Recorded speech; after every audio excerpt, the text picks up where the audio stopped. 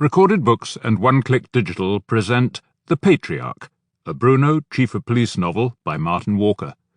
Narrated by Robert Ian Mackenzie.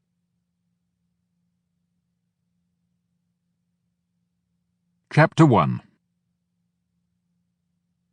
Benoit Courrèges, Chief of Police of the small French town of Saint-Denis, and known to everyone as Bruno, had been looking forward to this day so much that he'd never considered the possibility that it might end in tragedy. The prospect of meeting his boyhood hero, of being invited into his home and shaking the hand of one of France's most illustrious sons, had awed him, and Bruno was not easily awed.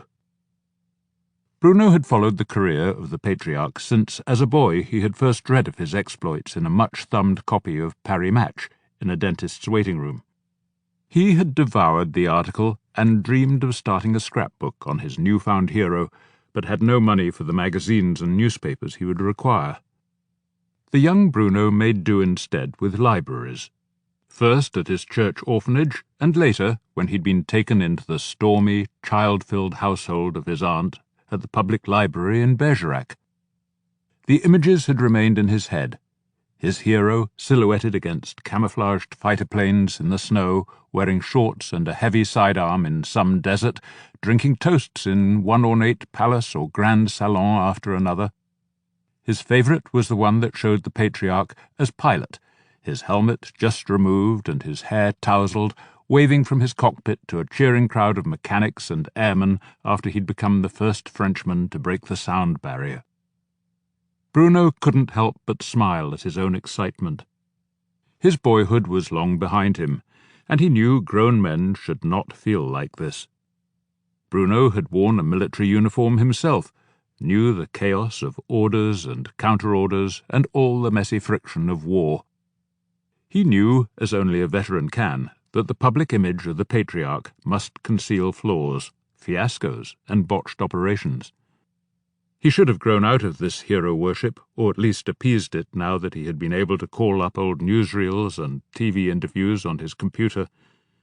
But some stubborn, glowing core remained of that boyhood devotion he'd felt for a man he thought of as France's last hero. As he waited in the receiving line to shake his hero's hand, Bruno knew that he'd never attended an event so lavish nor so exclusive. The chateau was not large, just 3 floors and 4 sets of windows on each side of the imposing double doors of the entrance, but its proportions were perfect, and it had been lovingly restored. While the adjoining tower with its stubby battlements was medieval, the chateau embodied the discreet elegance of the 18th century. The string quartet on the balcony overlooking the formal garden was playing the fall movement from Vivaldi's Four Seasons, a piece that perfectly suited the surroundings. Bruno could imagine the Fragonard paintings of perfectly posed maidens that should grace its rooms. He knew they had been painted at around the same time as some pre-revolution nobleman had transformed his ancestor's fortress into a comfortable home. Below the balcony, at least 100 people were sipping champagne as they chatted and strolled in the garden. The sound of women's laughter made a perfect backdrop to the music.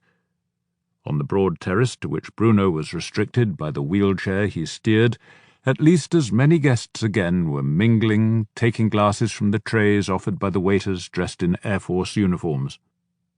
He heard snatches of conversation in English, German, Russian, and Arabic, and picked out at least a dozen different national uniforms. He recognized politicians from Paris, Toulouse, and Bordeaux, mostly conservatives, but with a scattering of socialist mayors and ministers from the government in Paris.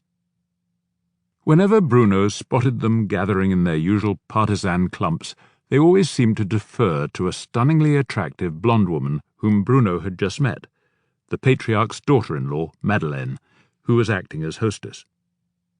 She had given Bruno only a cool smile of welcome while shaking his hand perfunctorily in a way that moved him on to her husband next in the receiving line. Beyond the formal garden of the chateau, the fields to the right sloped gently away to the Dordogne River, and the grazing Charolais cattle upon them looking as if they had been carefully posed in place. To the left, between two ridges that were covered in trees turning gold and red, one of the lazy curves of the Vézère River glinted in the autumnal sun. Even the weather, Bruno thought, wouldn't dare to spoil the 90th birthday of such a distinguished son of France. "This must be one of the finest views in the country," the Red Countess said from her wheelchair. "Our own view is pretty good, but that church spire on one side of the river and the ruined castle on the other give this one something that is almost perfection. Marco bought it for a song, you know. I was with him when he first saw this place and decided to buy it. I think it helped that my own chateau was close by." She paused, smiling. "Marco was one of my happier affairs. It lasted longer than most." "Where did you meet him?" asked Marie-Françoise, the Countess's American-born heiress. Just out of her teens, she was looking fresh and enchanting in a simple dress of heavy blue silk that matched her eyes. Her French, once halting but improved by private coaching and by her time at the University of Bordeaux, was now fluent. "I met him in Moscow, where he was a star. It was the Kremlin reception after Stalin's funeral, and Marco looked magnificent in full-dress uniform. Everybody knew him, of course. Our ambassador was put out that Marco was given precedence over him. Khrushchev came up to embrace him. Apparently they'd met somewhere on the Ukrainian front after the Battle of Stalingrad." She looked up at her great-granddaughter and gave a gleeful smile that made her look younger than her years. "I'll never forget those frosty glances from the other women present when Marco came up to give me his arm. Mon Dieu, he was a handsome beast. He still is, in his way." Bruno followed her gaze to the double doors leading into the chateau, where the man known across France as the Patriarch was still receiving his guests. He stood erect in his beautifully cut suit of navy blue, the red of his tie matching the discreet silk in his lapel that marked him as one of the Légion d'honneur. His back was as straight as a ruler, and his thick white hair fell in curls onto his collar. His jaw was still as firm as his handshake, and his sharp brown eyes missed nothing. They'd looked curiously at Bruno as he'd first appeared pushing the wheelchair, but once Bruno was introduced by the Red Countess as the local policeman who had saved her life, the Patriarch's eyes had crinkled into warm appreciation. "That is the magic of this woman," the old man had said in the voice of a much younger man, and he bent to kiss her hand. "She always finds a knight-errant when she needs one." Colonel Jean-Marc Desaix, the Patriarch, had been honoured as a war hero in 2 countries with the Grand Cross of the Légion d'honneur and the Gold Star and Red Ribbon of a hero of the Soviet Union. The first had been presented by his friend Charles de Gaulle, and the second by Stalin himself at a glittering ceremony in the Kremlin. Like most French boys, Bruno knew that the Normandy-Niemen squadron of French pilots flying Soviet-built Yak fighters had shot down more enemy aircraft than any other French unit. It had been the second highest-scoring squadron in all the Russian Air Force, shooting down 273 enemy planes. 22 of these had been downed by Marco, then a dashing and handsome young man whose bold good looks were featured constantly in the Soviet newsreels and newspapers. As people heard of his exploits over the BBC, Marco became a hero at a time when France had sore need of such warriors. Marco had qualified as a fighter pilot in the first days of May 1940, just as the 2nd French Cavalry Division was trotting through the wooded trails of the Ardennes to repel what they thought was a German reconnaissance force.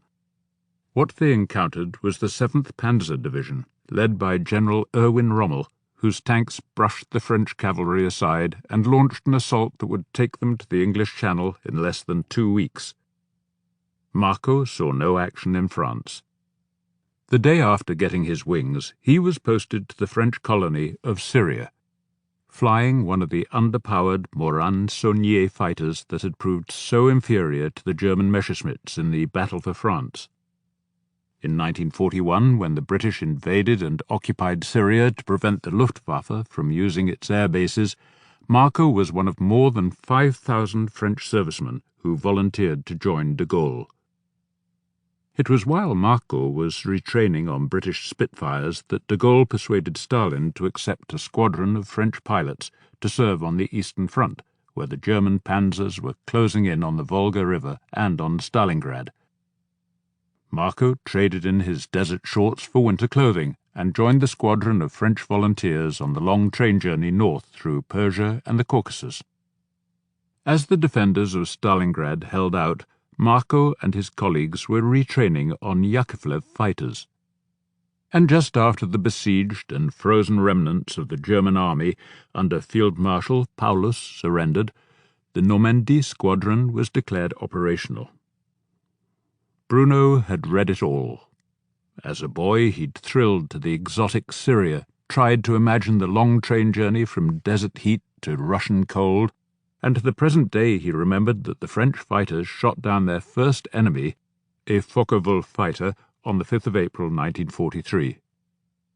By the end of the summer, they'd shot down 70 more, and only 6 of the pilots were still alive. But they had won more than just their dogfights. The Nazi Field Marshal, Wilhelm Keitel, had ordered that any captured French pilot should be shot out of hand, rebels and traitors to their Vichy-run homeland, and their families in France should be arrested and dispatched to concentration camps.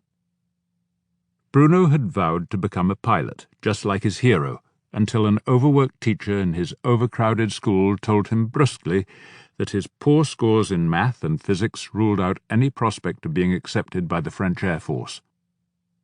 As the next best thing, before his 17th birthday, Bruno volunteered to join the French army.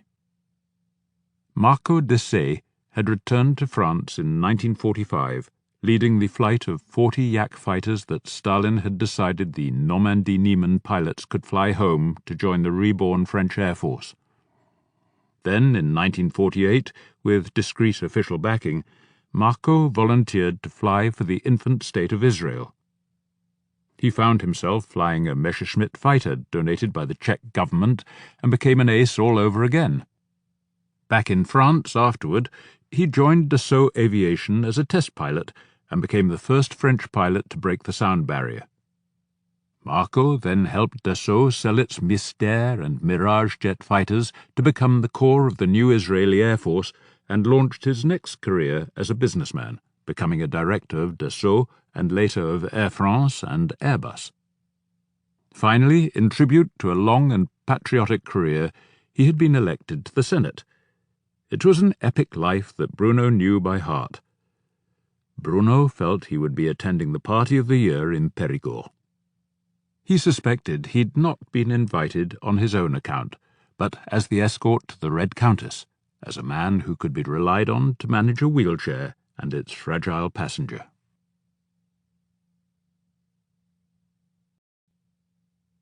Chapter 2. Among the guests in the garden, Bruno saw only a handful of people he knew. The mayor and Dr. Gelitro from Saint-Denis were chatting with Hubert, who owned the town's celebrated wine cave.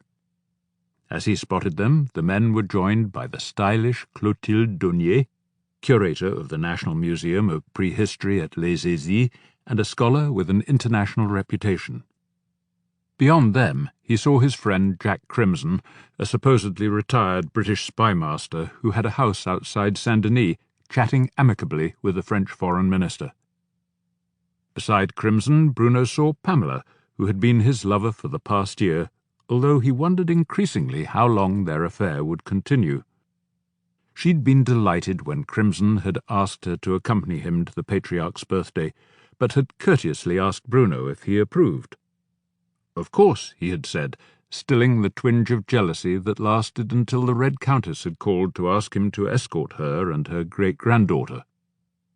Pamela, looking very fine with her red bronze hair piled high, caught his eye.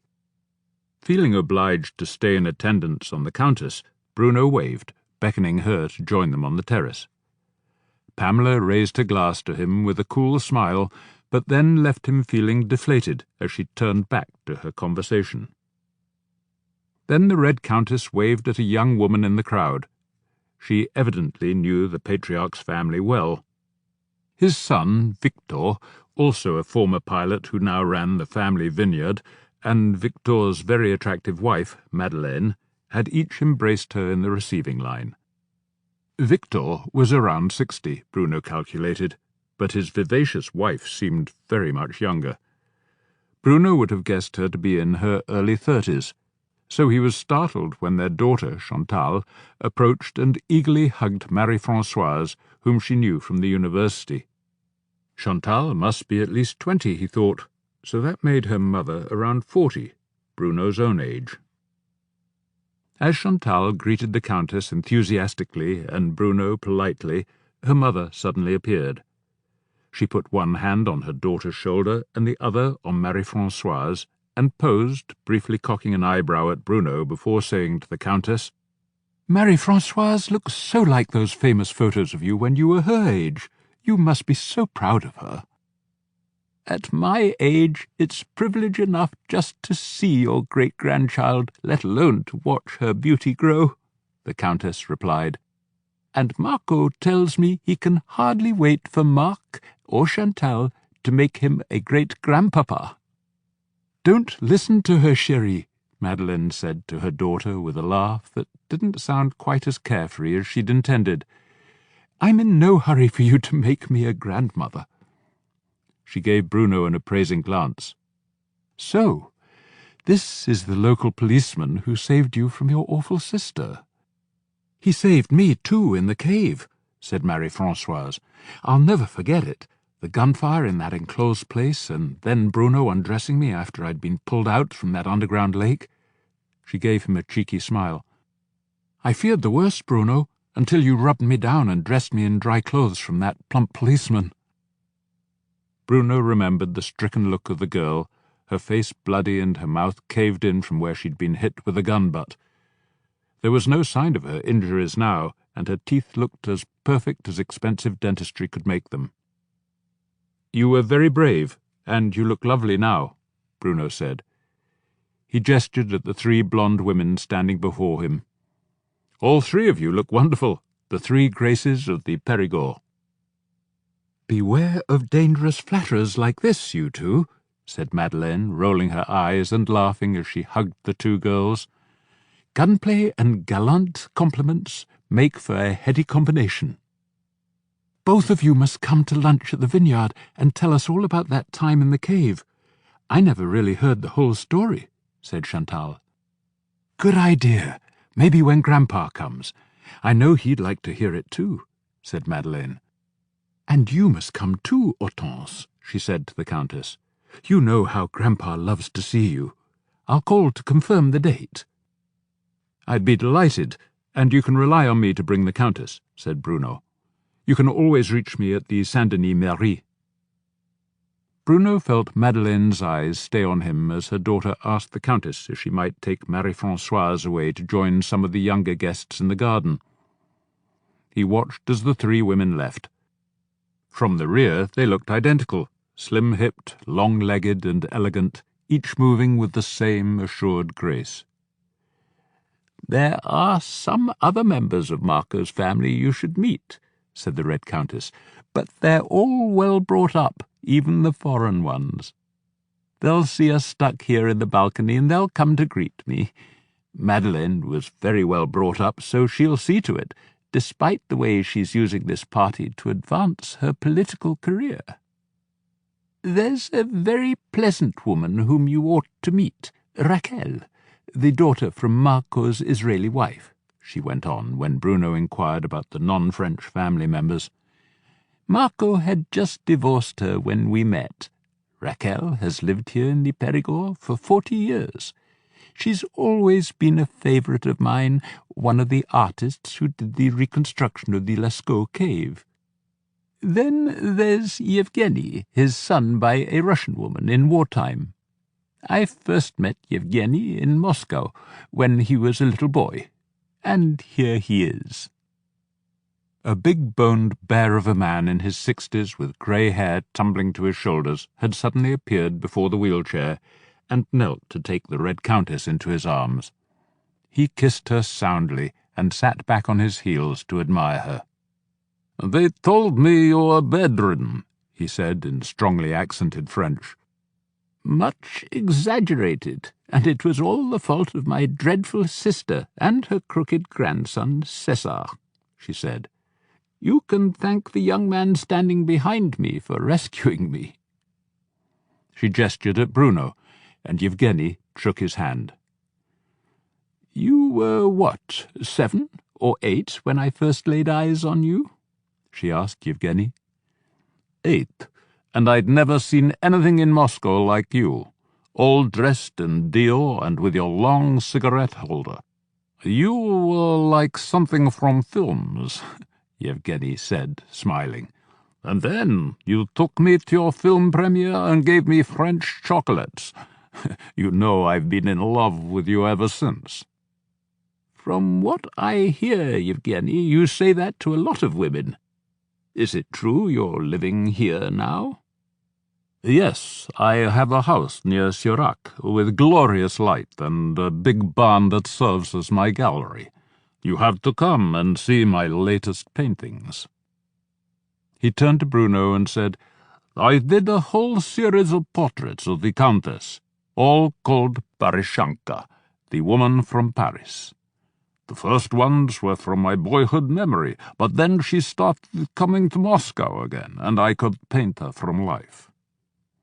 "It's all a long time ago," the Countess said. Bruno was doing the math in his head. If Yevgeny had been 8 when Stalin died, he had been born in 1944 or 1945, and therefore conceived as a war baby.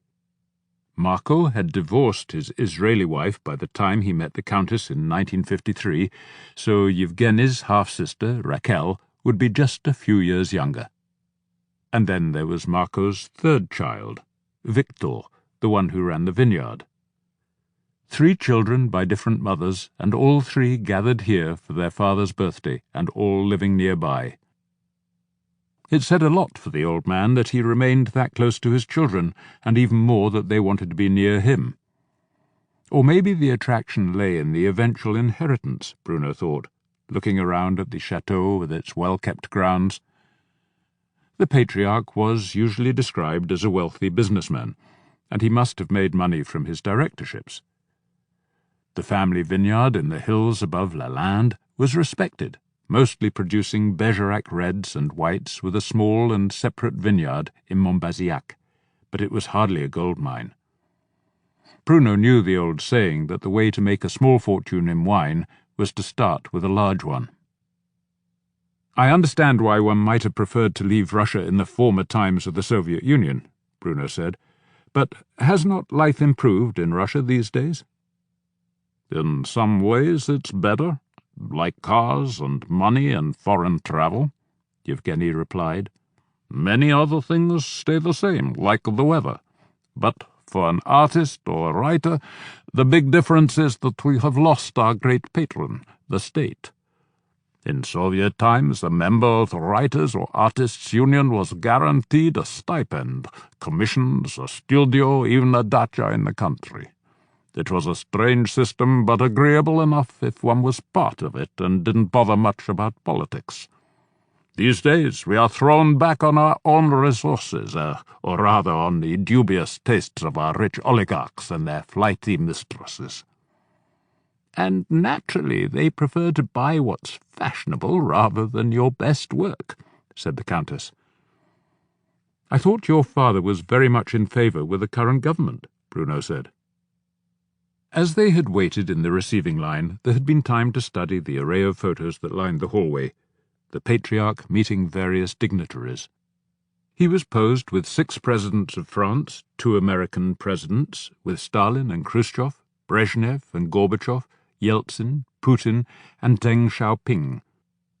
Alongside these were photos of him with popes, German chancellors, British prime ministers, assorted generals, astronauts, film stars, and opera singers. The Red Countess had preened at a photo of her younger self with the Patriarch at a Cannes Film Festival in the 50s. A young Brigitte Bardot was in the photo too, but the Patriarch had eyes only for the Red Countess.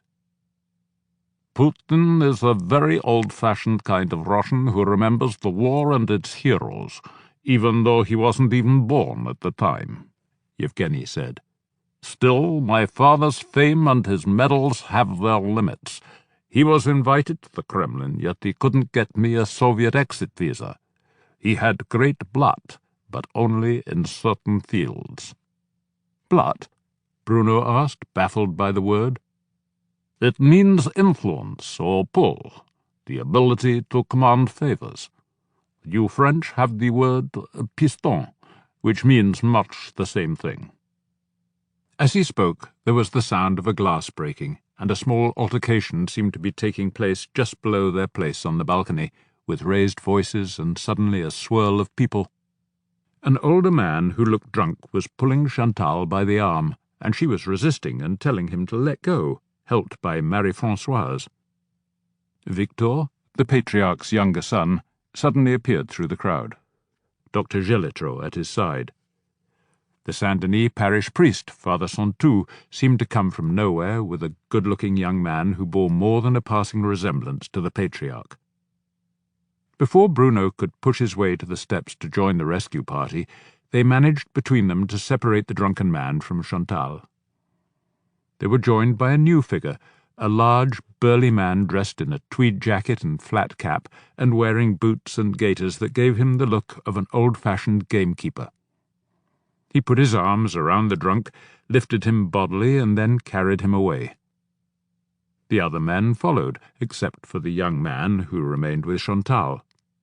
She sank gratefully into his arms, but seemed none the worse for the incident.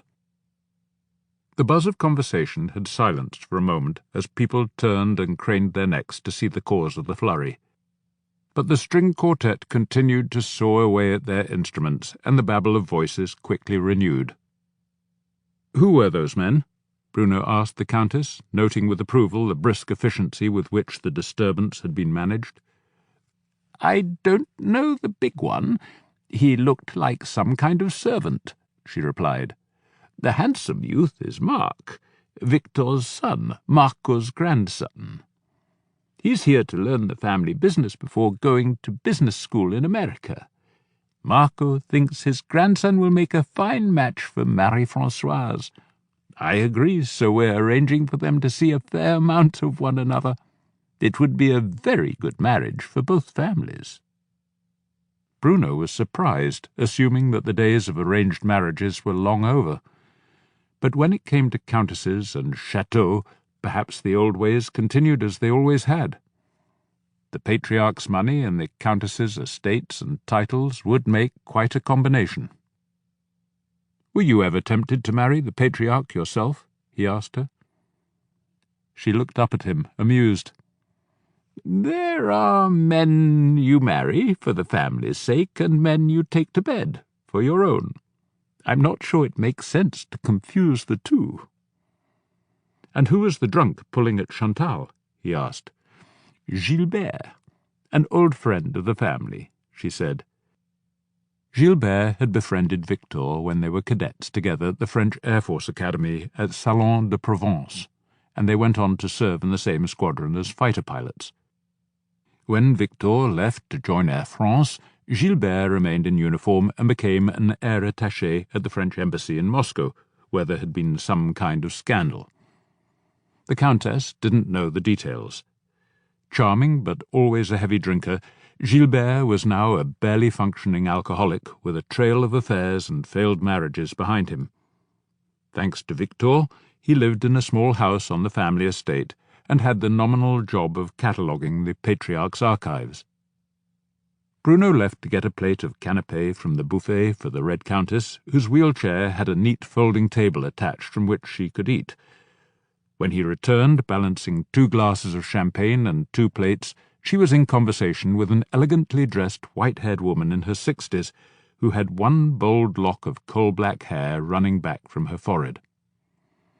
"Meet Raquel, the Patriarch's daughter," the Countess said. I've told her all about you, and she can have my glass of champagne. I'll go on to the white wine." Bruno shook hands and told Raquel he admired the copy of the Lascaux cave she had worked on, and asked about her new venture. "It's at Le Tot, the prehistory park with the antique animals," Raquel replied in a deep, attractive voice. "We're upgrading it now with virtual reality and animatronics, lifelike mammoths and aurochs that we designed on computers. It's fun learning new skills at my age. Some of the family are coming to lunch next week to see our progress so far. Would you like to come along?" She handed him a business card with the image of some wild-looking men in furs brandishing spears and stones as they surrounded a trapped mammoth. Her phone number and email address were on the reverse side. Suddenly there came the insistent sound of a spoon being tapped on a glass. The string quartet had stopped playing, and the Patriarch had advanced to the edge of the balcony, his arms held up for silence. "Excellencies, generals, friends, you know I never give speeches, far less long ones," he said, pausing for the laughter. "So I simply thank you all for coming here to my native Périgord to celebrate my 90th birthday, and I hope you will all return in 10 years' time for the big one. I'll be here if you will." There was more laughter and scattered cheers. "And now, if today's Armée de l'Air is half as punctual as we were in my day, you might want to protect your ears." He gazed to the west and pointed. Bruno became aware of a distant growl, growing steadily louder, saw the sun glinting on distant wings, and then, with a monstrous howl that seemed to shake every bone in Bruno's body, 3 rafales swept overhead, unbelievably low and impossibly fast. France's latest jet fighters, worth 100 million euros each and capable of twice the speed of sound, the Rafales lit their afterburners and soared into a vertical climb. Plumes of red, white and blue smoke spilled from their tails in salute. Then the aircraft rose in formation and spread apart. Somewhere over Salah, they turned and came diving back in line astern, each warplane performing a victory roll as it passed over the Patriarch's head. "Mon Dieu, I loved that," said the Patriarch as the roar of the jets faded into the distance. "My thanks to my friends, the Minister of Defence, and to General Dufour for that wonderful demonstration, and to the memory of my revered old boss, Marcel Dussault, who has given France so many magnificent airplanes. I only wish I were still flying them. And my thanks to all of you who are French taxpayers who paid for that splendid birthday gift. And now, enjoy the rest of the party." The Red Countess was wilting. Chantal said she'd bring Marie-Françoise home later. The old lady made her farewells, and Bruno wheeled her back through the house, out to her car, and drove her home. It had been a remarkable day, he reflected. His boyhood admiration had not been in the least dented by the reality of meeting the Patriarch, and he was invited to one lunch by Raquel and to another at the vineyard, where he'd be able to see more of the great man and maybe hear some of his stories. He saw the Countess installed safely back in her chateau and drove contentedly home to walk his dog, feed his chickens and tend his vegetable garden, and knew nothing of the tragedy that was unfolding in the house that had just echoed to the roar of the Rafales. It was only the following morning when the mayor called to tell Bruno of the death that had taken place.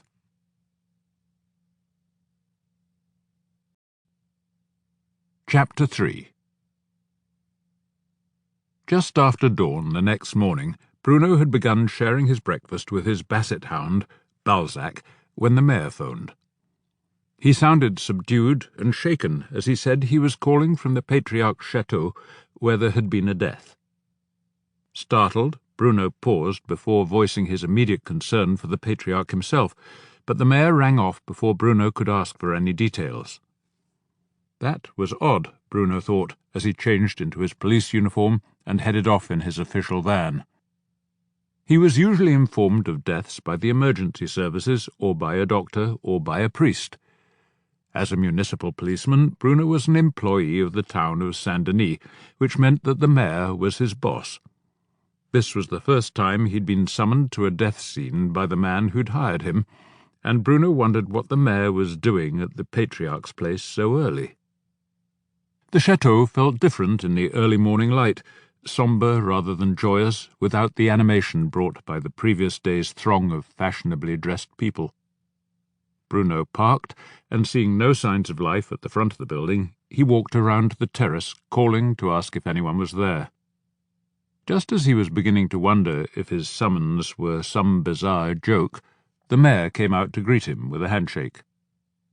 "You'll just have to take care of a few formalities," he said, steering Bruno indoors. "Dr. Gelitro has already signed the death certificate." The dead man was in a large semicircular room in the base of the old medieval tower that seemed to be used mainly to store garden furniture and tools. The body rested on a lounger of tubular steel and canvas that would have looked more at home beside a swimming pool. The room stank of booze and vomit and was full of people when Bruno arrived, although it was almost too dark to see. A single narrow window slit and the open door that led to the chateau provided the only light. As his eyes grew accustomed to the gloom, Bruno made out Victor and Madeleine standing hand in hand beside the lounger. Victor had his other hand over his eyes, and his shoulders moved as if he were weeping. His wife held a handkerchief to her nose. Dr. Gelitro was packing his stethoscope into an ancient medical case.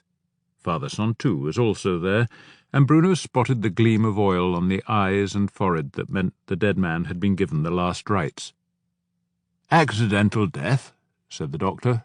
"Died in the night, dead drunk, no suspicious circumstances." He sidled up to Bruno and murmured in his ear, "The poor fellow drowned in his own vomit." That was quick, Bruno thought. Gelitro usually hemmed and hawed and left his options open. "Who found him?" "I did, this morning, expecting to find Gilbert nursing his usual hangover, so I brought him some breakfast," said Victor, turning to Bruno and releasing his wife's hand. He looked stricken as he pointed to a tray on a small side table. It carried a coffee pot, a cup, and a glass of orange juice. "I shook him to wake him up, but he was already pretty stiff, so I called our family doctor. Dr. Gelitro came right away. The night wasn't cold, so I'd put the time of death at around midnight, maybe a bit before or after," the doctor said. "I checked the lividity and the body temperature. He died here and hasn't been moved." Bruno stepped forward to stand beside the lounger and looked down on the face of the drunk who had tried to pull Chantal away at the party. Somebody had cleaned his face and chin, but there were drying pools of vomit on his chest and on the lounger where it had trailed down the side of his neck. The dead man, Gilbert, had been an old Air Force friend of Victor. After becoming too old to fly fast jets, he'd been air attaché in Moscow. "My condolences on the loss of an old friend," Bruno said, facing Victor. "I'm sorry, but you'll understand I have to ask a few questions, just for the formal report. I saw you escort him away from the party yesterday afternoon, just before the flyby for your father. Is this room where you brought him?" "Yes, it was convenient and close by, a place we could put him down to sleep it off," Victor replied. "Gilbert was plastered, staggering drunk. We just wanted him out of the way quickly. I knew the flyby would be coming, and I didn't want that spoiled for my father's sake. He'd been looking forward to it for weeks." "I saw Gilbert carried off by someone who didn't look dressed for the party," Bruno said. "Who would that have been?" "That was Fabrice, the gamekeeper," said Madeleine. "When I saw what was happening, I asked him to remove Gilbert." "Did you look in on him after that?" Bruno asked. "I did, sometime after 7, when most of the guests had gone, except for those staying the night," said Madeleine. "He was snoring, but there was no vomit. I'm sure if he'd been sick I'd have smelled it. I didn't see that flask or I'd have removed it. I put that blanket over him." Madeleine was pointing to a large leather-covered hip flask, perhaps twice the size of the one Bruno took when he went hunting. It lay between Gilbert's chest and his arm. "It was the same at about 10, when I looked in just before I went to bed," said Victor. "No sign of vomit, and the blanket was still in place, as though he hadn't moved." "I heard he was an alcoholic. Is that true?" "He was always a heavy drinker," Victor said. "After he came back from Moscow he was in bad shape. We got him into a couple of clinics and then into Alcoholics Anonymous, and he stopped drinking for a while, but he always went back to it. Vodka mainly. He acquired a taste for the stuff in Russia, or maybe he assumed we wouldn't smell it on him." "Had he been this drunk before, throwing up in his sleep?" "Not to my knowledge, but this was unusual, him being here at the chateau," Victor said. He turned to look at the body of his friend, and the sadness on Victor's face aged him so that he looked more like Madeleine's father than her husband. "We didn't often have to put him to bed. Just before I saw him being carried away from the party, he was obviously drunk, but still on his feet," Bruno said. "Did he go straight to sleep when you brought him in here?" "Yes, he seemed to crumple. By the time we got his shoes and tie off and laid him down, he'd passed out." Bruno turned to Gelitro. "Alcoholics usually have a fairly high tolerance for booze. Is this sort of reaction unusual in any way?" "It might have been if we hadn't found the flask." Bruno pulled on a pair of plastic gloves, then lifted the flask to his nose. It was empty, had no cap, and smelled of alcohol. He put it in an evidence bag and began looking around for the cap. He found it underneath the lounger. There were markings on the bottom of the flask, and he squinted in the dim light to make out "Made in England, 12 ounces." He knew about English fluid ounces from whisky bottles. 12 fluid ounces was a third of a litre. Bruno felt the dead man's clothes where the flask had been. There was no dampness. Whatever liquid it had contained had not spilled out. Presumably he'd drunk all of it. "What did he usually drink?" "Stolichnaya Blue," Victor replied. "It's 100 proof, 50% pure alcohol." Bruno raised his eyebrows. Gilbert had been stumbling drunk at 5 in the evening. Depending how much there had been in the flask, there was more than enough to keep him dead drunk until midnight. "Do you know if he left a will or where he kept his papers? I should go and take a look." "I don't know about a will, but he had nothing to leave. Gilbert was usually broke. He lived in a small house on the vineyard and had an old car, but with the drinking." Victor ran his hand across his eyes. You should have known him before. He was a good man, an amazing pilot, brave as a lion." "Gilbert hadn't driven a car for years," Madeleine interrupted. "We wouldn't let him. He had a bicycle to get around the estate, and if he needed to go into Bergerac, he'd come with us." "There's nothing more for me to do here, and I'd better get to the clinic," said Dr. Gelitro, handing Bruno the signed certificate of death. He'd written natural causes, alcohol abuse. "Has Gilbert's family been informed of his death?" Bruno asked Victor as Gelitro left. "He had no family, only divorced wives and abandoned mistresses," said Madeleine sourly. "Most of them will probably celebrate at the news." "Are there any next of kin that you know of?" Bruno pressed. "Brothers, sisters, cousins? There's usually some relative." "He always indicated me as next of kin," Victor responded. "I was his wingman for years in the same squadron, so we were very close. I think there was a sister who died a few years ago." Bruno looked down at the body, thinking this was a sad end for a man gifted enough to be a fighter pilot, one of the lords of the air. He remembered his own youthful dreams of becoming one. "In that case you'll have to decide whether this is to be a burial or a cremation." "I can help you with that," broke in Father Sontou, Perhaps I should call later in the day when you've had some time to settle yourselves." "Well, it all seems very straightforward," said the mayor briskly, in the way he did at council meetings when the main decision had been taken to his satisfaction. "It's very sad, of course, and a great loss to you, Victor, saying farewell to an old friend and comrade of your youth. But I'm sure the chief of police here will handle matters with his usual discretion and dispatch." He looked at Bruno and added, "We don't want anything that could cast a shadow over the Patriarch's birthday." Bruno nodded amiably while putting his hand beneath the body. He found a full pocket and drew out a well-used wallet. There was an identity card, one of the old French driving licenses in pink cardboard, a carte bleue credit card, a carte vitale medical card, and 4 20-euro notes. In a smaller pocket he found an out-of-date ID card for the Foreign Ministry and a membership card for the Air Force Association. He took the cheap mobile phone from the pouch on Gilbert's belt and thumbed through the recent calls, surprised at how few there were.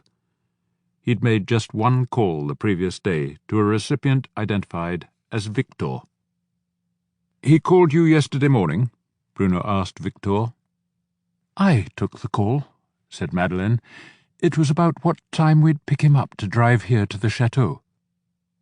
"Did you drive home after the party?" "No, we stayed here last night," Victor replied. His wife broke in.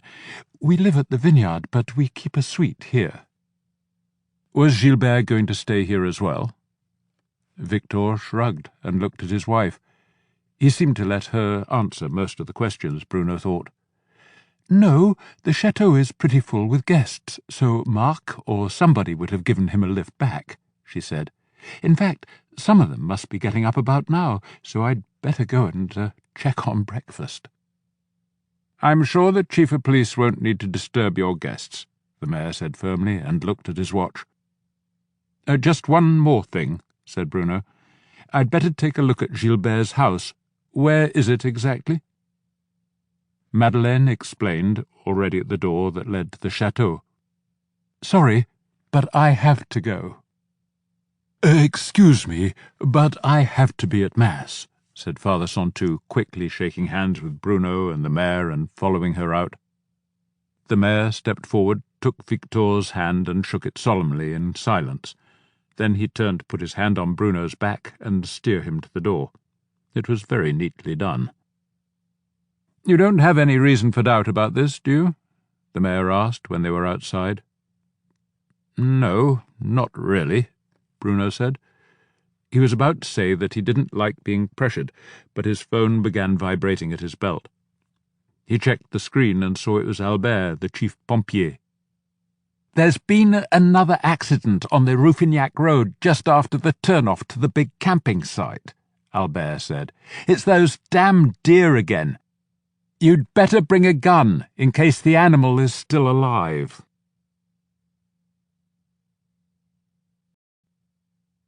Chapter 4. The accident wasn't that serious, at least for the humans involved. A small van had hit a deer, which dented its hood and broke its headlights. Bruno knew the driver, Adele, a woman in her 40s whose husband worked for the milk cooperative. She'd been heading for church with her widowed mother. Adele was shocked and weeping. The mother was made of sterner stuff, leaning against the van and smoking an unfiltered cigarette as she looked critically at the deer. Both its front legs were broken, and it kept trying to rise on its back ones, bleating pitifully as it kept collapsing. It was painfully thin, its ribs sticking out through light brown fur, its chest heaving as it panted in terror. "There's not enough meat to make it worth taking back for the freezer," the old lady said. "It will be that crazy woman up the hill again." Bruno asked her to take her daughter back into the van while he took care of the deer. He pulled a tarpaulin from the back of his police van, asked Albert to hold it and screen the deer from Adele's sight. He dispatched the suffering beast with a shot behind the ear, and Albert helped him roll it onto the waxed canvas and put it into Bruno's van. Then Bruno drove the women to church in Adele's car, reckoning she'd be in good enough shape to drive after the service. Albert drove him back to his van, and he took the dead deer to the local butcher. "Hardly worth it," said Valentin, when Bruno had laid out the deer on the chopping block in the room just behind the shop. Deer killed on the roads of Saint-Denis were given to the butcher, who'd prepare the meat for the old folks' home. "There's no flesh on it. It must be one of Imogen's. I keep telling you, Bruno, you're going to have to do something about that stupid woman." "We're doing our best, but the law isn't exactly fast on these matters," Bruno replied. "She still has a few weeks to put up that fence the court ordered, and then she might try an appeal." "One of these days those deer will kill someone, mark my words," said Valentin, picking up a cleaver. Valentin was right, Bruno reflected, as he drove up the hill to the home of Imogen du Caillou. A pleasant but eccentric widow, she worked as a cashier and caretaker in one of the smaller prehistoric caves that dotted the region. She was a mainstay of the town's literary club, with an inexhaustible appetite for romantic novels and books about animals. She owned and lived on a large tract of mostly forested land that abutted one of the main roads leading to Saint-Denis. A passionate green and strict vegetarian, she loved all animals and hated hunting. She'd posted chasse interdite notices all around her land, which was surrounded by hunting preserves that were used by the town's hunting clubs. Deer aren't foolish. Given a choice between land stalked by hunters and territory where they were banned, as soon as the hunting season opened, the deer made a refuge of Imogen's property, just as she had wished.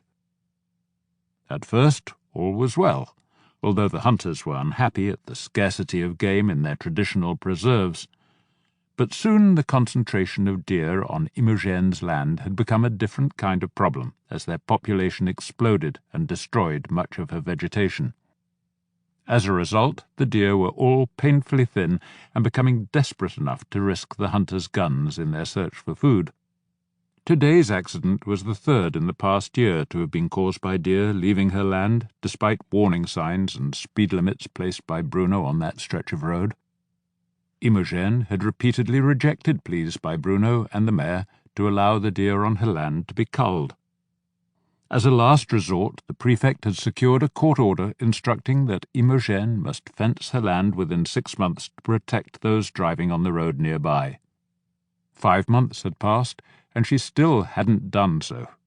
It would be expensive, probably too much for her to afford.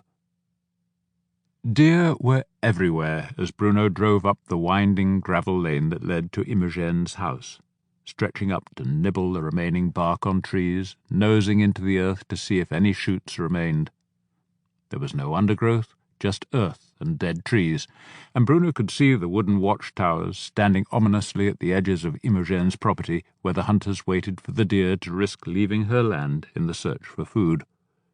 The sight gave him an eerie feeling, evoking memories of newsreels of prison camps guarded by similar towers manned by sharpshooters. Bruno stopped and climbed out of his vehicle, struck by the sense of standing at a frontier. Over a belt of some 30 or 40 metres, the woodland thickened from barren earth and bare trees on Imogen's property to the usual fertile jumble of shrubs and ferns. Gazing at this strange contrast, his eyes sensed a sudden movement, and he realized that one of the watchtowers was manned. He leaned through his car window and sounded the horn until he saw an answering wave from the distant blind. He walked toward it, moving through the steadily thickening vegetation and into a clearing. The hide stood on its far side, mounted on 4 sturdy poles. 2 men in camouflage jackets, one big and burly and the other shorter and slim, looked down at Bruno curiously. "Come to check our hunting permits?" asked the bigger man. He looked familiar, as though Bruno had seen him in another context. His flat tweed cap triggered Bruno's memory. This was the gamekeeper at the Patriarch's chateau, the man who had carried Gilbert from the party. The smaller man was hanging back a little, almost as though trying to keep out of Bruno's view. "I can if you want," Bruno replied affably. "But I was going to ask if you knew whether Imogen is at home, or if you'd seen her car leave." "That crazy bitch," the big man said. "No, We've seen no cars coming and going until you arrived, and we've seen no deer close enough for a shot, not even those skinny ones that come from her land." "They probably know you're here," said Bruno. The shorter man lifted a hand to pull his baseball cap farther down over his eyes, and Bruno recognized him as Guillaume, a bartender at one of the big campsites in summer, who signed on as unemployed for the rest of the year. The gendarme had picked him up a couple of times on suspicion of dealing drugs to campers, but nothing had ever been proved. Guillaume was a notoriously poor shot, but still had the right to hunt his quota. Such men were useful. A keen hunter could go out with Guillaume, shoot in his stead, and share the meat. And there were some who just liked extra opportunities to shoot to kill. "Bonjour, Guillaume," Bruno said. "Who's your friend?" "I'm Fabrice," said the gamekeeper. "I'm just spotting for Guillaume." "Don't you work for the Patriarch? Wasn't it you I saw at his party carrying away that drunk?" "That's right. He was plastered, didn't give me any trouble. Laid him down and he went right to sleep." "Do you know he's dead?" Bruno asked. "Died in his sleep?" "I've just come from the chateau." Fabrice shook his head, looking surprised. "Poor bastard." Then he shrugged and said, "There are worse ways to go." Bruno considered checking their permits, but he needed to see Imogen, and so just wished them luck, told them to watch out for his return, and headed back.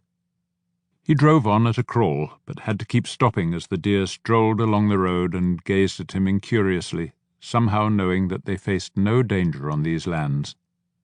He found it rather beguiling, thinking that a real refuge such as this could be a wonderful place, so long as there was sufficient food and water, and a rational culling or export plan to prevent overpopulation. Perhaps that could be a solution, and maybe funds could be raised to help Imogen pay for the fence and the food. But she was unlikely to accept the culling. Bruno knew he'd have to try, pointing out the desperate thinness of the deer and the weakness of the young fawns he saw. As he parked the van and climbed out, looking at Imogen's run-down house with its missing tiles and sagging shutters, Deer came up to nuzzle Bruno, doubtless hoping for food. She must feed them herself with what little money she has, he thought. He knocked on the door, which was suffering from years without repainting, and got no reply. But her old Renault 4 was parked beside the house, and her bicycle was on the porch. He knocked again, and called her name, saying it was Bruno. "What do you want?" she said from behind the closed door. "There's been another accident on the road. One of your deer had its legs broken." "So what did you do? Kill it? That's all you know what to do. Kill, hunt, kill. Why can't you leave the animals in peace?" "Because they're starving, Imogen. The fawns are dying. The deer are desperate, so they come onto the roads. This can't go on, Imogen. Open the door and let's talk about this. I have an idea that might help." The door opened, and Imogen eyed him suspiciously. "What sort of idea?"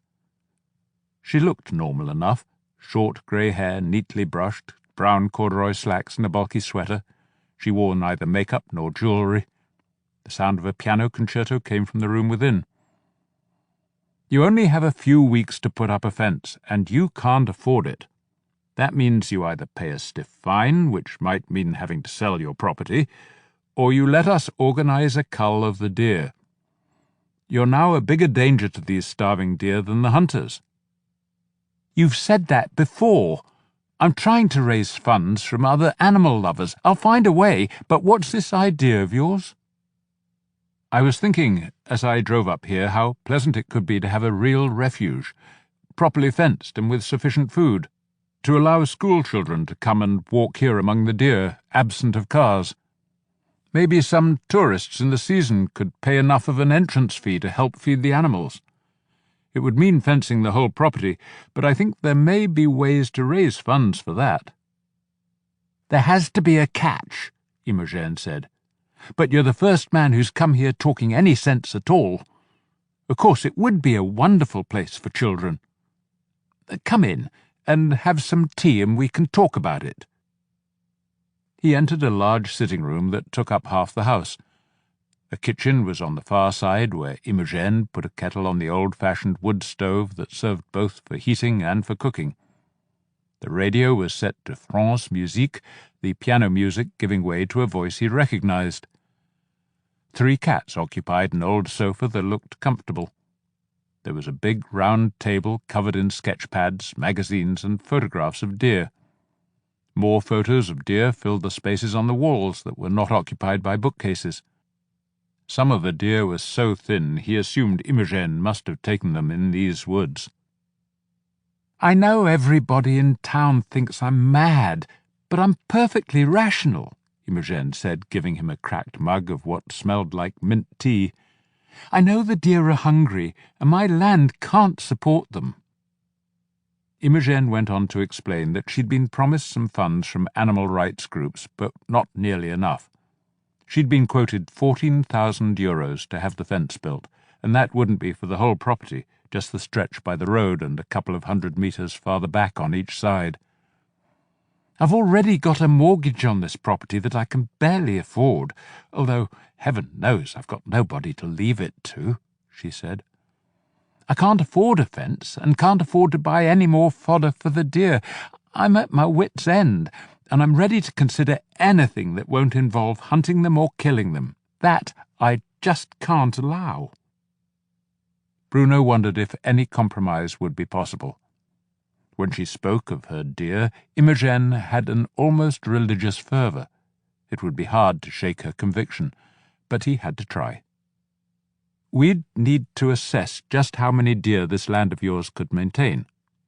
Looking at it now, it wouldn't be many. Your woods are dying from the deer chewing the bark and the shoots." "And what happens to the deer you'd call excess?" she asked.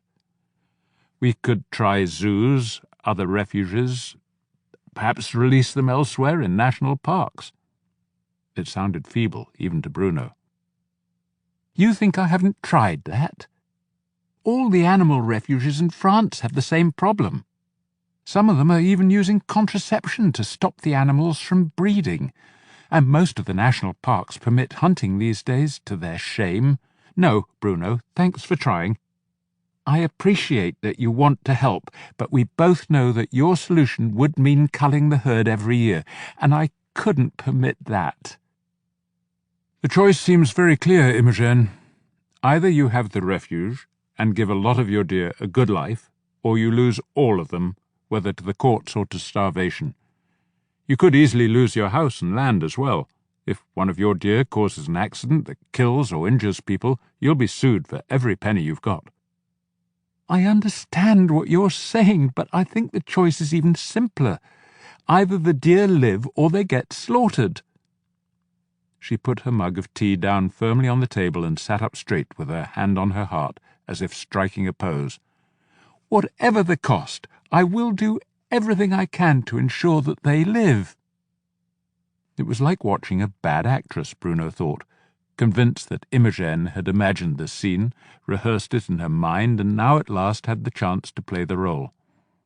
It worried him, suggesting that he was dealing with a woman entranced by her own self-image as a crusader, a woman who might seek deliberately to become a martyr for her cause. Still, he talked on, throwing out argument after argument about the needs of the deer and the demands of ecological balance, until at least Imogen promised, perhaps out of sheer fatigue, to consider what he'd said. As he left, picking his way slowly through the hungry deer on the track, he suspected that his effort had failed. Never one to give up at the first setback, Bruno pondered what he might do next. He could suggest that Philippe Delaurent, who used to run the Saint-Denis camera shop and had become the local correspondent for Sud-Ouest, might do a story with pictures of the hapless deer. There was probably not much point trying the local hunt clubs or the animal rights groups, but maybe there were funds in Brussels that might be tapped. He'd talk to the mayor and see if he had any ideas about raising the money.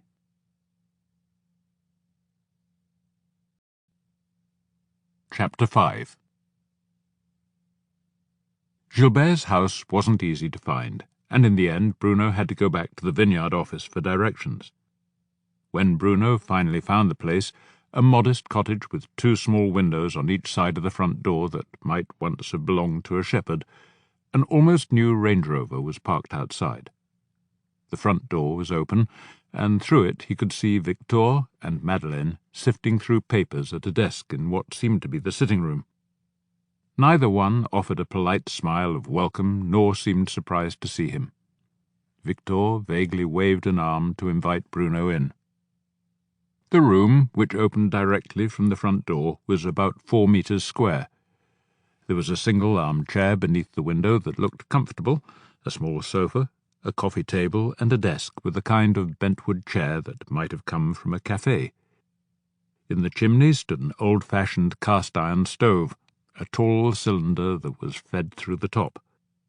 A neat pile of chopped logs stood beside it, and there was a faint, not unpleasant smell of wood smoke. Against the far wall was a kitchen area with a sink and a 2-burner stove of the kind fueled by bottled gas. A small kitchen table, large enough for 2, was covered by a red plastic tablecloth with a glass bowl of apples in the middle and a wooden chopping board beside it. "There's no will that we could find, no personal papers, just a lot of bills and bank statements that suggest Gilbert's only income was his military pension," Victor said from his place at the desk. Dressed in sagging jeans and an ancient sweater, Victor looked considerably older than he had at the party. Bruno noticed that his hand showed signs of manual labour, thick fingers and scratches that suggested he did a lot of his own work in the vineyard. Victor turned from the desk to pass some recent bank statements to Bruno, who saw there was not quite 1,000 euros in Gilbert's checking account with Crédit Agricole.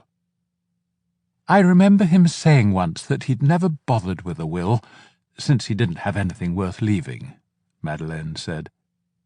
She ran a hand over her eyes as if tired, but her complexion was as clear as a young girl's, and there was no hint of bags under her eyes. Looking at the individual credits, Bruno saw a monthly income of 3,400. Mon Dieu, he thought, that's some pension, a lot more than his own salary. The account was in the name of Colonel Gilbert Clamatin, and the address was that of the vineyard. "Not much to show for a life in the service," said Madeleine. Bruno raised an eyebrow. It was a damn sight more than his own life in the service appeared to be worth. "We thought you might have gotten here earlier. Anyway, we started trying to sort through the mess Gilbert left. We're short of housing for the estate workers, so we want to get this place cleared and made ready for someone else as soon as we can." By the door was a large cardboard box filled with empty vodka bottles.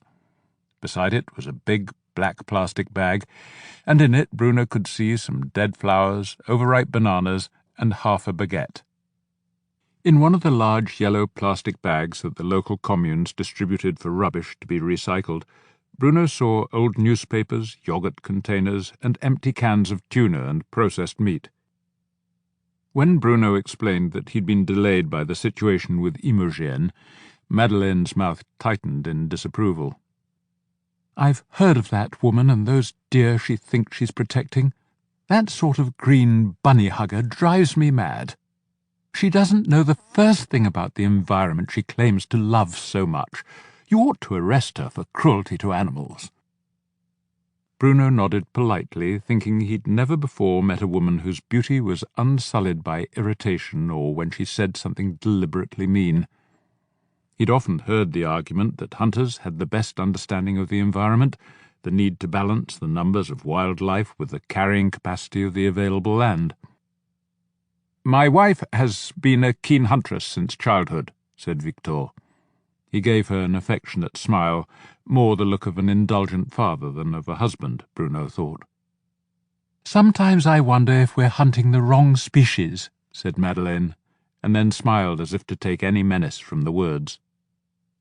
Her blonde hair, which at yesterday's party had fallen free in natural curls to her shoulders, was today pulled into a loose ponytail.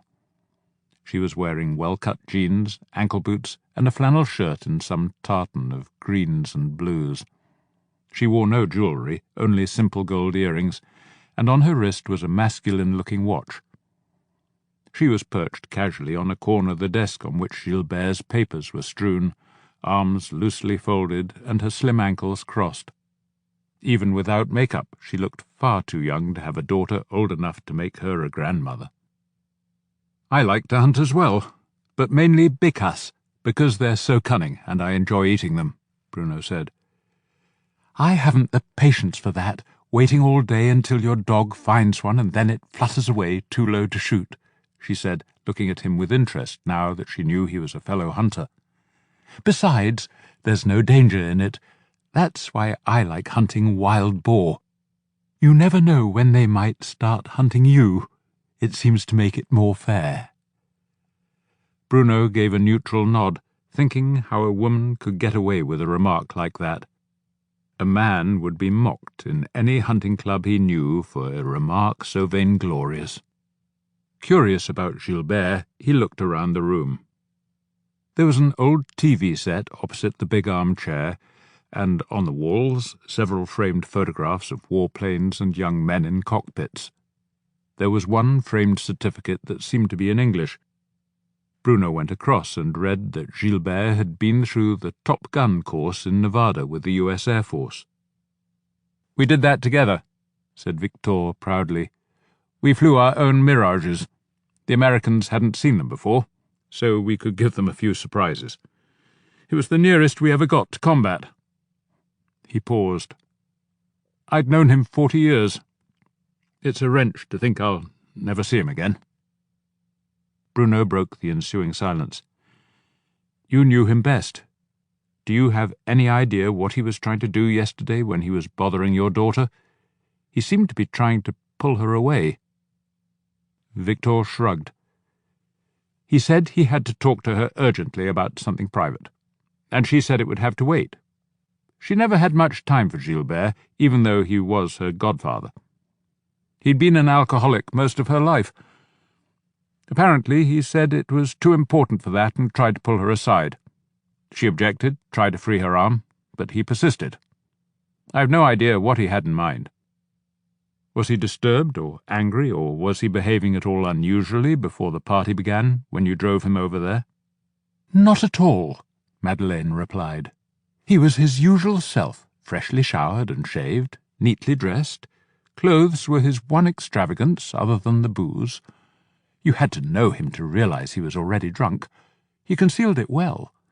Chantal said she wasn't even sure he was drunk, and certainly not angry with her, just very determined to haul her off." Bruno asked Victor, "Did you find anything interesting here among his papers, anything that might explain what he wanted to tell your daughter?" "Not really. Gilbert wasn't one for keeping records or souvenirs, beyond his logbooks and other stuff to do with flying, and they're all here in his desk. No letters, no photos beyond the ones on the wall, not even an address book.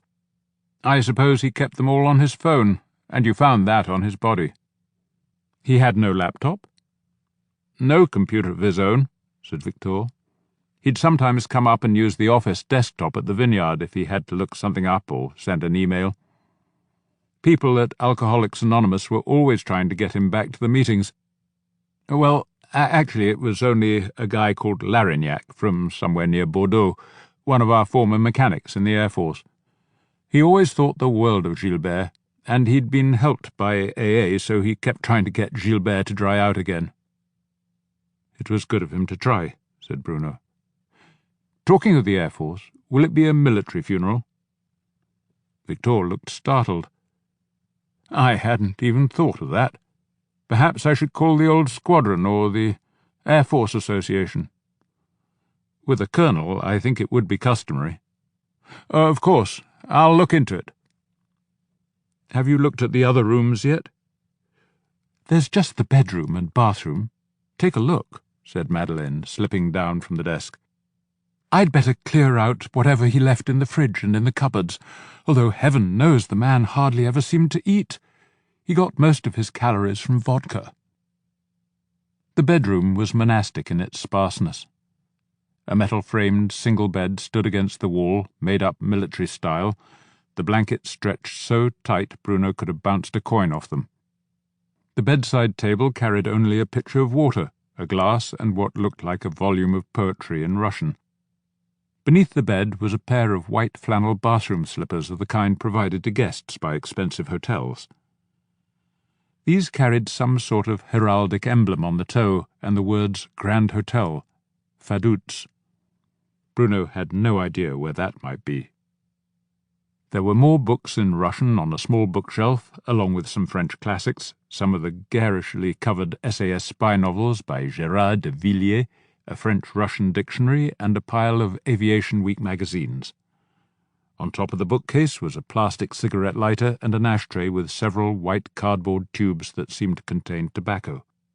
They looked a bit like some of the joints rolled by more fastidious marijuana smokers. He slipped one into a small evidence bag and put it in his pocket. He took the poetry book and the ashtray back into the main room. "Do either of you read Russian?" he asked, holding out the book. "I do a bit," said Madeleine. "That's Akhmatova, a poet. She was Gilbert's favourite. Her husband went to the Gulag under Stalin." "And did he use marijuana?" he asked, showing her the ashtray. She smiled, and he thought, "Mon Dieu, this is a beautiful woman." "They're paparosi, Russian cigarettes," she said.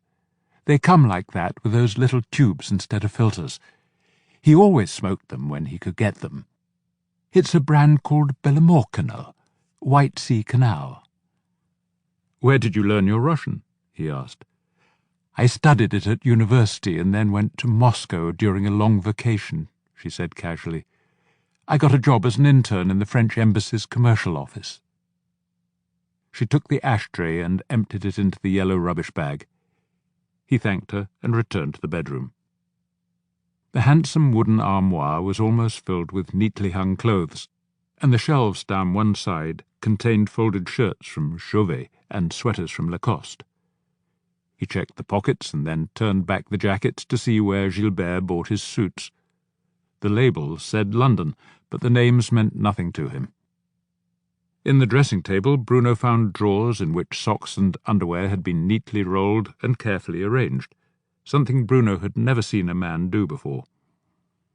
He found no papers or notebooks in the pockets, and the suitcase atop the armoire was empty. Gilbert's shoes looked expensive, with beautiful rich leather. Bruno guessed they had been handmade. There were 4 pairs, 2 of classic black dress shoes with toe caps and laces, and 2 of brown brogues. They were neatly aligned on the floor of the armoire, each shoe with its own wooden stretcher inside. To one side of the armoire stood a pair of Wellington boots, and the only casual clothes he found were a Barber jacket hanging in the armoire and a pair of corduroy trousers on the same hanger. In the bathroom, a military toiletry bag stood on a glass shelf alongside folded towels. Above the sink, a razor, shaving brush, toothbrush, and toothpaste, and a pair of silver-backed hairbrushes were lined up precisely, as if on parade. There was no cologne, and the soap seemed to be a standard white Savon de Marseille. The sink, shower, and toilet bowl all gleamed as if freshly scrubbed. Even the underside of the seat had been cleaned. This was unlike the home of any drunk Bruno had ever known. Maybe they instilled a stricter discipline in the Air Force. He doubted it. Automatically, Bruno plucked some hairs from one of the brushes and put them in an evidence bag. There was something odd here, but he couldn't say quite what it was. Dr. Gelitreau had signed off on the certificate for accidental death with unusual speed. He was the family's doctor, after all, so he must have known the background. The mayor had made it clear he wanted the matter wrapped up. Bruno recalled the exact words, "with efficiency and discretion." That was understandable. Nobody would want the Patriarch's big day to be overshadowed by death. But Chantal had not been sure Gilbert was drunk when he tried to haul her away.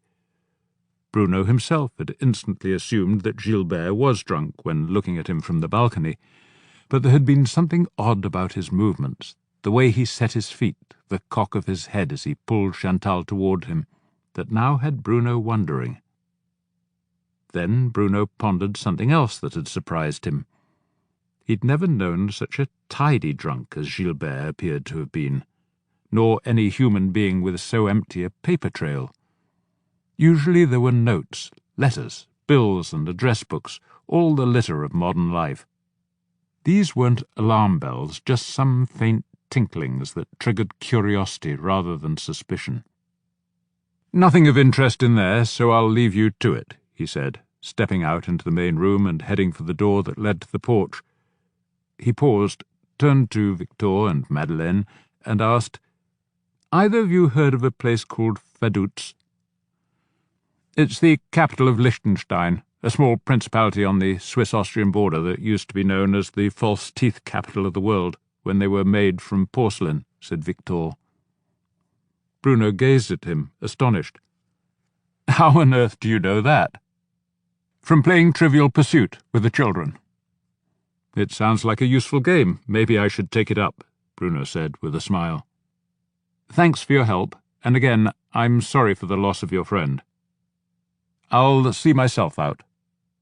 "I'll phone you at the mairie about that lunch we discussed with Marco and the Countess," Madeleine called after him.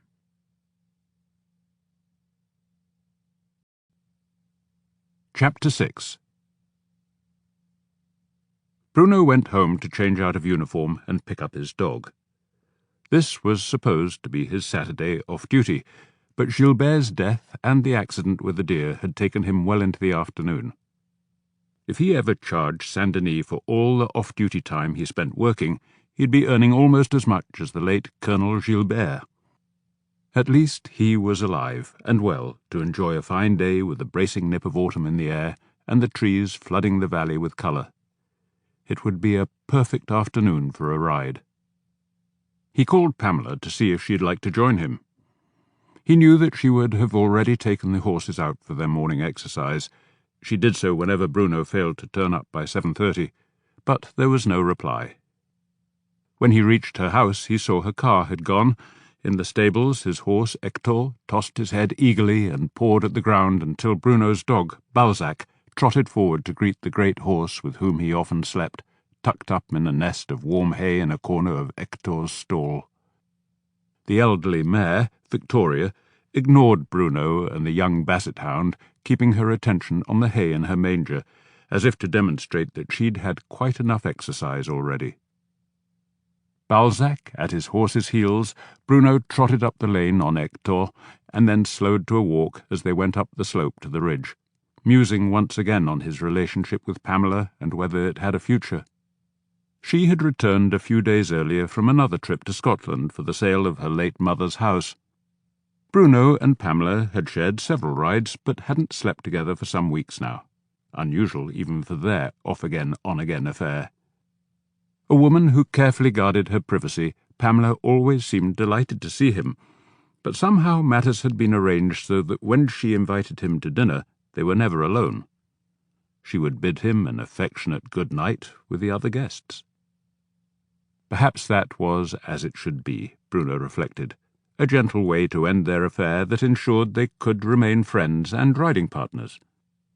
Not for the first time, he chided himself for breaking his usual rule of never getting romantically involved with a woman who lived in the commune of Saint-Denis.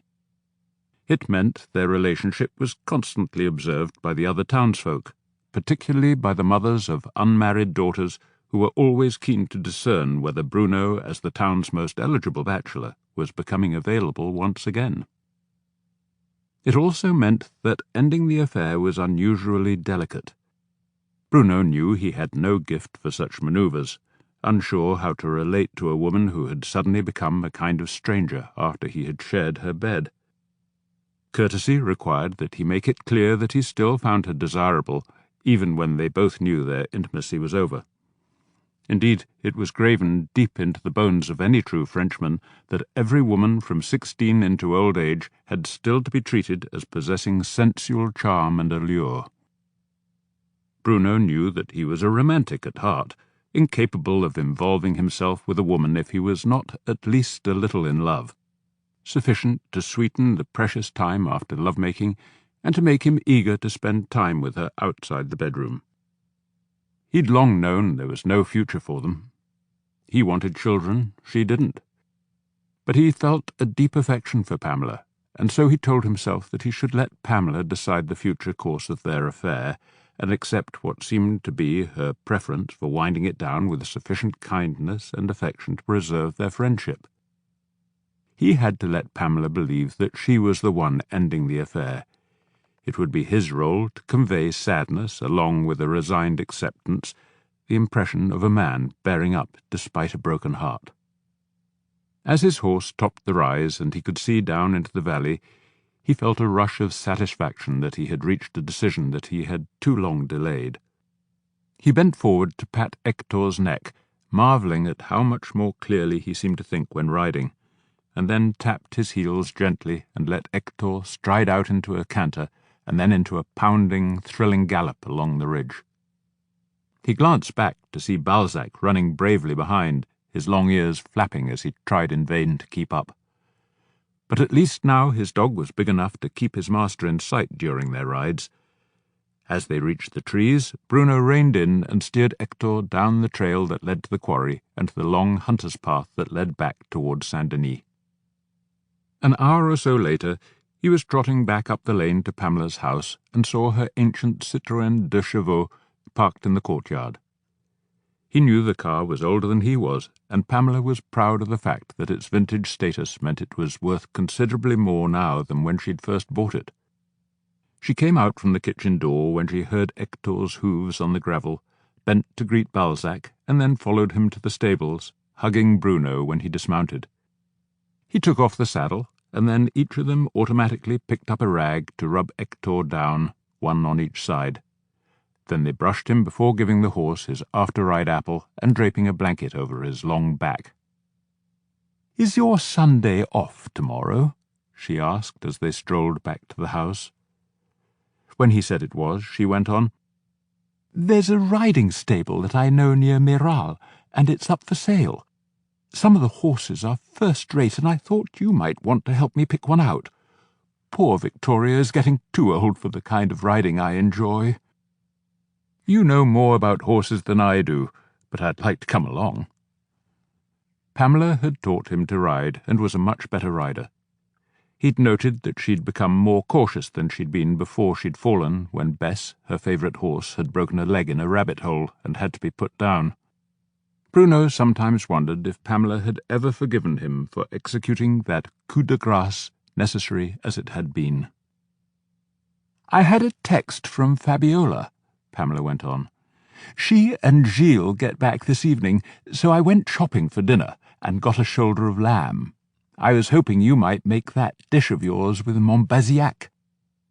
"Not enough time," he said, thinking that there was rosemary and mint in the garden. "The proper version takes 12 hours, but I'll see what I can do." "I've got some smoked trout and horseradish to begin, and I'll make an apple tart. I think there's some black currants left in the freezer. I'll check that, and you know where the wine is. There's an open bottle of Montbazillac in the fridge, if you need that for the lamb."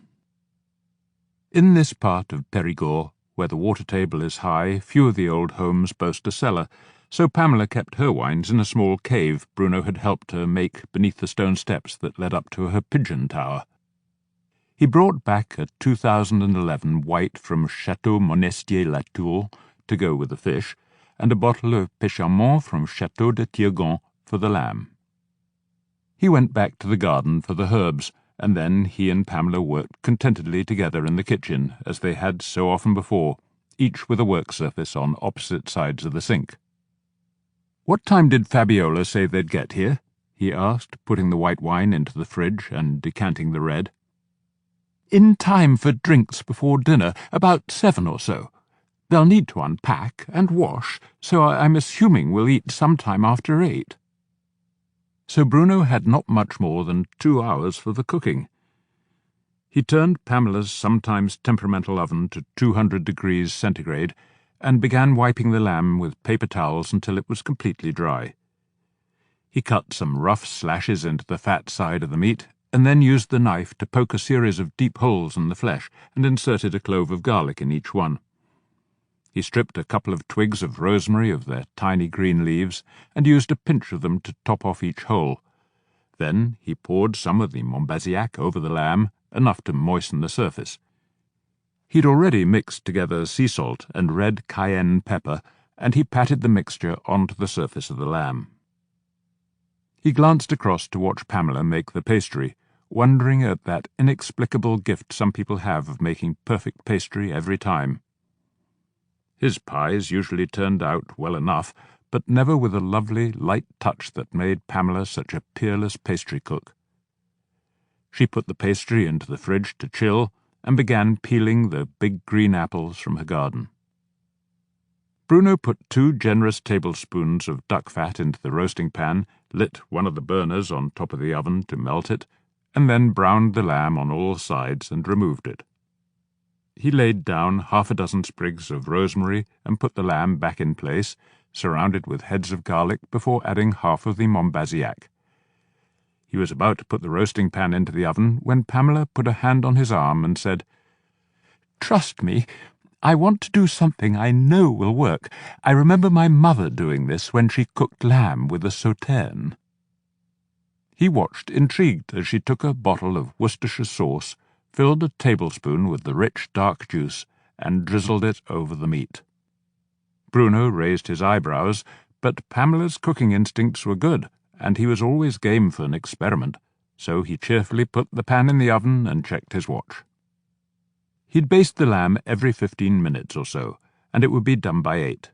That would allow the meat to rest a bit while they ate the smoked fish. He was looking forward to that. Pamela's blend of cream and horseradish went perfectly with the trout. Now he began to peel potatoes while relating the events of the day. He'd expected Pamela to be more interested in Imogen and her deer than in the way the Patriarch's party had ended with the death of Gilbert. So he was surprised when she looked startled and said, "But that was the man I met, very good-looking in a raffish, ravaged kind of way. He's an old friend of Jack Crimson's. Apparently they were at their respective embassies in Moscow in Gorbachev's time, when the Cold War was ending. He came up, embraced Jack, and chatted with us both a while, and then led Jack aside for a moment to talk privately. Then I saw him being led stumbling away, and I thought he must have suddenly hit the booze rather hard, because he seemed pretty sober when talking to us." "Are you sure? I'm told the man was an alcoholic. Maybe he could disguise it for a while." "No, he was switching back and forth between French and English, talking to me and Jack, and then to that minister from Paris. And then, when the Russian ambassador joined us, he and Jack began talking with him in very fluent Russian. I was most impressed, juggling 3 languages fluently and being coherent enough to talk to a foreign minister and an ambassador make me think that he can't have been that drunk." "He had a flask with him, full of superproof vodka," Bruno said thoughtfully. "Maybe that was what put him over the top." "I didn't see him use it, and it wasn't that long after he'd left us that I saw him led away. But tell me, about this woman with the deer, why can't the court just order her to accept a cull to control the numbers?" "Politics. Neither the prefect nor the judges want to become targets for the Animal Rights Brigade, so that would be a last resort. By ordering her to build a fence, they're trying to force Imogen to agree to a cull." "And then we'd all be eating venison for weeks." "There are worse fates," he replied, putting the potatoes into a pan of water and the peelings into a plastic bag, planning to take them home for his chickens. "How did Fabiola sound?" "Very happy. I think it's all worked out for them." "Let's hope so."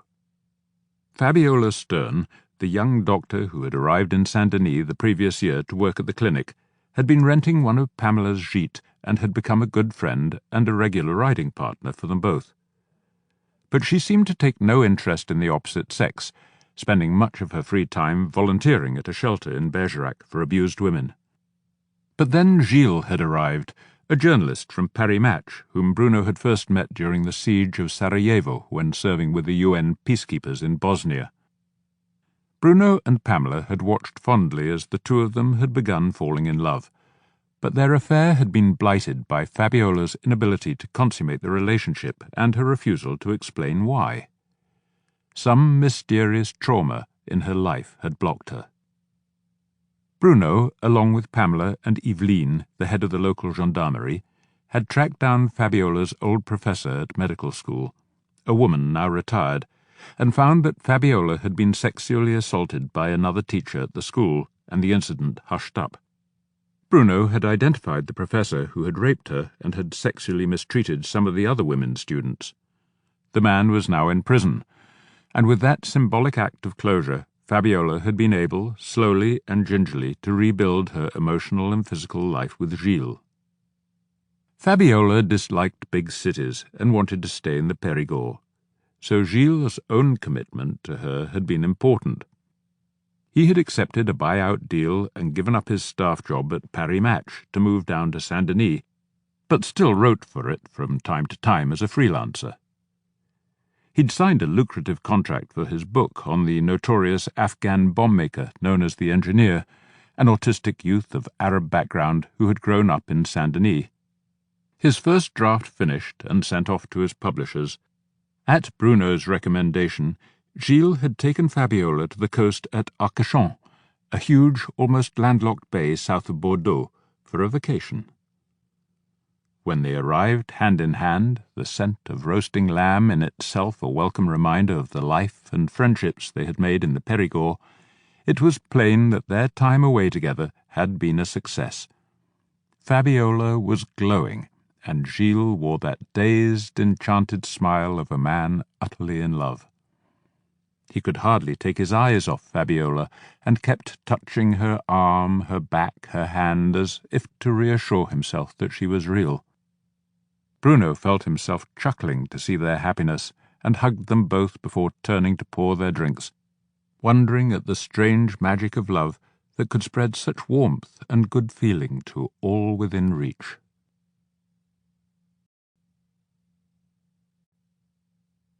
Chapter 7.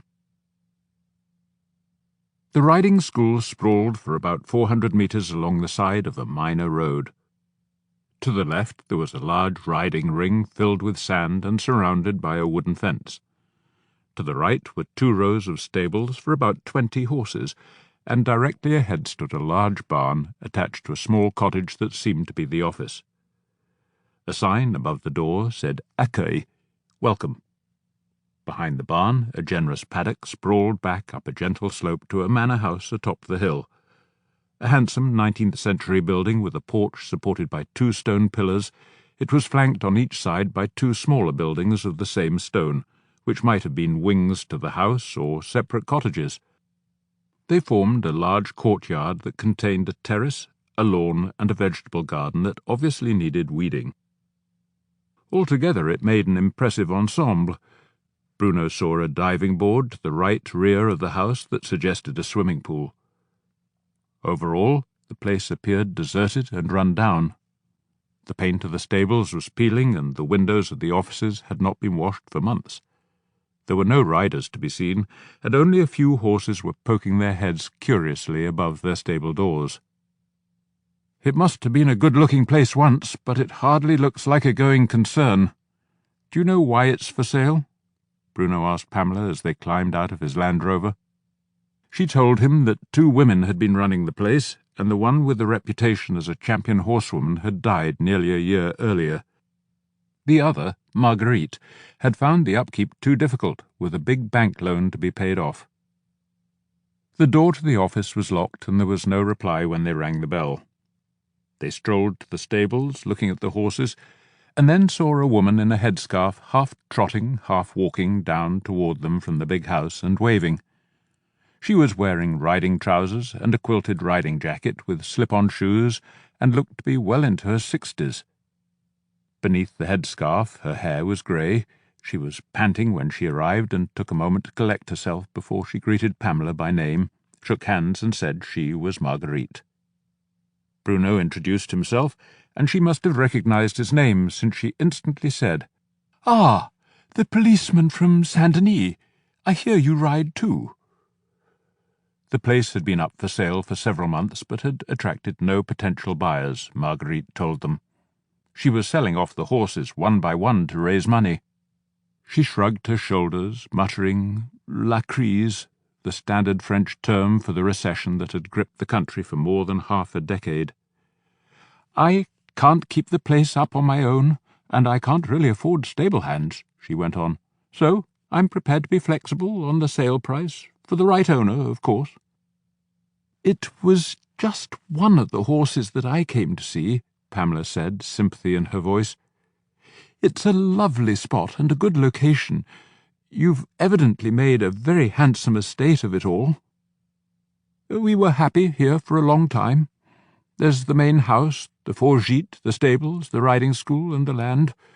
It was valued at well over $1 million a few years ago, but I know I'll never get that now, and I'm too old to keep struggling on with the insurance rates and the vet's bills going up every few months. It's heartbreaking to think that Dominique and I put more than 30 years of our lives into building this up, and now—" She bit her lip and seemed to brace herself. "If I must, I'll sell it off bit by bit. The horses, the land, the gîte, the house. I suppose that's the only way." "Perhaps we'd better go look at the horses," Pamela said kindly. "It was your Selle Francais that we spoke of on the phone. I've always liked that breed. A mare, 5 years old, you said?" "Yes, we call her Primrose. She was born here, descended from Duchesse, the horse Dominique rode at the Olympics. We were training her to be a show jumper, but then our best young rider moved away with her family, and her sister was our second best prospect for winning medals. That was a loss. We had real hopes for those two. If ever you're interested in running a riding school, take my advice. It's the young girls who want to come here, but it's the parents who pay, and there's nothing like a reputation for winning prizes to open a daddy's wallet." Marguerite led the way across to the stable block, prattling constantly, and breaking off only to point out the various horses by name. Bruno noticed that all the stable doors needed painting, and some looked beyond repair. Some tiles were missing from the roof, but the stables that contained horses had clean straw and full buckets of water, and the stable yard was still damp from that morning's cleaning.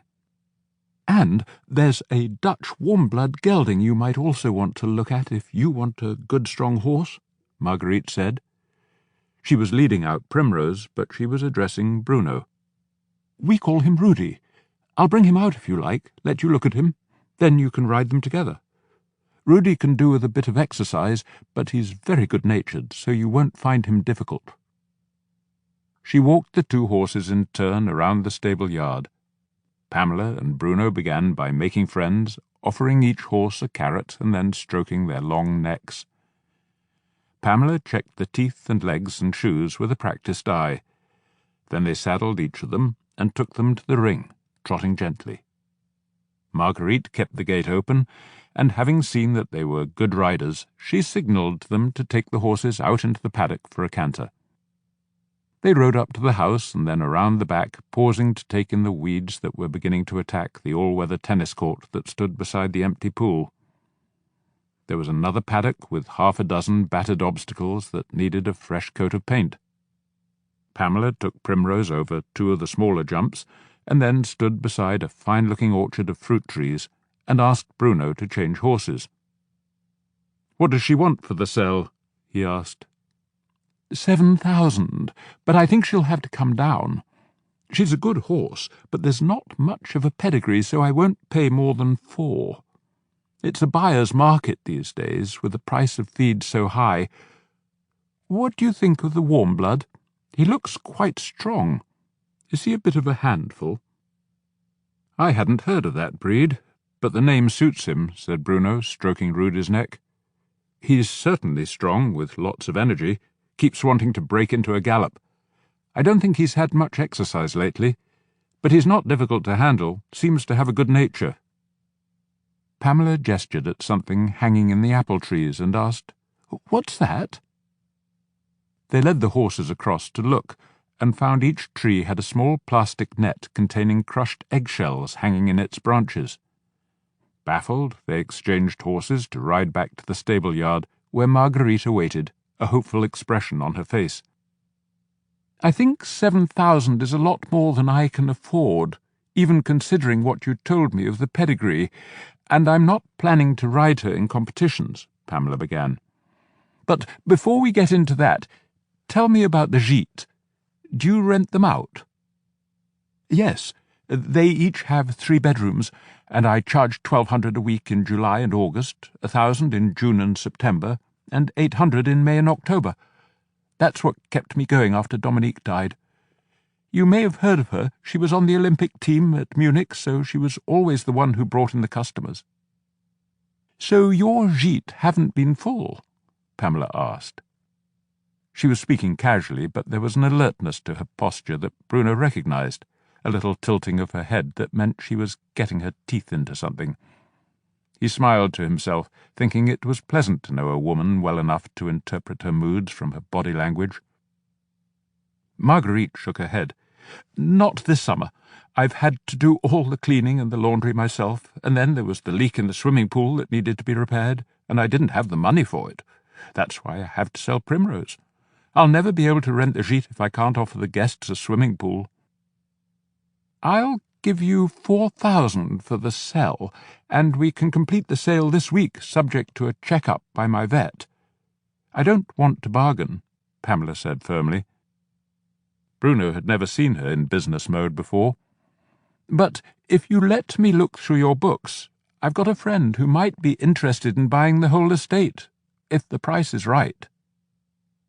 I've got some other people coming to look at the horses and then a riding class. If you come back this afternoon, we can go through the books then. Could you go to 5 for the horse? I really don't want to let her go for 4,000. My friend Laura picked her out as a foal and always rode her until she became too ill, so she's my favourite. In that case, we might not have a deal. I don't want to pay any more. But let's look at the books together and then we can talk. I can come back any time this afternoon, but I'll probably need a few hours to go through your accounts and get a sense of the business. Oh, by the way," Pamela added, "why do you have those eggshells hanging in the apple trees?" "It's an old local remedy to stop leaf curl and pests. I'm not sure it's very scientific, but it seems to work. Dominique was born in the countryside, so she was full of old remedies like that. She'd put yoghurt pots half full of beer in the garden to drown slugs, and save soapy dishwater to get rid of wasps' nests." Marguerite swallowed and put a hand to her eye and wiped away a tear. "Sorry, I'm still not... You can see how the vegetable garden has suffered since she passed away. Just like everything else. Just like me, really."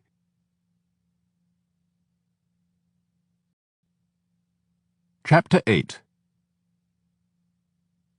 Soon after leaving the riding school, Pamela and Bruno were sitting on the terrace at Logerie Basse, the great cliff looming above them, and off to one side the cave shelters of prehistoric people with their carvings of giant auroch bulls. The restaurant was a local favourite, family-run and serving lavish meals at low prices. In the hunting season, Bruno was here once a week with his hunting club, dining inside the same overhanging cave where people had lived 15,000 years ago.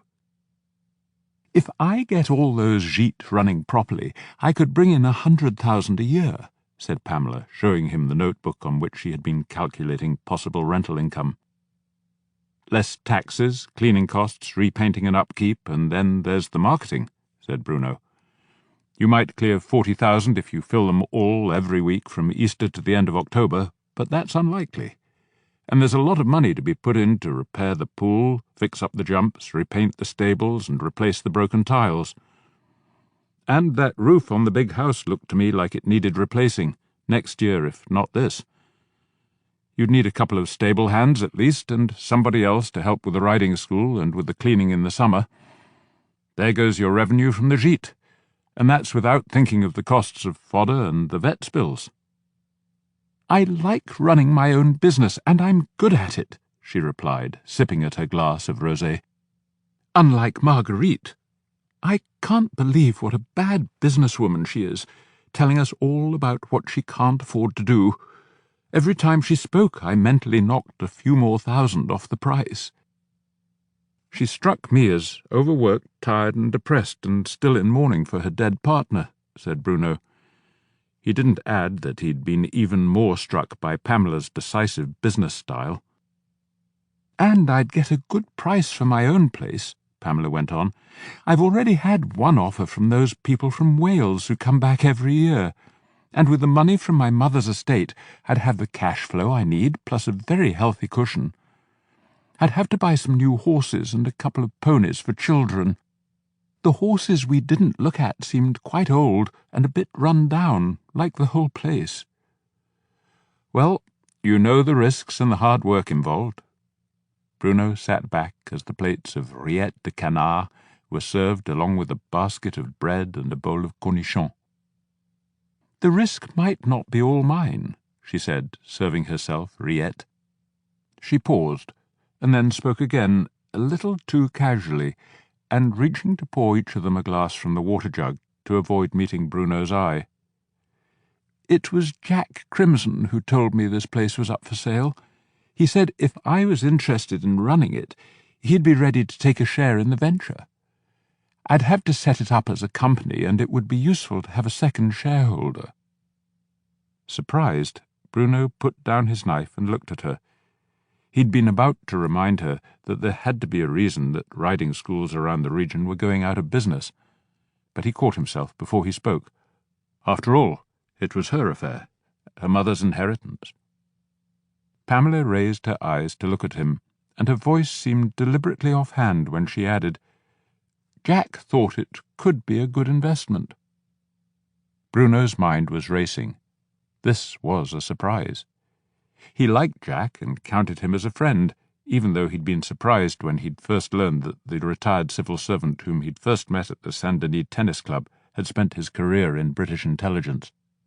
They'd become friends after sharing an adventure that had begun with Jack's home being burgled, and Bruno then being lucky enough to track down his stolen possessions and recover them. A well-preserved man in his mid-60s, Crimson was a widower whose wife had died shortly after they'd bought their house near Saint-Denis. He seemed very comfortably off and was always generous with local charities. If he'd already spoken to Pamela about an investment, she visited the riding school to do more than look at a horse for sale. "He's a decent man, and very smart. If he thinks it's a good investment, it probably is," Bruno said, recalling that he'd introduced Jack to Pamela at one of his own dinner parties. "I didn't know you knew him that well." "Both being British, I suppose," she said vaguely, looking away again and then starting to eat. "He knew I was looking for a horse, so he emailed me about the place and said it looked like it might be a bargain. We talked about it over dinner in London with his daughter, Miranda. I think Jack wants to get her involved, help her make a new start with the children. She's just been through what sounds like a very unpleasant divorce, so I can sympathise." Bruno digested this. It was the first he'd heard of their meeting for dinner in London. "Would Jack be involved in running the place, or is he just planning to invest some money?" "Too early to say, but he's no horseman."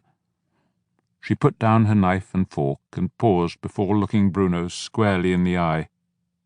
"I think he recognised that I was ready for a new challenge, something I could get my teeth into. I've had just the 2 gîtes to run once Fabiola started renting one of them. When Mother died, I began asking myself if I was really happy with my very pleasant but predictable life, and I realised that I wanted to do something really ambitious while I still have the energy.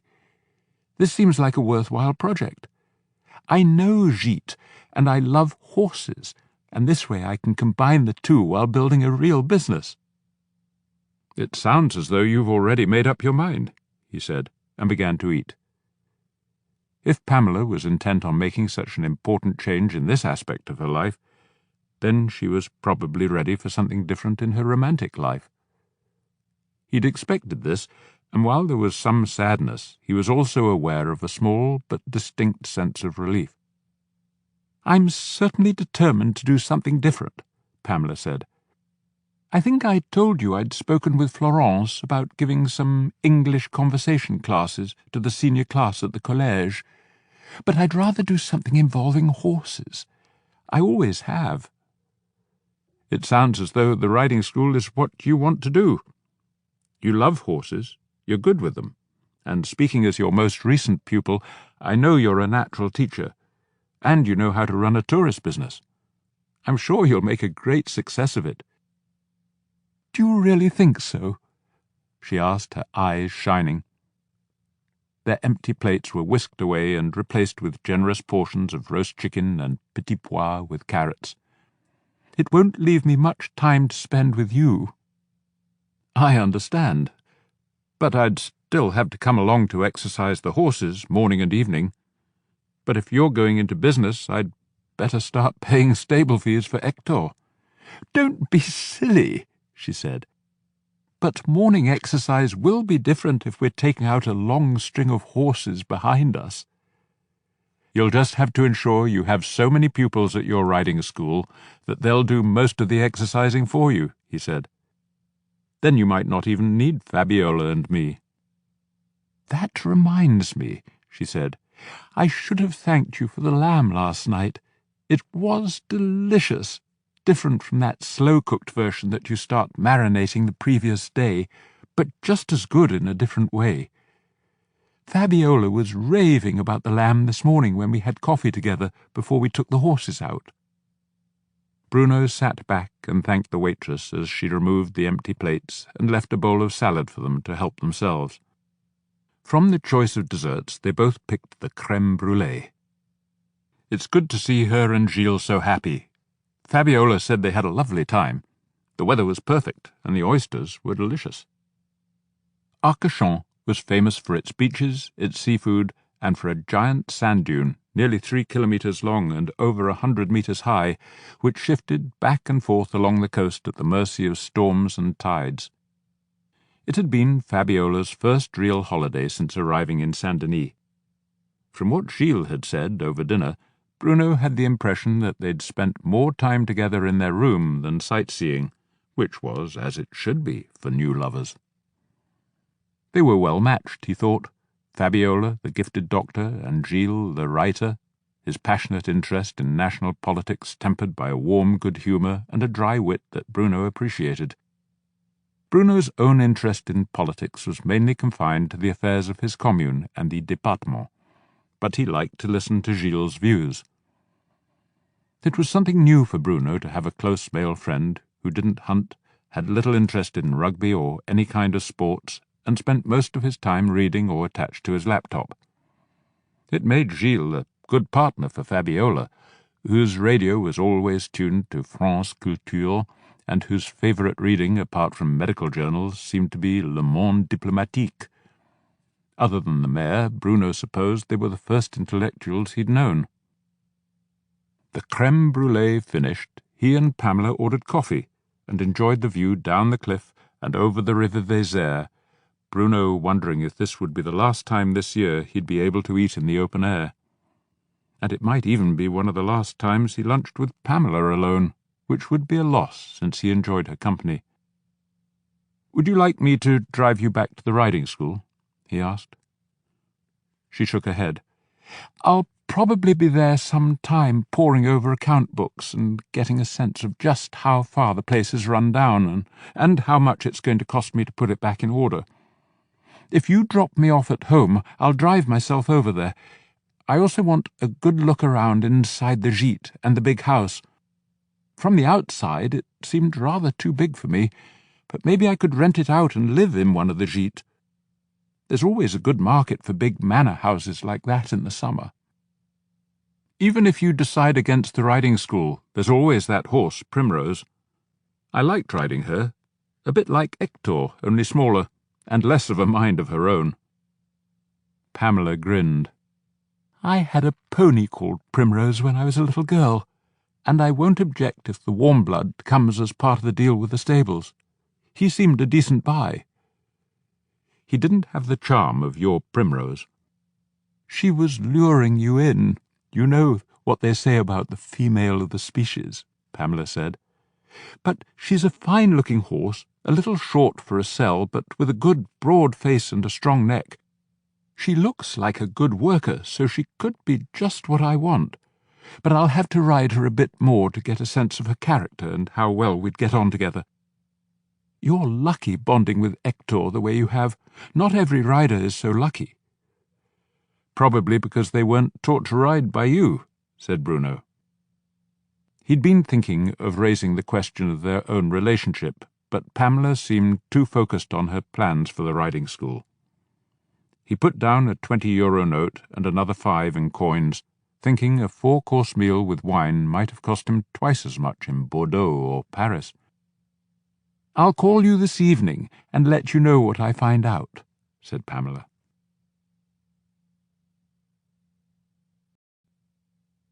Chapter 9.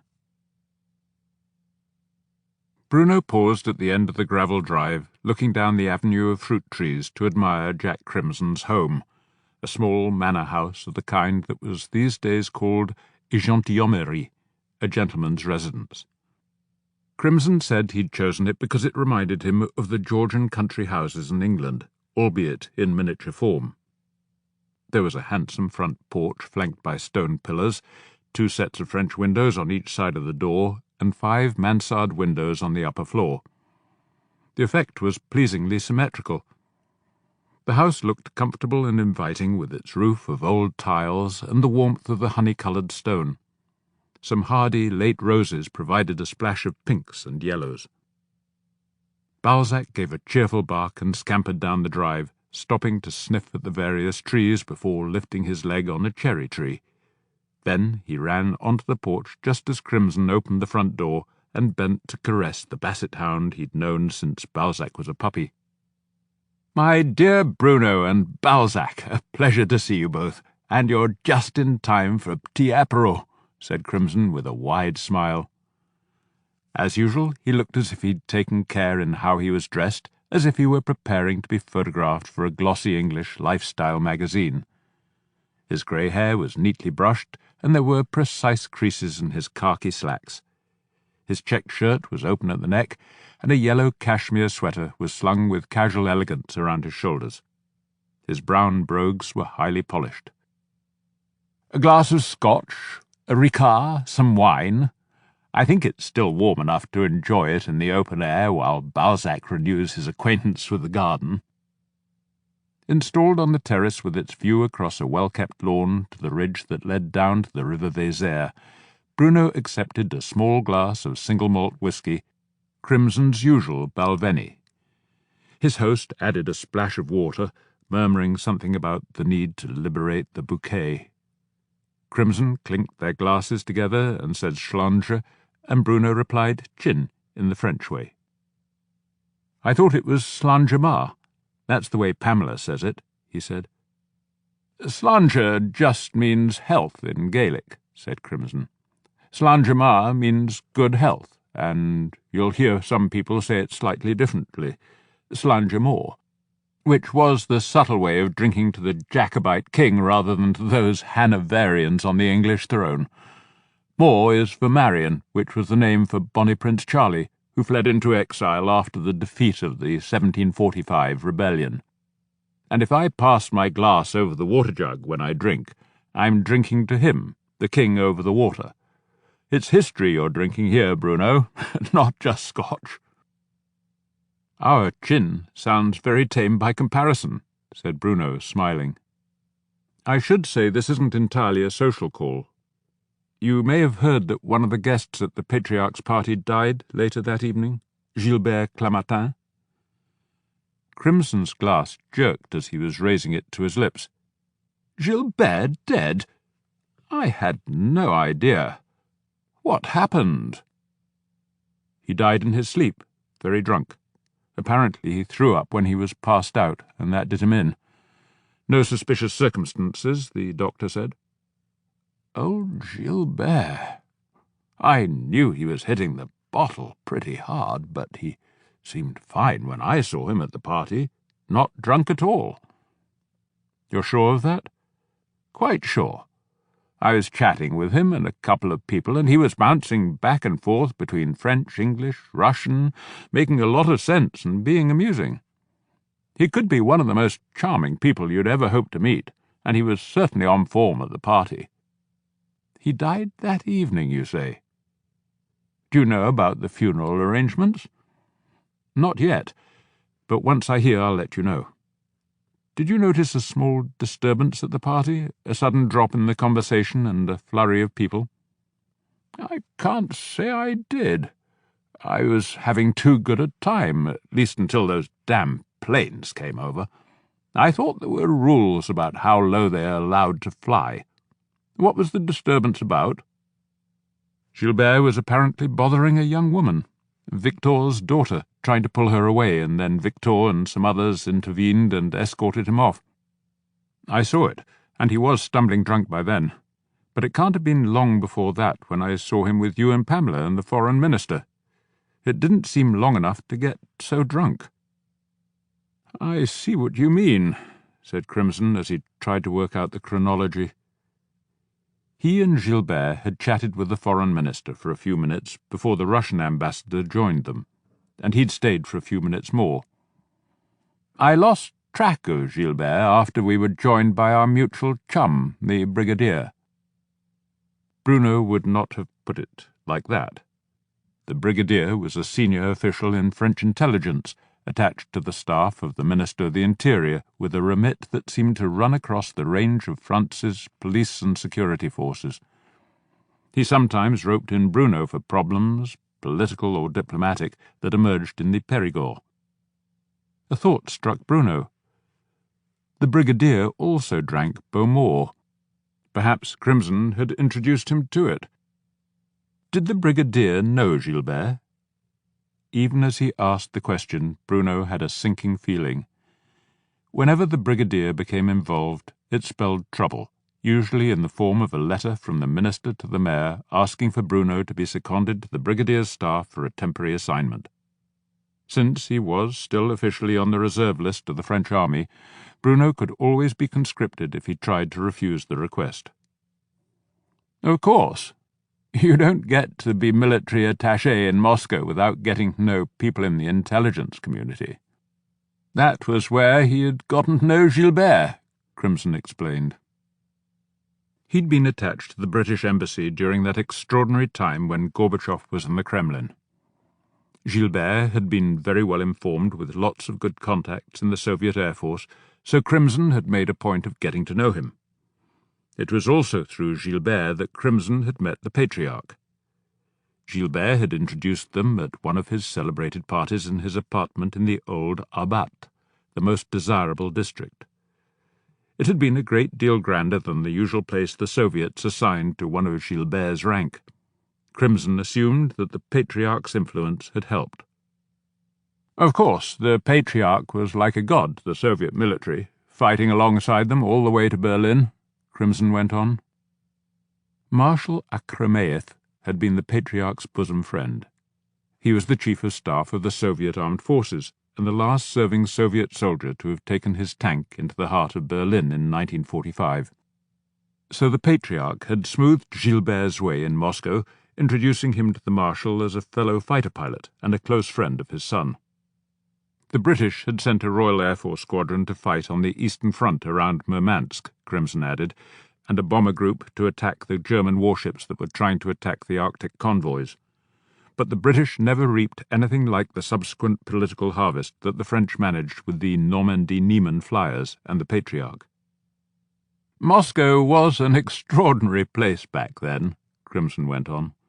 Gorbachev dismantling the old Soviet system, his glasnost bringing amazing revelations in the press every day, people speaking out on TV and in public meetings like never before.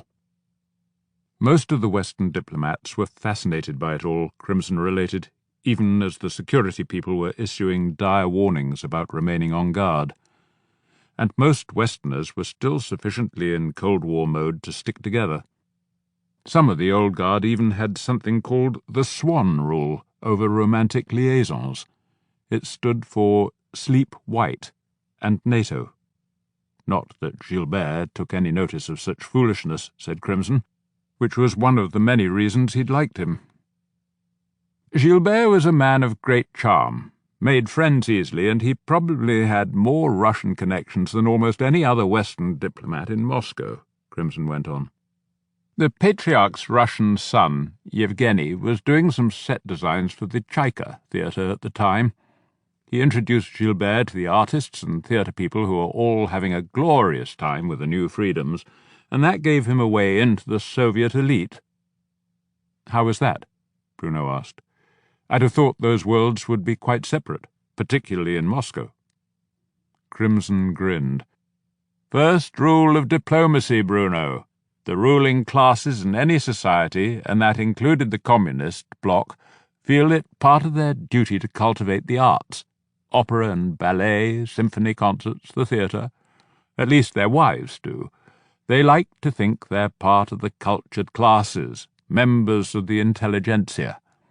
Get yourself invited to the artist parties and their weekend dachas, and pretty soon you start running into the sons and daughters of the nomenklatura.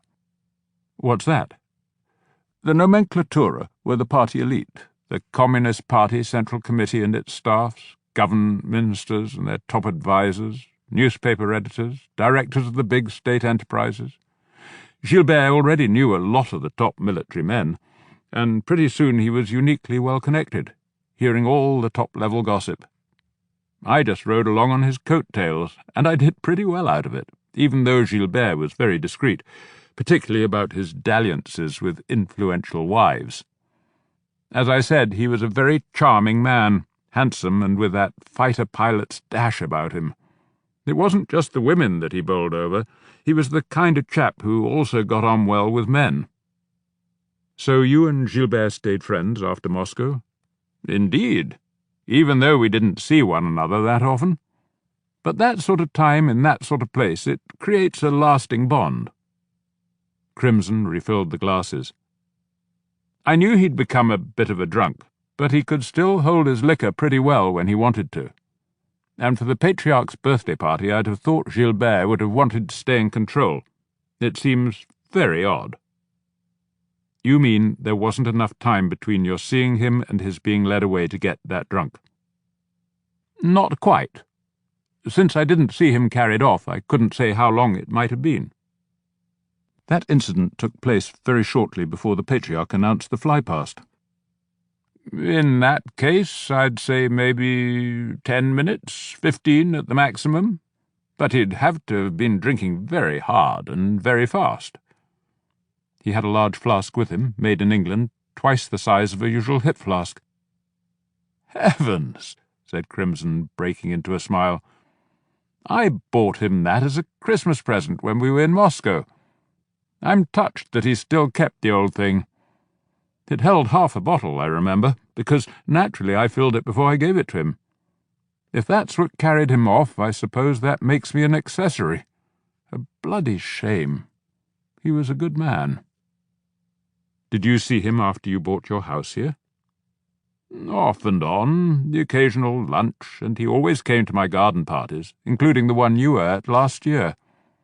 I could never turn him on to Pimm's, unlike you. Gilbert was a vodka man. He paused. Where are you going with this, Bruno? Do you think there was something fishy about his death? I don't know. Bruno shook his head. I saw him drunk, and I saw the body, and it was pretty clear how he died. It's just the timing I can't fathom, how he got so drunk so quickly. Alcoholics can be like that, one moment fine, and then the next drink tips them over the top. I suppose so. Bruno took a last sip of his drink, debating with himself whether to ask the next question. Then he plunged in. I didn't know you were interested in horses, he began. Pamela told me of your interest in the riding school. Crimson's eyes crinkled into a smile. I was wondering if you'd bring that up. Are you intending to ask me if my intentions towards your Pamela are honourable? She's not my Pamela, as you put it. She's her own woman, Bruno said, more curtly than he'd intended. He softened his tone. And no, I'm not asking that. I simply would like to hear why you think Pamela could make a success of the place when those other two women didn't, and one of them was a well-known horsewoman, an Olympic rider. 2 reasons. The first is that Pamela understands such a place is best run as a tourist rental business which happens to have a riding school attached. So, unlike the recent owners, she won't indulge in fanciful dreams of turning out more champions, which means she won't be investing far too much money in very expensive horses. Pamela's a smart woman with a good head for business. The second reason is that I've got a daughter, recently divorced, who has always dreamed of running a riding school. She was mad about horses as a girl, and worked in some stables before she got married. It would mean a new start for her and her children. Have she and Pamela discussed it? Bruno was realizing just how advanced Pamela's plans had been. He'd assumed she was interested in a horse and had only then begun to think about the stables. He was surprised she hadn't taken him more into her confidence. Yes, we all had dinner together in London when she was on her way up to Scotland. They got on well, and Miranda, that's my daughter, likes the idea of living in France. The children are 5 and 7, a boy and a girl, a good age to put them in school and make them bilingual. And I'd see more of them, since I'm planning to spend a lot more time here in the Périgord. It sounds as though you've all worked it out very thoroughly. Has your daughter been over here yet to see the place? No, but she's coming over this weekend, if Pamela still wants to go ahead with the plan after going through the accounts. I'm planning a dinner party for her, and of course you'll be invited, along with Fabiola and Gilles. He held up the bottle. Another drink before you go? And, talking of dinner, I've got a lasagna in the oven that's far too much for me. Would you like to share it, or do you have other plans? That's kind of you. I was planning a quiet evening with an omelette and a novel, but a bachelor's evening sounds like more fun. I'll go and set the table, and perhaps you'd go down to the cellar and pick out a really good couple of bottles to go with the meal. After all, if you hadn't got my wines and furniture back from those damn burglars, I'd have nothing to drink. After some agreeable minutes admiring the collection in Crimson's cellar, Bruno turned his back on the classic Bordeaux and Burgundies and focused on the Bergeracs. It was partly regional loyalty, but also he was impressed by Crimson's knowledge. Bruno climbed from the cellar, carrying 2 bottles that he'd heard of but never tasted. One was a 2005 Côte du Bergerac red from Les Verdot, made by a young vigneron with a stellar reputation, David Fortu. The other was a 2009 Divine Miséricorde, Divine Merci, a cuvée made only in exceptional years by Chateau Mondoyen. His friend Hubert de Montignac, the local wine merchant, had told him this was his favourite of all the white wines produced in southwestern France. Hubert had organised a blind tasting among sommeliers at the last Vinexpo wine fair in Bordeaux, and the Divine had tied with the great whites of Chateau Aubriand and Chateau Margaux. "You pick," said Bruno, joining Crimson in the kitchen. "I can't choose between these 2. "That's easy," said Crimson, taking a corkscrew to the Divine. "We'll open both. If you could decant the red into that carafe, I'll serve the smoked salmon, which should go well with the white." "You must have put a lot of research into your cellar." "Nothing to do with me. I only drink the stuff. Hubert picks it. He was telling me of this handful of brilliant winemakers who were transforming the reputation of Bergerac wines, so I asked him to send me a case of each one he recommended. It seemed the simplest way. He made a very good selection, and I haven't been disappointed yet." He poured them each a glass of the Divine, swirled his own, and sniffed. "Nectar. So, we'll have no lemons with the smoked salmon, and when it comes to red wine, I can't think when a humble lasagna has been so honoured."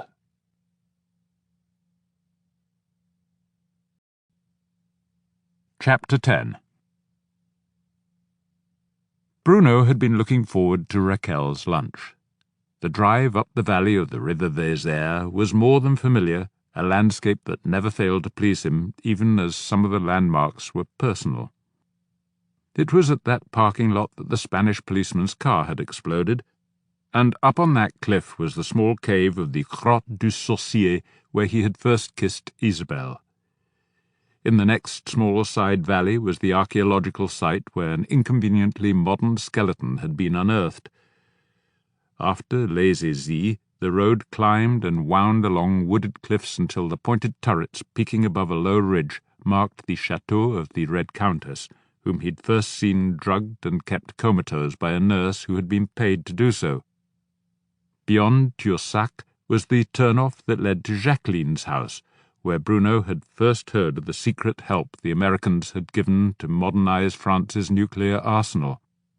He assumed that every cop kept such private landmarks filed away in his head, a thought that reminded him of the metal box in which Dr. Watson kept his notebooks of the cases of Sherlock Holmes, tales that Bruno read and reread with pleasure. But there were fewer personal echoes that triggered memories along this drive. Whether from superstition or simple respect for his predecessors in this valley, Bruno always raised a hand to salute the giant statue of prehistoric man on the cliff above Les Aisies. And he felt a smile come unbidden to his lips when he saw the turrets of the 16th century Chateau de Los, and remembered his happy surprise at first seeing the startling elegance of its gardens tucked along the riverbank. Then came the turn-off to the prehistory park of Le Tot, where Raquel wanted to show him her studio before going to her home in Montignac for lunch. Bruno always enjoyed visiting Le Tot, the companion site to the famous Lascaux cave. It appealed to him as a place that tried to give modern relevance and meaning to the prehistoric cave art that had been painted 17,000 years before. It was an unusual mix, part museum, part education centre, and part zoo. As he always did, he started by walking around the park filled with animals that had been bred to resemble as closely as possible the giant auroch bulls, primitive shaggy horses, the deer and goats that had shared this valley with the Cro-Magnon people who had painted the caves. He grinned at the life-size model of a woolly mammoth that towered over him, and the awed and fascinated children who stared at it before they scampered off to pet the baby goats.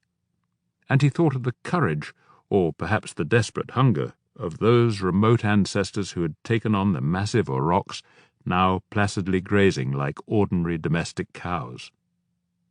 He stopped off at a place he'd never seen before, a small stone building with 3 walls and a throng of children busy inside.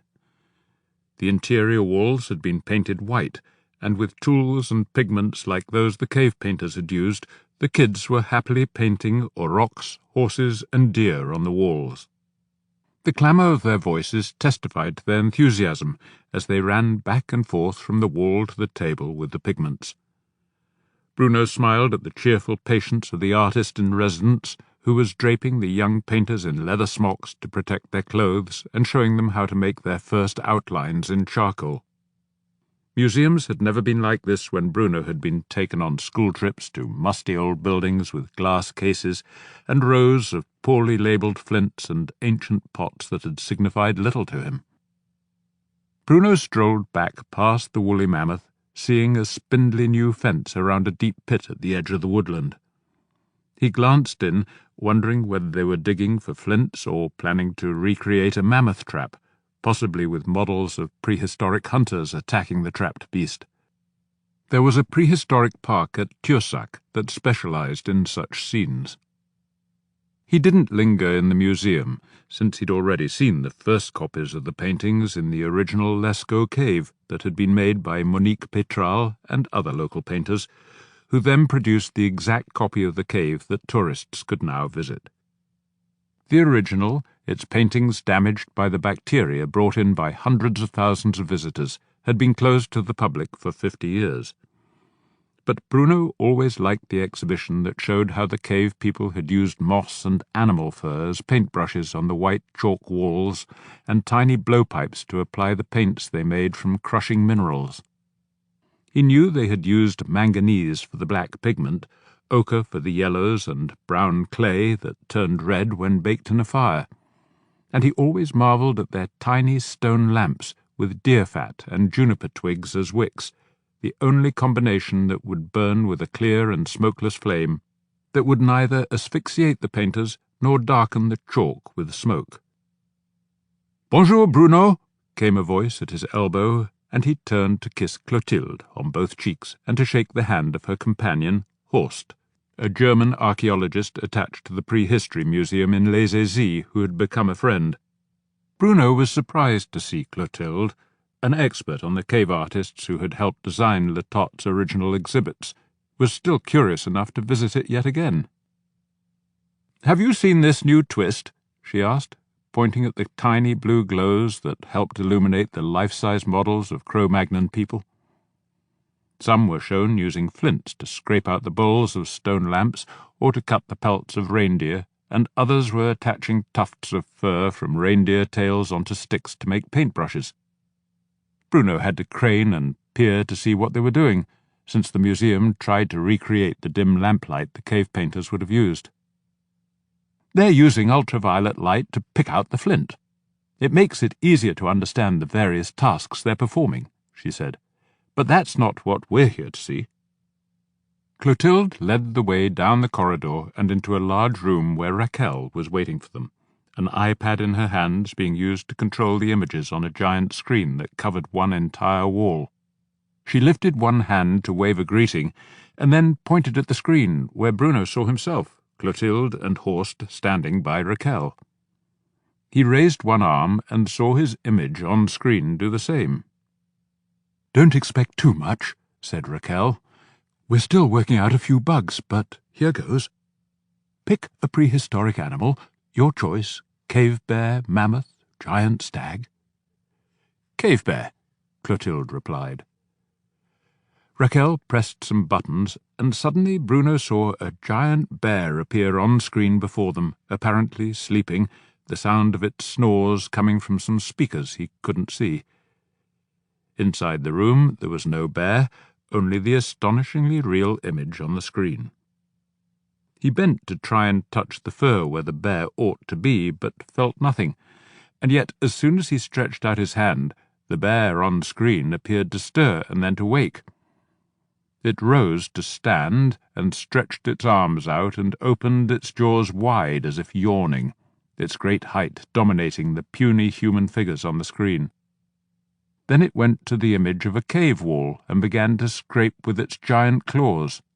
To Bruno's delight, the sound of nails on rock came over the speakers, and the image of claw marks appeared on the rock wall to match the movement of the claws. He knew that what he saw on screen was an illusion, but it seemed extraordinarily real. The bear sidled off, to be replaced by a miniature woolly mammoth, apparently a baby, taking hesitant steps and making feeble sounds that were quickly drowned out by the trumpeting sound of a full-grown adult as a giant beast with great tusks came on screen to steer the baby away. Then came a cave lion, creeping with feline grace as if tracking the humans who were its prey, before leaping onto a cliff. "That's amazing," said Bruno, whose knowledge of computers did not go much beyond emails and Google searches.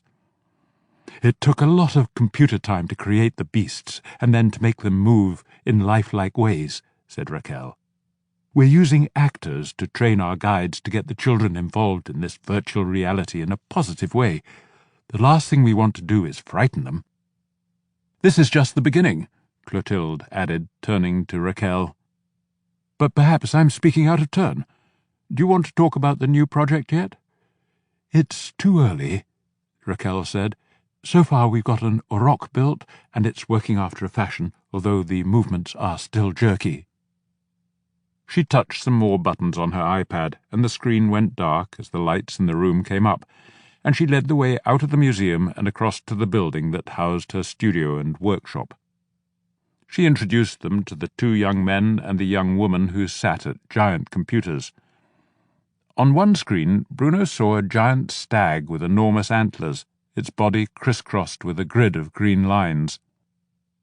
On another was an auroch bull, standing over a cow that was being suckled by a calf. Raquel opened a door and led them into the workshop, where they were confronted by a giant bull, not on screen, but standing in the middle of the floor, dominating the space with its huge, curved horns. Raquel slipped into a seat before another computer, and as she tapped the keyboard and began to manipulate a control stick, the beast raised and then lowered its head and turned it from side to side. "This is my own project, not yet official, but we're working with a robotics company in Boston and with the robotics group at the National Research Agency in Grenoble," she explained as the great bull began to back jerkily away toward the open double doors at the rear of the workshop. "At first we had trouble getting him to walk on uneven ground, but I think we've fixed that now. What we don't know is how the real bulls will react to him. If they try to fight him, we could be left with some very expensive junk." "Are you going to try and make similar robots of the bears and cave lions?" Bruno asked. "Eventually, if we can get the funding.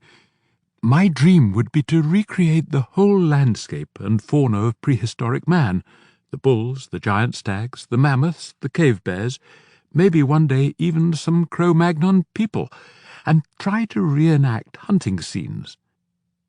She brought the robotic auroch back to stillness. "But all that's a long way off, and I'm getting hungry. We're having lunch at my place, and the other guests will be arriving on the doorstep any minute. It's just family. They were going to join us to see the computer-generated animals, but something came up."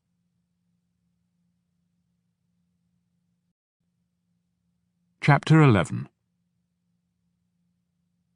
Raquel lived in the heart of Montignac, the small town nearest to the Lescaut cave, in a terrace house of stone that nestled against the old city wall just before the bridge.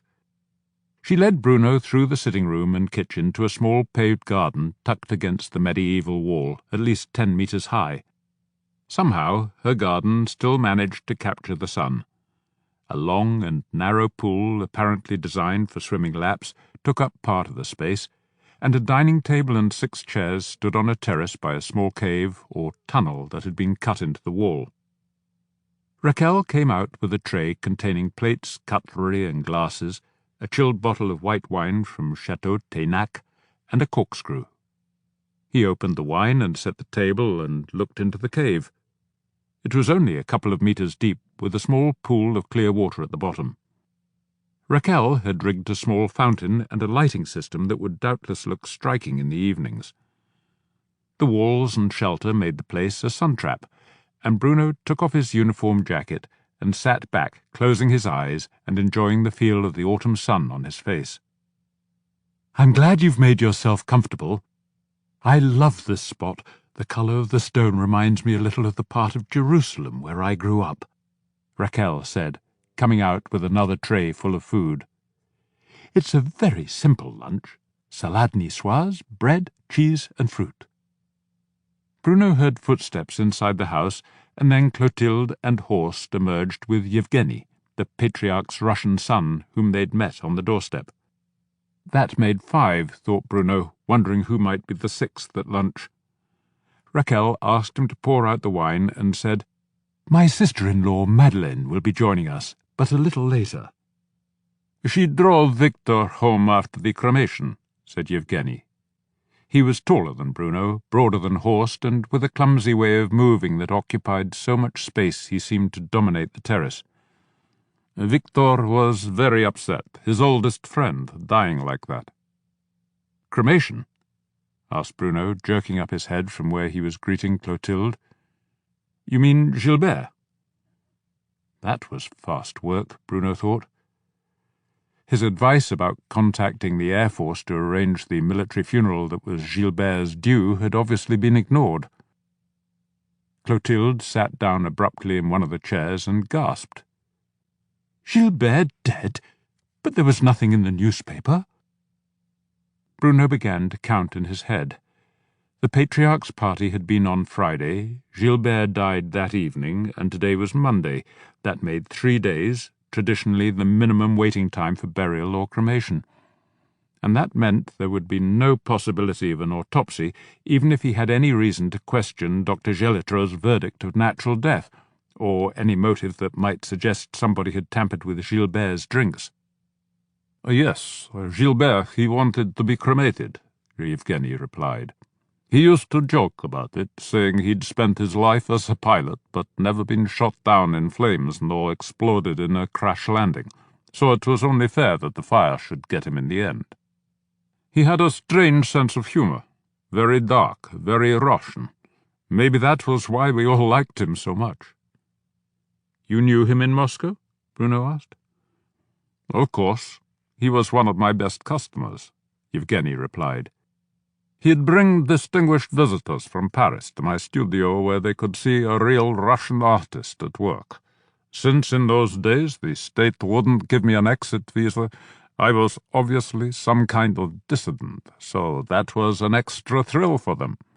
I was even quite fashionable for a short while.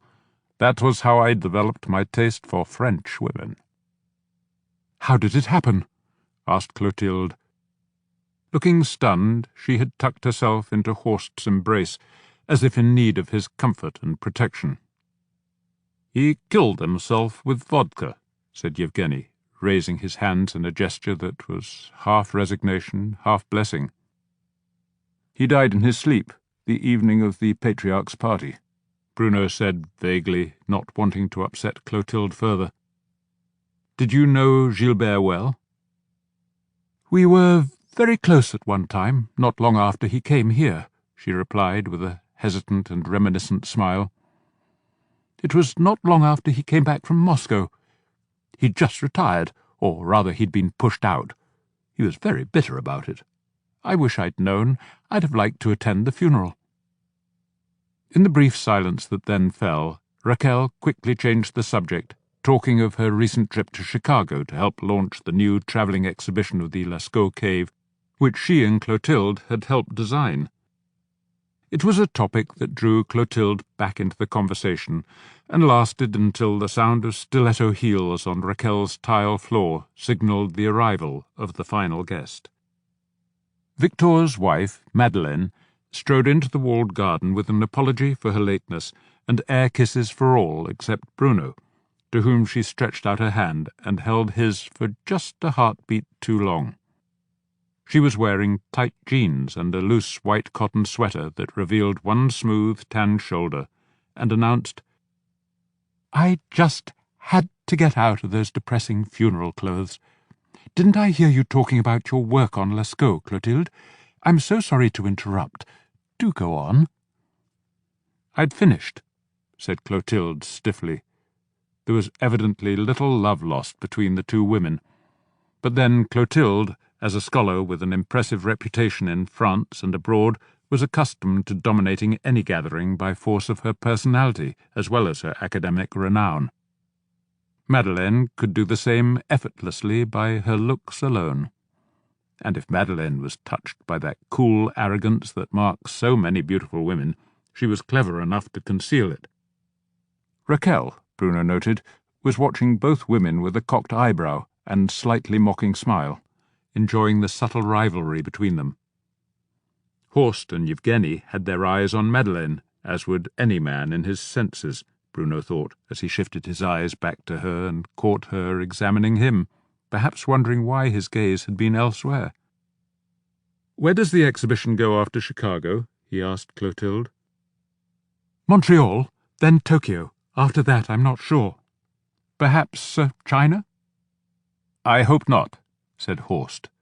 "Lascaux is crowded enough without millions of Chinese coming to see it. They've already made the Louvre impossible and driven up the price of Bordeaux wines to the point where I can barely afford them." "Drink our good Bergerac instead. It's a lot cheaper and often better than the wine made by those hidebound snobs in the Médoc," said Madeleine, picking up the bottle on the table and pretending to be shocked. "Shame on you, Raquel, serving a Bergerac that hasn't come from the family vineyard, and you a shareholder." "Rest assured, Madeleine, the next bottle is one of ours," said Raquel, guiding them to take their places around the table, slicing a fat pain and telling them to help themselves to the salad. She sat at the head of the table, and Yevgeny took the foot. Bruno sat beside Clotilde, facing Horst and Madeleine. "Do you know you're quoted in the paper today?" Madeleine asked Bruno. She pulled a folded copy of Sud-Ouest from her bag and passed it to him. The paper opened to a page about Imogen and her deer, with a photo of Adele standing by her battered car and another of an emaciated fawn. Bruno was quoted as saying that unless Imogen built the fence the court had required, the next step would be for the prefect of the département to seek a court order for the deer to be culled. But he hoped an agreement might be reached to establish a proper refuge. "It sounds like you're on the side of this crazy woman," Madeleine said. "You ought to stick up for your fellow hunters." "I don't think there's much hope of raising the funds for a refuge, but any form of amicable agreement is usually better than going to court," he replied. "And I don't think she's crazy, just obsessed with saving her deer. I went to see her, and she obviously loves animals and has taken some very impressive photos of them. I was thinking we might try to mount an exhibition of them for her and see if we can raise some money that way." "A lot of us are getting very fed up with the way these animal rights people and the Greens and vegetarians are getting more and more powerful," Madeleine said firmly. "This is the Périgord. Hunting is in our blood. We're carnivores, just like our ancestors. Any ecology needs predators to stay in balance, and that's the problem with this stupid woman. You may say she loves animals, but those deer of hers are starving to death. The population has to be controlled. I often think we hunters are the real protectors of the environment because we know that." Bruno nodded politely. It was an argument he'd heard before, usually at election times when the Pêche-Chasse party fielded a candidate, but the attempt to build a political alliance of hunters and anglers had faltered. They had once gotten 15% of the vote in the département of the Dordogne, but now they had just a few scattered councillors in rural communes. "I think the most likely outcome will be a cull," he said amiably, "but it's my job to try to find an acceptable compromise." "Good for you," said Raquel.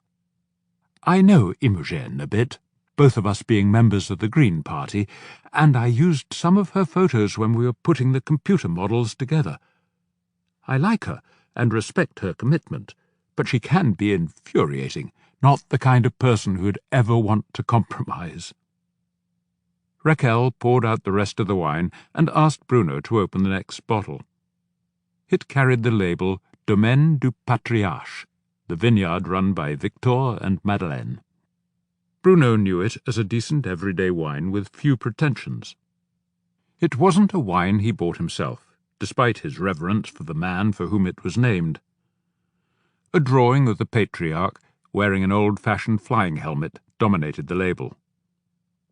The reds were a competent blend of Cabernet Sauvignon and Merlot, the whites an equally orthodox blend of Sauvignon Blanc and Semillon grapes. The vineyard prospered mainly through sales to local supermarket chains where margins were very tight, but did better by selling direct to campsites and tourist restaurants in the summer. "You're being diplomatic, Bruno," said Madeleine, smiling at him, but with a challenging look in her eye. "Tell me what you think of our wine." "Very agreeable," he said politely. "I'm only sorry that having to drive back means I can only drink half a glass." She studied him coolly for a moment, and then looked around at the others at the table before addressing him and smiling again. "We all know this wine is nothing special, but perhaps all of you ought to come out to the vineyard and taste the surprise we're preparing." "A special cuvée?" Clotilde inquired. "I love it when our local vineyards strive for something better." "Very special," Madeleine replied. "We've assigned a separate part of the vineyard, brought in a new winemaker from Saint-Émilion, bought new oak barrels to age it, and to the white wine we're adding about 8% muscadelle grapes that we planted 5 years ago."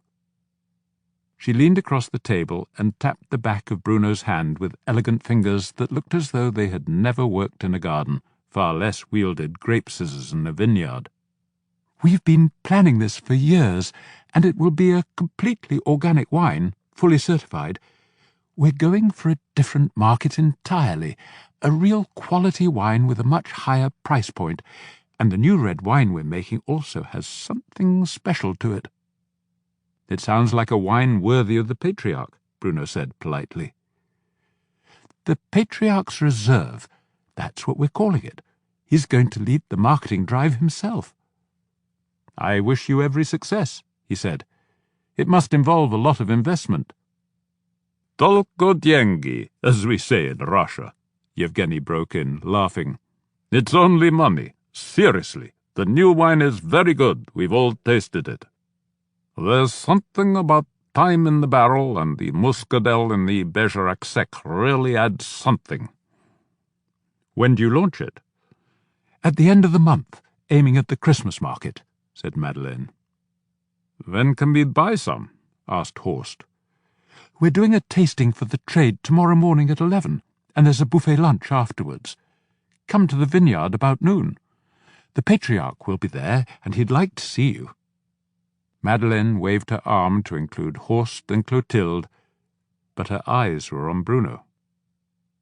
Bruno looked at Horst and Clotilde, who were eagerly nodding their heads.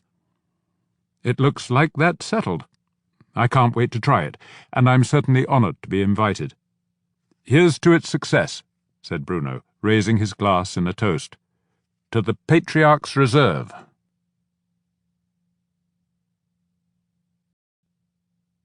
Chapter 12. Back in his office, Bruno found atop his pile of mail a letter with no stamp, which must have been delivered by hand. The envelope was thick, the paper creamy, and his name and address had been written with a fountain pen. Inside was a handwritten letter of invitation to join the Confrérie du Pâté de Périgueux, a body whose members were sworn to uphold the traditions and quality of this delicacy. Each winter, the confrérie, dressed in medieval robes and bonnets of red and green, awarded prizes for the best duck and goose pâtés of the year after a morning of tastings that were followed by a lunch whose lavishness had become a local legend. The pâté du Périgueux itself was a very special dish that dated back to medieval times. Not easy to make, but one of Bruno's favourites. At its heart were foie gras and truffles, which had to be the unique black truffles of the region. These were then surrounded by a pâté made of pork and sometimes with a crust of pastry. That had been the traditional way to store it in the centuries before the invention of canning. Like many of his friends, Bruno made a point each year of going to the old town square in Périgueux, where the name of that year's winner, usually a local farmer or a charcutier, was announced. He would buy an example of the winner's product to be eaten at a lunch on New Year's Day. Bruno was surprised and extraordinarily pleased. It was a considerable honour, and he wondered what had inspired them to invite him. There was a second letter inside the envelope, similarly heavy paper but in a different handwriting, and topped with the engraved name and address of the Patriarch. My dear Bruno, it was a pleasure to make your acquaintance on the occasion of my birthday. My dear friend the Countess has informed me of your services to her, and as the honorary president of the Confrérie du Pâté de Périgueux, I have also recently learned from the mayor of Saint-Denis and our mutual friend Maurice Soulier of your fortitude in defending the interests of our local producers of foie gras against its critics. It would give me great pleasure, and add greatly to the talents of our confrérie, if you could join our ranks. Be assured, my dear chef de police, of my most distinguished sentiments, Marco. Bruno at once wrote 2 letters of acceptance, one to the Patriarch and the other to the confrérie itself. Then, feeling almost childish in his pride, he went out from the mairie and down the Rue de Paris to the Maison de la Presse, and bought a small picture frame to fit the Patriarch's letter. Once back in his office, he inserted the letter, took a hammer and nail from the caretaker's room, and hung the frame on his wall. He sat back in his chair and was admiring it when the mayor walked in through the open door and said, I heard the hammering." Bruno rose in respect, as he always did, for the elderly man who had become his friend as well as his mentor. They shook hands, and Bruno gestured at the framed letter. The mayor smiled as he read it, murmured something about it being well-deserved, and then perched on the corner of Bruno's desk. "I saw you quoted in the paper this morning," he said. "Is there any realistic prospect of Imogen raising the funds to make a refuge for those wretched deer of hers?" Bruno shook his head sadly and recounted the conversation he'd had with her. Given the recession and the budget cuts, the mayor replied, there was no chance of any public money being forthcoming. Bruno suggested an exhibition and a sale of Imogen's photos, but admitted this would hardly raise more than a fraction of the funds required. It would at least show that the mairie was trying to help. "I don't think some of the councillors would stand for it, and if we mounted one for her, I think it might well get wrecked," the mayor said. "Feelings are running pretty high against Imogen. Some of the shopkeepers and the stallholders in the market have already told me they'll refuse to serve her. I suspect some of our hothead friends in the hunting club might be tempted to take the law into their own hands. Perhaps you should have a word with them. Try and calm them down, at least until the time runs out for Imogen to build that fence. I've spoken to the prefect this morning, and the moment she's in breach of the court order, he'll apply to the judge for authority to cull her herd. You'll have to arrange that, assign some of the best shots, and you'd better do something to keep Imogen out of the way while it happens." Bruno nodded, thinking how often he was given tasks that had never been thought of at the police academy he'd attended after coming out of the army. And that reminded him of the news he'd heard at Raquel's lunch. "That man who died after the Patriarch's party, I found out by chance that he was cremated this morning," he said. "They certainly didn't lose any time." The mayor shrugged. "It was an unpleasant business, so probably best to get it all out of the way quickly. Why not?" "There are one or two aspects of it all that trouble me," Bruno replied. "I've been told Gilbert was quite sober just a few minutes before the incident with the girl, when we all thought he was so drunk. Then I went to his house, and it was impeccably neat. I don't know about you, but I've never known a drunk like that. If Gelitro hadn't already signed the death certificate, I'd have been tempted to suggest an autopsy." "That's pretty thin. And I was there, don't forget. It was blindingly obvious how he'd died. I watched Gelitro make a thorough examination of the body. It's sad, but there we are. These things happen." He turned to leave. "Don't forget to have a few words with the hunters. You know the ones I mean." When the mayor left, Bruno dealt with the rest of his paperwork and then called the regional crematorium and asked them to fax him a copy of the legal certificate of disposal for Gilbert's remains. While he waited for it, he called Annette, a friend who was a magistrate in the procurer's office in Salat, to ask about procedures in the event of someone dying without leaving a will. "Have you checked the Fichier Central?" Annette asked. When he said he'd never heard of it, she explained it was the central depository of wills in France, and all legal wills drawn up by a notary had to be filed there. She offered to do the search for him, and he gave her Gilbert's name. She asked if he had any special interest in the affair, and he explained Gilbert's death and his surprise at the speed of the cremation. "If a doctor signed the death certificate and said no suspicious causes, then that's all they need, unless the death was in a public place. In that case, we'd have to issue it. If you know the doctor, it all sounds pretty straightforward. I'll let you know about the will." Bruno had known Dr. Gelitro for years and trusted him. He thanked Annette and turned to the fax machine where the crematorium had sent its reply. It cited the date and number of the death certificate, noted that the death was the result of natural causes, and in the section for next of kin it gave Victor's name, identifying him as landlord and oldest friend. Bruno had never heard of such a designation, but then he'd never known anybody die without any living kinsfolk. Even he, an orphan, listed his aunt in Bergerac and her children, his cousins, as next of kin in the mairie employment records. That made him think about Imogen, who'd told him she had no heirs to her property. He'd have to check whether she had any friends or distant relatives she might be persuaded to stay with when the cull eventually took place. He called Raquel to thank her for lunch and ask if she knew if Imogen had any close friends. "I'm probably as close to her as anyone," Raquel replied. "She's something of a loner, and even among the Greens she's got a reputation of being a bit batty. She's got a good heart and always turns up for demonstrations, but she's very disorganized. You can never rely on her to do anything much beyond stuffing envelopes at election time. But I got to respect her when we worked together with those photos, and I remember she told me she had no family." Bruno explained that a cull of Imogen's deer was beginning to look inevitable, and he wanted to be sure she wasn't there when it happened. Was Raquel close enough to her to take her in for a day or two? As she reluctantly agreed, Bruno was thinking it might be longer than that. He began to draft some notes on what he'd have to do to organize the cull. He began by making a list of the reliable hunters he'd need. He went to the cadastre, the mairie's detailed map of the district, and checked the size of Imogen's property. It ran for 200 metres along the road and then widened as it went back up the slope for almost a kilometre.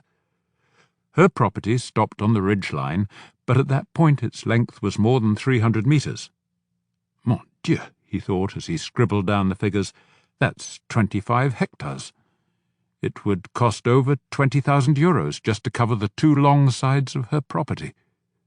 Bruno tried to think how many deer he'd seen as he drove up to Imogen's house. At least 50 to the hectare, he estimated, maybe more. There would be well over 1,000 deer to be disposed of. He called the nearest abattoir and asked to speak to the director, a man he knew from the rugby club. "Sorry, Bruno," he said, but there was no way he could process or store that many deer. Even if he rounded up some other abattoirs to help, they would need to check the quality of the meat. Culled deer were usually too thin. Usually after a cull, the dead deer were simply piled into heaps with a bulldozer and then burned in place. "Imogen has to pay," the mayor said, "and if she can't, she'll have to sell up. When she realizes what she's facing, she'll let us into the property to make our own cull. Even then we'll need everyone with a hunting permit to volunteer in exchange for the meat. And we'll still have hundreds of corpses to burn," Bruno replied. "In that case, we'll need the prefect to give us permission to raise the limit beyond 1 deer per person for this season. I can take care of that," the mayor said. "And by the way, what's happening with you and Pamela? I was surprised to see her with crimson at the Patriarch's party." Chapter 13. When Bruno arrived in his office the next morning, there was an email from Annette. She had traced a will for Gilbert, registered by a notary in the Cantal district of the Auvergne, with an address near Rion-es-Montagne, deep in the Massif Central. Bruno knew this region of ancient volcanoes, mainly for its splendid cheese and the aperitif made from the roots of the local gentiane flower. He dimly recalled seeing signposts for the place once, when taking some of the schoolchildren on a skiing trip. He called the notary's number and was surprised when a voice answered, "Mary?" The notary, he learned, was also the mayor. Bruno introduced himself and asked if the notary was aware that his client, retired Colonel Gilbert Clamatin, had died and been cremated. "Mon Dieu, no, not Gilbert! Oh, God rest his poor soul!" Bruno could hear the shock in the man's voice. "I'm sorry to be the bearer of sad news, but although we made a thorough search, we couldn't find any will among his effects, and a local magistrate found you had registered one in his name," he said. "You say you are the chief of police in Saint-Denis in the Périgord?" the notary replied, sounding suspicious. "I don't know any connection he had in that town. Let me check your credentials with the Saint-Denis Mairie, and I'll call you back. Can I reach you through their switchboard?" Within minutes, Bruno's phone rang, and the mayor notary, apparently satisfied, was back on the line asking if Bruno could fax him a copy of the death certificate. He took down the fax number, sent it over with the cremation document, and waited again. "This is very depressing news," said the mayor notary a few minutes later. Bruno could hear a fax machine still whirring in the background as the man spoke. He gave his name as Amédée Rouard. Bruno hadn't heard that old-fashioned Christian name for years. "Gilbert was a childhood friend from school, and we were quite close until he left for the Air Force. The death certificate says he died of natural causes when drunk.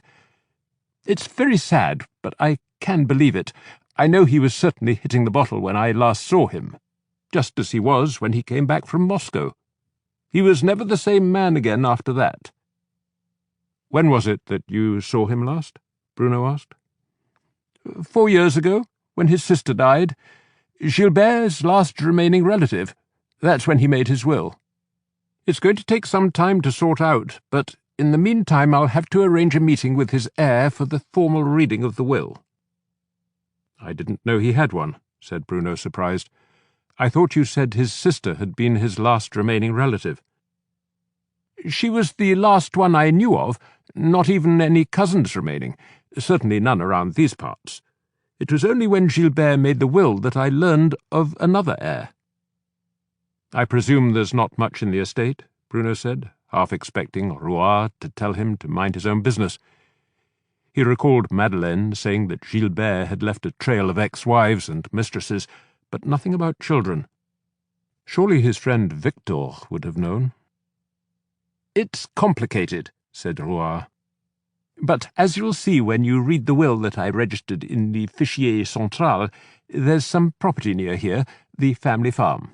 It must be worth 100,000 or more, maybe a lot more now that they're building ski chalets for Puy-Marie. It's all been rented out since his sister died, house and land separately. And then there's some kind of trust fund that Gilbert set up, but I've no idea what's in it." "The people he was living with near here told me Gilbert was broke, spending his pension on clothes and vodka," Bruno responded, thinking this Gilbert was full of surprises. "I don't know why they should say that," Rouard replied. "Gilbert wasn't rich, but he was comfortable enough, and a very generous man. The rent was paid directly to a charity, along with other donations he made from time to time, always to the same one." "What was the charity?" Bruno asked, expecting something like the Air Force Widows' Fund. "The Children of Chernobyl, a fund to bring those sick kids to France for summer vacations. You remember that nuclear accident?" "Of course." Bruno sat back in his chair, thinking this was suddenly becoming complicated, and wondering how much more the notary might be prepared to tell him. "Is there anything I can do from Saint-Denis that would help you settle Gilbert's affairs?" "Not really. I'll have to write to the bank where the trust fund is based, and send them copies of the death certificate. I can't say I've ever dealt with anything like it. The bank is somewhere in Liechtenstein for tax reasons, Gilbert said. Then I'll have to trace his heir, but it's a delicate matter. If I should need your help, I have your email address and your number." "Thank you for being so helpful," said Bruno. "I hope I can be of service to you if need be." "I'm not telling you anything I shouldn't. You'll find the bank's address in the will, although the identity of the heir is in a separate codicil. But thank you for the news, sad as it is. I'll miss Gilbert, and a part of my childhood goes with him." Rouard hung up. Bruno emailed Annette to ask her to send him a full copy of Gilbert's will, since he'd learned it contained some interesting new information. That would ensure she'd read it, and she'd certainly take a look at the fiscal aspects of this trust fund. Tax evasion had become a serious issue, and French citizens were required to register any foreign holdings. But did it have any impact on Bruno's own curiosity about the death? Probably not, unless this mysterious heir was somehow involved in it. Even then, there was no evidence of foul play, and no longer any remains that could be autopsied. He knew something of the way military pensions worked from his own case, the wound he'd received in Bosnia entitling him to an invalidity pension after 13 years' service. But there was a sizable difference between his pension as a sergeant-chef and that of a colonel. Moreover, he had no idea how long Gilbert had served. He called a contact in military records who had proved helpful before and gave him Gilbert's details, and was told it would take a few hours to answer Bruno's questions. The moment he put his phone down, it rang again. It was Annette. "This case is getting interesting," she said. "I've tipped off my colleagues in the Fisc, and they're going to look into it. Check Colonel Clamatin's bank and tax records and see whether this Liechtenstein account was ever registered. Depending on what's in this trust, there could be some heavy death duties. Who's the heir?" "I don't know. The notaire said it was in a separate codicil." "We'll find out after the will is read, and it goes to probate," she said. "It looks like there could be more to this death than meets the eye. I should know better than to dismiss your hunches." "I'm not sure I'd even call it a hunch, more a curiosity," he said. "Whatever it is, the trail seems to have gone cold."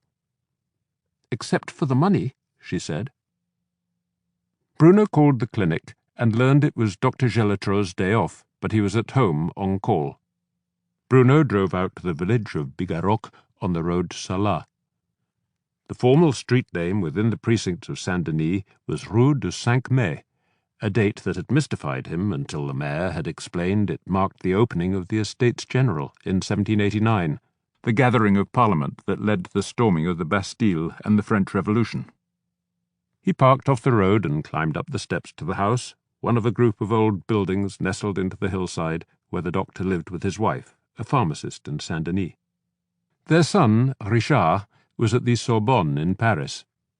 He found Gelatro dozing in his small walled garden in the autumn sun, a copy of that day's Le Figaro on his lap. Bruno accepted a glass of apple juice, and the doctor took a small Ricard. "I presume this isn't a social visit," Gelatro said. "Not exactly. Did you know that Gilbert had been cremated already?" "No, and I'm surprised I wasn't invited to the funeral. I was his doctor for nearly 20 years. "Since he came back from Moscow?" Bruno asked. "That's right. I liked him when he was sober, which wasn't often. We tried getting him into various clinics to dry out, but it never lasted. His liver would have gotten him sooner rather than later, but I can't say I was greatly surprised at the way he died. Something odd has cropped up about his will, so I need to ask you if there was anything at all unusual about his death." Gelatro spluttered into his drink. "Unusual? You mean foul play? Not in the least. Dead drunk and drowned in his own vomit. I've seen it before, although usually with people who've taken barbiturates." "So is it common with drunks?" "The amount of alcohol taken is what matters, and you saw the size of that flask. He was already stumbling drunk when we took him away from the party. He passed out when we put him on that couch. I made sure he was lying on his side, just in case he did throw up, and I told Victor to keep checking him." "Was he in the same position when you pronounced him dead?" Bruno asked. "No. When we found him dead, he was lying on his back, his mouth completely blocked.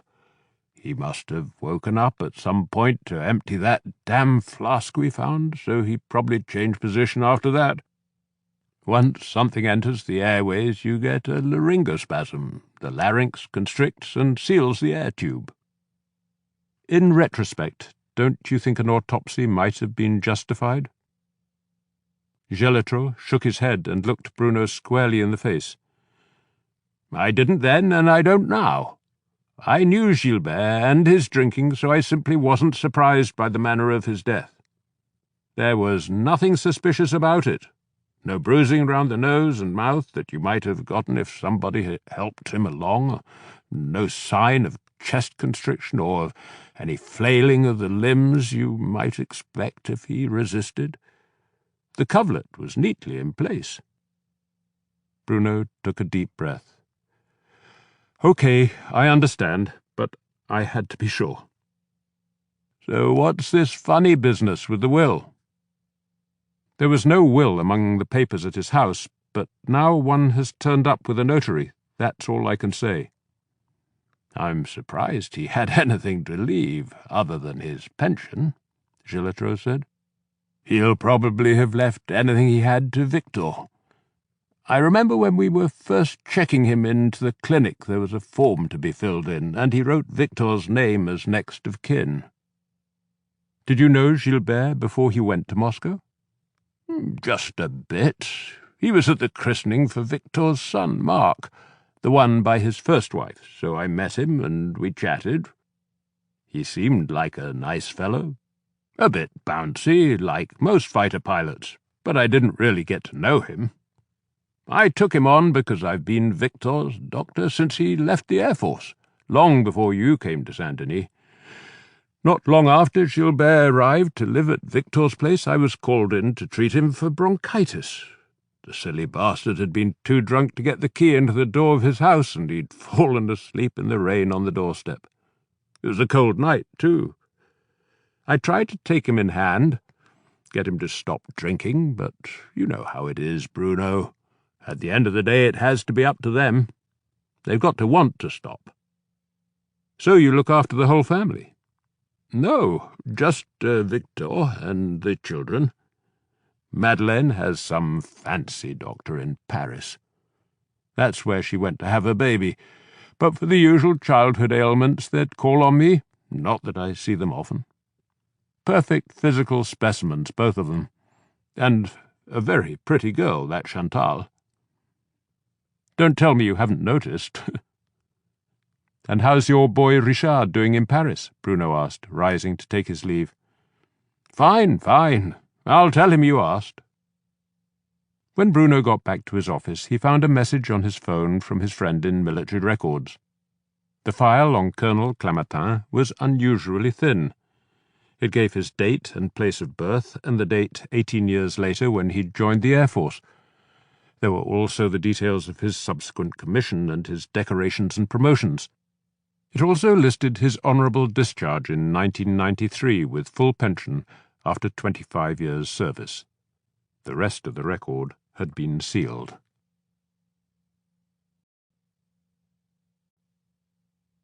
Chapter 14. As Bruno drove along the river road that led to Victor's vineyard, he felt troubled. He knew that he should be looking forward to seeing his childhood hero once again and thanking him for the invitation to the confrérie and also to this wine tasting. What nagged at him was not simply the growing mystery about Gilbert and his hunch that something was not quite right about the accepted version of his death. It was also that Bruno felt the Patriarch's family had an agenda in suddenly welcoming him into their world, a much more privileged one than he usually knew. Was he being drawn in so that Bruno, as a policeman, would feel a sense of obligation to such an eminent family and help the Patriarch's heirs protect their secrets?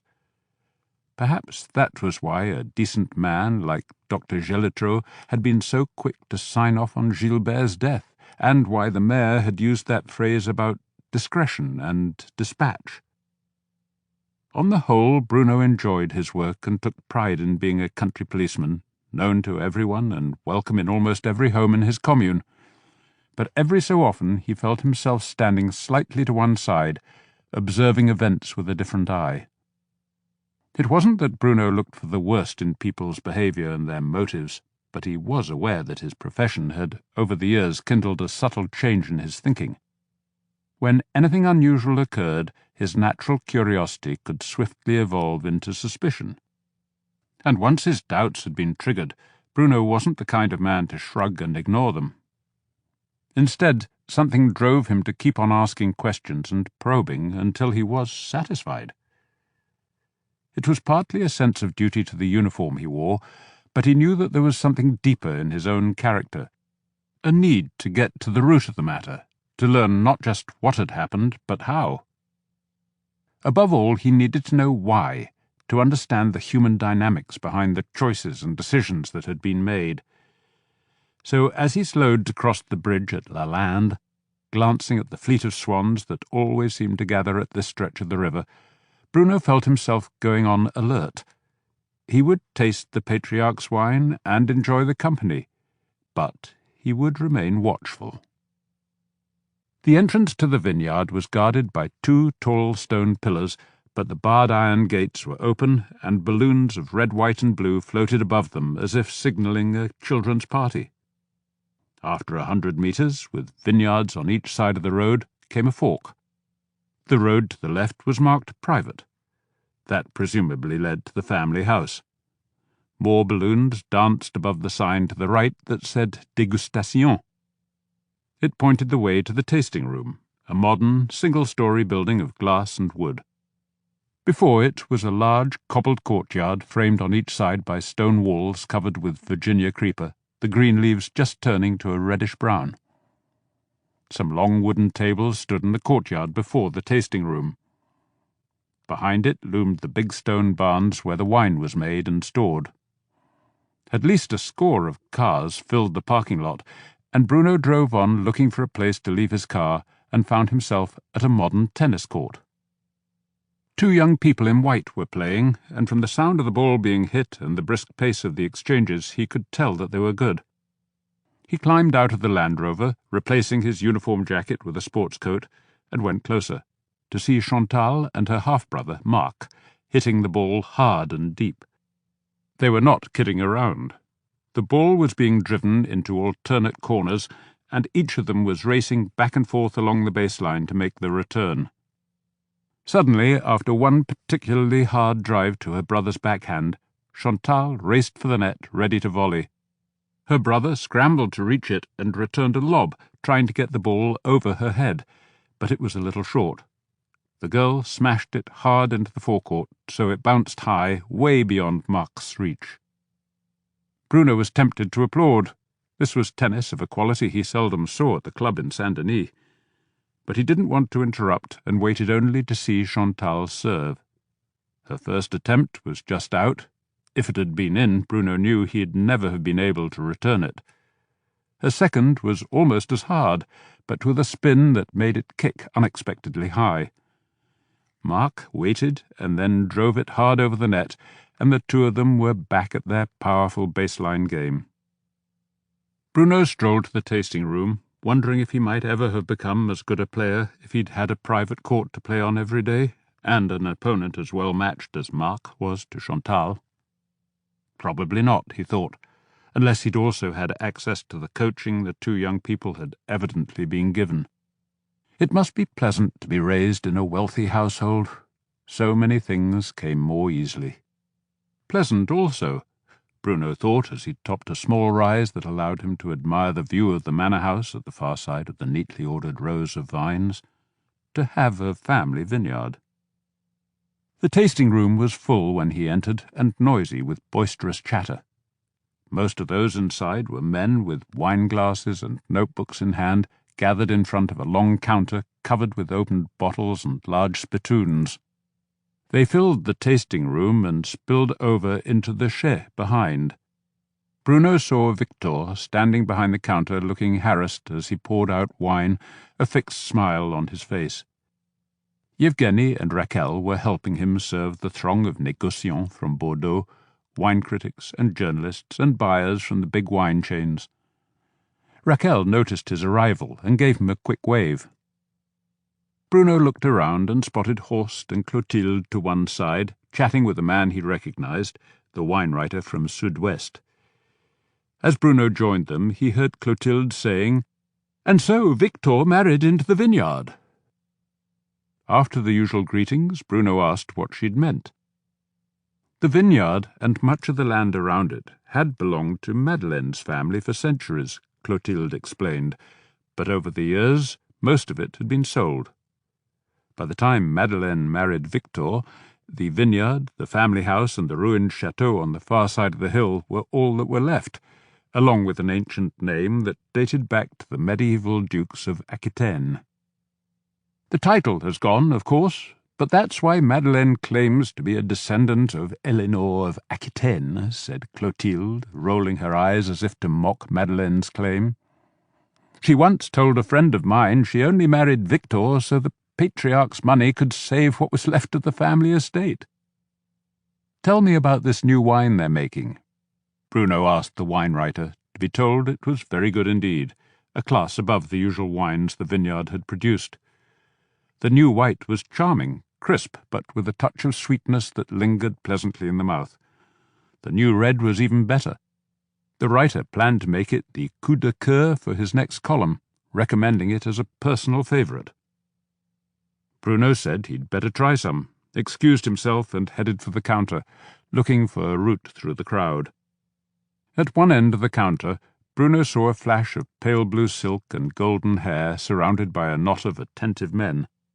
Then their ranks parted, and Madeleine, looking elegant and lovely in a cream linen suit with a blue Hermès scarf at her throat, sailed through them smiling, her eyes on the newcomer. "Welcome, Bruno," she said, greeting him with a kiss on both cheeks. He was surprised that she seemed to be wearing no scent. Of course, he told himself, it might interfere with the bouquet of the wines. "Marco asked to see you the moment you arrived." She led the way into the chaise and pointed him to the steps that led down into the dimly lit cave where the Patriarch was standing between long rows of large oak barrels. Hubert, the Saint-Denis wine merchant, was at his side along with two middle-aged men in dark suits. The bung from the nearest barrel had been removed, and a plank had been stretched across two more barrels to hold some wine-glasses and a silver spittoon. The Patriarch plunged a dipper into the opened barrel and poured some of the fresh wine into a clean glass. Before handing it to Bruno, he put the glass on the plank of wood, shook hands, and introduced him to the two strangers, one from the Hachette wine guide, the other an English buyer. Hubert then explained that Bruno was one of his partners in the Saint-Denis vineyard, which was stretching the reality of Bruno's modest investment as a shareholder, but gave him a status the two men seemed to find acceptable. He wondered how they might have reacted if he'd arrived dressed as a policeman. "It's a very promising wine indeed, lots of fruit, but unusual depth for a Bergerac and for wine so young," said the man from Hachette. "But there's something in here I'm trying to identify beyond the usual Merlot and Cabernet." "What do you think, Bruno?" asked the Patriarch, handing him the glass. Bruno raised the glass to assess the colour, holding it against the glow of a candle that had been placed on a nearby barrel. It was clear, but slightly darker than he'd expected. He swirled the glass a little to see the healthy crown as the liquid trickled back down the sides of the glass. He swirled it more and then sniffed, cocking his head as he'd been taught to give each nostril a chance to savour the bouquet. He smelled dark fruit, a fresh earthiness like a ploughed field after rain. That would be the Merlot. It might have been a young Saint-Emilion, but there was something else, elusive and slightly unusual. He swirled the glass again and sniffed once more, recognizing the freshness of the Cabernet Sauvignon. He took a sip, let it settle in his mouth to reach those less-used taste buds at the back of his tongue. He recognized something mineral in the flavour, like that hint of iron he found in a good Péchamon. "I'll give you a clue," said the Patriarch, with an almost sly smile. "In the chaise we have a private nickname for this cuvée. Eleanor. That should help you." Bruno was no great connoisseur of wine. He could tell the Gamay grape of a Beaujolais from a Syrah that came from the Rhône, and he could usually distinguish between a Médoc and a Pomerol. He could tell a fresh young wine from one that had matured, but identifying the individual estates and vintages was far beyond him. For this unexpected test of the Patriarch's, however, Bruno knew that Clotilde had given him the essential clue. "You've added some co," said Bruno, suddenly understanding the darkness of the colour and the elusive taste he couldn't quite identify. "The wine that was served at the wedding of Eleanor of Aquitaine, to whom this vineyard can trace its family origins." "Absolutely right," said the Patriarch, looking delighted. "The black wine of Cahors, gentlemen, usually known as Malbec, but around here the local name is Co. It was the traditional wine of Aquitaine, served at the great royal wedding in Bordeaux in the year 1152, when Eleanor, Duchess of Aquitaine, married one of her 2 husbands. She was the only woman ever to have married both the King of England and a King of France, and she was an ancestor of my daughter-in-law. This cuvée is 60% Merlot, 30% Cabernet, and the rest is Malbec. Eleanor of Aquitaine was also the only queen to have gone on crusade to the Holy Land, said the English buyer. She was the mother of our Richard Lionheart and of his wicked brother King John, the one who gave us Magna Carta. Our clients do love a wine that comes with a legend. It gives them something to talk about. Are you selling this en primeur? If you're buying, we're selling, even in the barrel, replied the Patriarch with a smile. He was wearing corduroy slacks and a checked tweed jacket over a turtleneck sweater that looked to Bruno like cashmere. We plan to taste it again in the spring, see if it's ready for bottling. He poured another glass for Bruno, this time from a bottle that carried the familiar label with a drawing of the Patriarch's face. Now, try this, the new Réserve du Patriarche. Bruno sniffed carefully and tasted. It was a much more serious wine than the standard product of this vineyard that he'd been given at Raquel's lunch party. He found it to be a straightforward mellow Cabernet blend, but beautifully balanced. It was deep and rich, full of fruit, but with a slight hint of spice, almost peppery in the aftertaste, the flavour he always relished in a good pomerol.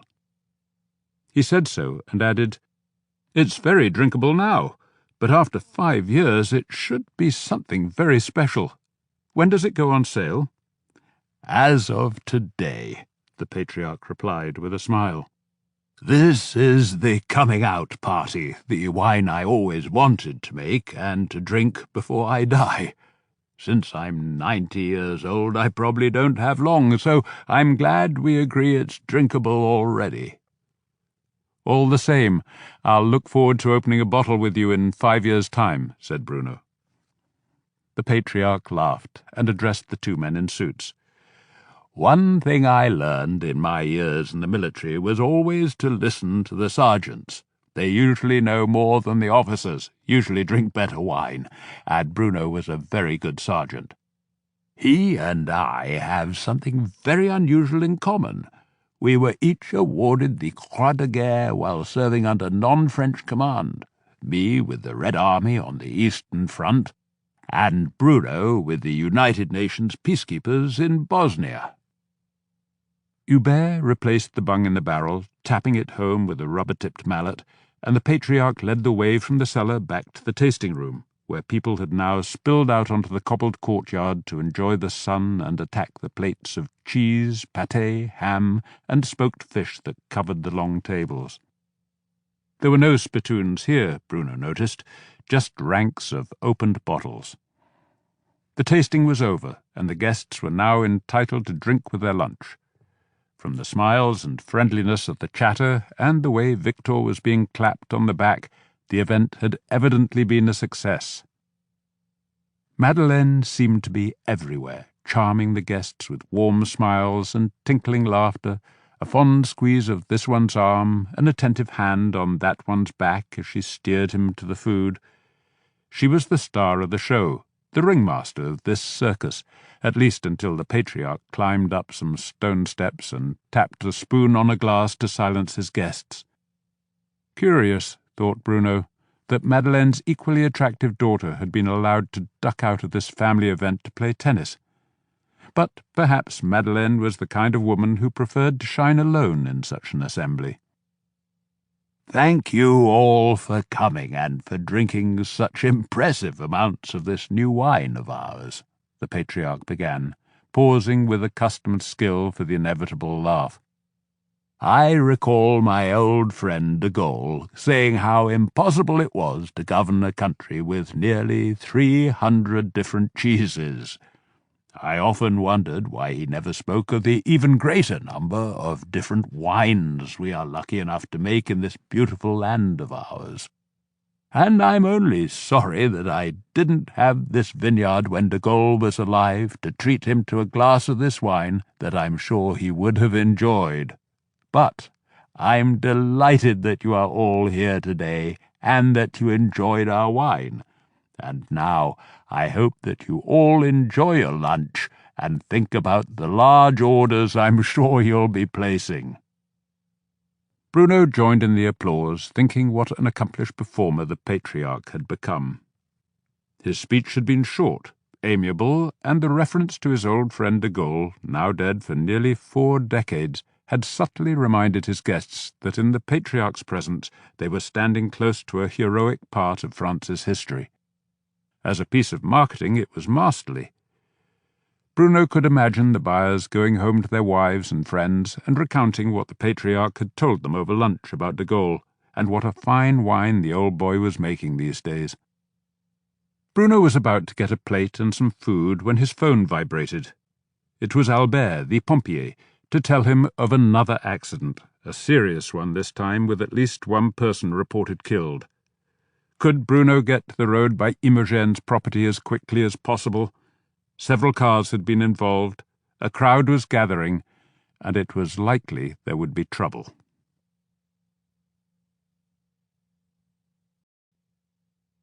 Chapter 15.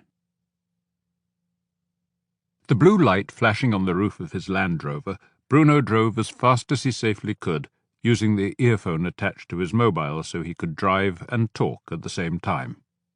Sergeant Jules, the gendarme, had just arrived on the scene, and told him the pompiers were using their heavy equipment to cut open the side of a crashed car to free the injured children trapped inside. Their mother, at the wheel, was dead, and so was the young stag that had crashed through her windshield and into her lap. One of the large buses that replaced the local trains while they were upgrading the rail line was leaning perilously against a tree on the far side of the road, tilting with its wheels in a ditch. 2 more deer were trapped beneath it, and another car had run into the back of the bus. By the time Bruno reached the spot, the fireman had freed the 2 children, and an ambulance was racing them to the hospital along with the bus driver.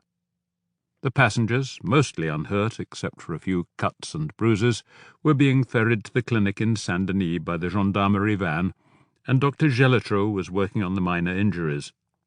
Fabiola had gone with the children in the ambulance. 1 lane of the road had been cleared, sufficient for 1 car at a time to pass, but a carelessly parked line of cars was pulled off the road, people from Saint-Denis coming to the scene to offer help. But a knot of perhaps a dozen of them was arguing angrily with a lone gendarme who stood at the entrance to the lane that led to Imogen's house. He had 1 arm outstretched as if to bar their passage. Bruno went to help him, asking one of his friends in the crowd to find out where the various bus passengers were heading. Then Bruno joined the gendarme, called for silence, and said he needed volunteers to drive the passengers to their destinations. The bus had a sign on the windshield saying Salat, so most of them would be heading there, or to Le Buisson or Saint-Cyprien, the 2 main towns on the route. "Putain, Bruno, they'll send another bus," shouted Hervé, a hot-headed young man recently laid off from his summer job as a bartender at a campsite. "We want to go and sort out that daft cow Imogen." "Imogen can wait," Bruno said firmly. "I have to get in touch with a man who's just been made a widower and get him to the hospital to see his kids. Don't stand in my way, Hervé, or you'll regret it. Now, go and see if you can help these people from the bus while I try and track this man down and give him the news that's going to break his heart. He's got to be the priority now." "Justin," he went on, turning to a hunting club friend, "I can count on you to find out who's prepared to drive people to Le Buisson and which ones will go on to Saint-Cyprien and Salat." He turned his back on them, aware that they were dispersing, some volunteering their help to Justin. Bruno began dialing the car registry to get a name and an address for the owner of the wrecked Peugeot with the dead woman inside. Its license plate carried the digits 24, so he knew it was local. Within minutes he was calling a man named Michel Perfit, a name he faintly recognized, and found him on a golf course near Périgueux. When he heard the clipped voice, familiar from the local Bleu Périgord radio station, He knew he was talking to the lawyer who was campaigning to be the candidate for the Conservatives for the next election to the National Assembly. There was silence on the other end of the phone when Bruno gave him the terrible news. "Your children are being taken to the Périgueux hospital by ambulance, monsieur," Bruno went on. "Do you need me to arrange a car to pick you up and take you there?" Somebody else, one of his golf partners, came on the line and said Perfit had collapsed. Bruno explained and repeated his question. "We have our own cars here, thanks, and we'll leave now," came the reply. "I'm his law partner. Can you tell me what happened?" "It's not altogether clear, since other vehicles were involved, but his wife's car was hit by a deer." Bruno did not say that an antler had pierced the woman's chest. The young stag had been so emaciated that it had almost certainly come from Imogene's land. "Does this have anything to do with the crazy woman with the deer who was in the paper this week?" the voice asked. "I can't say for sure, monsieur. It's near her land, but this is a hunting area. Hers aren't the only deer around here. Shall I tell the hospital that you're on your way? And is there anyone else you'd like me to call on your behalf? Perhaps Madame Perfit's family?" Saying briskly that they would make their own calls and go directly to the hospital, Perfit's partner gave a distracted word of thanks and hung up. Bruno let out a long breath. This meant trouble. A prominent lawyer and politician with a dead wife and injured children in a dramatic accident in a region where most people were already hostile to Imogene. He called the mayor to inform him, and was still speaking when he saw the first of several flashes from Philippe Delaron's camera. Delaron was now working full-time as a newsman for Sud-Ouest. His family's camera shop was closed, a victim of the technology that had put cameras onto every mobile phone, but he still did portraits and weddings on his days off. His photos taken, Philippe approached Bruno, notebook at the ready. Bruno gave cautious replies to Philippe's questions as another ambulance arrived to take the dead woman away. It was followed by Lespinas's tow truck, which slowly began to haul the crumpled Peugeot from the ditch. "Have you got a name yet for the dead woman?" Philippe asked. There was no reason for Bruno to delay. The next of kin had been informed. "Madame Monique Perfit," he said. "I just spoke to her husband, Michel. He's heading to the hospital to see his kids." "The political guy?" Philippe asked. Bruno nodded, and Philippe whistled softly in surprise before turning away to phone his news desk. Bruno went to Lespinasse, who said a special vehicle would be needed to haul the bus from the ditch. His own truck simply wouldn't have the power. Bruno clambered into the empty bus, bracing himself against the slope, and checked behind and under the seats to ensure that all the passengers were out. Then he leafed through the sheaf of papers in the compartment by the driver's side, found the number of the operator, and called with the news. A young woman on the switchboard said she'd have to call her boss, but she knew of no spare buses available. The key was still in the ignition, so Bruno took it, checked that the luggage compartment was locked, and called the operator's number again to say the company should apply to him for the keys. But he wanted the bus towed away forthwith. He left his mobile number and climbed gingerly from the vehicle to see that the mayor had arrived. "Philippe just told me it's Perfit's wife and kids," the mayor said. "He's putting out the news on Bleu Périgord right now, so I'd better call the prefect. Anything else you can tell me?" Bruno explained about the shuttle service he was organising for the passengers, and that he should get to the clinic to see what he could do for the people being patched up by Dr. Gelotreau. He'd learned from the fireman that there had been a couple of broken limbs and several cracked ribs. "And there was a nasty moment when a group of hotheads wanted to march up the hill to confront Imogene," Bruno went on. "I managed to deflect them for the moment, but that won't be the end of it." "Can't say I blame them," said the mayor. "If I weren't the mayor, I'd be tempted to join them." "You might be tempted, but you wouldn't do it. You know we can't have people taking the law into their own hands," said Bruno. "We can't leave her alone up there. We'll have to try to get her out before night falls." Once people get into the bar and word spreads and they start drinking, they're likely to talk themselves into going up that hill with cans of gasoline and matches and burning her out. If it were just our people from Saint-Denis, we might be able to calm things down. But with the news on the radio and that story in the paper this week, we'll have half the hunters in the département heading this way. It's the deer they want, not her. I'm a bit surprised we haven't heard volleys of gunshots already." "Everybody's still a bit chastened by the deaths, but that won't last," said Bruno. "I'd better go up and see her while you talk to the prefect." "And what do you do if Imogen refuses to leave?" Bruno shrugged. "I'll have to be very persuasive." "That won't work, and you know it. I'm not having you sitting up there trying to stop a mob," said the mayor. "There is another way. Dr. Gelitro could declare her insane and a danger to herself. Then we could legally take her to a hospital overnight for observation and get a court order in the morning. It's not pleasant, but it could save her life. Have you got a better idea?" Bruno shook his head. "You'd better clear it with the prefect. If you go to the clinic and arrange matters with Gelitro, I'll go up to the house and talk to Imogen. She might listen to me. Good luck.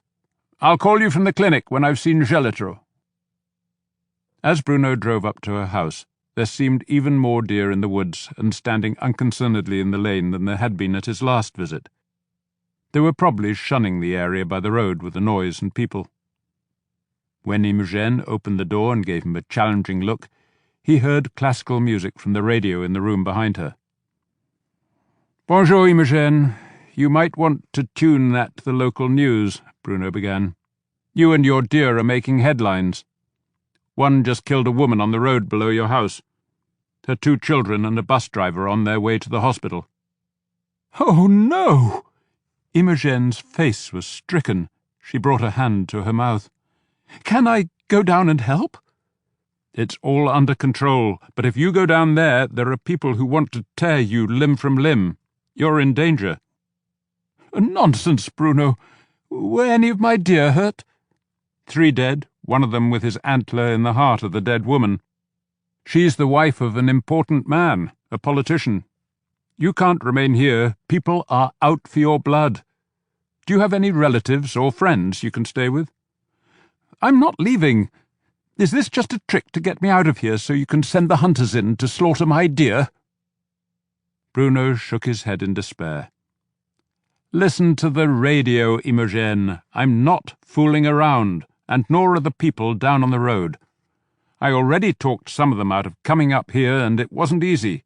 There will be more, and they are angry. For your own safety, I need you to get out of here." She gazed at him levelly for a long moment, and then said, "I don't have anywhere to go, and even if I did, I'm not leaving my deer."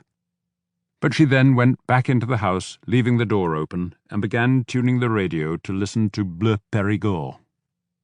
Bruno knew of only one friend who might be prepared to take Imogen in. He looked up Raquel's number on his mobile, called her, and explained the situation. She agreed to put Imogen up for a few days. "All right, I believe you," said Imogen, turning away from the excited news reports on the radio. "This is tragic news, but you can't blame the deer. People have to learn to live with them, to share this lovely land with the animals. They have just as much right to be here as we do. People must learn to drive more slowly, give up their cars, walk." Bruno grimaced in frustration. Imogen lived on a different planet. His phone vibrated, and the mayor told him that Dr. Gelitro had signed the authorization for Imogen to be taken into custody for a compulsory psychiatric evaluation. Gelitro had added that he'd be the first to volunteer for a culling party. "That phone call was to tell me that we now have legal authority to arrest you and take you to a psychiatric clinic to be examined," Bruno said, trying to sound calmer than he felt. Imogen half sat, half collapsed on the chair behind her, hand to her mouth in shock. "You wouldn't." "You leave us no option, Imogen. The order is legal, and it has been signed. But you do have a choice, and it's simple. You either come with me of your own accord, right now, and I take you to your friend Raquel's house in Montignac, she's agreed to take you in for a few days until tempers cool. Otherwise, I'll arrest you and take you to a cell in the gendarmerie until the psychiatric ambulance can come and pick you up, put you under restraints, and take you to the psychiatric wing in Périgueux. Which is it to be?" She glared at him. "You have no right to treat me this way. I won't cooperate." Hating himself for doing this, Bruno caught her arm, turned her, and applying a half-Nelson, he frog-marched Imogen out of her house and bundled her into the back of his Land Rover and locked the door. He climbed into the driver's seat, looked at her, and said, "Last chance. Raquel's place or the straitjacket?" "Raquel," she said. "But I'll need a bag, some clothes, toiletries, my purse." "I'll give you 5 minutes, and if you try to run, I'll put you in handcuffs and take you straight to the gendarmerie. Understood?" She gave him a venomous look and then spat something that might have been agreement, so he let her out of the vehicle. With a firm grip on her arm, he led her back into the house and stood in the doorway of the bedroom while she swiftly threw some clothes into a suitcase. He told her to take any valuables, important documents, and anything she particularly treasured. Some of her dear photos, perhaps. "What on earth for?" she said fiercely, glaring at him as if Bruno were the enemy. "I'll be back tomorrow when this stupid fuss dies down." "No, Imogen, I'm not even sure this house will be standing by tomorrow. I honestly fear they might burn it down." Bruno was already working out a safe route to take that would avoid the crowd at the accident site. He wasn't sure if Imogen was being defiant or just trying to bluster through her own sense of uncertainty, or whether she simply could not recognize the danger she was in, far less her own responsibility for the accidents. He doubted that she'd ever admit to feeling guilt. As he watched her, she braced herself as if coming to some kind of decision, and then took some photos from her walls and put them into a folio that had been lying on her desk. In little more than a minute they were both in his Land Rover, Imogen's bag and purse, and a folder of photos on the rear seat. Bruno's car radio was tuned to Bleu Périgord. The station had sent a reporter to the hospital, and she'd managed to snatch an interview with Père Fite as he arrived. He said only that this was no time for politics, that he was focusing on his children and feeling his grief for the death of his wife. But the reporter concluded by reminding the listeners that Père Fite had in the past been an outspoken critic of people he called green extremists. A hospital spokesman said that the surgeons were fighting to save the life of one of Père Fite's 2 children. Imogen was stone-faced as Bruno took a hunter's path through the woods and concentrated on navigating the narrow trail. The news gave way to a talk show that began with a caller denouncing that dear woman as a murderer. He heard Imogen give something like a sob, and then she bent over and began to retch. Bruno stopped his vehicle, leaned across her to open her door, and helped her lean out to be sick. He switched off the radio and gave her a bottle of water and a towel that he kept in his sports bag. While he waited for her to finish, he texted the mayor, "Imogen out. En route. Safe house."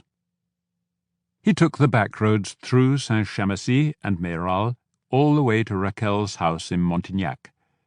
Once in the small parking area outside Raquel's house, he called her and asked if it was convenient for Imogen to arrive now, or did she have visitors in the house. She was alone, Raquel replied. Bruno escorted Imogen inside and dropped her bag and photos in the sitting room and said to Raquel, "I know you'll be discreet." "I've been listening to the radio. I understand." "Even your family?" Bruno began. "Particularly my family, and most especially Madeleine," Raquel said with a grim smile. "For this issue, we're on different sides. You know she's campaigning to be the UMP candidate for the European Parliament." Bruno raised his eyebrows. He hadn't known, but the news came as little surprise. Madeleine was a woman of firm opinions, and the current socialist government was struggling in the opinion polls. It was a seat she could win. He thought back to the Patriarch's party and the politicians who'd been there, doubtless invited to help her cause. And he remembered how tirelessly Madeleine had worked the crowd and how she had done the same at the wine-tasting earlier in the day. "She's been building support among the wine-growers, the hunting clubs," said Raquel. "She wants to be sure there's no chasseur party candidate taking votes from her. So my dear sister-in-law is the last person I'd let know that Imogen has taken refuge here." "I'm grateful, Raquel. You're a good woman." "Don't worry. I'll take good care of her, even though I don't agree with Imogen's stubborn insistence on saving these deer of hers. If she'd only agree to keep the numbers in balance, I think we could get some kind of refuge status for her." "She and I are going to have some time together. Maybe I can talk her into it."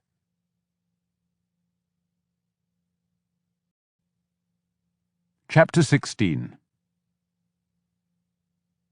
The prefects of France date from Napoleon's time, have a quasi-military uniform, and are the direct representatives of the central government in the regions.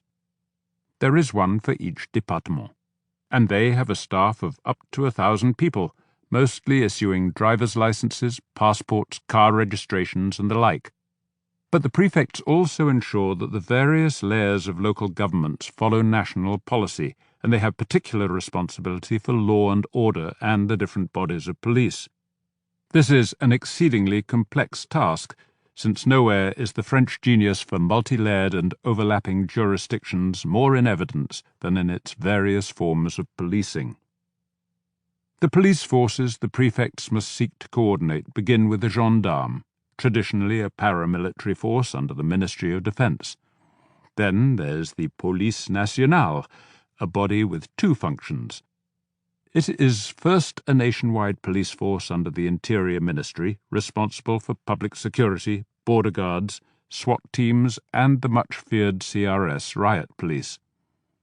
It also runs the DCRI, the Directorate of Internal Intelligence, which brings together the counter-espionage service and the old police intelligence network, the Renseignements Généraux. In its second function, the Police Nationale also runs the Police Judiciaire, a nationwide force of detectives and specialist scientific investigators similar to the Federal Bureau of Investigation in the United States. These elite crime investigators usually work under the direction of a magistrate who is assigned by the local public procureur or prosecutor to mount a criminal inquiry to assess whether there is sufficient evidence for a trial. If so, the investigating magistrate takes the case to court. Along with all these bodies, the prefect must also seek to coordinate the dozens of separate municipal forces in different towns and communes. Among these was Bruno's one-man operation in Saint-Denis.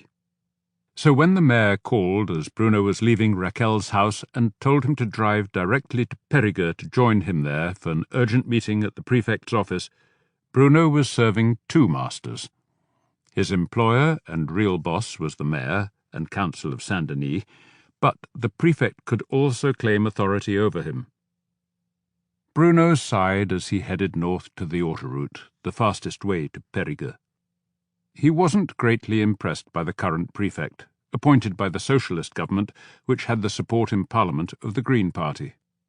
The political affiliations did not bother Bruno, but he had learned that their particular prefect was unusually sensitive to any issue touching on the cherished values of the socialists or the Greens.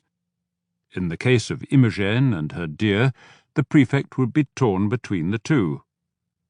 To appease the Greens, he would want to protect the deer and Imogen, which would probably mean deploying a lot of police to protect her property. But the socialists were also traditionally wary of the power and often ruthless tactics of the police.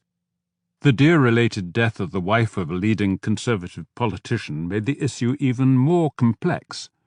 The result, Bruno feared, would be that the prefect would dither, try to appease everyone, and end up making a mess of things. As a former soldier, Bruno knew that nothing was worse than a hesitant commander and uncertain orders. When a state deployed force, it had to know what the objectives were and make sure the troops knew them too. In the case of Imogen, a choice had to be made whether to protect her and her property, and thus her deer, from a potential mob, or to protect the road-using public from the overpopulation of herd deer. Since Imogen was now safe, thanks to Bruno, the only things at risk were the deer, which would have to be culled anyway, and Imogen's ramshackle house. But the moment that Bruno arrived at the grandiose prefecture of the handsome avenue of the Cours Tourny, he found himself directed to the prefect's home. Bruno knew what this meant, a meeting that was not quite official. It could thus, in the event of political embarrassment, be said never to have taken place. Once there, Bruno was directed not to the prefect's office, nor his study, but to a long veranda at the rear of the imposing house, where he found the prefect, the mayor, and the general in charge of the gendarmes, wearing civilian clothes, all drinking coffee and mineral water. A TV set was tuned to the 24-hour news channel, but with its sound off, and a radio was giving local news from Bleu Périgord. While driving, Bruno had been listening to its reporter's account of scores of hunters from across the département gathering at Saint-Denis, amid threats from the hotheads that they would start their cull before dusk fell. "Ah, Bruno," said the mayor as Bruno shook hands with the others. "We're just waiting for the commissaire de police, and then we can begin. Anything to report? Imogen is safely stashed away?" "She's safe for a few days," he replied. The prefect waved him vaguely to the drinks trolley, and Bruno helped himself to some mineral water. "Once night falls, it's far too dangerous to send my gendarme into wooded country full of armed men," the general was saying. Bruno was relieved to hear it. "I'm seriously worried that there could be a bloodbath, and I don't have nearly enough men to control the perimeter of this property. Even if you authorize me to call for reinforcement from Limoges and Bordeaux, they won't be here before morning." A fifth man, also in civilian clothes, was shown into their presence by a white-jacketed steward, who bowed and backed away.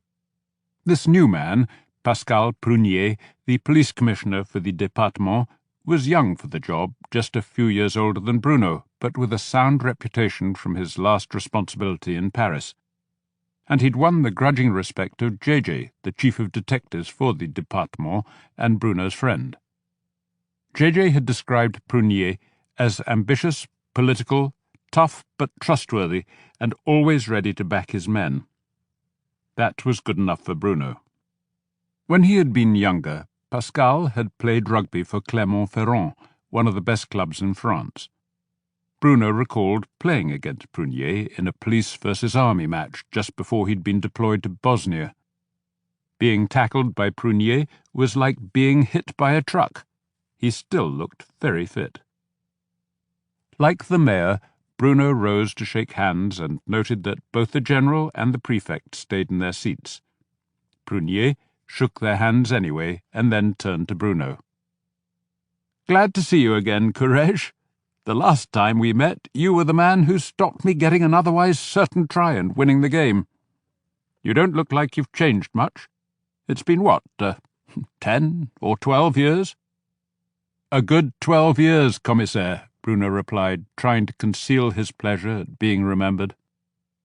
"Call me Pascal. Is it true you've managed to take this dear woman to somewhere safe?" "Yes, but word from Saint-Denis is that things are heating up." "The general has just been telling me he doesn't want to deploy his gendarme at night," said the prefect. "He's right," said Prunier.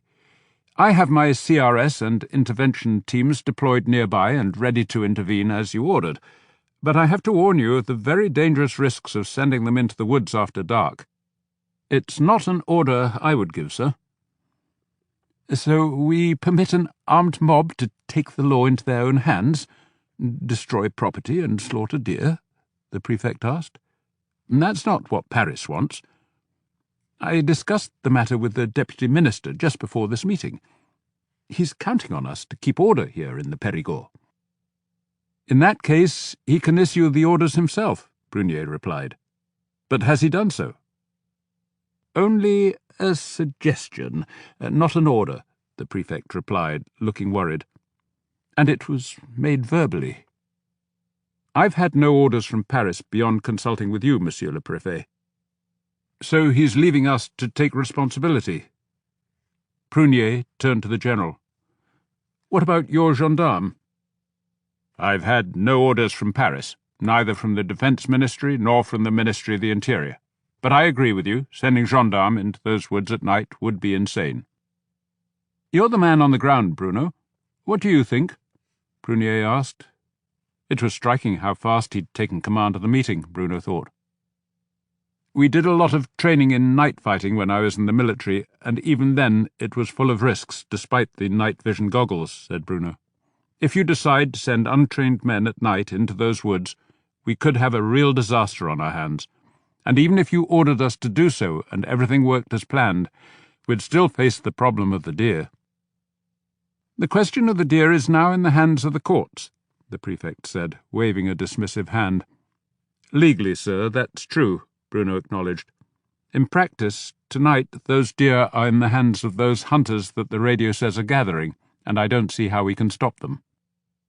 "Wait," said the prefect, leaning back to turn up the sound on the radio. Pierrefitte was being interviewed at the hospital after seeing his children. One was out of danger, the other was in intensive care. "I just hope no other families ever have to go through this kind of tragedy and grief," Pierrefitte was saying in a voice choked with heartbreak. "And all for the sake of a crazed green woman and her deer. Have they all gone mad in Paris? Have they no idea up there what our life here in the countryside is like?" "When you say a crazed green woman, do you hold her responsible for the death of your wife?" the radio reporter asked him. "Of course, and I will be pressing the procureur to bring charges against her for manslaughter. If he refuses, I'll file civil charges against this woman, although if I were her lawyer I'd be tempted to plead insanity. People cannot be allowed to make our country roads into killing grounds. We already have so many deer that they're a menace. It's not as though they're an endangered species. What I learned today is that my wife and children are the endangered ones, along with all the other families on these roads. Can't we agree that human beings have to come first?" The news moved on to the Middle East, and the prefect turned the sound back down and said, "I'll have to talk to the procureur." "Pierrefitte just gave him a perfect excuse to duck it," said the mayor, with an assurance that came from years of experience. "He'll let Pierrefitte go ahead with his civil suit." The prefect nodded sagely and then said, "We have to consider the political dimension." "If Pierrefitte runs, he'll win by a landslide after this," said Prunier. "Why do you say, 'if he runs'?" the prefect asked. "He's running already." "He's lost his wife, and now he has to look after his 2 children, one of them in critical condition, which means convalescing for quite some time," the mayor replied. "I know Pierrefitte. He's a decent man, and he'll put his children first. He'll decide to back out of politics and stay at home with the kids, and he'd be right to do that." "Which means the government might not lose the seat," the prefect said, looking distinctly more cheerful. "Possibly, but it depends on the candidate the UMP finds to replace him. And in Bergerac right now there's someone who could be very hard to beat," the mayor said. "Madeleine de Sey is good-looking, stably married, a mother, runs a vineyard, and the Patriarch is her father-in-law. If the old man campaigns for her, and I expect he will, she has a very good chance." Bruno raised his eyebrows. Madeleine's political prospect seemed even grander than he'd thought. The prefect sank down a little deeper into his chair and looked out at the sky. Dusk was on the way. He glanced at his watch, evidently wavering as the men around him added their own discreet pressures for him to make a decision, looking at their own watches, glancing at their mobile phones, putting their water glasses firmly down, and leaning forward in their chairs as if about to stand. "By the way, Monsieur le Maire, I finished those estimates," Bruno said, thinking that this was a good time to drop another factor into the prefect's thinking. If and when the judge authorises the cull of Imogen's deer, it's going to cost between 20 and 30,000 euros. We could try to get the money back from her, said the mayor, picking up on Bruno's tactic. But that would mean forcing her into selling her home, and that would provoke a scandal. The Greens would be furious, so we'd probably have to apply to you, Monsieur le Préfet, for emergency funding. The prefect switched his gaze suspiciously from Bruno to the mayor and back again, and then looked at Prunier and the general of gendarmes. He suspected that he was being manipulated, but he also knew that these men were right about the dangers of sending armed men into the woods at night. If anything went wrong, it would be the end of his career. "Any news from your men in place, General?" he asked. The general was thumbing through messages on his mobile phone. "No, sir. There was a report of some scattered gunshots a few minutes ago, but there are legal hunting grounds all around there. There's no sign of any organised march onto her property." "I'd better stand down the CRS before we get into overtime pay," said Prunier.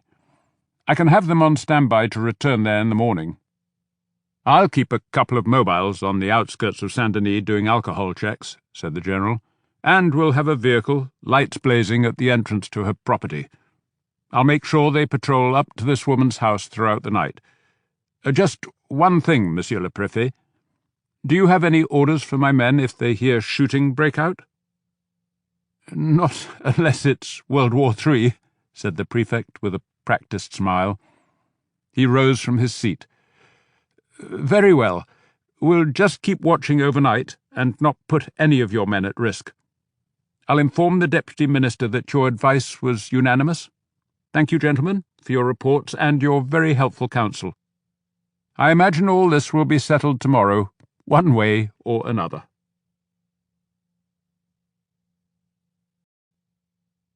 Chapter 17. As they left the prefect's home, the mayor put his hand on Prunier's arm. "I'm delighted to learn that you and Bruno know each other. I was about to invite Bruno to dine with me here in Périgueux, and perhaps we can tempt you to join us. Since you're both policemen, I thought we might try the Hercule Poirot. I've always liked the idea of naming a restaurant after a detective." "Monsieur le Maire, I really ought to get back to see if I can help the gendarmes keep watch at Imogen's house," Bruno said. "No, Bruno, you're staying with me. You leave this business to the gendarmes, and that's an order." "Well, Prunier?" "I'd like to, but I see my wife and kids little enough as it is," Prunier replied. "Why not come back with me and dine with us? My wife's from Alsace, and can always rustle up a quick Flammkuchen. She's used to me turning up with unexpected guests." All three of them were parked in the prefect's courtyard, and as they began to follow Prunier toward his home, Bruno's phone vibrated. He looked at the screen and saw the telltale green light that signalled someone from the Special Security Circuit. It was a phone Bruno had been given on a previous mission by the Brigadier, the Interior Ministry official whose calls always spelled trouble. "Why are you making inquiries into Colonel Gilbert Clamatin?" said the Brigadier, by way of greeting. "He died the night of the Patriarch's party, with no will in sight, and I was trying to track down his heirs," Bruno replied. "I was also curious about his death, apparently from too much alcohol, although some witnesses say he was sober. And then a very early cremation got me wondering. Why are you interested?" "Clamatin's name is on a special list. My office is alerted when somebody inquires into his military file." "Is that routine for people who did his Moscow job?" Bruno asked. "I can't say, Bruno." "Did you know he'd died?" "Not until you told me, which is a little worrying. Our systems need to be more efficient. So you think there was something odd about his death?" "A little. And there seems to be some unusual trust fund in Liechtenstein, although the people he was living with down here thought he was broke. One of our magistrates tipped off the Fisc, and they're looking into it." "Very well. I'll take care of that. If you learn anything more, let me know." The Brigadier hung up.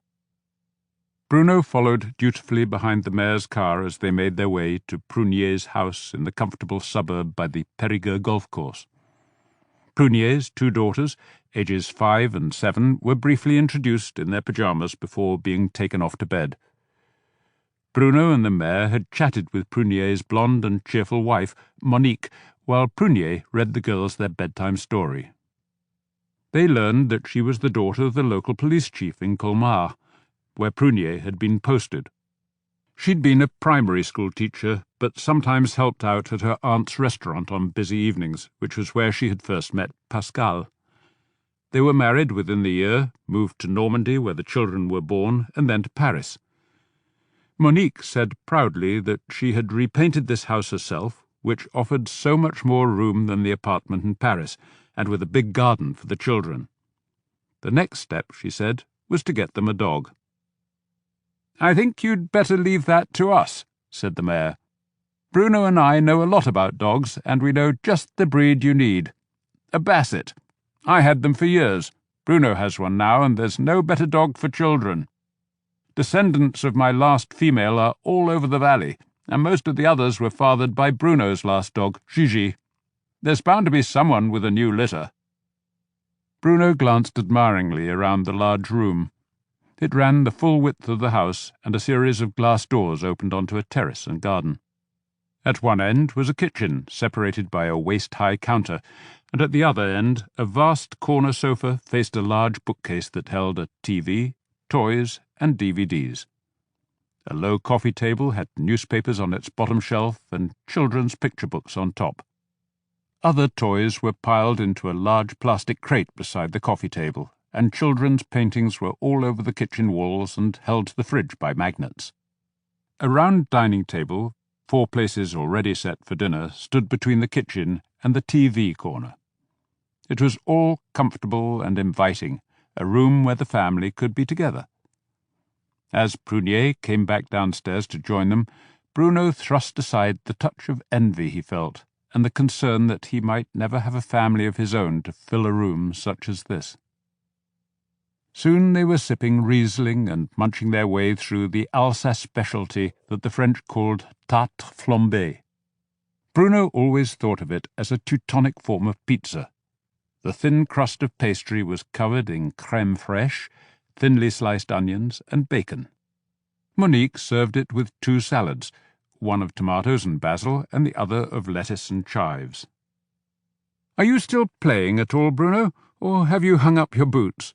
Prunier asked as he opened the second bottle of Riesling, and his wife served a second Flammkuchen, this one bedecked with thinly sliced leeks and sun-dried tomatoes. "He's the star of our over-30 team," said the mayor, "and he trains the children's teams.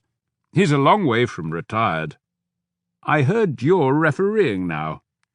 "That's right, when I can get the time," replied Prunier.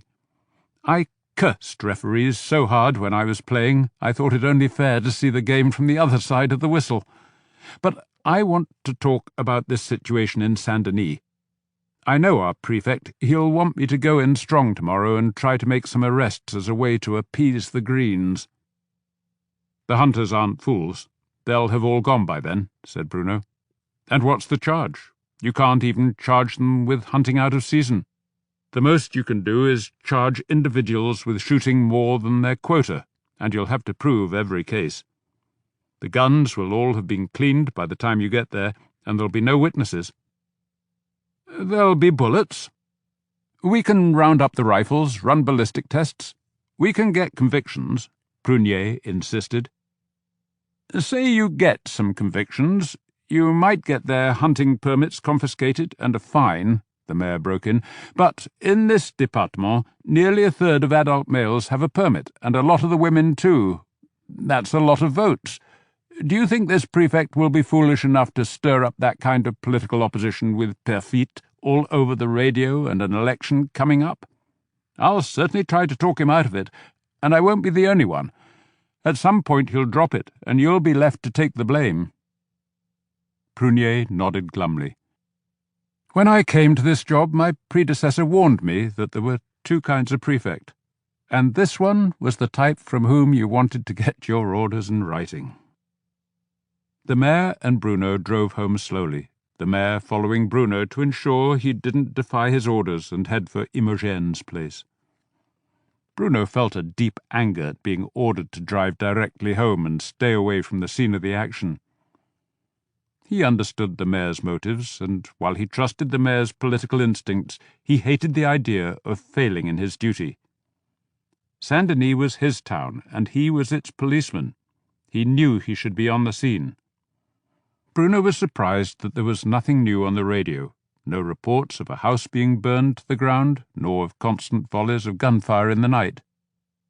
As he took the rise from Mortemart to the brow of the hill, he tapped his brake light several times to signal to the mare behind, slowed, and pulled off the road. He saw the mare pull in behind him, and they each climbed out, listening.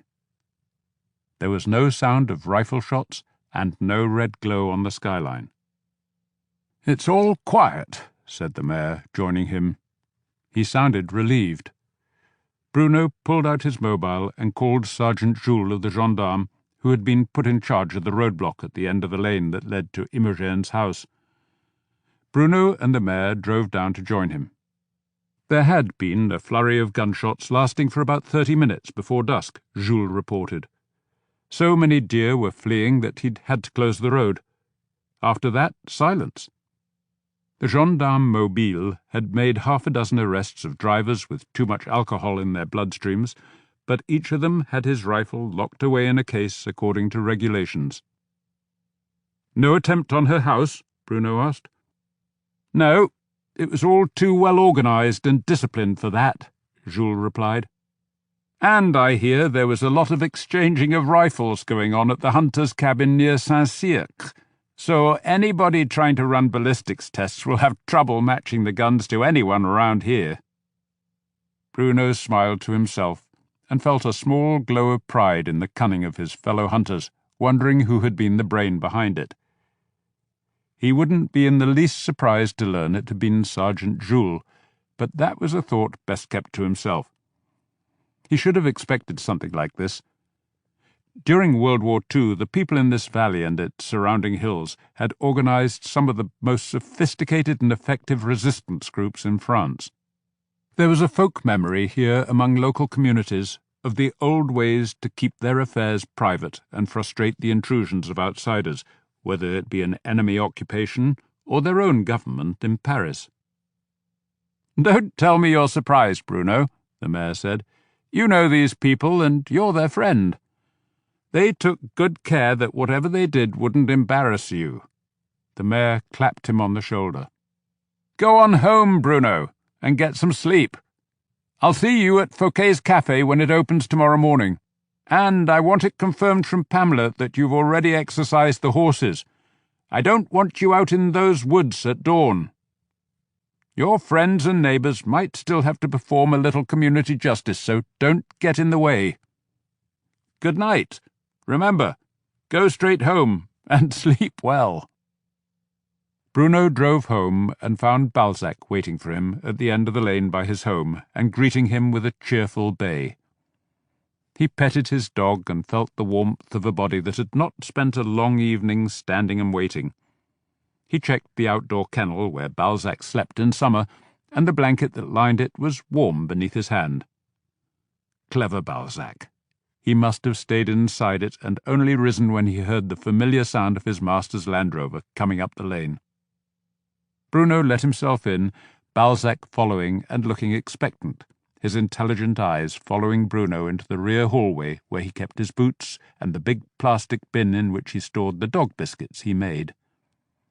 Balzac wolfed down a bowlful along with a sliver of ham that Bruno cut from the smoked haunch that hung from the kitchen beam. He lapped at his bowl of water and then went to the rear door, turning to look hopefully at his master. It was a ritual he expected, the final round of the property before turning in. Balzac leading the way, they made a circuit of the garden, pausing when they emerged from the shadow of the white oak trees Bruno had planted to start his own small truffle plantation. As Balzac snuffled his way around the slope, where rabbits had once been daring enough to build a warren, Bruno gazed up at the vast bowl of stars in the sky, wishing, as he always did, that he knew more of the constellations. They skirted the vegetable garden and went up the steps to the giant chicken run. The birds were all asleep, and Bruno secured the door to their coop while Balzac sniffed suspiciously around the outside, checking for any recent evidence of fox. All was well. Bruno went back inside, washed and brushed his teeth, donned the old rugby shirt he liked to sleep in, and waited until Balzac had settled on the cushion in the corner of the kitchen before giving him a final pat good night. Too tired to read, Bruno turned off the light and snuggled down under his duvet. Just before he drifted off to sleep, he felt an affectionate smile coming onto his face as he wondered whether it had been Sergeant Jules who had so thoughtfully organised the cull, or whether it had been the wily old mayor himself.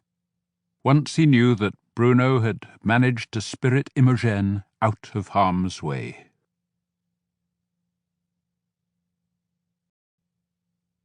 Chapter 18. 5 minutes after opening, Fouquet's café was already full, the espresso machine working non-stop and the fresh trays of croissants coming from the ovens below being swiftly emptied. The cheerful morning scents of butter and baking and fresh coffee greeted Bruno as he entered with the mayor. The mood was jolly and triumphant, reminding Bruno of the time when the town rugby team had won the regional championship. Friends and neighbours came up to slap Bruno and the mayor on the back. They shared conspiratorial winks and made jokes about who needed Paris or Périgueux when Saint-Denis could solve its own problems with the deer. The only reporter present was Philippe Delaurent, himself a keen hunter, who told Bruno with a cheeky grin that anonymous donors had left 6 neatly gutted deer carcasses outside the old people's homes in every town within 20 kilometres. "Let's hope we don't end up with every hunter in town being arrested," Bruno said. "I hope nobody's been foolish enough to have any fresh venison in their freezers." Philippe showed them the front page of Sud-Ouest, with a photo of 3 unidentified hunters, taken from behind, standing by a heap of dead deer. The headline read, "Saint-Denis, the law of the hunter." The second headline read, "Deer cause a family tragedy," with a picture of Perfit as he left the hospital after visiting his children, and another portrait beside it of his dead wife. On the inside page was a photo Philippe had taken of Imogen at some point in the past, looking furtive and guilty as she tried to avoid his camera. The story said that the Saint-Denis policeman, Bruno Courrèges, had driven her to a place of safety long before the shooting had started. The mayor had already alerted the town's maintenance teams, and 2 trucks loaded with cans of gasoline followed Bruno's Land Rover and the car of Achille Veltrier, the town vet, up the track to Imogen's house. Bruno had taken his sidearm in case there were any wounded deer to be shot, but saw not a single one. The hunters had been efficient. There were no live deer to be seen, and few deer carcasses left. Most of them had been taken away by the hunters. But in clearings and in the open space around Imogen's cabin, they found piles of guts already swarming with flies. Some of Imogen's cats scurried away from the heaps as the men approached. They sloshed gasoline onto the guts and added dead branches to keep the fires burning, then tossed in lit matches. Bruno wondered how many of the workmen doing the clean-up had been out with their guns the previous evening. "A strange sight, this wood, and sad," said the mayor, gesturing at the almost naked landscape. As Bruno had seen earlier, there was no ground vegetation and hardly any bark left on the trees, some of which had already died. Between their naked trunks Bruno could see for 100 metres or more. It was indeed strange. Usually the thick undergrowth of the Périgord blocked his view after a few paces. There was no birdsong, no scuttering sounds from the hordes of tiny creatures that usually inhabited the woodlands. The sheer numbers of Imogen's deer had killed this wood, but Bruno knew that nature would recover, and within a year or 2 it would return to normal. "It won't be that long before deer start coming back here," the vet said.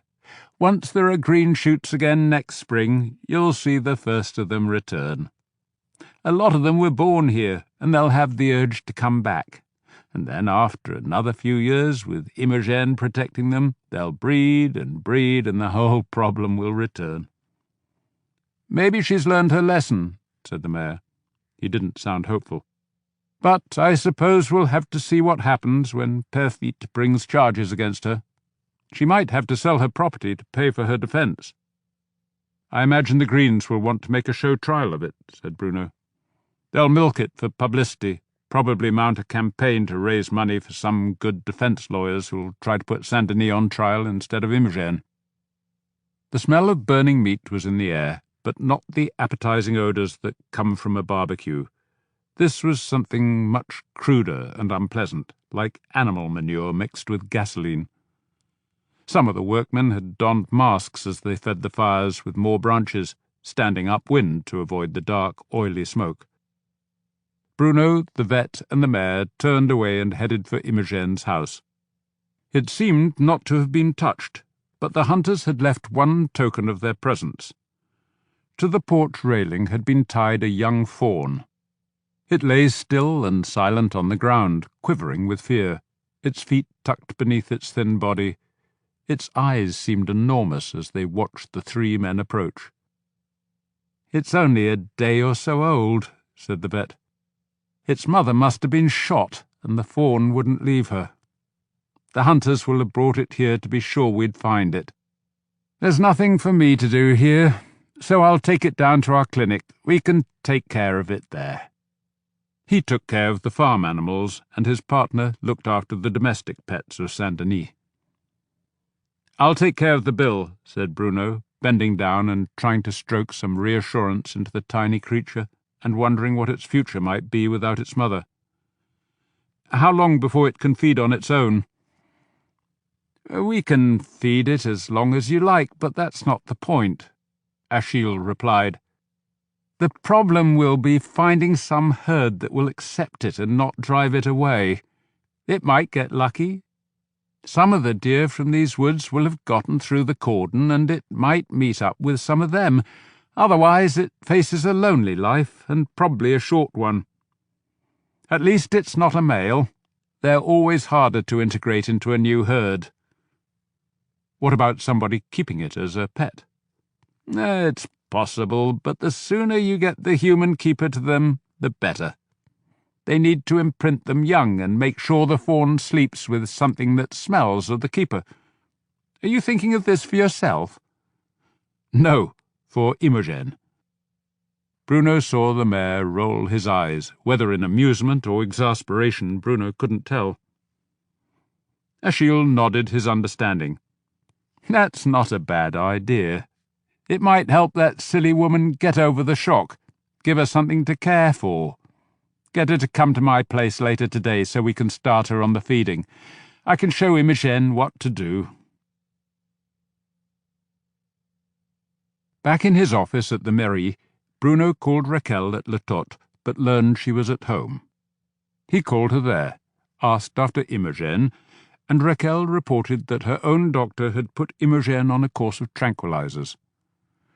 Another one, thought Bruno. He knew that France consumed more of the things than any other country in Europe. He told Raquel of the fawn, and she thought it was an excellent idea. She'd take Imogen to the vet for the feeding. Then, in his emails, Bruno found a message from Gilbert's notary, asking him to call. "Thank you for getting back to me," said Rouard. "I hope I can count on your discretion, but I might need your help in tracking down the heir. Do you know if Gilbert had any dealings with a family called Dessay?" "Yes, he lived with them. Victor Dessay was an old friend from the Air Force. They learned to fly together. He has a wife, Madeleine, and 2 children, Marc and Chantal. Victor's father is the Dessay, the Patriarch. In fact, it was just after the Patriarch's birthday party that Gilbert died." "Mon Dieu, I had no idea he was attached to that family. Do you have an address?" Bruno gave him the address of the vineyard, saying that was the most likely place to reach Victor. "Well?" he thought as he put down the phone. That was one mystery solved. Gilbert's estate was going to his old friend Victor, the man he always listed as his next of kin. He wondered if the inquiry by the Fisc into Gilbert's mysterious trust fund in Liechtenstein would cause Victor any problems with the tax authorities. Another thought struck him. It might also hurt Madeleine's political career. He put her name into the search box on his computer, along with the initials UMP, the Union for a Popular Majority that had become the main political grouping of the Conservatives. Several pages came up, mainly citing news stories in Sud-Ouest and Dordogne Libre, but with some from wine journals and one from Gala, a glossy celebrity magazine. He looked at that one first, a sizable photo layout about the Patriarch and the restoration he'd done on the chateau. Madeleine was pictured several times, identified as his daughter-in-law, who also acted as his hostess. There was one family group photo with the Patriarch, Victor, Madeleine and the children, flanked by Yevgeny and Raquel. The news stories traced her political career, first as a member of the welcoming party for Sarkozy's visit to Bergerac during his 2007 presidential campaign. She'd already been elected to the Bergerac City Council and the Executive Committee of the UMP Women's Section. Sarkozy had then appointed her to the party's Agricultural Policy Committee, and she'd been one of the French delegates to some global conference of women in Beijing. That story was accompanied by a photo of Madeleine chatting with Hillary Clinton. Madeleine had been nominated by Alain Juppé, Sarkozy's foreign minister, who was also the longtime mayor of Bordeaux. He'd also appointed her to a European policy advisory group. She'd probably gotten to know Juppé through regional politics, since she too was on the executive committee for the UMP in Aquitaine. There were more photos of Madeleine speaking on behalf of the mayoral candidates and other Conservatives around the region. She was described as a brilliant speaker, a popular campaigner and rising star of the party, and almost certain to be high enough on the party list to be sure being elected to the European Parliament in Brussels. And every story had made the point that she was the Patriarch's daughter-in-law. So that was how it was done, thought Bruno. Climbing through committees and party ranks, serving on advisory boards and delegations, making political friends by speaking on their behalf, and becoming known to the party leaders. Given her looks, once met, they weren't likely to forget her. Bruno took little interest in party politics, so it was no surprise that he hadn't heard of Madeleine in this context. But then he saw a reference to an article on marketing the wines of Bergerac that she'd written for the opinion page of Sud-Ouest, and he recalled reading and agreeing with it at the time. There was another article on women in the military, and it also made sense to him. He clicked his way back on the computer to the full-page picture in Gala of her standing with the Patriarch, looking coolly elegant, effortlessly lovely. Victor was a lucky man. And now she faced the dilemma of accepting a safe seat in the European Parliament or taking the chance of replacing Perfit as UMP candidate for Périgueux in the National Assembly. Bruno had never heard of any individual member of the European Parliament, but maybe she'd prefer the international arena. He looked again at the bland pose of the photo, enjoying her beauty when the mayor walked in. "What brings her to your screen?" he asked. Bruno explained the potential complications of Gilbert's will for her political career. One minister in Paris had just been forced to resign after admitting to having an undisclosed foreign bank account. "If somebody leaves something to her husband in a will, I don't see how that can hurt her as long as it is disclosed to the tax authorities. If you're interested in her political career, come along with me tomorrow evening. She's speaking at a public meeting in Bergerac, debating one of the Greens from the European Parliament, and I bet she speaks about Imogen's deer. It will probably be on TV somewhere, but I always enjoy a good public meeting. They can be as entertaining as the theatre." "Are you interested in her or the topic?" Bruno asked, smiling. "Both, of course. I just had a chat with an old political colleague. Perfit has told the party chairman that he's going to back out for the sake of his kids, so the seat looks like it will be Madeleine's, so long as she does well tomorrow night. A lot of senior party figures will be there, and more of them will be watching." Bruno raised his eyebrows. "A political star is born?" "Not necessarily," said the mayor. "She has a significant family hurdle to overcome." Bruno was surprised to hear it, and said so. "Her connection to the Patriarch can bring her nothing but good. Her daughter is grown, and I'm told Madeleine's family has owned land around here since Eleanor of Aquitaine's day." "Yes, but that isn't all they're known for. They were collaborators. Her uncle was an out-and-out Nazi and anti-Semite, a follower of Charles Maurras in the 30s. He shot himself in 1944 after the liberation, before he could be arrested. What was left of the lands and title went to his brother, Madeleine's father, a naval officer who stayed loyal to Vichy until almost the last moment. Around here, these things aren't forgotten."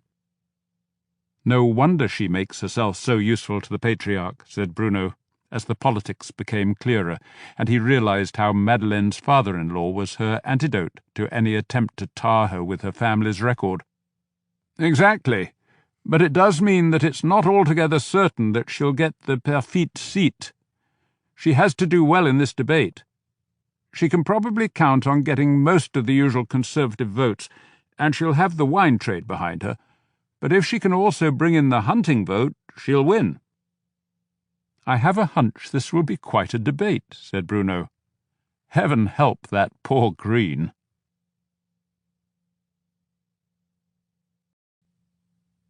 Chapter 19.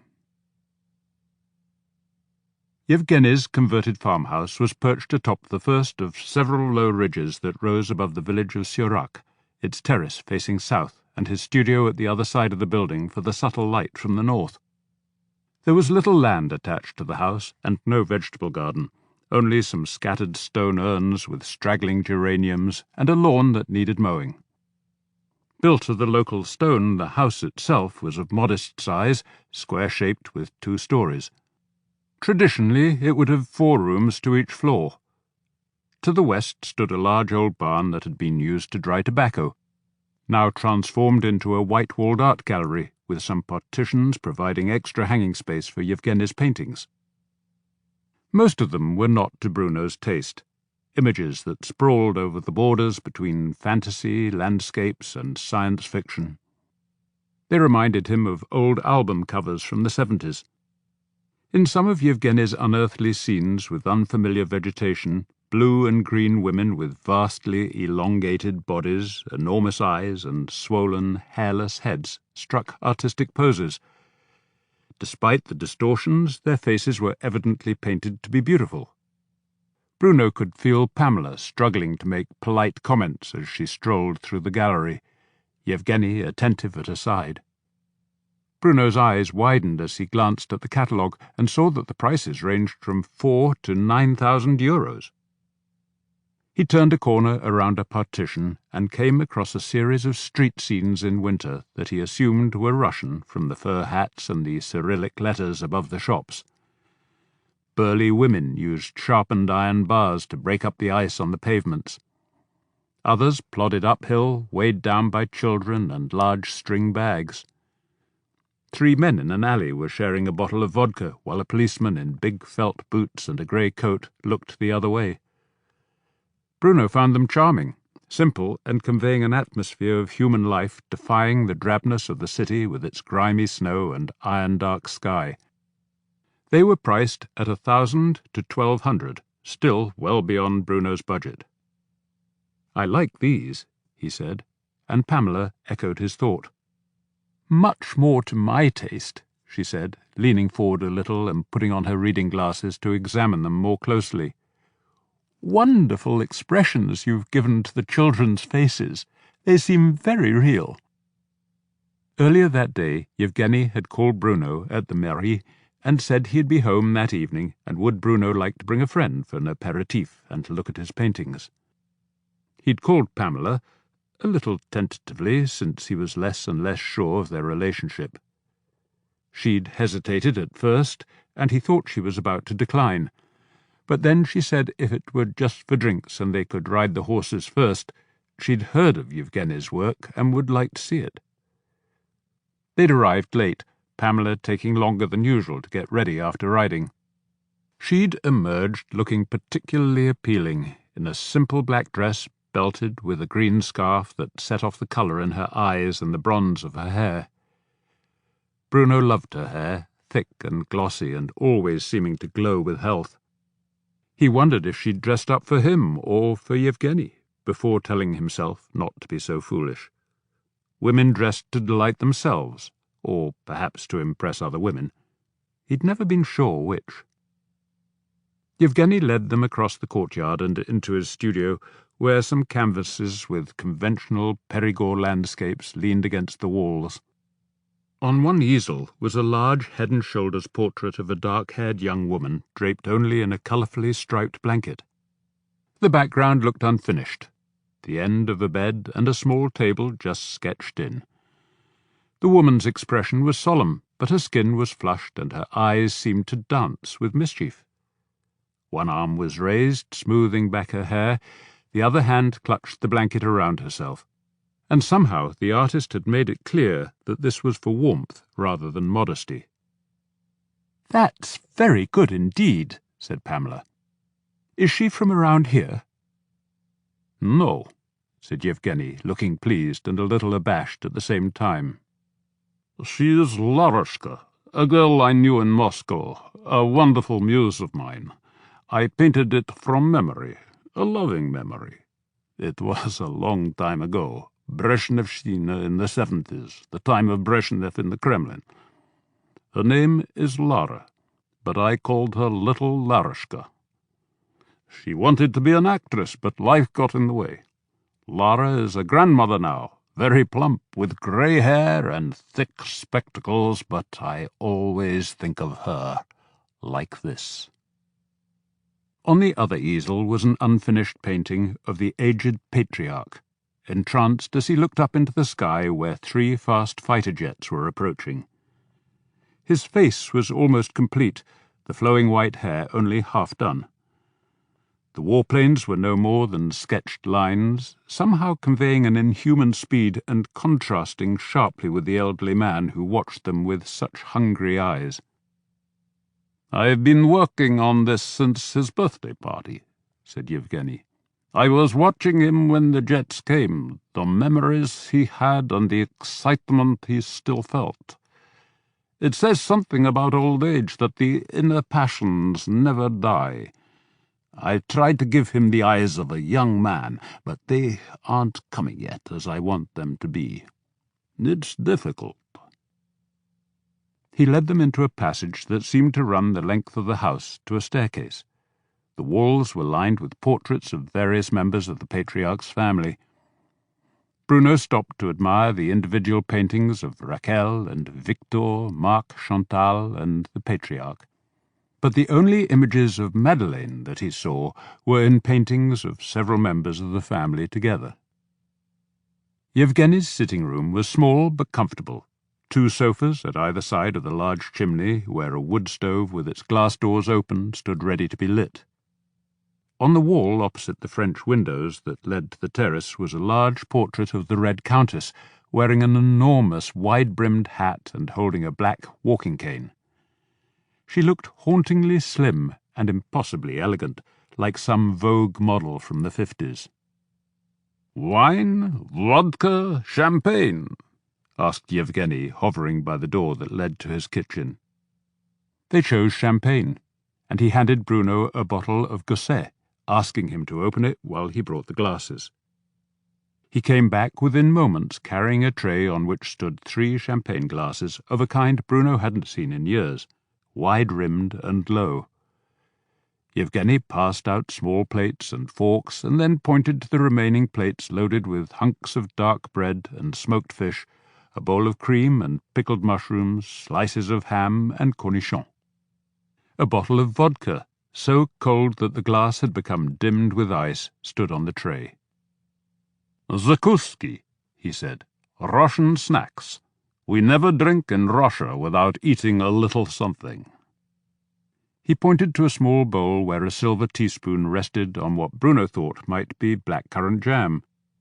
But Yevgeny said, "And a little caviar. Not Russian, I'm afraid, but from our own River Vézère. Have you ever been to that place near Les Aisies where they make it? I think it's very good." "If a Russian thinks so, I must try it," said Pamela, and began praising the portraits they'd seen and saying how different they were from the otherworldly landscapes in his gallery. "That is what Russian customers like to buy," Yevgeny said with a shrug. "When I have an exhibition in Moscow, I double the prices so that the buyers can bargain me down. Russians love to think they are getting the better of a deal." He finished his champagne and refilled the glass with vodka. "They are more than I can afford, but I'm glad to have seen them," said Bruno, shaking his head in refusal when Yevgeny offered him the vodka bottle. "How long does a painting take to do?" "The New World landscapes for the Russians take 2 or 3 days, and the Moscow street scenes you liked about the same. The portraits take longer, but I enjoy them more. My father's portrait will take as long as I need to get the eyes right. The portrait of Larushka could take forever. I have been working on her for more than a year. But she keeps turning into someone else, another woman who lives in my head." He laughed and then solemnly raised his glass to them. "Here's to the tricks that memory plays on us." "That's a wonderful painting of the Red Countess," said Bruno, looking at the canvas on the wall. He wondered how an artist so talented could make himself churn out the fanciful paintings they'd first seen. "Has she ever seen it?" He put his hand over his glass when Yevgeny tried to pour him more champagne, but Pamela accepted a second drink. "Not that one, but one very like it, which she first saw in Moscow. My father has it now in the chateau in his bedroom, and I painted this one just for me. It's how I remember first seeing her, when she gave me wonderful chocolates from Paris. I think it was when my father had just fallen in love with her. My mother hated her. Naturally, refused ever to go to her films, although they were very popular. She was the one who called her Parishanka, the woman from Paris. You can make it sound like a curse in Russian, or you can make it sound like a love song. Ours is a very flexible language." He raised his glass again. "Here's to the memory of Gilbert, who was a good Russian in his soul. He spoke our language so beautifully and loved us so much that he almost became one of us, just like the Patriarch." "Do you miss Russia?" Pamela asked, while Bruno was struck by how important Gilbert still seemed to this family, and how crucial the country had been to Gilbert's life. Bruno had a hunch that he'd have liked the man. "Do I miss it? The Russia of today, not much," Yevgeny said, and shook his head fiercely. "The Russia of my memories, of my imagination, yes, I miss it deeply. So, in a sense, I'm in exile here, just as Gilbert was when he came back here from Moscow. He left his soul there. But in my head I can always go back, at least some of the way. Perhaps that is why I paint so many scenes of imaginary worlds." "Did you see much of Gilbert here in the Perigord?" Bruno asked. "Yes, there were some nights we drank vodka together, recited Blok and Akhmatova, and sang Vysotsky songs. You should have heard Gilbert sing his wolf hunt. It could have been Volodya's gravel voice. I could have been back in Volodya's apartment on Malaya Grudzinskaya." "Was Vysotsky the one that married the French actress?" Bruno asked. The other names meant nothing to him. Yevgeny nodded. "A great actor, a great poet, a great Russian, and Vysotsky inspired the only Kremlin story I know with a happy ending. All the party bosses like Suslov hated Vysotsky and wanted to ban him from writing and singing and send him to the Gulag. But Brezhnev was the leader, and he loved his songs about soldiers. Brezhnev was ill at his dacha one day when the phone rang. It was his daughter, Galina, who'd heard that Suslov had ordered Vysotsky to be arrested while Brezhnev was out of action. She had Vysotsky in her apartment, and she got him to sing down the phone line to her father, and the old man made sure Vysotsky stayed free." Yevgeny paused and raised his champagne glass, newly refilled with vodka. "I told that story to Gilbert in this very room, and he said he'd forgive Brezhnev a lot for that." Yevgeny wiped his hand over his face. "We had very Russian evenings, but made the mistake of not eating enough as we drank. We missed the old Moscow so much that both of us would pass out on these sofas." "Is there anyone now who can share such evenings with you? Your father?" Bruno asked. "It's never the same drinking with your father," said Yevgeny, and poured himself another vodka. "It's like kissing your sister. Your heart isn't in it." "Well, thank you so much for letting us see your paintings, and for the drink, but we mustn't impose on your hospitality," Pamela said, rising to her feet. Bruno, who had noticed before the way Pamela always used politeness whenever she felt embarrassed, followed suit. "If I might use your bathroom before we go," she asked. "Down the corridor opposite the door to my studio." "Me too," said Bruno. "There's another one upstairs at the end of the passage." Having climbed the stairs, Bruno found 3 doors that could fit Yevgeny's vague description. He took the one on the right and found himself in Yevgeny's bedroom, as large as the living room below. A giant bed was flanked by 2 windows giving views over the ridges to the south.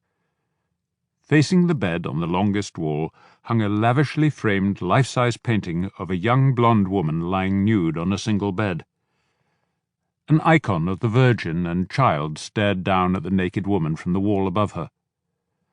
The nipples were the red of young strawberries, and a carefully placed hand did not quite cover her pubic triangle, just a little darker than the hair tumbling loosely from her head. On a small bedside table was a glass encased in a silver stand with a handle, containing what might have been tea. It was only then that Bruno recognized this woman as the young Madeleine. Well, well, he thought.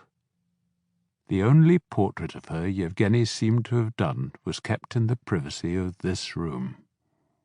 Somehow he assumed the painting had been set in a Moscow bedroom, if not painted there. Perhaps Yevgeny had an unusually accomplished imagination, or perhaps Madeleine had posed as his model. But there was something intimate in her gaze that made Bruno think, with more than a touch of envy, that the artist was this woman's lover. Bruno took a last, admiring look at her and retreated, closing the bedroom door quietly and then finding the bathroom. While peeing, he could not help but grin at the small self-portrait of Yevgeny that winked wickedly at him from above the loo. The shower curtain was clear plastic, overlaid with a giant transparency, a photo of Moscow's Red Square taken as the guard was being changed at Lenin's tomb, and behind the soldiers the colourful riot of spires that was St. Basil's Cathedral. Back downstairs he found Pamela already at the door, thanking Yevgeny and poised to leave. "Could you drop me in Tremola?" Pamela asked when they were driving down the hill to the main road that ran alongside the river. "How will you get back from there?" he asked. "Somebody will give me a lift," she said, casually, then swiftly spoke again, deliberately changing the subject.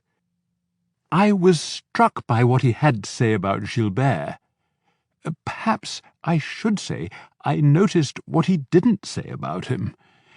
I had the impression Yevgeny was trying to drop you a hint, as if wanting to reveal something but not sure whether or how to do it. Are you still making your subtle inquiries into Gilbert's death?" "Not much point," he replied, not sure whether Pamela was trying not to talk about her plans in Trimola or was genuinely intrigued by Yevgeny's remarks. "Even if there was something odd about it, there's no evidence to justify an investigation." "Have you talked to Jack Crimson about it?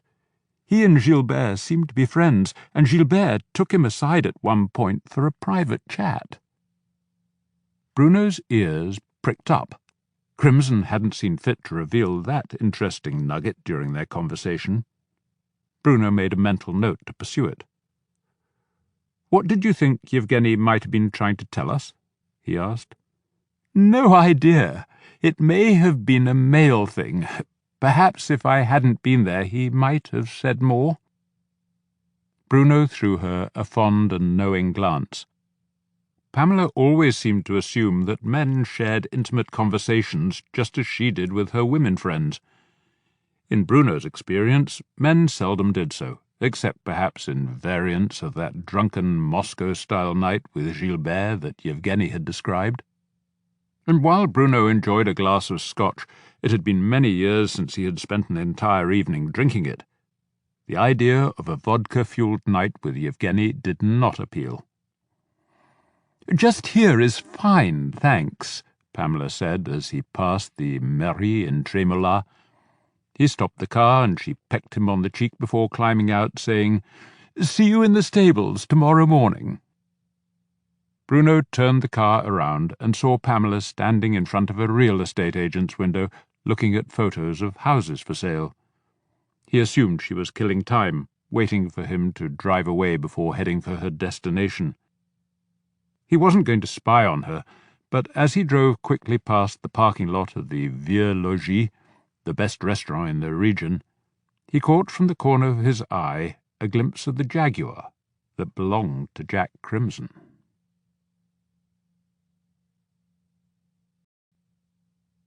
Chapter 20. The next morning, in the grey light just after dawn, once Pamela and Bruno had saddled the horses and ridden up to the ridge that overlooked Saint-Denis, Pamela reined in. She glanced briefly at Bruno and then looked away over the landscape where the sun was about to rise over the woodlands to the east. The air was cool rather than chill, a light breeze stirring the leaves that were just turning gold and red on the trees below. The birds, which had fallen silent as their horses snorted when they were stopped, broke out in song, at first a few scattered notes and then a full chorus. Balzac had stopped at Hector's side, one paw up and poised, his tail standing proud and high, ears cocked and nose and eyes alert as he sniffed for game. Bruno leaned forward to stroke Hector's neck, and then sat up straight in the saddle, breathed in deeply, and braced himself. He'd wondered what time and place Pamela would choose for this declaration. "I've been thinking about how to say this and where, Bruno, and I think this is best. I love you a great deal." She paused, and Bruno waited for the inevitable but. Pamela surprised him by continuing, "I always shall, even though we both know that this affair of ours has no future. And while it has been lovely for me, it's not fair to you. I know you want a woman to settle down with, to have children and a family, and I think you're right to do so, but I can't do that, and I can't be that.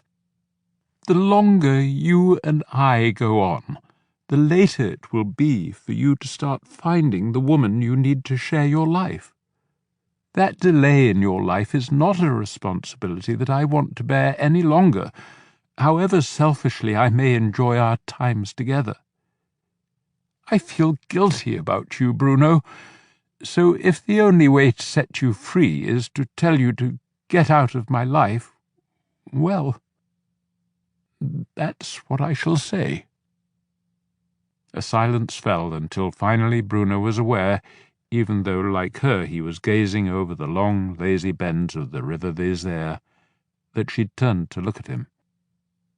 Expecting this, He'd even tried to rehearse some phrases to say, and in a deep and private place in his heart he welcomed it. But he was stunned by the sadness that gripped him now that it had finally happened, the sense of finality when Pamela, with such clarity and determination, hauled down the curtain on a year of his and her life. From the corner of his eye he saw movement, and glanced down to see that Balzac had turned and was looking up at him uncertainly.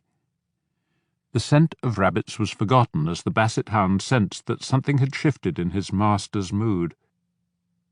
Suddenly aware of the heaviness in his throat, Bruno didn't want to speak.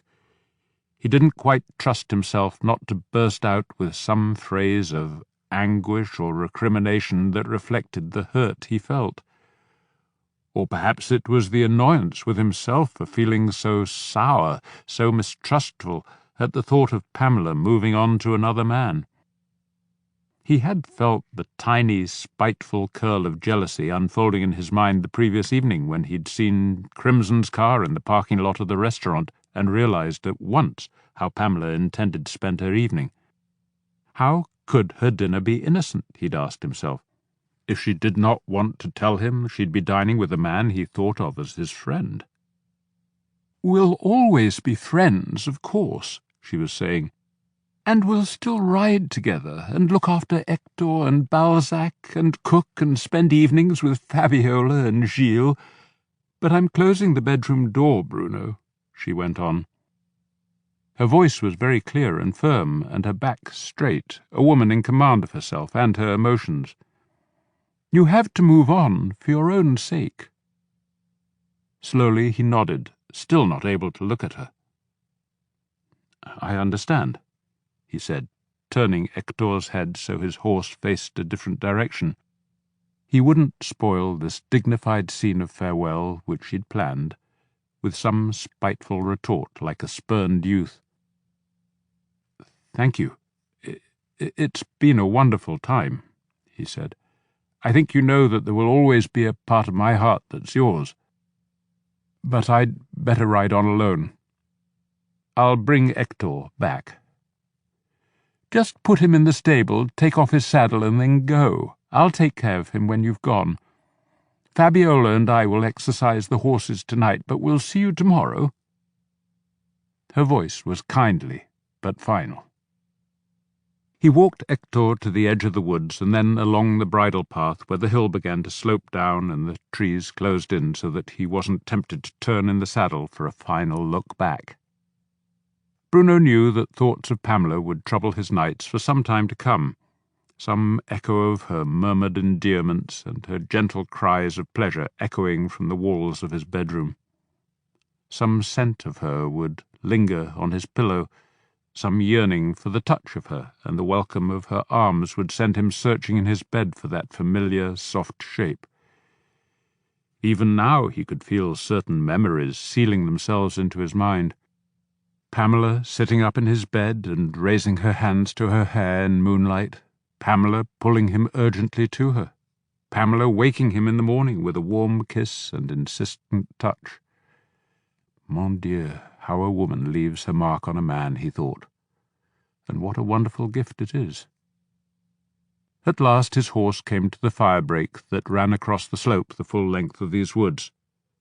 Finally he gave Hector his head, feeling the strength in his steed as that familiar rhythm began to build, the trot becoming within a few strides of a canter and then a steady run just short of a full gallop. He loosened the reins a fraction and bent lower in the saddle, shifting his weight forward so Hector took the signal and picked up an extra burst of speed until Bruno was aware only of the thunder of hooves, the wind in his face narrowing his eyes, the power of the horse beneath him, and the blur of the trees they were racing past. Bruno gave a whoop of joy at the sheer exhilaration of this ride, as fast as he and Hector had ever gone together. Their speed, he sensed, was leaving far behind the meanness that had stolen into his thoughts, and the shared pleasure of horse and rider in this headlong dash left no room for the sadness that had stolen over him as Pamela had spoken. It was past, swept away beneath Hector's pounding hooves, carried off in the wind of their passage. And he was free, untrammelled. There would be no sense of guilt if he looked at another woman with something more than appreciation. His world was opening with possibilities, with new directions. But even as he thought this, he saw the firebreak narrowing ahead, the trees thinning out, this glorious run reaching its end. He began to sit back in the saddle, exerting a gentle pressure on the reins, even though Hector had already seen the changing landscape ahead. Their pace was slowing until they reached the open stretch of parkland that led to the quarry and the road to Les Aisies. It was time to head back. Bruno slowed Hector to a walk and turned in the saddle to see his basset hound thundering toward him, his ears flapping like wings, his tongue out, and his tail stretched straight back.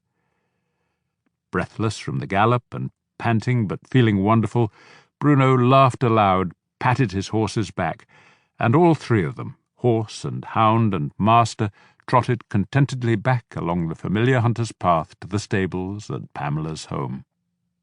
Bruno could almost taste the coffee and croissant that awaited him at Fouquet's café. Perhaps 2 croissants this morning, he thought, since after a run like that, Balzac deserved at least half of one for himself. "Have you heard about this debate in Bergerac tonight?" Fouquet asked, handing the bowl of warm croissant and the first of 2 coffees to Bruno. It was a new trick he'd learned from some colleague in the trade. 2 fresh single coffees always somehow tasted better than pouring them both into the same cup. "It's going to be on TV. They'll be bound to talk about Imogene's deer. When do you plan to bring her back here?" "When I think it's safe, and the hotheads have calmed down," said Bruno, tearing off a corner of his first croissant to give to Balzac. "You know the people around here. Pretty soon they'll start feeling guilty about her and tell each other she may be batty, but her heart's in the right place." The door opened and 2 young women entered. Roberta, from the mairie staff, and Florence, the science teacher at the local collège. Each the mother of small children, the 2 women had just come from dropping them off at the maternelle, the town's kindergarten. Bruno kissed each of them in greeting, while Balzac barked a welcome, and Fouquet put 2 fresh cups on the espresso machine. "Just the man I wanted to see," said Florence. "I think this whole business makes for a very good teaching opportunity. I'm thinking of organizing a debate for the senior class, for and against hunting." "Against hunting? In Saint-Denis?" gasped Fouquet. "But just about everybody hunts around here." Florence shook her head. "Did you know that 1/4 of the school children have signed up for the vegetarian option at lunch? Your generation might be hunters, but the kids are different. I've been impressed by the way they've been talking about what happened to Imogen and her deer, so it's a good opportunity to make them sort out their thinking, hear the arguments for and against, and then vote." "You want to do this at the collège?" Fouquet asked, sounding shocked.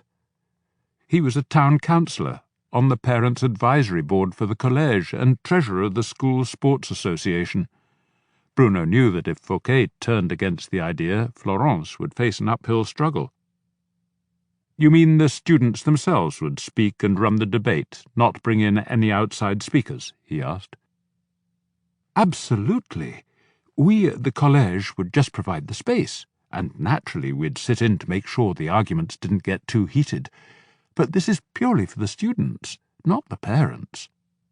"I think it's a great idea," said Roberta, about to bite into her pain au chocolat, but putting it back on the plate as she warmed to her theme. "I wish we'd done that sort of thing when I was at school. It's good to treat our kids as grown-ups and take their ideas seriously. And I don't think I approve of what happened to Imogen, in spite of that accident with the lawyer's wife and kids. You can't blame Imogen for that." "Of course you can blame her," said Fouquet. "If it wasn't for her crazy green ideas, we wouldn't have had that accident."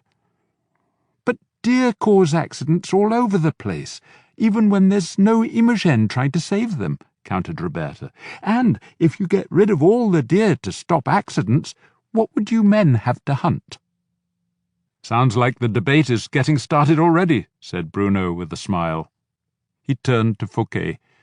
"The good thing about a debate is the rules of order, listening to the other point of view, making the speakers organize their arguments. I think it could do the kids good, and they're the voters of the future." Fouquet nodded thoughtfully. "Maybe if it's just among the students. And a quarter of them vegetarian, you say?" Bruno was thinking there were going to be some lively family dinners over the coming days as fathers who hunted tried to learn if their children had signed up for the vegetarian meals.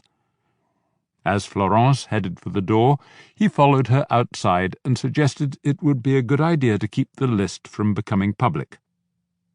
"I was thinking the same thing," she said. "I should never have mentioned it. There's a sign-up sheet for it in the canteen, and I can take that down, but the cooks will have one and the school secretary another. I'll have a word with them." At that moment Bruno's phone vibrated, and the screen showed Rollo, the collège headmaster, was calling. He sounded furious, insisting that Bruno came to his home at once to view the scene of the crime. "What crime?" Bruno asked, and groaned inwardly when Rollo replied, "My garden. It's been sabotaged." Rollo's garden was his pride and joy. He lived in a modern house above the road to Limeuil, and the rockery he'd installed on the slope down to the road was an explosion of colour each spring and summer. To each side of the house were orchards of fruit trees, and on the flat land behind the house lay the finest lawn in the district, weeded, rolled, and watered to a perfect green velvet.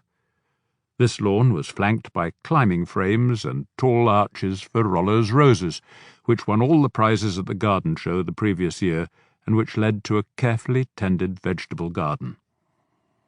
Each Sunday morning Rollo ran a very popular call-in radio show on Bleu Périgord, giving gardening tips and answering listeners' questions.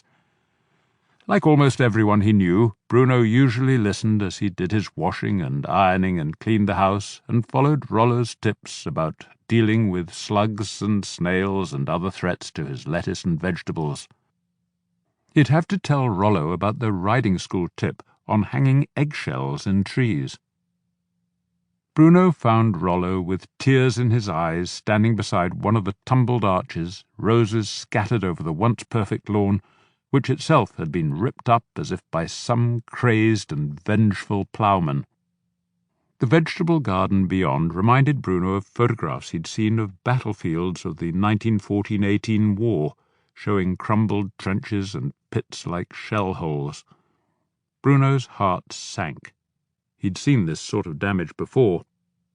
Other than artillery, the only cause of such devastation was a troop of sangliers, wild boar that roamed the woods, and against them there was little that could be done. Even electric fences were no guarantee against their determined aggression when hungry. "There's been all this fuss about a bunch of damn deer, but what are you going to do about these wild boar?" Rollo demanded. "Just look at the damage they've done."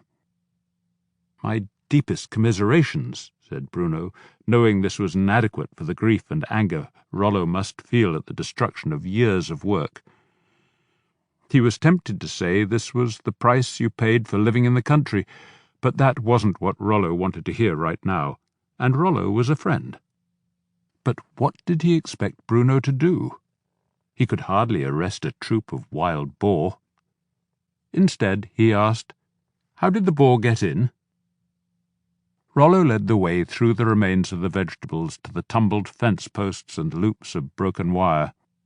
Bruno recalled a brief thunderstorm overnight. There must have been a local power cut that knocked out the electrical fence. But nobody else had complained of losing power. He looked down the hill to the domain and saw some lights were on. To the left at the domain's wine barn he could see workmen using power tools on the big sliding door. From Rollo's kitchen Bruno heard the sound of an electric coffee grinder. "You have a separate circuit for the garden?" Bruno asked. Rollo nodded, saying that the fuse had blown in the night. Possibly the boar just blundered into the fence and, rather than reeling back from the shock, had somehow trampled wires together and made a short circuit. or perhaps some tree branch had fallen on the fence in the storm. There was one likely candidate. A rotten branch about 2 meters long and as thick as Bruno's arm lay atop some of the tangled wires. Bruno looked up the slope at the woods, trying to assess distances and wind strengths, but he could see no tree near enough from which it might have fallen. Feeling baffled, he stopped to look at the wires and was surprised to see fresh metal gleaming at one broken end, as if the wire had been recently cut. This was suspicious. He strolled up to the edge of the woods, about 20 or 30 meters from the broken fence, and pushed through the undergrowth and the first belt of trees to where he knew a hunter's trail ran along the ridge. He saw wide tire marks in the rough grass. Some saplings in the wood had been crushed as if a big vehicle had recently come through. The tire tracks didn't continue to the edge of Rollo's property, but there were tracks of something smaller, perhaps a bicycle. They were too narrow for a wheelbarrow. Bruno measured them and took a photograph with his phone, crouching low to the ground so the shadows of the marks stood out in the rising sun. Maybe they were tracks of mountain bikes. "Did you hear any vehicles in the night, or see any flashlights in the woods?" Bruno asked when he returned. Rollo shook his head. "Any gunshots?" Bruno asked, and again Rollo said no. Poachers and some unscrupulous hunters liked to work by night, using flashlights taped to their rifles to locate and then shoot the game. Some hunters could have been working the woods and driven the panicked boar onto Rollo's land, but that wouldn't explain the severed wire or the appearance of that rotten branch when there was no tree from which it might have fallen. But somebody could have brought that branch. He remembered something he'd read about a court case against some hunters in Burgundy who'd tranquilized some boar and left them to wake up in the garden of some anti-hunt campaigner they disliked. Could that have happened here? It would have taken 2 or even 4 strong men to carry drugged boar from the woods to Rollo's garden. But they could have been draped across a mountain bike and moved that way.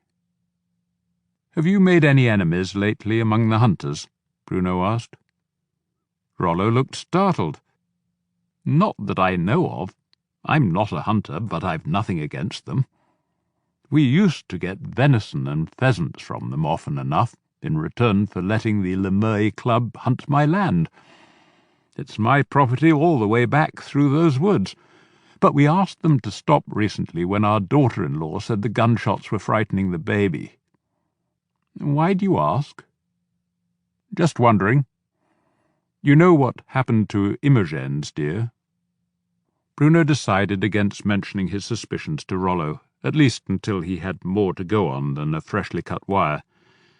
"I thought maybe some of the hotheads might have been in the woods last night and panicked the boar into running this way.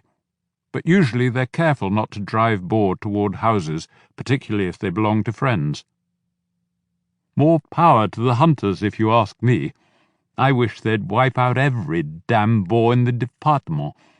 I'm tempted to sign up to join them and start hunting the sanglier myself."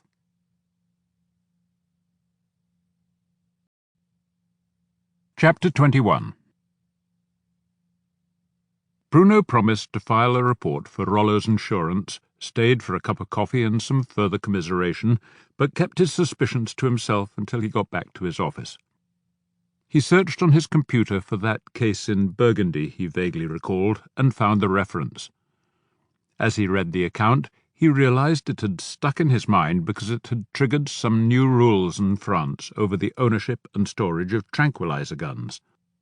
On the whole, they were restricted to zoos, nature reserves, and licensed veterinary surgeons. But in certain circumstances, where usually protected animals were becoming a menace, they could be used by a registered hunting club. He called the Préfecture, and they emailed to him a list of the registered tranquilizer guns in the département. There were only a dozen or so, among them the prehistoric wildlife park at Le Tot. The only unusual listing was for a fish farm that was suffering losses from a family of otters and had been approved to use the gun to tranquilize them and move them much farther up the river. The guns looked like conventional rifles, but were powered by compressed air and fired a small dart. the precise tranquilizer to be used, and the dose had to be approved by a vet and the weapon securely stored when not in use. He called first at the Saint-Denis Veterinary Clinic, where Viltrier showed him the dart gun stowed in a locked cabinet, and similar precautions had been taken at the new wildlife park at Saint-Félix. But the director of the fish farm said he'd never seen their gun. It was in the care of the part-time gamekeeper they'd hired to solve the otter problem. The director didn't know where the darts were kept, nor did he have a file on the vet certificate for the tranquilizer to be used. Bruno asked to see where the gamekeeper stored his gear, and was taken to a corner of a storage barn, mostly filled with fish meal, and was shown a metal locker. It was unlocked and empty except for a pair of rubber boots, a camouflage jacket, and an almost empty bottle of cheap cognac. "I checked his hunting licence and his membership card from the Lalande Club," said the fish farm director, "and he had a lockable chest in the back of his truck where he kept his weapons. Fabrice usually works at night when we've all gone for the day. He's done a good job so far, catching one breeding pair and taking them back upriver into the next département." "Fabrice," Bruno said, his ears pricking up. This was also the gamekeeper at the Patriarch's chateau. "What's his surname?" "Daubert.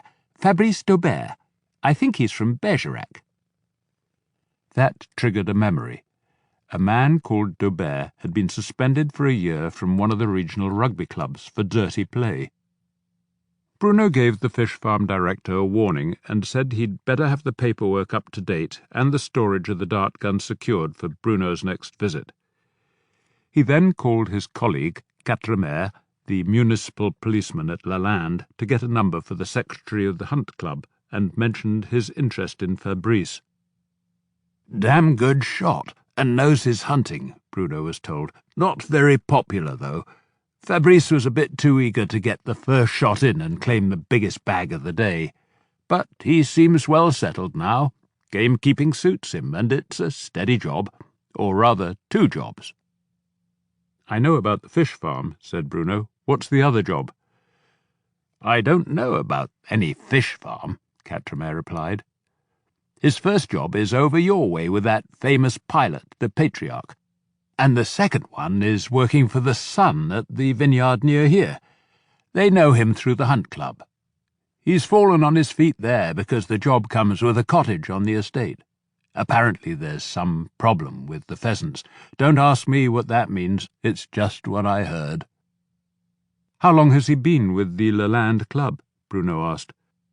"I know some of the guys there, but I hadn't heard that Fabrice was a member, and after he was banned from rugby, I'd probably have heard." "Just a few months. He transferred from the Bergerac Hunt Club, and someone at the vineyard put in a good word for him. It was probably Victor, the owner. His wife is the club secretary." Wary of trespassing on Quatremer's turf, Bruno asked if Quatremer would like to check on Fabrice's dart gun, whether it was secured and if it had been used recently. Quatremer pleaded pressure of work and said Bruno should feel free to make the checks himself. So he took the now familiar road to the vineyard and wasn't surprised to learn that Fabrice was now installed in what had been Gilbert's home, but that he was working at the Patriarch's place that day. He got Fabrice's mobile number and left a message asking him to call urgently, and also scribbled a note for him, which he left with a secretary who ran the vineyard office. With that, he drove home, showered and changed, selected half a dozen of his best duck eggs, since he knew the Countess loved them, and drove up the valley to the Red Chateau for the promised lunch. The maid led Bruno through the familiar great hall to the wing that had been the Countess's hospital room when he had first been here. Now it was a light-filled sitting-room with comfortable armchairs covered in chintz, and it led to the sunny terrace from which he heard the sound of women's voices. He was the third guest to arrive after Chantal and her brother Marc, the one the Countess was planning to be the husband of her great-granddaughter. Chantal and Marie-Françoise were sitting on each side of the Countess, who was gingerly holding a modern mobile phone and showing her how it worked. Marc was sitting facing her, his own phone in hand, chuckling as he sent her text messages. "I'm far too old for this texting nonsense, Bruno, and my fingers are far too big," said the old lady as he bent to kiss her cheeks. Unlike the solemn black skirt and jacket she'd worn to the Patriarch's party, the Countess was dressed in a light grey pantsuit over a high-necked white blouse that seemed to have been copied from a man's pleated dress shirt. There were 2 canes by her side, but no wheelchair. "What would I want with the internet?" she went on. "I've never liked the telephone. If it's important, then it ought to be important enough to visit somebody and see them face to face, or write a letter. I never seem to get any letters these days, except for that lovely card you sent, Bruno. I should have written to thank you for wheeling me around Marco's place, not the other way round." Marc rose to shake hands, and the 2 young women kissed Bruno and asked for all the gory details of Imogen and her deer. Had he really spirited her away amid a volley of gunshots from angry hunters? Had he stayed to see the slaughter? Would she really be put on trial for murder, or was it manslaughter? He held up his arms and explained his own modest role in the events. On the whole, I had the least exciting evening of anybody involved. Mainly, I was in Périgueux for a meeting with the prefect. Almost anybody else in Saint-Denis will know more about what happened than I do. "You deserve a drink anyway," said the Countess, and told him to help himself from a well-stocked trolley. The others were drinking white wine, and he joined them, noting it was the new Réserve du Patriarche that he'd been offered at the tasting. Marc rose and craned his neck to see whatever sports car produced the fierce mechanical growl that suddenly came from the lane, its volume increasing as it reached the courtyard. A few moments later the Patriarch came in, bowing as he held open the door for Fabiola. She was instantly taken in an embrace by Marie-Françoise. Fabiola had been the first doctor to tend to Marie-Françoise after the nightmare in the cave, and had then helped her find the right dentist to repair her battered jaw, and good language tutors to help make the transition from California. "I presume that ghastly sound was your car, Marco?" said the Countess, rising to her feet with a single cane and an act of will as the Patriarch came forward to kiss her cheeks, and then greet the others before turning back to her. "My little Ferrari is older than our grandchildren, ma belle, but the car and I would both be honoured if we could take you for a spin again. You always loved driving with the top down." "That was so I could leap out before you killed me, my dear." Bruno saw the 2 of them exchange a look of complete understanding and great affection. It must have been almost 60 years ago that they had become lovers, and they still shared this deep fondness for each other. Bruno could only hope that if he ever reached a similar age, he'd be able to exchange a glance like that with an old love. With a pang, he realized he hadn't given a thought to Pamela since their parting that morning. The Patriarch, he was sure, would have been far more gallant. Bruno glanced across at the young people clustered now around Fabiola, noting that despite the Countess's plans, no chemistry seemed to be developing between Marc and Marie-Françoise. Instead, he and his sister had their arms around each other as they listened to Marie-Françoise describe how Fabiola had helped her settle into her new life in France. The Patriarch poured himself some wine and turned to Bruno. "We'll be meeting again at the Confrérie the first Saturday of next month. A dozen duck pâtés for us to taste and pick the best, I believe, and 5 or 6 of goose. Then we march in procession to the old square. I make a speech about your virtues, you take the oath as a chevalier, and then we baptize you. That means we tap you on each shoulder with a duck and present you with your seal of office. After that we go to lunch, which usually goes on until the early evening. Take my advice. Either make sure you have somebody sober to drive you home, or take the train." "Thanks, I'll keep that in mind. How are your pheasants? I heard you're having trouble with them. Tiens, you're well informed.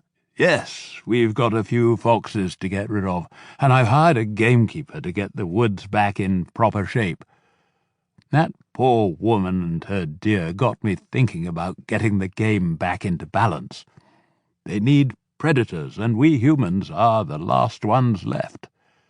Victor and Marc seldom hunt, and now that Gilbert's dead, there's only me and Madeleine left to keep the numbers down. Hunting was about the only thing that kept poor Gilbert sober. He was always good around guns. I hear you like to shoot. Where do you go? Bruno explained that he had honorary membership of all 3 hunt clubs based around Saint-Denis, but that he usually went to the woods around Saint-Cirque and Audrix. At least you can sometimes get the compensation of mushrooms, even if the dogs can't raise a single bécasse, he said. A gong sounded. A maid appeared farther down the terrace and stood by some double doors. Limping determinedly, the Countess led them to lunch, declaring that this was to be a California-style modern meal as proposed by her great-granddaughter. That means very little food by our Périgord standards, Marco. Just a little salade, Périgourdine, and cold vegetable soup, and for us carnivores there's some smoked ham, the Countess said.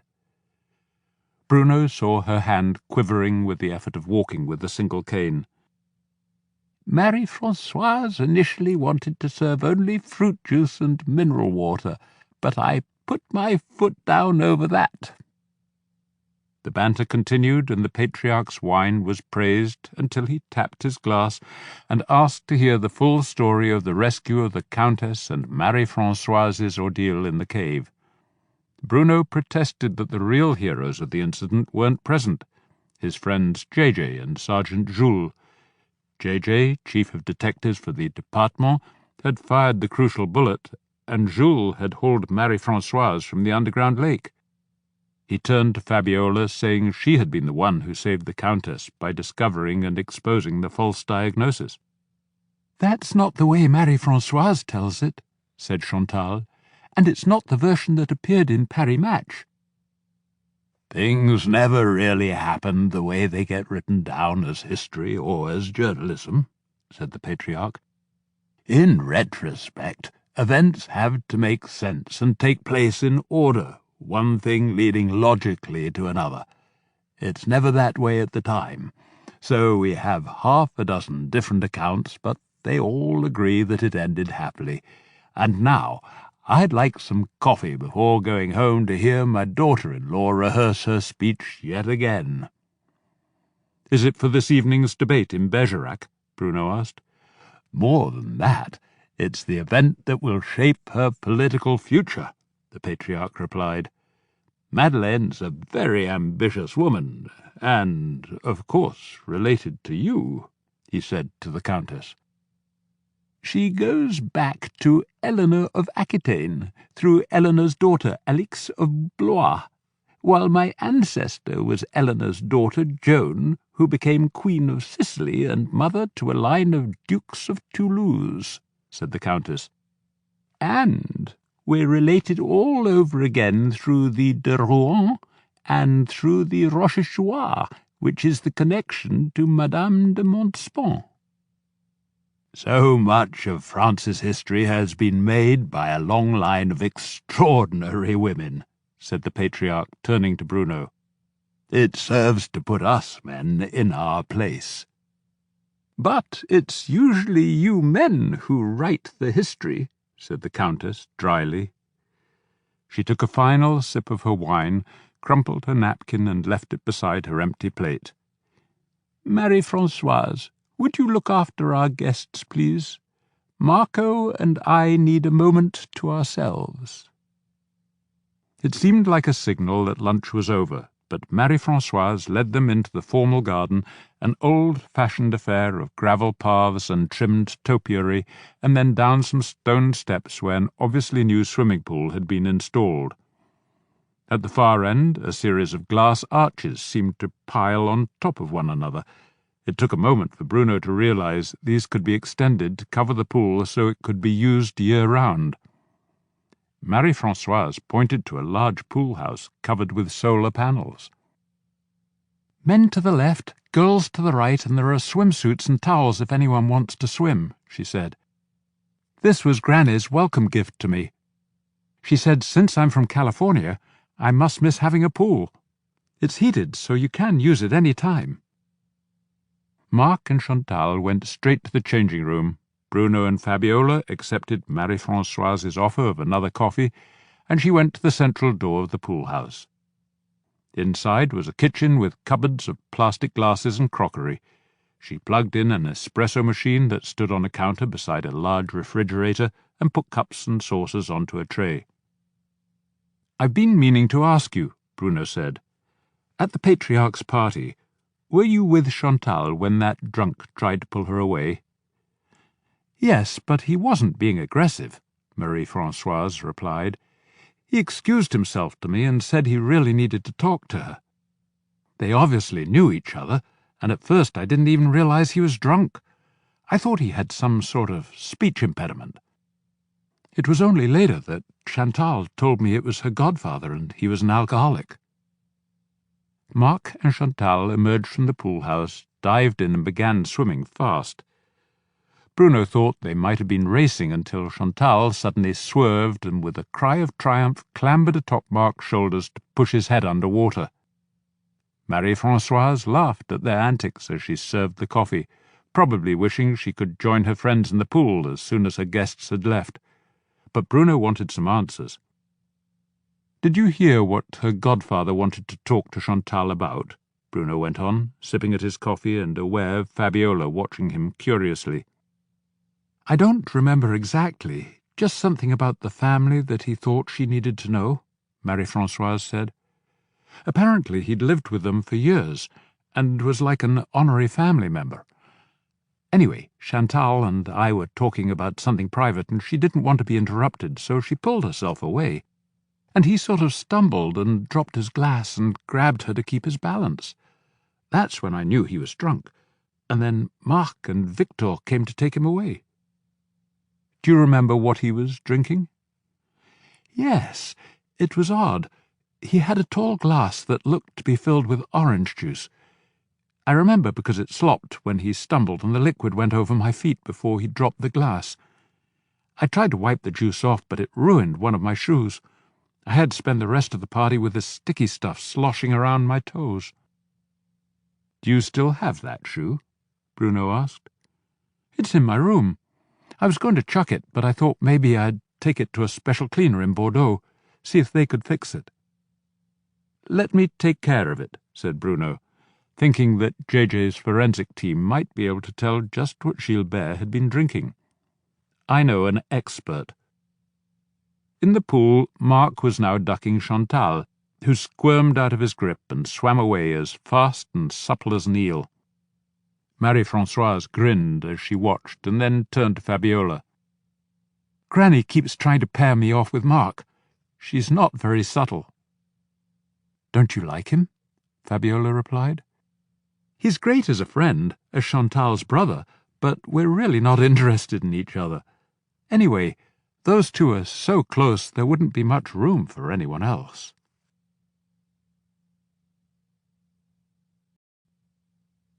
Chapter 22. Although it would hold 150 or more, the Salle de l'Orangerie was already filling fast when Bruno and the mayor arrived through the chanting green demonstrators who lined the paths of approach through Bergerac's Parc Jean Jaurès. Some space had been taken at the back of the hall for a small dais where a TV reporter was holding a white card before the lens so his cameraman could get the right colour balance. There was a buzz of conversation, and the large room was full of local politicians scanning each new arrival to see who might be important or useful. Bruno spotted the Patriarch standing with Marc and Chantal in the front row and chatting with three men, two of them deputies to the National Assembly, and the third was Père Fitte, the lawyer from Périgueux who had lost his wife. The Patriarch waved him over, and Bruno quickly shook hands all around as he was introduced. Perfit evidently knew of Bruno from the press reports and murmured a word of appreciation for his efforts. Bruno asked after Perfit's children. One was fine, the other still in intensive care, he was told. The mayor of Saint-Denis came to join them, shaking hands right and left with political colleagues from around the region as he approached. The thought had never previously struck Bruno, but he suddenly realized that politicians are not just members of a common profession, but of a tribe with common customs and concerns, a shared vocabulary, and a fondness for one another's company. He never normally saw his own mayor as a politician, since Gérard Mangin always reckoned that running Saint-Denis was more about getting the garbage collected on time than partisan struggles between parties. But here the mayor seemed to be in his element, knowing almost everybody and greeting friends from all across the political spectrum. He was sharing a joke and then squeezing someone's arm here and murmuring something into an ear there, nodding and scribbling a note on a business card as someone whispered to him, an arm on the mayor's shoulder. Finally, he and Bruno returned to the third row where Fouquet had installed himself earlier and guarded 2 places for them. "The Greens have made a big mistake," said Fouquet gleefully. "They're demonstrating outside, but we've got most of the places inside so we can cheer her and whistle at their guy." "Don't you have to be inside to vote?" the mayor asked. Fouquet nodded. "But they're also doing a phone-in vote. You text one number for the Greens, another for Madeleine. That will take a while, so we'll be able to claim the first vote and try to be sure that's the one that gets reported, and we've got people lined up all over the département." As well as running the Saint-Denis Café, Fouquet was a veteran of small-town politics and knew all the tricks of local elections. When drinking one evening at a rugby club dinner, he'd begun confiding to Bruno his 3 rules to win council races. The first was to recruit candidates from the largest families in the commune, since they'd usually all vote for a relative, even if a family feud meant they hadn't spoken for years. The second was to work hard to win over the members of the town's tennis, rugby and hunting clubs, which explained the generous subsidies the mairie usually provided to the town's sports. The third was always to recruit a doctor, a pharmacist or a schoolteacher to be the candidate, since they came in contact with hundreds of potential electors, and people always preferred to vote for someone they knew. "They all know me, too," Bruno had said. "But people never vote for a policeman unless they're scared stiff," Fouquet replied. Bruno then objected that the mayor kept getting re-elected, though he didn't come from a large family, nor had he been a member of one of the chosen professions. "The mayor's different," Fouquet had grumbled, and turned away. The contrast was striking when the 2 debaters came on stage to shake hands. The Green politician, a former teacher named Georges Luchon, was tall, very thin, and wore jeans and a blazer with an open-necked striped shirt. His thinning grey hair was gathered in a ponytail, and Bruno couldn't tell whether the man was trying to grow a beard or was aiming for the stubble that had become fashionable among younger men. He spotted a large green campaign button in his lapel. Madeleine had dressed conservatively in a plain dress of dark blue with a light blue silk scarf at her throat. Her fair hair was piled into a neat bun, and she wore minimal makeup, seeking to appear businesslike and even severe. But her classical features and graceful posture ensured that her looks still captivated most of the men in the room, Bruno included. Even as he braced himself to pay attention to a serious discussion, he couldn't prevent the image of the painting he'd seen in Yevgeny's bedroom from leaping into his mind. Each speaker had a podium, and the moderator, the mayor of Bergerac, sat at a small table in the centre. The debate had originally been his idea, to test local opinion on the issue of using fracking technology to exploit the natural gas reserves deep underground in much of southwestern France. The socialist government with its green allies was against it, and the Conservatives were divided, But more and more mayors of all political parties were becoming interested in what this could mean for local jobs and prosperity. The huge publicity for the death of Perfit's wife and the fate of Imogène's deer had widened the focus of the debate, and it quickly became clear that Madeleine was going to make this her main theme. The rules for the debate gave each speaker 15 minutes for opening remarks, then 20 minutes to respond to questions from the floor, and a closing statement of 5 minutes. The event was timed to last exactly 1 hour for the convenience of the local radio stations that would be broadcasting it live. The mayor had tossed a coin to see which of the speakers would go first, and the green won. He gave a competent opening speech on the threat of climate change, the dangers of fracking, and the need to build wind and solar farms to replace fossil fuels. Although Bruno was sympathetic to the themes, the speaker was lackluster. It sounded as though he'd given the same speech many times before. He then offered a brief word of condolence to Perfit for the loss of his wife before concluding. "While I oppose the slaughter of those helpless deer at Saint-Denis, I agree we must take precautions against their becoming a danger to road users. We want no more such sad and terrible accidents. What this tragedy teaches us is the need for constant discussion and debate among all citizens over how best we can balance the needs of the environment and the economy, wildlife and people, to ensure such tragedies never happen again, and that our children can inherit a safe and sustainable planet." Madeleine rose as Luchon sat to polite but restrained applause.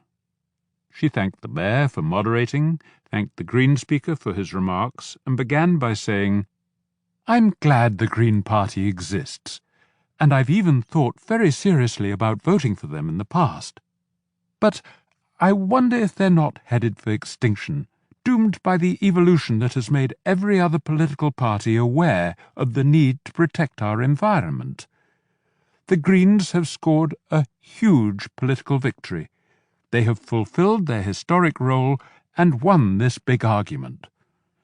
But they are becoming an irrelevant and querulous sect, opposed to everything but wind and solar farms, with no thought of what we do when the wind doesn't blow and the sun doesn't shine. They are against nuclear power, against exploring for natural gas, against coal and oil, against foie gras, and even against the use of genetic science in food when it can prevent famines and ensure that children in even the poorest countries can get the right vitamins in their diet. Many of them don't even want us to eat meat." Madeleine gave a thoughtful and balanced assessment of the benefits and problems of fracking, the cost to France of importing natural gas, and the danger of depending on importing energy from Russia. Greens should support fracking, she added, since power stations fueled by natural gas produce fewer than half the emissions of those fueled by coal. "Of course," she went on with a smile, "not all the Greens are against everything. Monsieur Luchon here is no extremist, but a sensible man." She gave her opponent a friendly nod. She was persuaded he had no qualms about hunting animals or shooting deer. From a folder on the podium before her, she pulled out a newspaper clipping and held it up. "I have here," she said, "the report from Sud-Ouest of the anniversary dinner of the town of Nontron, in the north of our département, at which Monsieur Luchon gave the formal speech. Quite rightly, too, it is in his constituency. And what a fine dinner it was. I have here the menu. It started with a fine vegetarian dish, a cream of mushroom soup. It was followed by foie gras de Périgord, and then by médaillon de chevreuil, kindly provided by the hunting club of Nontron." She turned to Luchon. "I congratulate you, sir, on your taste. Médaillon de chevreuil is one of my favourite dishes. There is nothing quite like a fine roast of venison. But, monsieur, if you are prepared to eat and enjoy the flesh of deer that have been shot by hunters, How on earth can you oppose using the same method to control their numbers when they become a danger to themselves as well as to humans? So, I close with 3 questions for my colleague in this debate. The first question is this: should we seek to maintain an ecological balance between wildlife and the local environment that can sustain the deer without suffering or starvation? If so, and I'm sure a sensible man like Monsieur Luchon would agree, my second question is this: which method do we use? Culling or contraception? She paused for the scattered chuckles that spread into general laughter. She held up a hand to quiet the audience, and Bruno realized she now had the hall in the palm of her hand. Everyone seemed to be smiling, looking up at her expectantly. I leave it to your imaginations to ponder how we persuade each doe in our woods to take her contraceptive pill every day, she said, and the room rocked once more with laughter. She held up her hand again, and then paused with the timing of a natural actress before gazing around the audience with a soft smile. Or perhaps our green friends think we can persuade each stag to take steps to fulfill his own responsibility for family planning. They might even volunteer to help with the fitting? She paused again, and this time it took a moment for the mental image she had evoked to take hold, and then the room erupted in guffaws and cheers. Beside Bruno, Fouquet and the mayor were wiping tears of laughter from their eyes, and so was the moderator on stage. Even her opponent, Luchon, had a sickly sort of smile on his face. When the hall finally stilled again, Madeleine said, My third and final question for Monsieur Luchon, to whom I offer a belated bon appétit for those médaillons de chevreuil, is this: which come first, deer or people? She stepped back from the podium and inclined her head to Luchon and the moderator, and the room broke into a storm of applause. Perfit was the first to rise to his feet, clapping his hands together above his head, and he was followed by the Patriarch and then by Fouquet and most of the hall. Bruno considered for a moment and then rose as well, thinking Madeleine deserved a standing ovation for the most effective and amusing political speech he'd heard in years. The remainder of the evening was an anticlimax. Luchon stumbled through his questions and closing remarks, and then hurried from the stage, leaving the field of battle to the victor. Madeleine remained on stage and nodded her head sweetly as her gaze swept the audience, her glance seeming briefly to meet the eyes of every man in the room. And not a man there was immune to her charms, and even the few women in the crowd were smiling broadly at the triumph of a member of their own sex in such a traditionally masculine preserve. "You have just seen the selection of the next deputy to the National Assembly," the mayor said to Bruno, "and probably a future minister." "That was really something, and I pity that poor Green at the next meeting of his executive committee," said Fouquet. "She crushed him, chewed him up, and spat him out." "But she did it all with the utmost respect and courtesy," the mayor said. "And yet maybe she was a little too ruthless. That business with the menu was pretty close to the line. There's an unwritten rule that we don't mix politics with people's families or personal matters, and heaven knows a politician can't choose what the menu is going to be at an official dinner. Still, she did it beautifully, and I'm very glad I don't have to run against her." Fouquet burst into renewed laughter. "I'm just thinking of that silly bastard Luchon. From now on, at every lunch or dinner he goes to, the poor sap is going to have to ask for the vegetarian option or the fruit plate. You'll never be able to eat a decent meal in public again." Bruno was thinking that Madeleine was a most remarkable and somewhat terrifying woman. She was equipped with every possible advantage for a political career. She had beauty, brains, acting skills, and a mesmerizing style in public speaking that included a natural sense of humor and a way of winning audiences onto her side. She was a wife and mother, but she was also a businesswoman, helping to run the family vineyard. There can be few professions dearer to the heart of a French voter than someone who combines a family farm with producing a decent bottle of wine. And she also had the inestimable advantage of being the daughter-in-law of one of the best-known and most respected figures in France. More than that, Bruno mused, she had a subtle but deeply effective charm, a discreet but possibly unconscious way of seducing every man in the audience. Bruno wasn't sure whether this was deliberate on her part or simply an inevitable result of her beauty. Having never come across anyone quite like her before, he was prepared to give Madeleine the benefit of the doubt. She was the kind of woman whose every look seemed to carry some flirtatious signal, and yet she was no flirt. There was nothing overt about her manner, and the other women didn't seem to resent her. They'd applauded and cheered as sincerely as the men. So perhaps it was simply her looks and posture and her personal style, the proud way she carried her head, that had this effect. He found himself thinking in Hollywood clichés, but it was more than just sex appeal, more even than star quality. It was something, he told himself with a flutter of patriotic pride, uniquely French, but universally beguiling. "Come along," said the mayor, breaking into his reverie. "My counterpart has invited us to the mairie for a post-debate reception.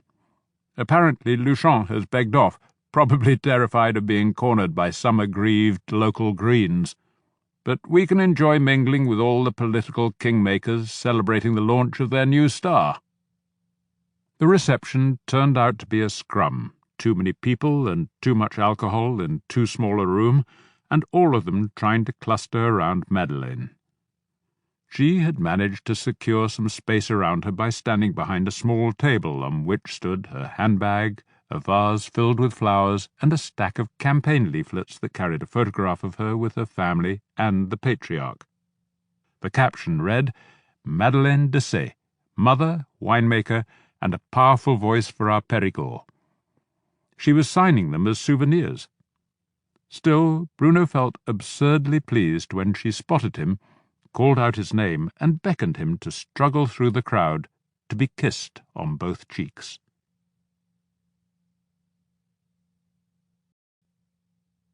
Chapter 23. As always, when he slept alone, Bruno awoke at once to full consciousness, aware of the familiar bedroom of his home, despite the darkness, now that dawn came a little later each day.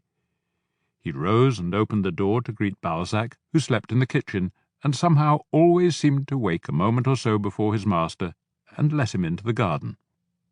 Bruno ran through the morning exercises he had continued since his time in the army, drank a small glass of water, then donned his tracksuit and running shoes. With Balzac at his heels, he checked the chicken run, and then set off into the familiar woods for the morning jog that allowed him to think about the day ahead. There was Hector to exercise, then breakfast at Fouquet's before the market began, and he should check that all was well with Imogen. That meant he'd have to make some discreet inquiries in the procureur's office to see if he planned to prosecute her.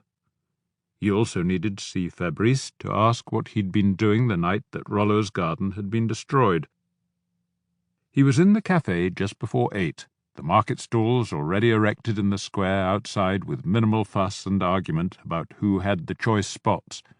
Now that summer rush had ended, only the regulars remained in the market. They all knew one another, and in the space behind their stalls they prepared and ate their casse-croûte together at around 10 when the morning rush was over. Sipping his coffee, Bruno scanned the headlines in Sud-Ouest, lingering only at the photo of Rollo looking sadly over his demolished garden. The story took up most of an inside page. Bruno waited until the stroke of 8 before calling his colleague, Quatremer in Lalande, to ask if Fabrice had a regular girlfriend. He got a name, Veronique Ferreira, and asked what car she drove. A small red Peugeot, he was told. The name Ferreira meant she was from one of the Portuguese families who had come to the Périgord in the 20s and 30s to work as fruit and grape pickers. Hard workers, most had stayed and prospered. Bruno finished his croissant and second coffee and went out to the market to see José, who ran the stall that sold work clothes, flannel shirts, and cheap boots. He was also a Ferreira, and Bruno asked him if he knew Veronique, who turned out to be a cousin. "Why do you want to know?" José asked, some suspicion in his voice. He knew Bruno well, but family is family. Bruno explained it was her boyfriend, Fabrice, who interested him, and he needed to check with Veronique if she had been with him on Wednesday evening. Bruno was so accustomed to young men citing their girlfriends as their alibis that he'd learned to check with the girlfriends first. "She can't have been with him then. It was my aunt's birthday. We were all there until well after midnight, the whole family, and there was no young man with Veronique. She left with her parents, so I don't think she'd have gone out after that, not on a weeknight. She works in the dentist's office in Lalande, and they start at 8, José said. What's this Fabrice like? Is he in trouble? Bruno shrugged and said the young man seemed to have a job, but suggested that José check with the rugby club on Fabrice's suspension. He thanked José and then rang Fabrice and found him in his car, heading to work on the Patriarch's estate. He sounded nervous, but agreed to meet Bruno at 9 in the barn behind the chateau where the estate offices were located. Bruno had seen Fabrice play and knew him to be a large and brawny young man, fit but not very fast, with his head shaved down to a stubble and tattoos on his neck and arms. In his gamekeeper gear they weren't visible. Bruno began by asking about the rifle that fired the tranquilizer darts. Fabrice unlocked the chest inside his truck and brought it out. It was clean and well cared for, recently oiled. You know the regulations say it has to be stored in the place where it's registered, the fish farm, Bruno said. I know, but this is more secure. Not if your truck gets stolen. Where's the vet certificate and the inventory for the darts and tranquilizers? Bruno checked through the papers and asked, When did you last use the gun? Last weekend. I stayed up all Monday night, watching for those otters. I got one on Sunday evening, the male, and then we put him in a trap by the fish pond. Sure enough, his mate came up after midnight.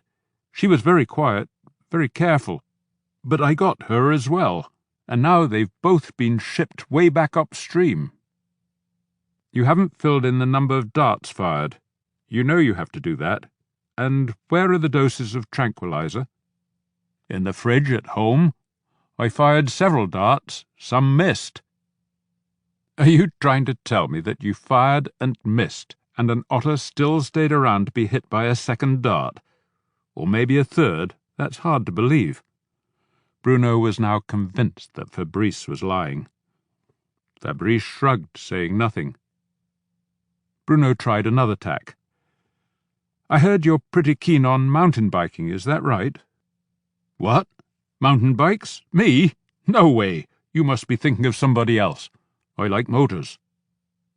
Where were you Wednesday evening and night? Bruno asked. With my girlfriend, Veronique.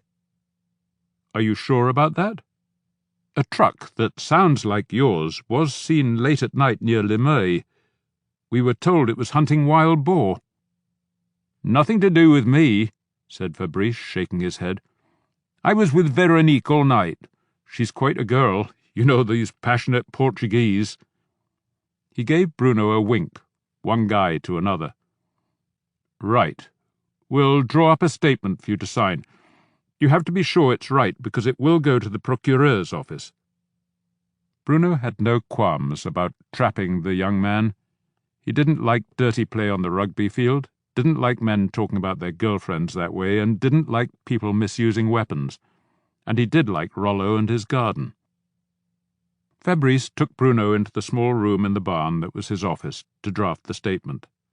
There was a calendar on the wall featuring naked photos of big-bosomed girls. Let's be absolutely sure about the date, Wednesday evening and night, the day before yesterday, Bruno said, handing Fabrice his pen. That's right. No doubt about it, said Fabrice, and signed. Bruno witnessed the signature and then used his office stamp to make the document formal. Fabrice looked relieved when Bruno turned as if to go. I'll just go and check your story with your girlfriend. Veronique Ferreira, I believe her name is. Am I right in thinking I'll find her at the dentist's office in Lalande? Bruno asked. You know her? Fabrice looked startled. I know her well enough to tell you she was at her aunt's birthday party Wednesday evening, and then went home late with her parents and was still on time at the dentist's office the next morning, Bruno said. You weren't with her all night, even though you just signed a sworn statement that you were. That's perjury. Making false statements is a criminal offence. Fabrice swallowed. I made a mistake. I confused the day. Tell it to the magistrate. You'd better tell your boss you won't be working today. You're going to be in a gendarmerie cell. In fact, you'll probably be there all weekend. I doubt the magistrate will get around to questioning you until Monday morning. Putain, you can't do this to me when I just got the date confused. Bruno simply stared at him. I can't afford to lose this job, Fabrice added. So tell me what really happened Wednesday night, and don't bother to lie. I know most of it. Tranquilizing the wild boar, short-circuiting the fence around that garden, putting the boar in. Fabrice's face seemed to collapse. He ran a hand over the stubble on his head and sat down heavily beside the table where he'd just signed the false statement. He breathed out noisily and looked first at Bruno and then at the door as if thinking of making a run for it. Now that it's been stamped and sealed, it's an official legal document, said Bruno, picking up the statement and putting it in his shirt pocket. It won't go away, Fabrice. Why not tell me the full story of what happened that night? You weren't alone, so who were you with? Did some friend talk you into it after a few beers, a bit of a joke that went too far? Was that the way it happened? Maybe there are mitigating circumstances, but I can't know until you tell me. Fabrice remained silent. He had closed his eyes, clenched the fists he was too ready to use on the rugby field, and his face was turning red as if he was holding his breath. Bruno waited, knowing that silence was one of an interrogator's best weapons. Finally, Fabrice blew out his breath, almost like a horse snorting. Half expecting violence, Bruno automatically thought how to react. Fabrice was bigger, younger, and probably stronger, but the only rule for that kind of fight was to deliver the first decisive blow. Fabrice would have to rise, his body still half bent. Bruno could slam the man's face down onto his own rising knee and break his nose. He had no handcuffs with him, but he saw leather straps hanging from the wall, the kind hunters used to haul deer from deep woods. They would do. Fabrice shook his head as if to clear it. Then his shoulders slumped. This was not a man preparing to fight. A few moments ago he'd had no troubles in the world. Now he looked defeated. But he still hadn't spoken. Bruno would have to bluff the story out of him. The next stop is the gendarmerie, Fabrice. We'll take your fingerprints, of course, Bruno said. We'll also do a swab for your DNA, like you've seen on television. The forensics expert will test that against the wire on the fence in that garden those boars destroyed. There's no arguing with that. So that's criminal damage, and Rollo is a popular guy with that radio program, so that will be 2, maybe 3 years. Then there's the misuse of an official gun. That could be another year. You'll never get a hunting license again, and you can forget about Veronique. And then, when you get out of jail, there'll be the civil damages to pay to Rollo for the loss of his garden. That's not much of a future, Bruno went on, his voice sympathetic, but privately he was starting to worry. Unless Fabrice started talking, he had very little on the man. Swearing to a false statement was hardly a serious charge, simply the kind the police used as a lever to extract more information. The procureur's office would probably laugh at Bruno if he tried to file it. Anything you can tell me that might help? It's just that I can't work out why you did it, what you had against Rollo and his garden. You didn't even go to his school. Do you know who he is? That gardening guy on the radio, Fabrice said. Bruno felt a wave of relief. At last he'd broken silence. It should be easier now. So why did you do it? Why risk your job, your freedom?" "I was told. I was asked to do it, like a favour." Bruno felt even more relief. He had an admission. "Who asked you to do it?" Fabrice shook his head and refused to say another word. Bruno felt more baffled than frustrated until he finally went outside to phone Sergeant Jules to say he'd be bringing Fabrice to spend the day in a cell while the petty charge was filed. Bruno could almost hear Jules' surprise on the phone, but he agreed to take a DNA swab. He and Bruno both knew that the swab would never be examined. Police budgets didn't stretch to a full DNA test on something as minor as this. Bruno was almost ashamed of himself as he informed the estate office manager that Fabrice was being taken into garde à vue in an inquiry over false statements. Then he set off to drive Fabrice to Saint-Denis. His interrogator's tricks had not worked. His threats were going to prove empty, and he still had no idea what lay behind the destruction of Rollo's garden. Who could be the person for whom Fabrice was doing the favour? It had to be someone or some group in a position to reward Fabrice very handsomely or to punish him with something greater than Bruno's threat of prison. It could be a very close member of Fabrice's family or perhaps someone he loved. Once started, Bruno knew he had to carry through this charade with Fabrice and marched him into the gendarmerie to be processed. Sergeant Jules solemnly entered Fabrice's details in the big day book, gave him the usual warnings, and told him of his rights. Fabrice's belt and bootlaces were confiscated, his fingerprints and a mouth swab taken, and then he was led downstairs. Bruno tried one last time to get Fabrice to talk, but he just shook his head stubbornly, sat on the cell bench, and lowered his head to stare at his laceless boots. As Bruno turned to go, Fabrice asked, "When do I get my phone call? The gendarme upstairs said I had a right to see a lawyer and to telephone someone. When does that happen?" "As soon as the desk sergeant has a free moment. I'll tell him you asked. Anything else?" Fabrice shook his head and Bruno left, the cell door locking itself automatically behind him. Upstairs he checked the annuaire for the number of the dentist's office in Lalande. He called and spoke to Véronique, who confirmed that she had indeed spent the evening at a family celebration. She'd not seen Fabrice since the previous weekend, and added that she didn't intend to see him again. "Is he in trouble again?" she asked, not sounding too concerned about the answer. "Just a routine inquiry," Bruno replied. Bruno waited in a side room until Fabrice had been allowed to make his call and then taken back to his cell. Bruno dialed the code that brought up the last number called on the gendarmerie phone. It seemed familiar. He checked the special directory that identified subscribers by their number and found that Fabrice had called the estate office of the Patriarch Chateau, even though he knew Bruno had already informed them of Fabrice's arrest. Why on earth would he do that? And why had Madeleine put in a good word for him to join the Lalande Club? He'd have to call her. "You'll be interested in this," said Sergeant Jules.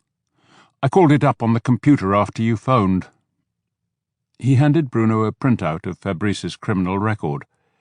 He had a stint in juvenile reform school for repeated car theft, 1 6-month suspension for drunken driving, and he was still serving a year of probation for putting another man in the hospital in a fight in a Bergerac bar. "Nasty dude," said Jules. "He belongs inside if you ask me, so we'll keep him here overnight. I heard what happened to Rollo's garden. Do you think Fabrice was behind that?" Bruno nodded. "I'm surprised it was just probation with a record like that." Jules pointed to the name of the gendarme who'd arrested Fabrice after the bar fight. "You know Ducat? He and Fabrice played rugby together, so he probably went easy on him in the report." Climbing the stairs in the mairie and heading for his office, Bruno felt the mobile at his waist begin to vibrate. He looked at the screen and saw it was Pamela. "Jack Crimson's daughter has arrived," she began in a businesslike tone that served to remind him of the change in their relationship. We're all going out to the riding school this afternoon to look it over, if you'd like to join us. But in any event, you're invited to join us for dinner at Jack's house this evening. Jack particularly asked that you come. I think he wants to show off his daughter's cooking. He is obviously very proud of her. Her children are still back in London with the other grandparents." "Have you decided whether you want to go ahead?" he asked. "She hasn't seen the place yet, but even if she doesn't like it, I think I might buy it anyway. There's some rather good old furniture in the big house and a lovely old armoire in the barn, so I might offer to buy furniture included. The barn is full of useful stuff, garden furniture, some of those handsome old canvas lounges for the pool. I've been through the books, and even being badly run it was making a modest profit. I know I can do better." Bruno didn't doubt it. Even beyond his affection for her, he had a firm appreciation of Pamela's talents. And it would be interesting to see Jack in the company of his daughter. One of the many things he'd learned in his decade as a policeman was that one can learn a great deal about a person from the way he relates to his grown-up children. But one of her remarks had set off a distant bell in Bruno's head. She had mentioned a canvas lounger which reminded him of the dimly lit room in the Patriarch Chateau where Gilbert had died. Some of his vomit had pooled on the lounger. If he could get that analysed, thought Bruno, it might tell him something. He drove back to the Patriarch's estate and was greeted at the main door by the housekeeper, who noted his uniform but also remembered him from the party. She raised no objection when he said he needed to visit again the room where Gilbert had died. She led the way, and when his eyes grew accustomed to the gloom inside, he looked around the half-familiar room, but saw no lounger. He asked if it had been moved. "No, we burned it," she said. "It was ruined anyway, even without the fact that he died on it." "Did you do that?" "No. The new gamekeeper did it earlier this week. I think Victor may have told him to do so. Fabrice just said it was someone in the family."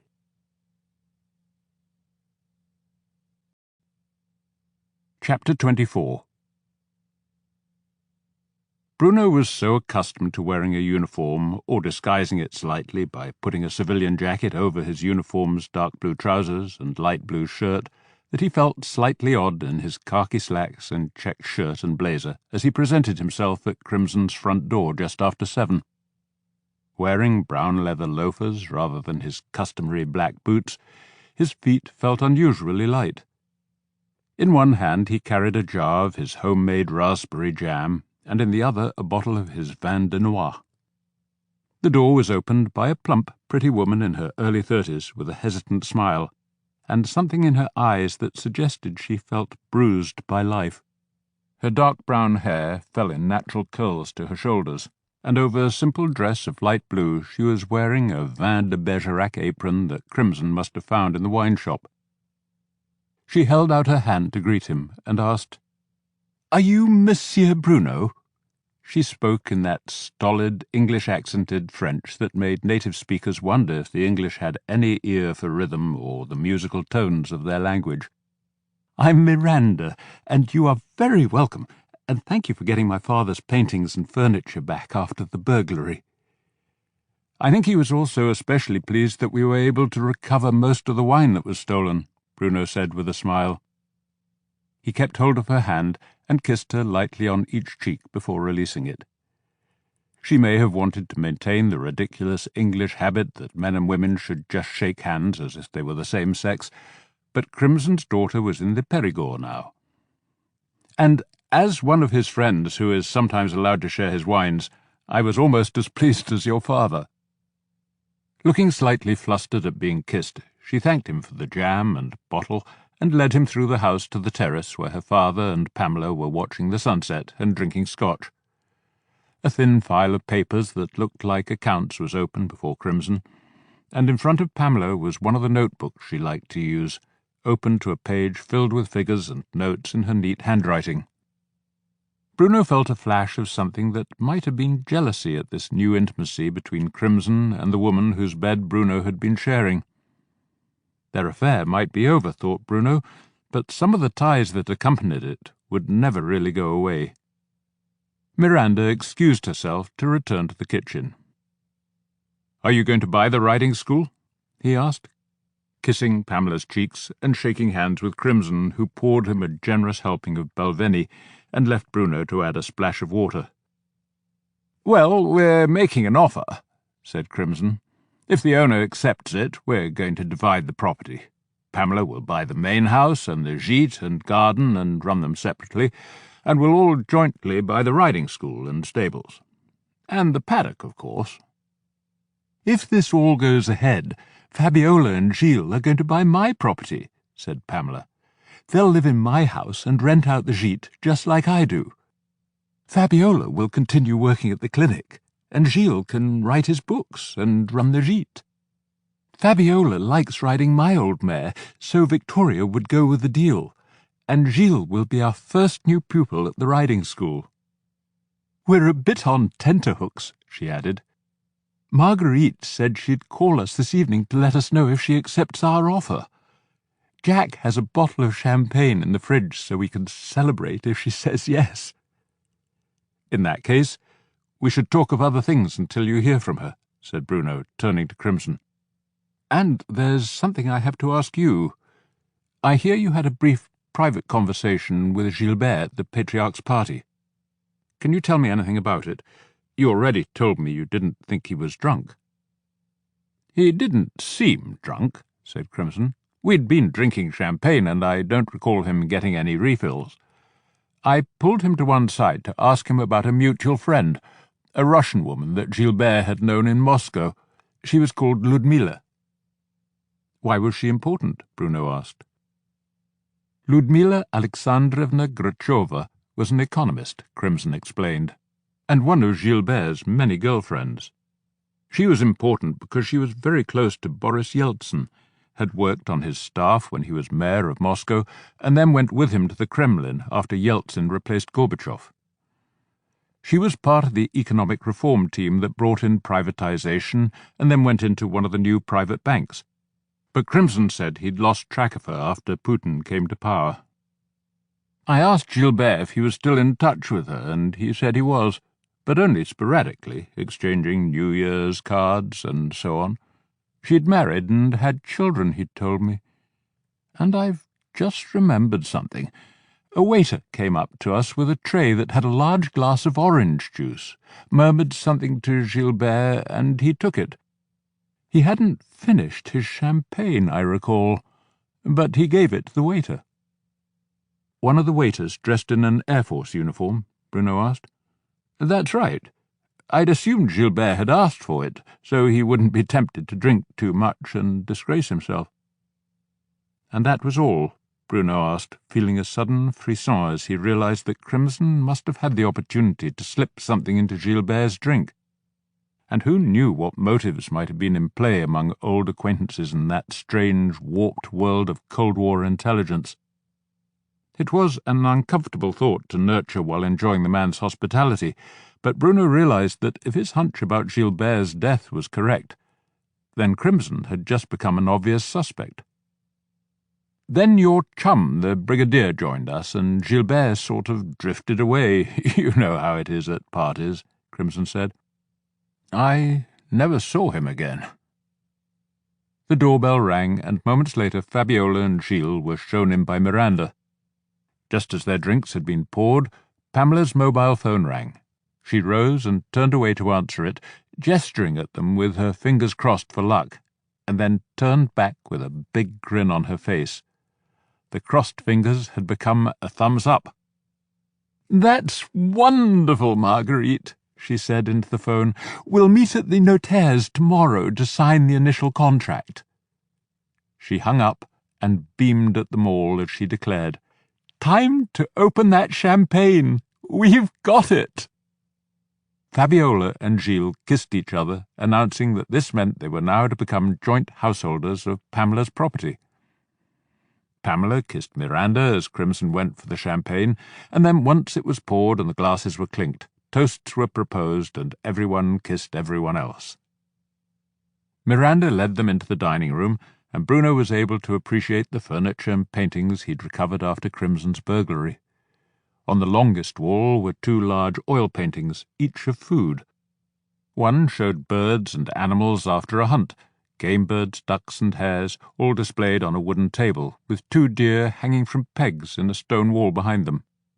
The other painting showed fruit and vegetables heaped up in generous bounty on what looked to be the same wooden table, an old-fashioned bulbous wine bottle and a small glass in the foreground. Bruno recalled the inventory Crimson had made of the stolen goods. These 2 paintings were French, 18th century, and he'd forgotten the name of the artist. But they had been valued at €60,000.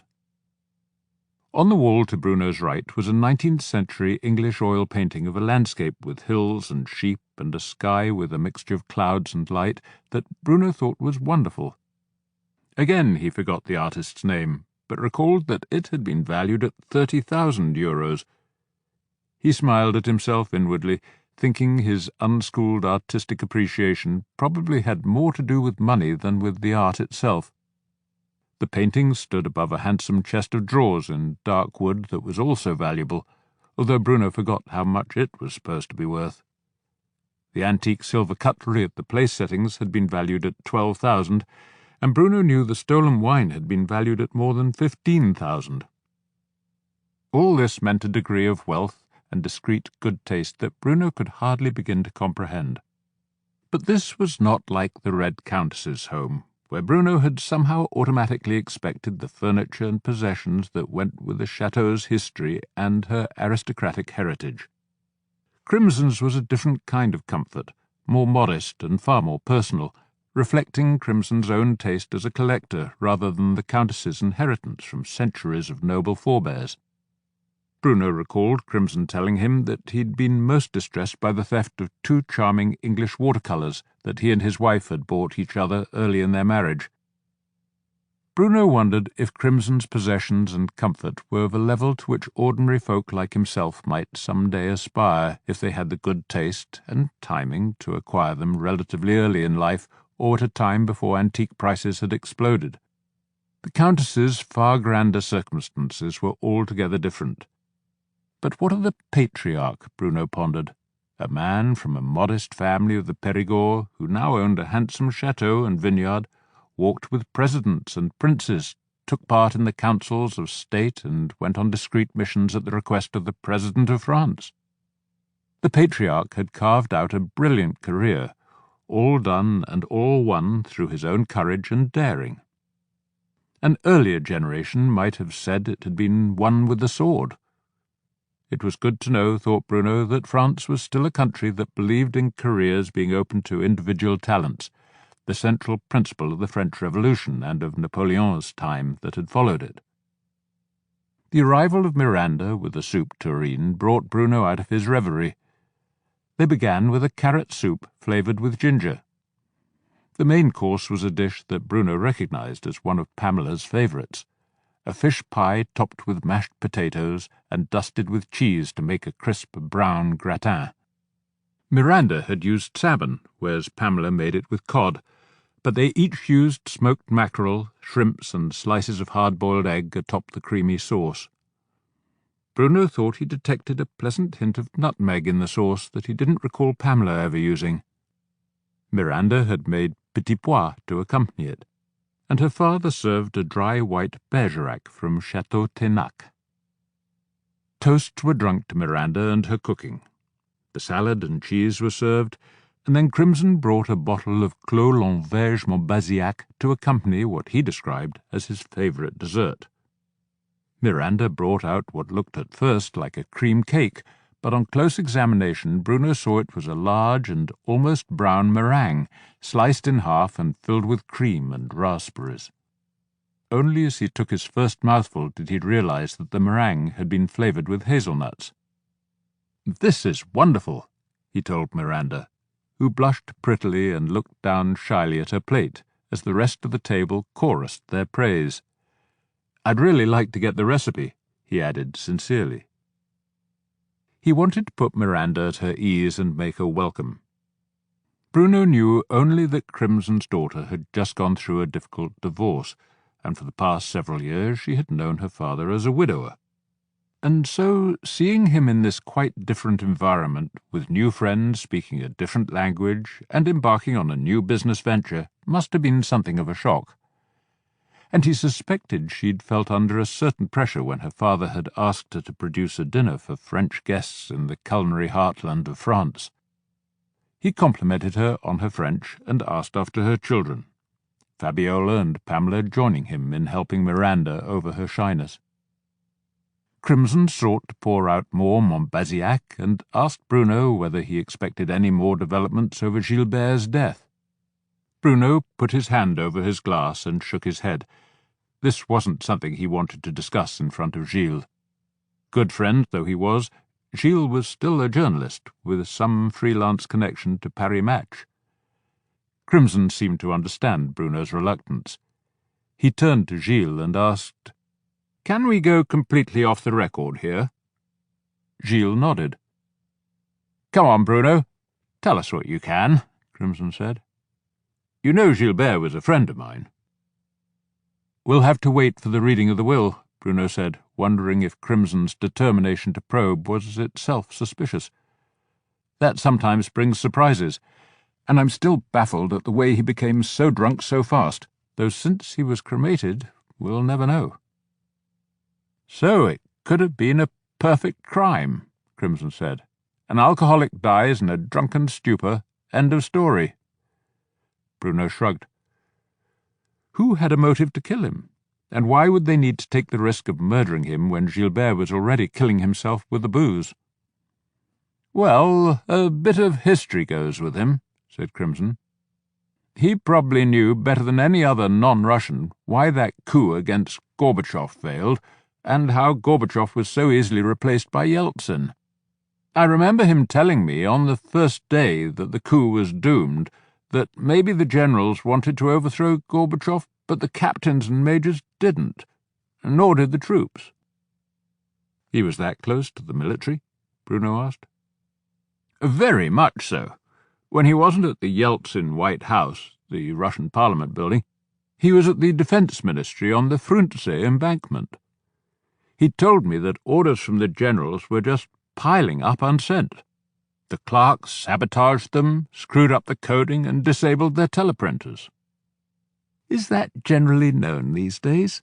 Gilles asked. "Yes, there were stories about it in the Russian media after the coup failed. Marshal Akhrameyev and his generals were drafting orders and pulling at the usual levers, but nothing happened. I was able to tip off London that the coup might not be a sure thing, but Gilbert had trouble with the ambassador, who simply refused to believe him. I heard they had a screaming match in the ambassador's study, and Gilbert was thrown out of the embassy, and the diplomats tried to get Paris to recall him. Since he was a military attaché under Defense Ministry orders, the diplomats couldn't do it, and within a couple of days Gilbert was proved right, of course." "It's almost unbelievable that a French officer could get into the Soviet Defense Ministry in the middle of a coup d'etat," said Gilles.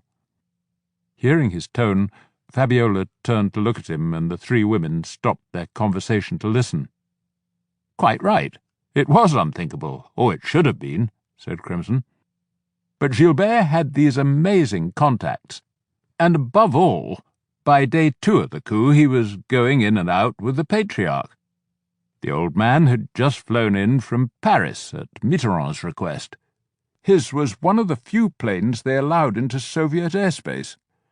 The Patriarch and Akhrameyev were old friends, and the Marshal wanted his private channel to the Western leaders, just to reassure them that the coup was a purely internal matter and there'd be no need for any military alerts. Akhrameyev arranged for the Patriarch to fly into one of the military bases, and they took him into Moscow by chopper." "I don't think that is publicly known," said Gilles.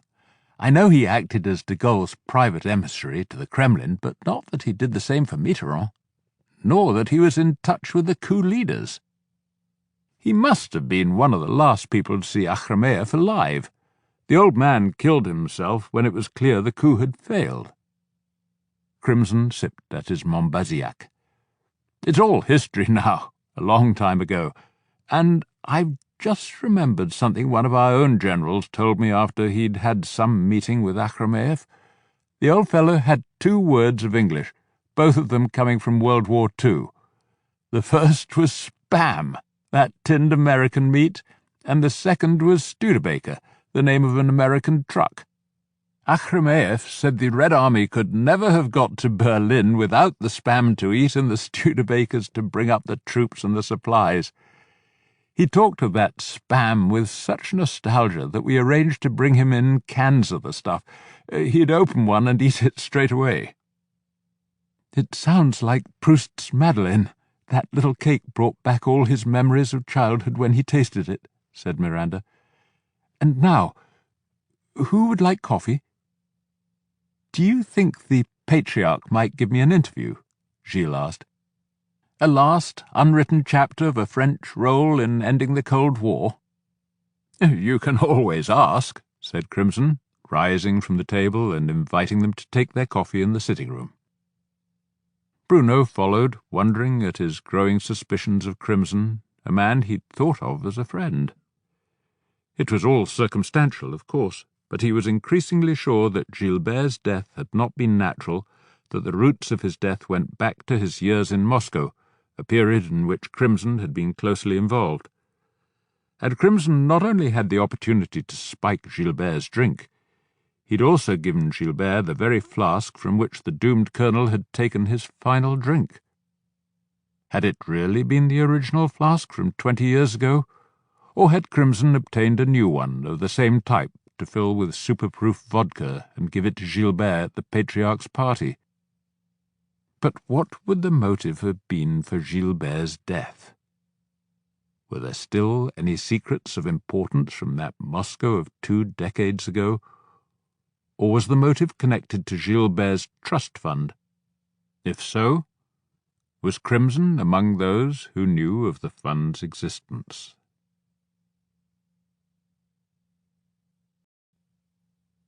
Chapter 25. Imogen looked beatifically happy, sitting beside the animal cages at the rear of the veterinary clinic, feeding the fawn on her lap from what looked like a baby's bottle. She looked up as Bruno entered, and smiled a welcome that broadened when she saw Balzac potter in behind his master, sniffing curiously at the mingled scents of deer, dog, cat, disinfectant, and fresh straw that filled the long room. Then Balzac saw the fawn and stopped, adopting the classic stance, one paw raised, head cocked, tail straight out and flat behind him, a pose he'd inherited from generations of Bassets. "Some good news," Bruno said, crouching to stroke Balzac's neck and hold his collar. He didn't want his dog leaping playfully at the fawn and terrifying it.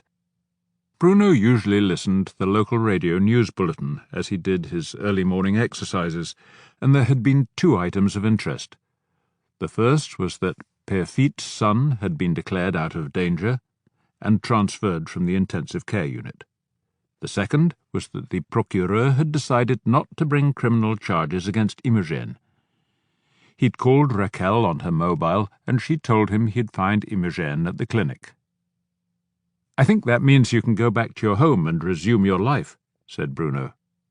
He didn't mention the still pending threat of a private lawsuit by Perfit, hoping that time and the need to help his children move on from the tragedy might soften Perfit's anger at his loss.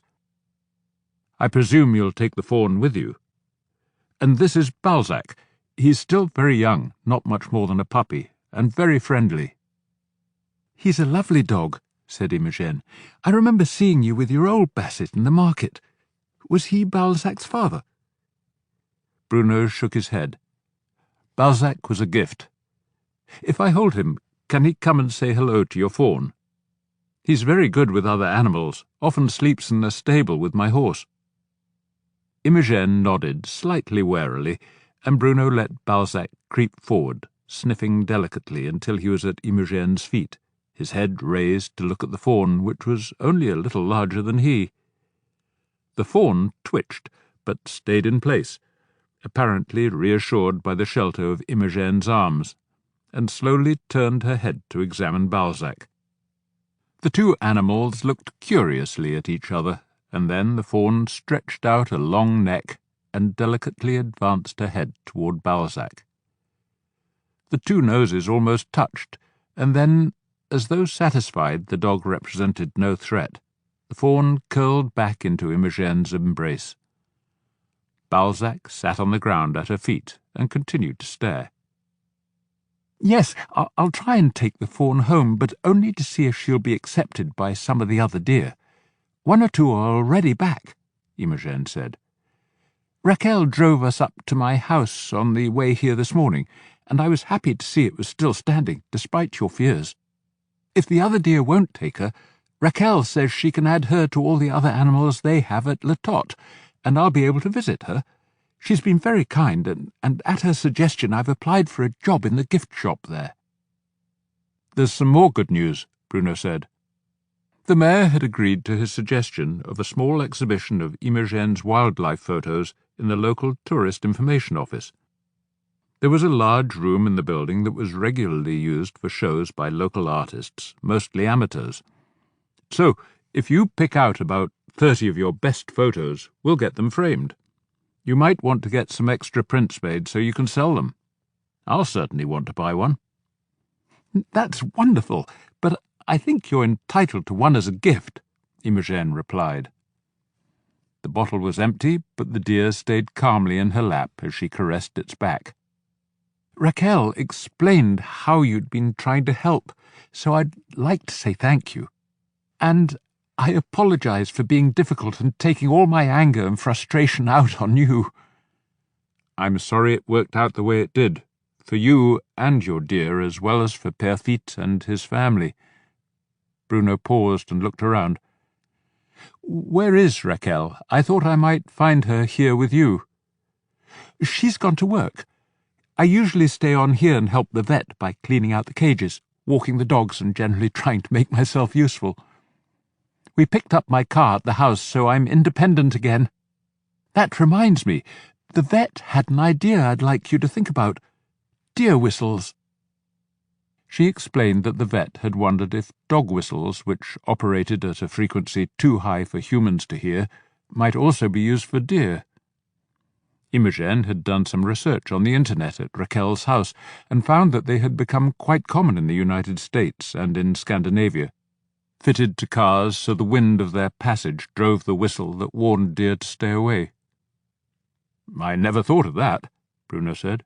"It's a great idea." He thought of Jean-Luc, who ran the metalwork class at the collège. Maybe he could get the students to start making some of them for sale. It couldn't be that complicated, and if demand built up, it could be a useful little business for Saint-Denis.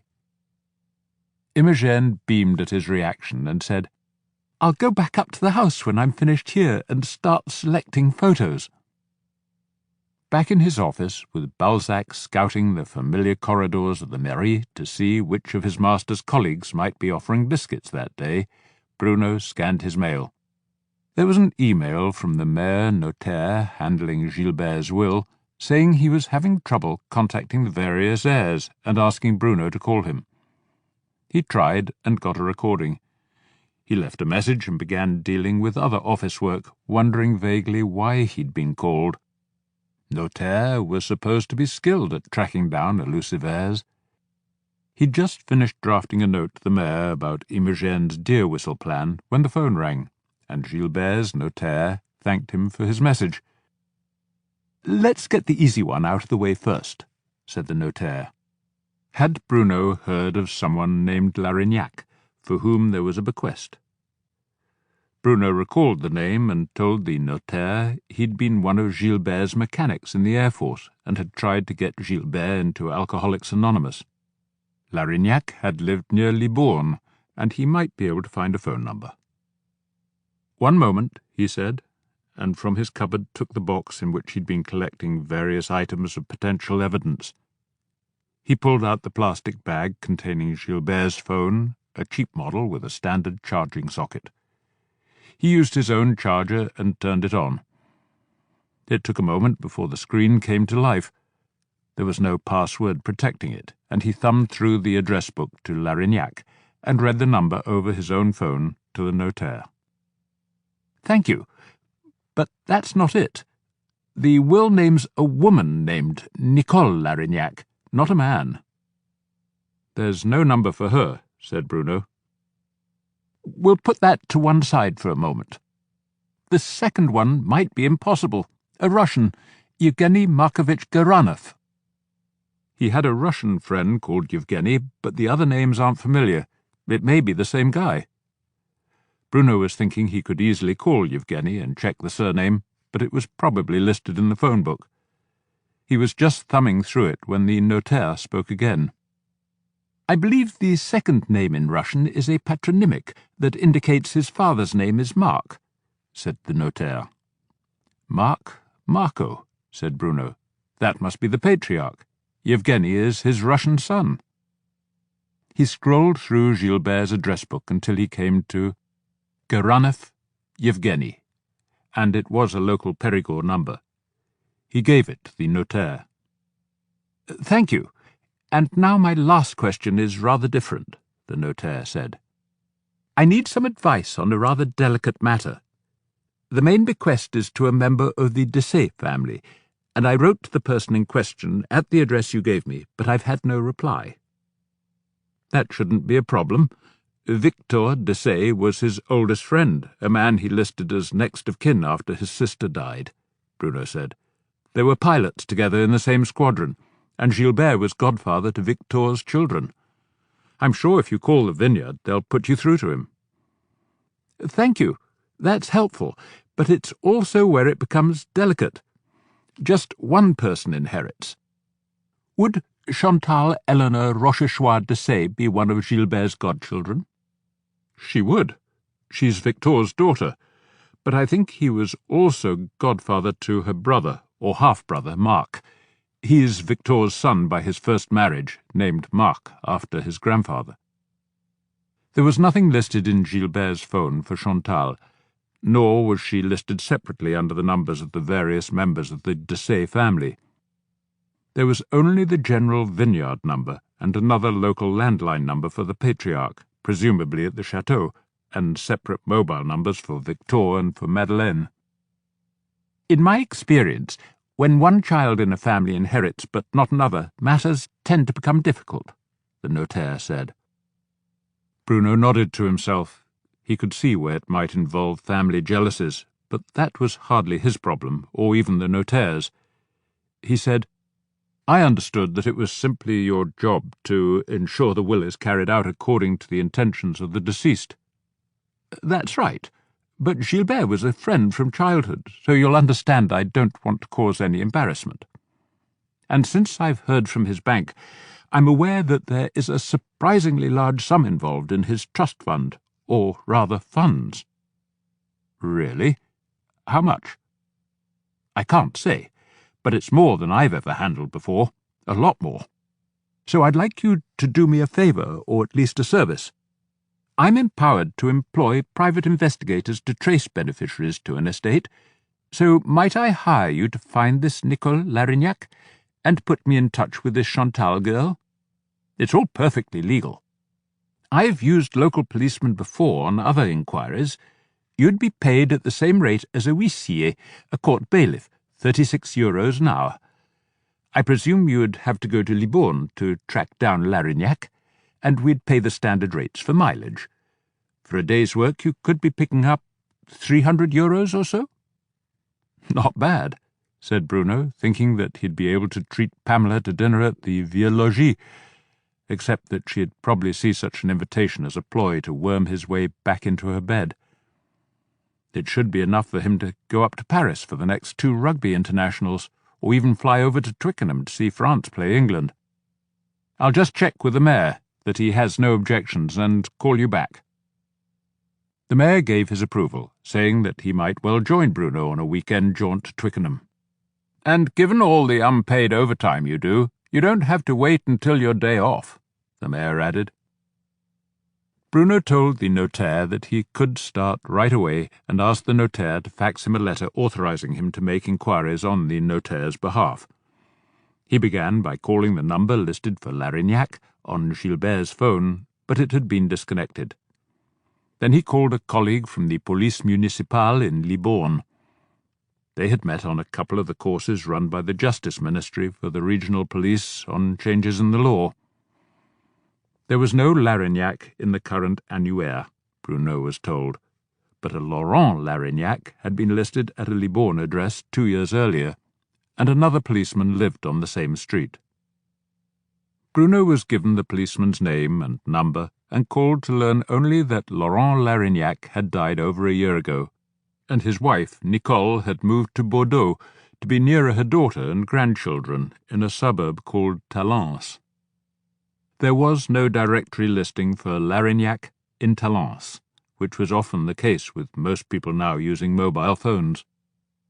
Bruno called the mairie in Talence, introduced himself and asked for a check of the election register, and failing that for the taxe d'habitation. He was promised a call back. He checked his fax machine. The notaire's letter had arrived, naming Bruno as his legal representative in the matter of the last will and testament of Colonel Gilbert Clamatin. That would do. He tried calling Chantal at the vineyard, only to be told she was in Bordeaux at the university. Marie-Françoise was also at the university, so he called her mobile and got the recording telling him to leave a message. He did so, and also texted her, saying he'd have to be in Bordeaux shortly and needed to see Chantal on a legal matter. He checked his watch. He could be in Bordeaux before lunch if he took the autoroute. First he needed to check just how Fabrice had been hired. He called the vineyard, asking for Victor or for Madeleine, but neither one was there. He left messages and then called Sergeant Jules at the gendarmerie to let Fabrice go, but cautioned him that the file was going to the procureur and he could expect to be called back for further questioning. Maybe a night in jail would teach him a lesson. Bruno doubted it. The Talence mairie called him back with an address for Nicole Larignac just off the Avenue de Candeau. Bruno fetched Balzac, knowing there was no better introduction than to be accompanied by a friendly young basset hound, and the two set off on the road that led to Périgueux and the autoroute. Bruno never ceased to be amazed at the suburban nature of so much of the Bordeaux wine industry. The vineyards were tucked in between houses and hospitals, and the great estate buildings and chateaux of legendary wines like Aubryon and Pape Clément were surrounded by bungalows and small family homes. He found Avenue de Candeau just off the vineyard-flanked road of Mission Aubryon, and parked outside Nicole Larignac's address. Balzac investigated the children's toys in the sandpit in the garden. The door was opened by a still handsome woman in her 50s with lively blue eyes and blonde streaks in her grey hair. She was wearing jeans, ballet shoes, and a black sweatshirt that did little to conceal a trim but shapely figure. A toddler crawled at her heels, erupting in squeaks of delight at seeing Balzac and racing forward to greet him faster than the woman could grab the child. "Madame Larignac? Nicole?" Bruno asked, and scooped up the toddler to hand the child to her before he introduced himself, his dog, and stated his business. He showed her the notaire's letter and was invited in for coffee. "We had a basset when I was a girl," Nicole said, leading the way into the kitchen and plugging in an electric kettle. She pulled a cafetière from the draining board and filled it with 3 generous spoonfuls of Ethiopian coffee with a Fairtrade logo. "Ours was called Hubert, and I remember him being very patient with me and my brothers and sisters, whatever foolishness we got up to. Do you think little Patrice will test Balzac's patience?" She put the child down, and much to the dog's pleasure, the boy immediately began fondling Balzac's long, velvety ears. "So Gilbert's dead," she said, shrugging, not seeming to be greatly moved by the news. "He didn't long outlive my Laurent. Cirrhosis of the liver, was it, like Laurent?" "He died in his sleep," said Bruno diplomatically. "Would you like to call the notaire? He wants to make arrangements for the reading of the will." He offered his phone, but she waved it aside. "I wouldn't have thought Gilbert would leave much. Nicole said. "At least Laurent went on the wagon from time to time. He managed 5 years one time, 3 years another, thanks to AA and his job at the airport. I'd have left him otherwise, but Gilbert never seemed to want to stop, however much Laurent tried."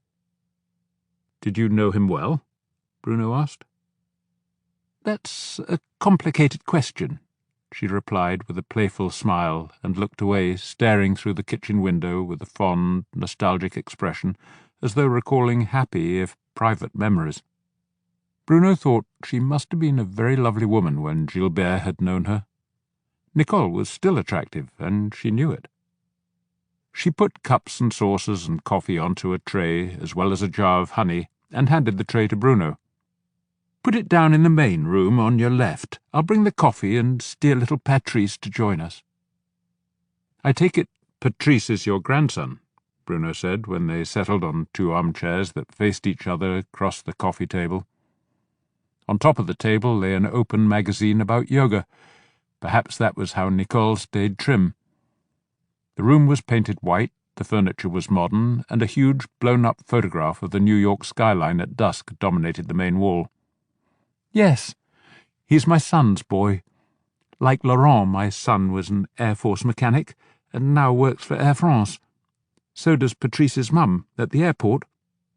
I suppose I'd better call the lawyer." Bruno called the number, handed her his mobile, and sipped at his coffee as she spoke.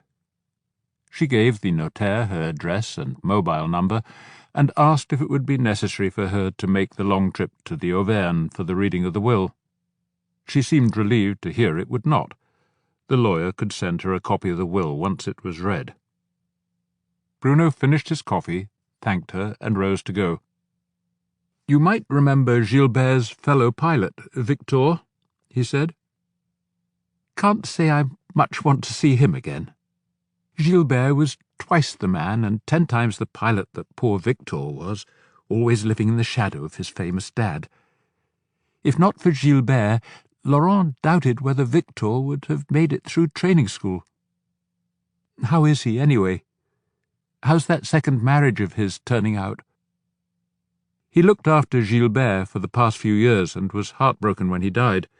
I think Victor's doing fine, producing some good wines at his vineyard, and his wife seems bent on becoming a politician," said Bruno. "He has 2 fine kids, 1 from each marriage." "I wonder if they take after Gilbert," said Nicole, almost slyly, as Bruno extracted Balzac from Patrice's embrace. Bruno gave a neutral nod and steered Balzac out of the door. "Sometimes I can still see something of him in Patrice. What a waste the booze made of a lovely man. That's why I never touch the stuff myself." "Not even the Aubryon they make around here?" Bruno asked. "Not even that," she said. "Thanks for coming, and for bringing the dog."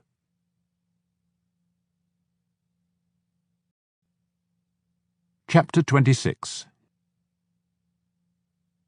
Marie-Françoise had texted Bruno a reply saying she and Chantal would meet him for lunch at a bistro in Pessac called Le Boeuf sur le Toit. It was opposite the cinema. He couldn't miss it. Again he was struck by the way the vineyards that produced the lovely Pessac-les-Oignons were squeezed between suburban settlements.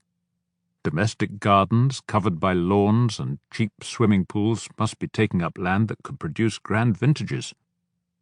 Marie-Françoise was at the Montaigne branch of the university, one arm of the much larger Bordeaux university system, which specialized in the humanities, while Chantal was studying wine at the Ségolène school. The 2 girls shared an apartment in Pessac and arrived together on bicycles as Bruno was enjoying a citron pressé on the terrace in front of the bistro. Each one was wearing jeans and a sweatshirt, their hair tumbling down as they removed their helmets and shook their heads, laughing as they used their fingers to fluff out their locks and looking ridiculously young. Feeling his age at the sight of them, Bruno rose to kiss cheeks, and after studying the menu scrawled on a blackboard, they each ordered the plat du jour of beefsteak frites with a green salad and a glass of Pessac-les-Oignons. "It's about your godfather, Gilbert," Bruno began, and went on to explain the notaire's wish to contact her directly, without alerting the rest of the family. Chantal looked stunned, unable to believe that Gilbert had anything worth leaving, and even more surprised that her brother was to get nothing. Bruno used his phone to call the notaire once more, and handed it to Chantal. After listening for some moments, she pulled a diary from her backpack and suggested a meeting the following Monday when she had no lectures. She looked at Bruno. "He wants to know if you can escort me up to his place at Rion-es-Montagne on Monday. I'll get a train to Brive, and you could pick me up and drive on from there. Is that all right with you?" She handed Bruno the phone, and the notaire told him, "I don't want to impose on you, but there's something that I think you need to see. I think it's important that you come." Bruno agreed, closed his phone, and saw Marie-Françoise huddled over her smartphone. She looked up and said, "I'm just checking the train schedules. Here's one from Bordeaux-Saint-Jean at 7:30 that gets to Brive just before 10. But you may have to come back from Périgueux." "I don't think I want his money," said Chantal when their food arrived. "I feel guilty about it. I wasn't very nice to him in the last few years. He always seemed to be drunk. He was different before." "How do you mean?" asked Marie-Françoise. "He wasn't drinking?" "He stopped drinking whenever it was time for my treat, the little trips he'd take me on. You know I was sent to boarding school in England when I was 12, so I'd be fluent in the language. On the first half-term holiday, he took me to London to see all the sights, and then the next time he took me to Venice, and after that it was Barcelona, then Amsterdam and Florence, and he never touched a drop, just took me to the museums and the sights and good restaurants, and treated me like a princess. I adored him then, but when I came back to the lycée and lived at home, seeing him in that grim little cottage and drinking, it became awful for us both, humiliating for him." "You have to take the money, but you don't have to keep it," said Bruno, not looking up from the steak on his plate, and asking himself why Gilbert would have left everything to just one of his godchildren. Maybe he felt close to her, but there was another, more likely reason. He looked up at her, but there was no apparent physical resemblance to Gilbert that he could see. It might be useful to check her DNA. He was pondering whether to take away her empty glass or her napkin after the meal when Chantal sneezed into a tissue and tossed it into an empty ashtray. That would do. "Do what you like with the money," he said. "Buy your own vineyard, give it to the poor or to a decent charity. There's a woman in Saint-Denis trying to raise money for a wildlife refuge. Or start your own business. Go travelling. Your godfather has given you the freedom to choose.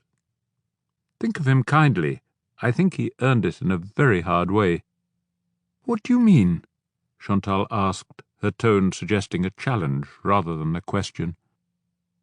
"I'm pretty sure the money was his pension from the intelligence services for the work he did in Moscow during the Cold War. Can you imagine what that must have been like? The secrecy, the pressures, the strain." "But he was a diplomat. If the Russians had caught him, they'd have expelled him, not sent him to jail." "What about the people he worked with, the Russians who trusted him?" Bruno countered. "He must have felt responsible for them, knowing what their fate would be if he were caught and deported. That strain must have worked heavily on him. Isn't that why he became an alcoholic?" Chantal looked at him solemnly for a long moment before nodding. "I see what you mean. If you think it's not fair for Marc to have no money, you can always give him some," said Marie-Françoise. "It's not like you're trapped by this. Bruno's right. You're in charge of the money. You can do what you want with it. And it's not as though you or Marc were poor before this." "In that case," said Bruno, smiling affectionately at the two healthy and wealthy young women who could afford luxury but preferred to ride bicycles and enjoyed sharing a student lodging, "you can each pay for your own lunch." Not for the first time, Bruno wondered how his life might have been different if he'd had better schools, better teachers, and a chance to go to university. It might also, he mused, have meant the chance to meet intelligent and cultured young women like Chantal and Marie-Françoise, rather than the hard-faced women who hung around the bars and discos outside the military barracks where he'd spent so much of his youth. Bruno didn't regret his days in the army. He'd seen a bit of the world and learned how to lead a group of tough young men and how to take care of them as well as himself. Above all, he'd learned to be self-reliant, self-disciplined, and self-confident, with a good sense of his own capabilities and limitations. His education had been basic, but he'd always been curious and had discovered in himself a love of reading, history, and biography at first, and then the classic French novels. Women, Bruno knew, had been crucial to this awakening side of himself. Katarina, the Bosnian schoolteacher, had started him reading seriously. Isabel had introduced him to the poems of Prévert, Pamela to horseback riding and classical music, and Fabiola to the movies. And now Florence had started him reading some books on science and the environment. But his male friends had also played a role. The mayor started him reading French history, and Hubert had lent him books on wine. His German friend, Horst, had lent him some books on archaeology that had immeasurably increased his appreciation of the unique wealth of prehistoric paintings and engravings in the caves of Périgord. It was one of the great delights of friendships, Bruno thought, that friends shared their enthusiasms and broadened his horizons. Musing as he strolled back to his parked Land Rover on how much he owed to his friends and how much he'd changed since arriving in Saint-Denis a decade earlier, he pondered how to spend the rest of the afternoon before driving home. His work was done. Chantal and Nicole had been put in direct touch with the notaire, so he had some time to himself. But his first action, once in his vehicle, was to label the evidence bag into which he'd put Chantal's used tissue. He knew Bordeaux well, so perhaps he'd call at La Bouquinerie, a second-hand bookstore he liked. But then he recalled that he'd never visited the Contemporary Art Museum at the Entrepôt Lenné. Built in the 1820s as a vast warehouse for produce from France's colonies, it had been saved from demolition by a popular campaign and now housed what he'd heard was a striking collection of contemporary art. He was just looking at the city map when he was interrupted by the vibration of the phone at his waist. It wasn't a number he recognized, but he answered and was surprised to hear Madeleine's voice, saying she was returning his call about Fabrice. "I need to talk to you about him, since he's been arrested. It looks like he was responsible for tranquilizing some wild boar and then deliberately letting them loose in a prized garden," he said. "I can't meet today. I'm in Bordeaux for a tedious political meeting that lasted all morning, and I have another one followed by lunch in the city tomorrow. Maybe sometime tomorrow afternoon. I don't know much about Fabrice. It was my father-in-law who hired him." "I'm in Bordeaux myself," he replied. "I was just about to walk my dog along the riverbank and then spend an hour trying to understand modern art at the Entrepôt Lenné before driving back. But perhaps you have some time free?" "I'm free until dinner, and we keep an apartment here that overlooks the Quinconce," she said, referring to the huge square by the river with its statue to the martyred Girondins, the moderate delegates from Bordeaux to the National Assembly, whose slaughter launched the terror that followed the Revolution of 1789. "I like dogs, so bring him along. It might be one of the last days we can enjoy this sun on the balcony."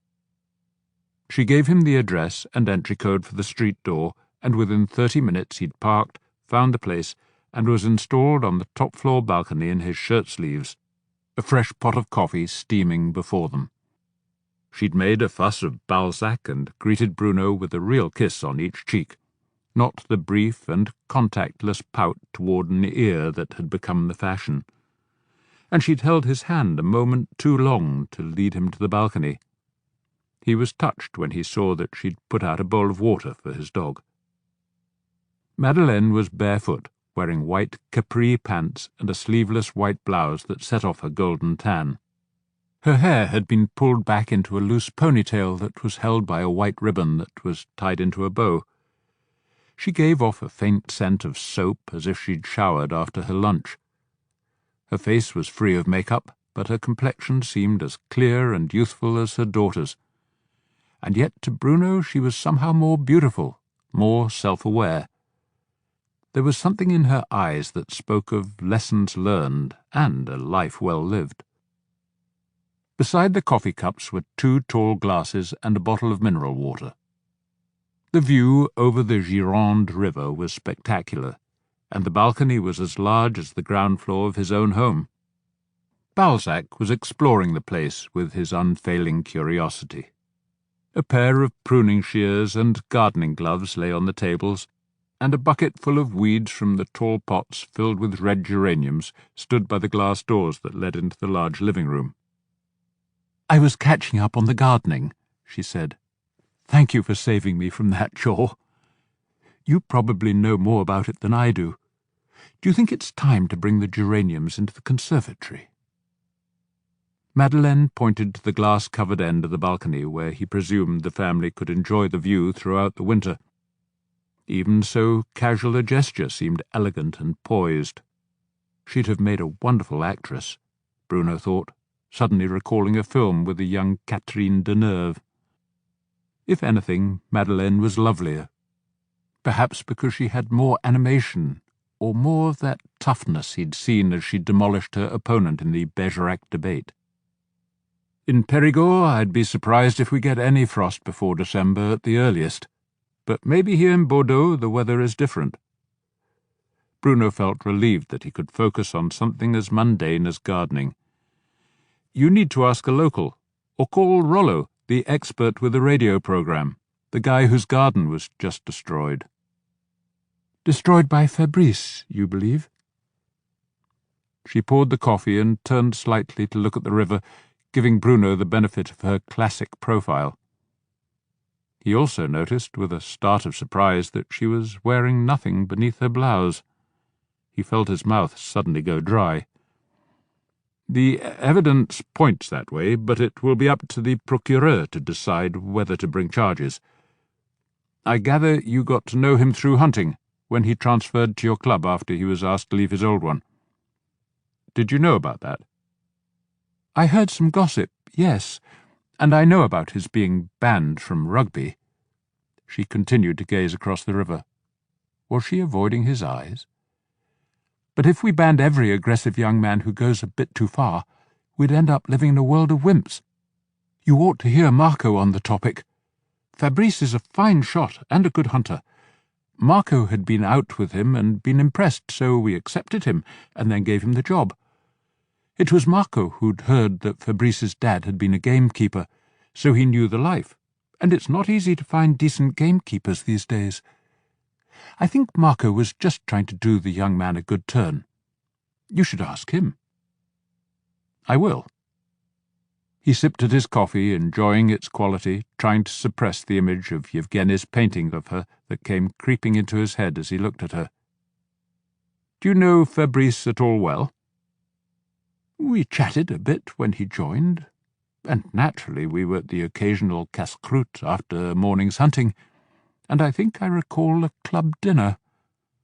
But he was a bit shy at first, at least until he's had a drink or two." "He was mainly hunting what, boar and deer?" "Yes, mostly deer from one of the hunting stands. I was only out with him once.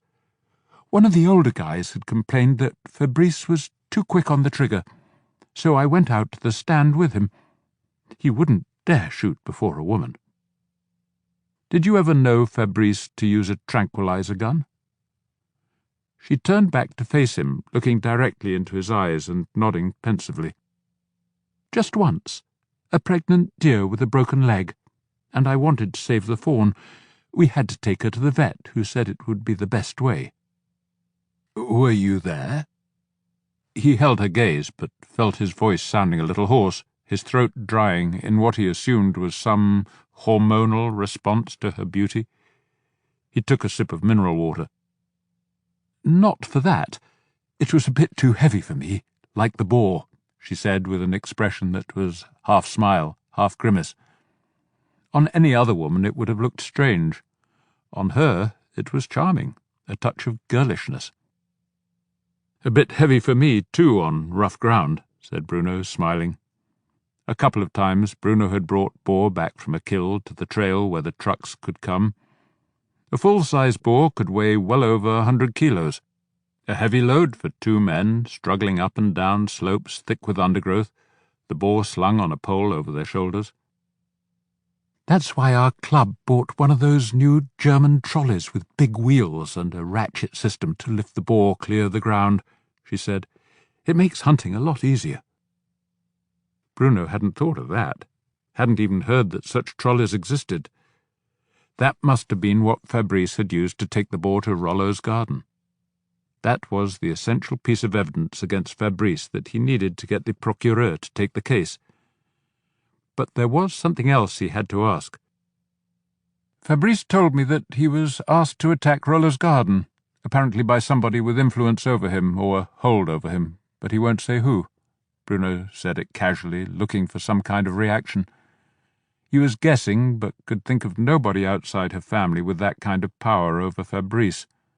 If so, that meant Marco, or Victor, or Madeleine. She stared at him levelly, her hands immobile on her coffee cup. "Maybe his girlfriend," she said, "or some close friend he wants to protect." Bruno nodded slowly, watching her but seeing nothing except that cool, self-confident beauty. There was nothing more to be gotten from her. "Well, thank you for your help, and for the coffee," he said. "You needn't rush off," she said amiably, no sign of relief that the interview was over. "You haven't told me about your dog. Are you training him to hunt?" "Yes, but it'll be a long job," he said, looking down at Balzac, who had curled up in a sunlit corner of the balcony and gone to sleep. "Bassets have minds of their own. Still, he's got the right instincts, tracks foxes, and he's found his way to a few summer truffles. This winter I'll start training him seriously. He's already made friends with the other dogs at our hunting club, and they'll probably teach him as much as I do." "You must come over to Lalande some day and hunt our land as our guest. Another couple of weeks and it's Saint-Hubert's Day." Bruno nodded. Saint-Hubert was the patron saint of hunting, and his name day, November the 3rd, was celebrated in every hunt club in France. "It's a big day for our club, too, so tradition requires I be there with my friends." She nodded, smiling. "Of course. We'll find another day. You haven't told me what brings you to Bordeaux, nor what you thought of the debate." "Just tracking down a witness on another matter," he said. "And you don't need me to confirm that you won that debate. I hear you're now the favourite for the National Assembly seat." "You follow politics?" she asked, rising from her chair to go into the main room and return with 2 glasses and a bottle of Balvenie.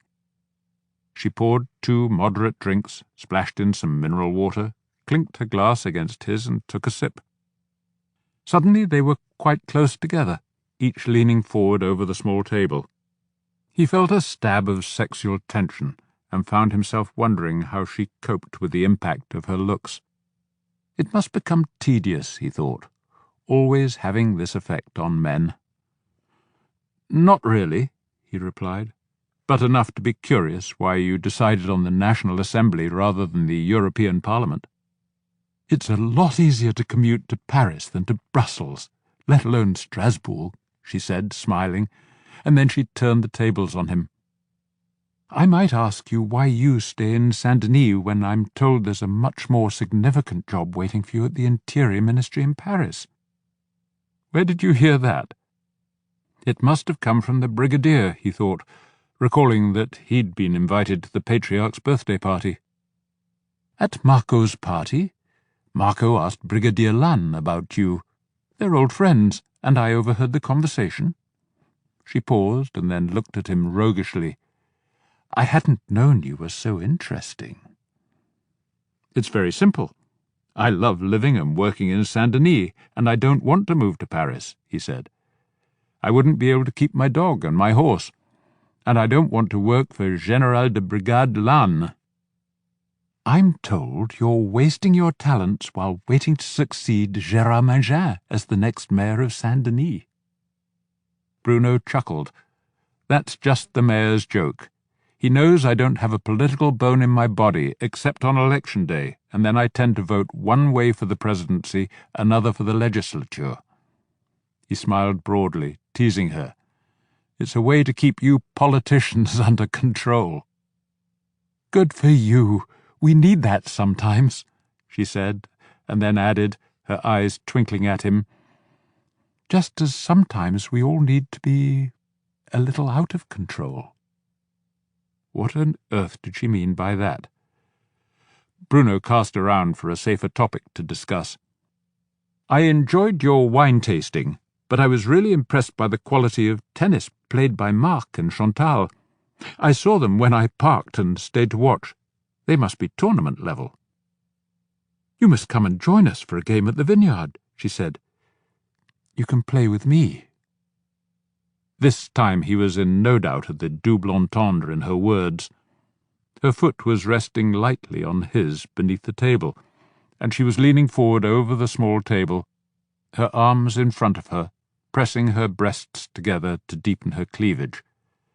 Somehow, without his noticing, she had undone another button on her blouse. Yevgeny's portrait rushed back into his mind, and he could remember the sight of her breasts and the achingly desirable length of her, the brazen look on her face and the ivory skin. The expression on her face in the portrait was the same expression she was wearing now, and she stretched out a hand to take his. He felt suddenly flooded, liberated by the sexual tension he had been trying to suppress. Bruno rose eagerly, helpless before this twin assault of her warm and living presence moving into his arms, her mouth opening with soft urgency beneath his, and the surging power of the painted image becoming a glorious physical reality that was blocking out all other thoughts in his mind.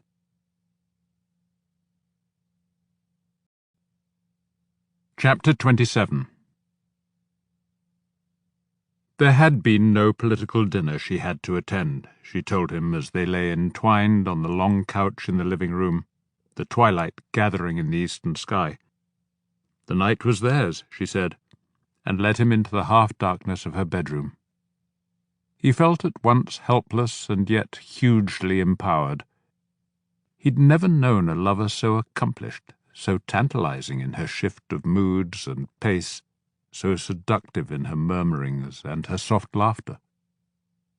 At one point she had asked if he was hungry, and he was about to reply that his hunger was only for her when he realized that he felt famished. She wearing his shirt and he wrapped in a towel, they explored the kitchen. Bruno found a packet of pre-made pizza dough in the fridge, along with tomatoes, onions, cheese, and lardons. She opened a bottle of the Réserve du Patriarch, poured each of them a glass, and then stood watching him as he fried the onions and lardons, set the oven, grated the cheese, and slipped the tomatoes into boiling water to peel them. Attracted by the scent of cooking, Balzac came in from the balcony to join them, and Madeleine sat on the floor, fondling his long ears, but her eyes stayed on Bruno. "It's very sexy watching a man cook for me before taking me back to bed," she said. Bruno knew he'd remember every moment of this evening, every word that she spoke, every touch and gesture. The evening had turned cool, so she closed the door to the balcony and they sat on cushions on the floor. Madeleine curled into his arms and fed him and Balzac pizza. Bruno couldn't take his eyes from her.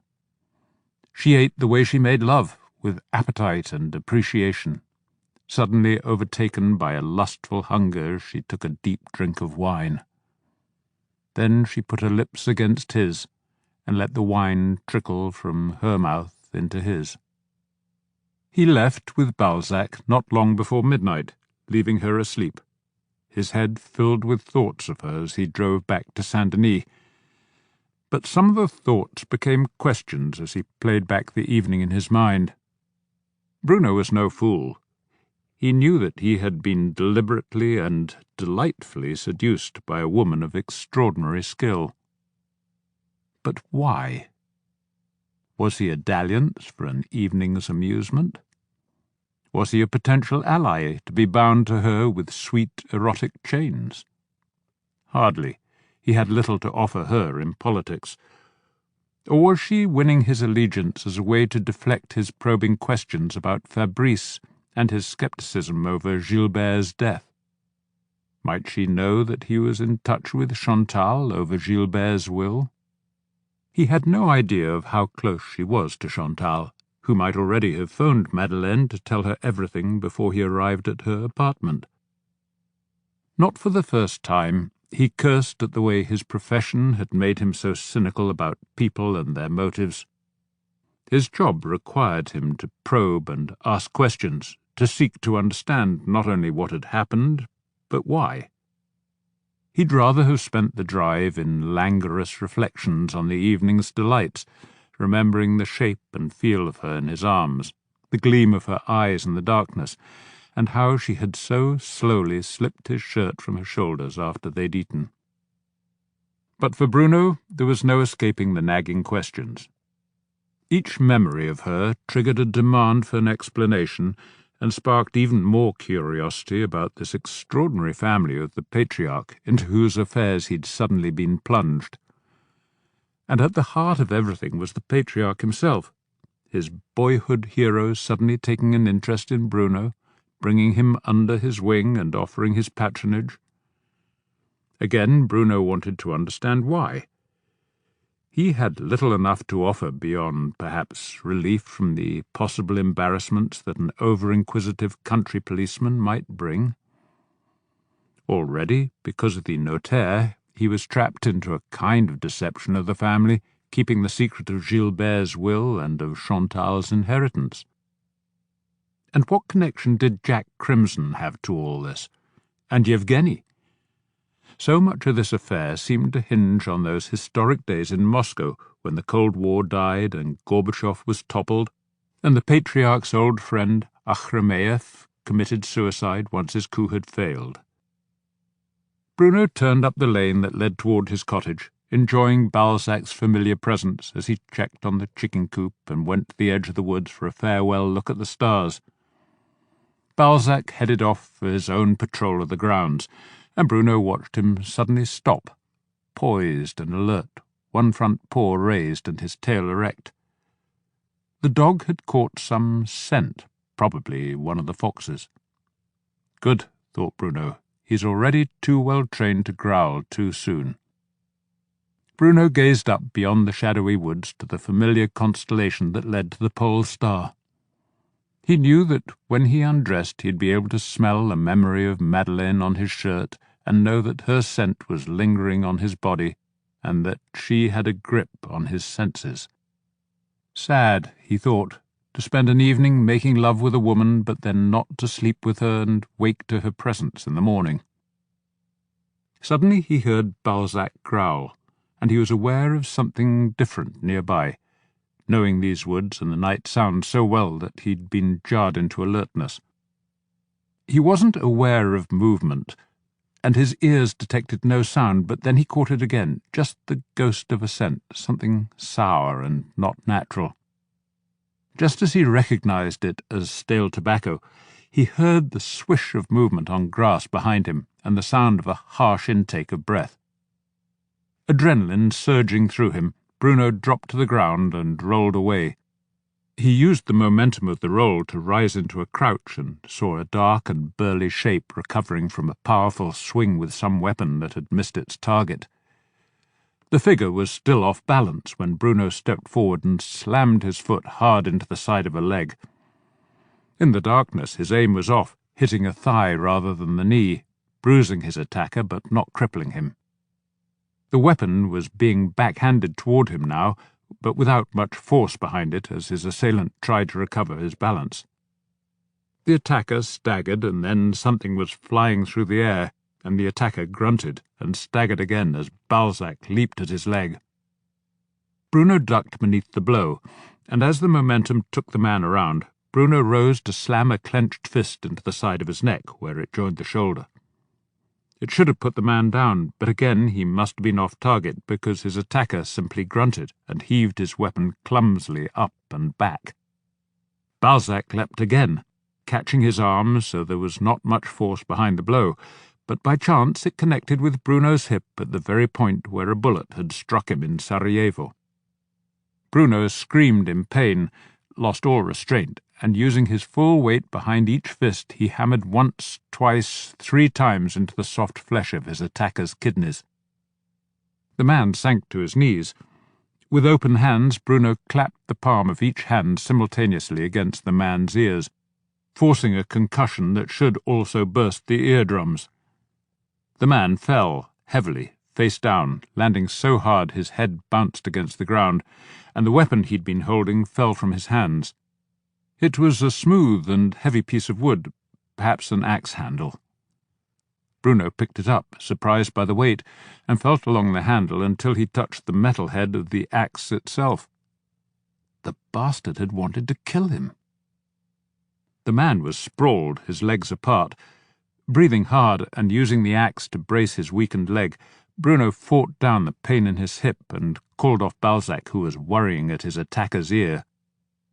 Slowly and deliberately, and taking his time to aim, he tried to kick the man between his legs until his attacker screeched in pain. He couldn't do it, even with the help of the axe handle. Bruno's leg wouldn't support him. Instead, Bruno dropped with his knees, his full weight behind them, onto his attacker's back, just below the ribs, aiming to batter the kidneys again. He felt for the head and found fabric, wool, and it had holes, a balaclava to hide the man's features. Bruno ripped it down and twisted so the wool was stretched tight around the man's neck, throttling the life out of him. He could feel only stubble on the man's head, and at that moment he realized that his assailant was Fabrice. A kind of sanity returning as Balzac growled menacingly from his grip on the man's arm, Bruno slackened his hold on Fabrice's throat and rose, limping with the help of the axe, and staggered to his cottage and groped for the hook behind the door where Balzac's leash hung. He took it back to the immobile Fabrice and used it to lash his hands together, and then returned indoors to turn on the light and call the gendarmerie.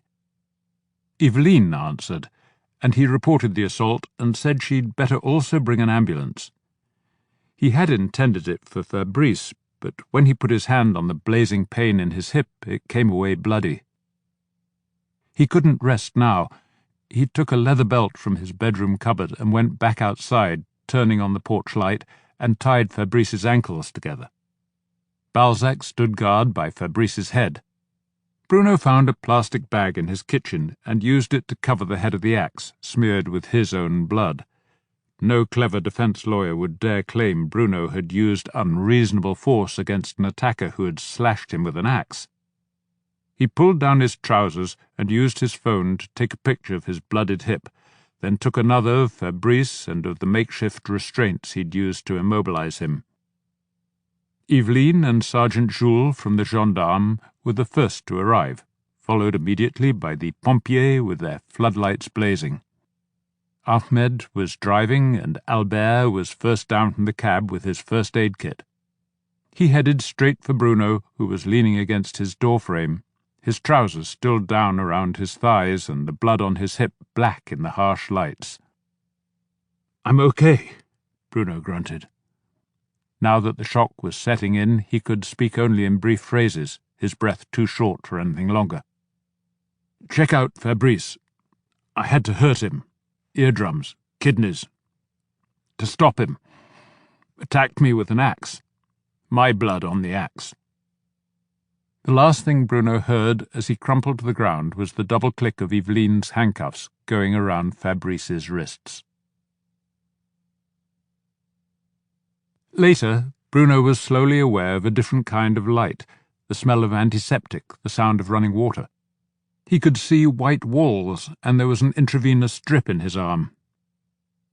"You have the luck of the devil, Bruno," said Fabiola from somewhere out of his field of vision.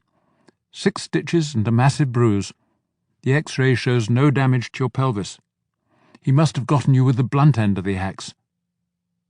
She loomed into sight, looking down at him severely. "Your attacker is being taken to Périgueux. We can't deal with kidney damage here. And what on earth did you do to his eardrums?" He tried to speak, but only a croak emerged. Fabiola lifted his head and put a plastic straw in his mouth. He sucked on it and tasted something hot, sweet, and bitter at the same time. It was comforting. "Hot lemon juice mixed with honey," she said. "Don't talk. Go back to sleep. You'll be fine." When he woke, only a dim light was on, and Bruno was alone. On the cupboard beside the bed was a plastic cup with a straw. He sucked on it and tasted the same mixture. It was cold, sticky, but still good. Only a dull ache came from his hip, so he'd been given some kind of painkiller. He fumbled for a light switch, blinked against the subsequent fluorescent glare, and then rolled down the bedclothes and lifted the smock to see the damage. There was surgical gauze held in place by 3 broad bandages just below the hip bone. A bright purple bruise spread from the middle of his thigh up to his ribs. He looked at the bag feeding the drip in his arm. Saline solution. He tried moving his leg. It was stiff, but it worked. The knee bent, the foot swiveled, and he could wiggle his toes. Leaning against the chair beside the bed was a pair of crutches, which he assumed had been left for him. He levered himself to try and sit upright, felt dizzy and was aware of the stitches pulling. His eyes felt heavy, so he let his head fall back onto the pillow, turned out the light, and slept again. Aware that he was dreaming, he felt he was in a gallery, looking at canvases of Madeleine, now naked in Yevgeny's portrait, now speaking in the Bergerac debate, now gazing across the river from her balcony in Bordeaux, now walking away from him at the Patriarch's party with Chantal and Marie-Françoise at her side. He knew Madeleine was always on display, invariably and deliberately elegant. He had an insight that in his dream he felt was so important that he must engrave it on his memory, that she never moved as other people move, but adopted one studied pose after another, as though expecting each moment and each expression to be immortalized by some artist fortunate enough to be granted the privilege. Satisfied with this, he sank into a deeper doze. He woke to the smell of coffee and hot croissant, and the sound of Fabiola unzipping her leather jacket, evidently having come directly from the café. She helped him to sit up and put a tray on his lap. It held orange juice and 2 croissants. She poured coffee from a cafetière, a cup for each of them, and took a bite from a pain au chocolat. "I'm supposed to call Eveline at the gendarmerie as soon as you wake up. She wants to get your statement. I imagine from the way you're wolfing your croissant that you're ready for that." "Sure. Just hungry," he said. He jiggled his leg and wiggled his toes. The hip was sore, but not hurting. "I want you to get up and start walking to keep your muscles moving," Fabiola said. "Use the crutches today if you have to, but you should be all right with a cane. Your cut wasn't very deep. Eveline wants me to order you to take a week off, but I know you won't, and you're perfectly capable of light duties, office work, and so on." Whenever a policeman had been in a fight, the unwritten rule was that injuries were to be maximized, that hospital stays were to be extended, and time off had to be taken, all in the interest of gaining public sympathy. It was a rule Bruno had never bothered to observe, partly because it was foolish, but also because nobody would believe it. Most of the people of Saint-Denis had seen him limping off the rugby field on successive Sundays and still turning up for work as usual the next day. "I can feel you had me on a painkiller. What was it?" "Ibuprofen. It's all you need. Do you want me to help you into the shower? You'll find a plastic chair in it so you can sit down. Try not to get the spray directly onto the dressing." She handed him a towel. "I'll tell Eveline you're ready to give your statement. Do you remember clearly what happened?" "Clearly enough. I got home late, checked on the chickens. Then Balzac growled and I was aware of someone creeping up to attack me, a big man. I fought back and then realized he had a weapon that could kill me if I didn't stop him." "That'll do. I already gave her my statement, which says your wounds and his correspond entirely with your account. Your blood on the axe should prove everything." Bruno gritted his teeth and resolved not to use the plastic chair. If Fabiola thought he could manage with a cane and should start walking, that was good enough for him. He ached whenever he moved, and it was awkward trying to wash himself while keeping his dressing dry, but he managed after a fashion. The hardest part was drying his back. Fabiola was waiting for him with clean clothes as he limped out and said, "I've told Pamela you won't be riding for a few days. She's gone off to Bergerac with Jack Crimson to see the notaire about buying the riding school. I wanted to ask if you'd mind keeping Hector in the stables so Victoria won't get lonely. When Gilles can ride well enough to have a horse of his own, we can think again." "Thank you. I'd like that," he said. Bruno had already checked the trails, and there was a hunter's trail that covered most of the distance to the riding school and would provide a good gallop through the forest. He imagined that would become a regular morning ride. "Pamela told me it was over between the two of you," Fabiola said, her head bent and her face hidden as she tied his shoelaces. "You don't seem too distressed over it." Bruno thought for a moment before replying. "She made it sound like she was doing me a favour, setting me free to find a woman with whom I can settle down and raise a family." "Funny that you never seemed to be attracted to such a woman, even though the Périgord is full of farmers' daughters just yearning to take over a homestead like yours and raise babies," she said. "You seem to like living dangerously." He nodded, knowing there was no malice in her words.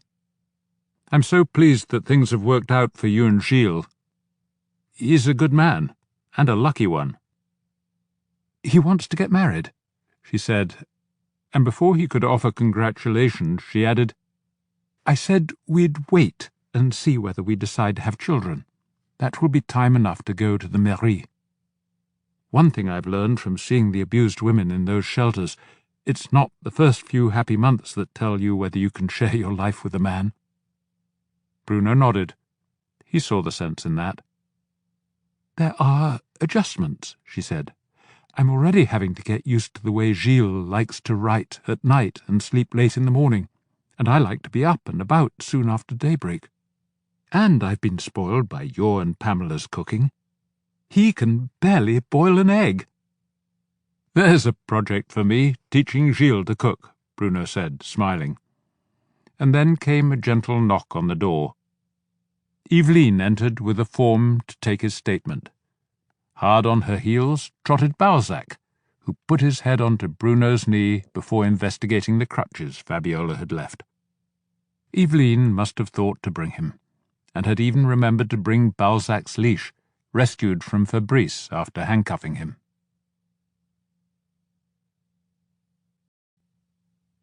Chapter 28. Bruno was limping through the market with a borrowed walking stick that Balzac kept darting in to bite, assuming this was some interesting new game his master had devised. Bruno was trying to dissuade Balzac while fending off questions about his leg from shoppers and stall-holders when his phone vibrated with the special tone. The green light showed it was someone on the Brigadier's secure network. "Something important has come up, so I'm on my way down to Saint-Denis. But it's delicate, so I don't want to meet at the gendarmerie," came the familiar, brisk voice. "I'll see you at your house sometime around noon, and JJ and Prunier will be with me." The Brigadier ended the call, leaving Bruno baffled. The presence of JJ and Prunier meant something that involved the Police Nationale. And Bruno would only be involved if it was something or someone connected with the region, around Saint-Denis. He shrugged. No point in guessing when he'd find out soon enough. But, like any true Périgordin, his next thought was that if they were meeting at his place at noon, that meant lunch.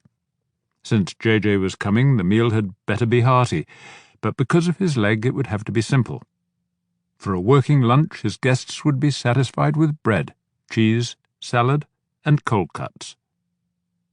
It was warm enough to eat in the open air, and he had lettuce and the last of the cherry tomatoes in his garden. There were cans of his homemade pâté and foie gras lined up on shelves in his barn, and his chickens provided plenty of eggs. He stopped at Stéphane's stall to buy some cheese, a nutty, aged Cantal, and some creamy cabecou of goat cheese. Gabrielle at the fish stall had some trout that looked tempting. Mon Dieu, these were his friends, and they deserved better than cold meats. It would be little effort to barbecue the fish, and knowing hers were always fresh, he bought 8. Gabrielle took one look at his limp and gutted and cleaned them herself.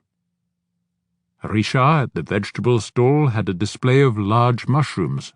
Bruno bought 4, along with some lemons to go with the trout. At Fouquet's, he asked for a litre of his homemade vanilla ice cream to be put into an insulated bag and a large and still-warm pain. A simple baguette would not be nearly enough for JJ's appetite. Fouquet's wife tried without success to worm out of him the cause of his limp as she drove Bruno home. Until the inquiry into Fabrice's injuries were complete, Bruno knew better than to say anything at all.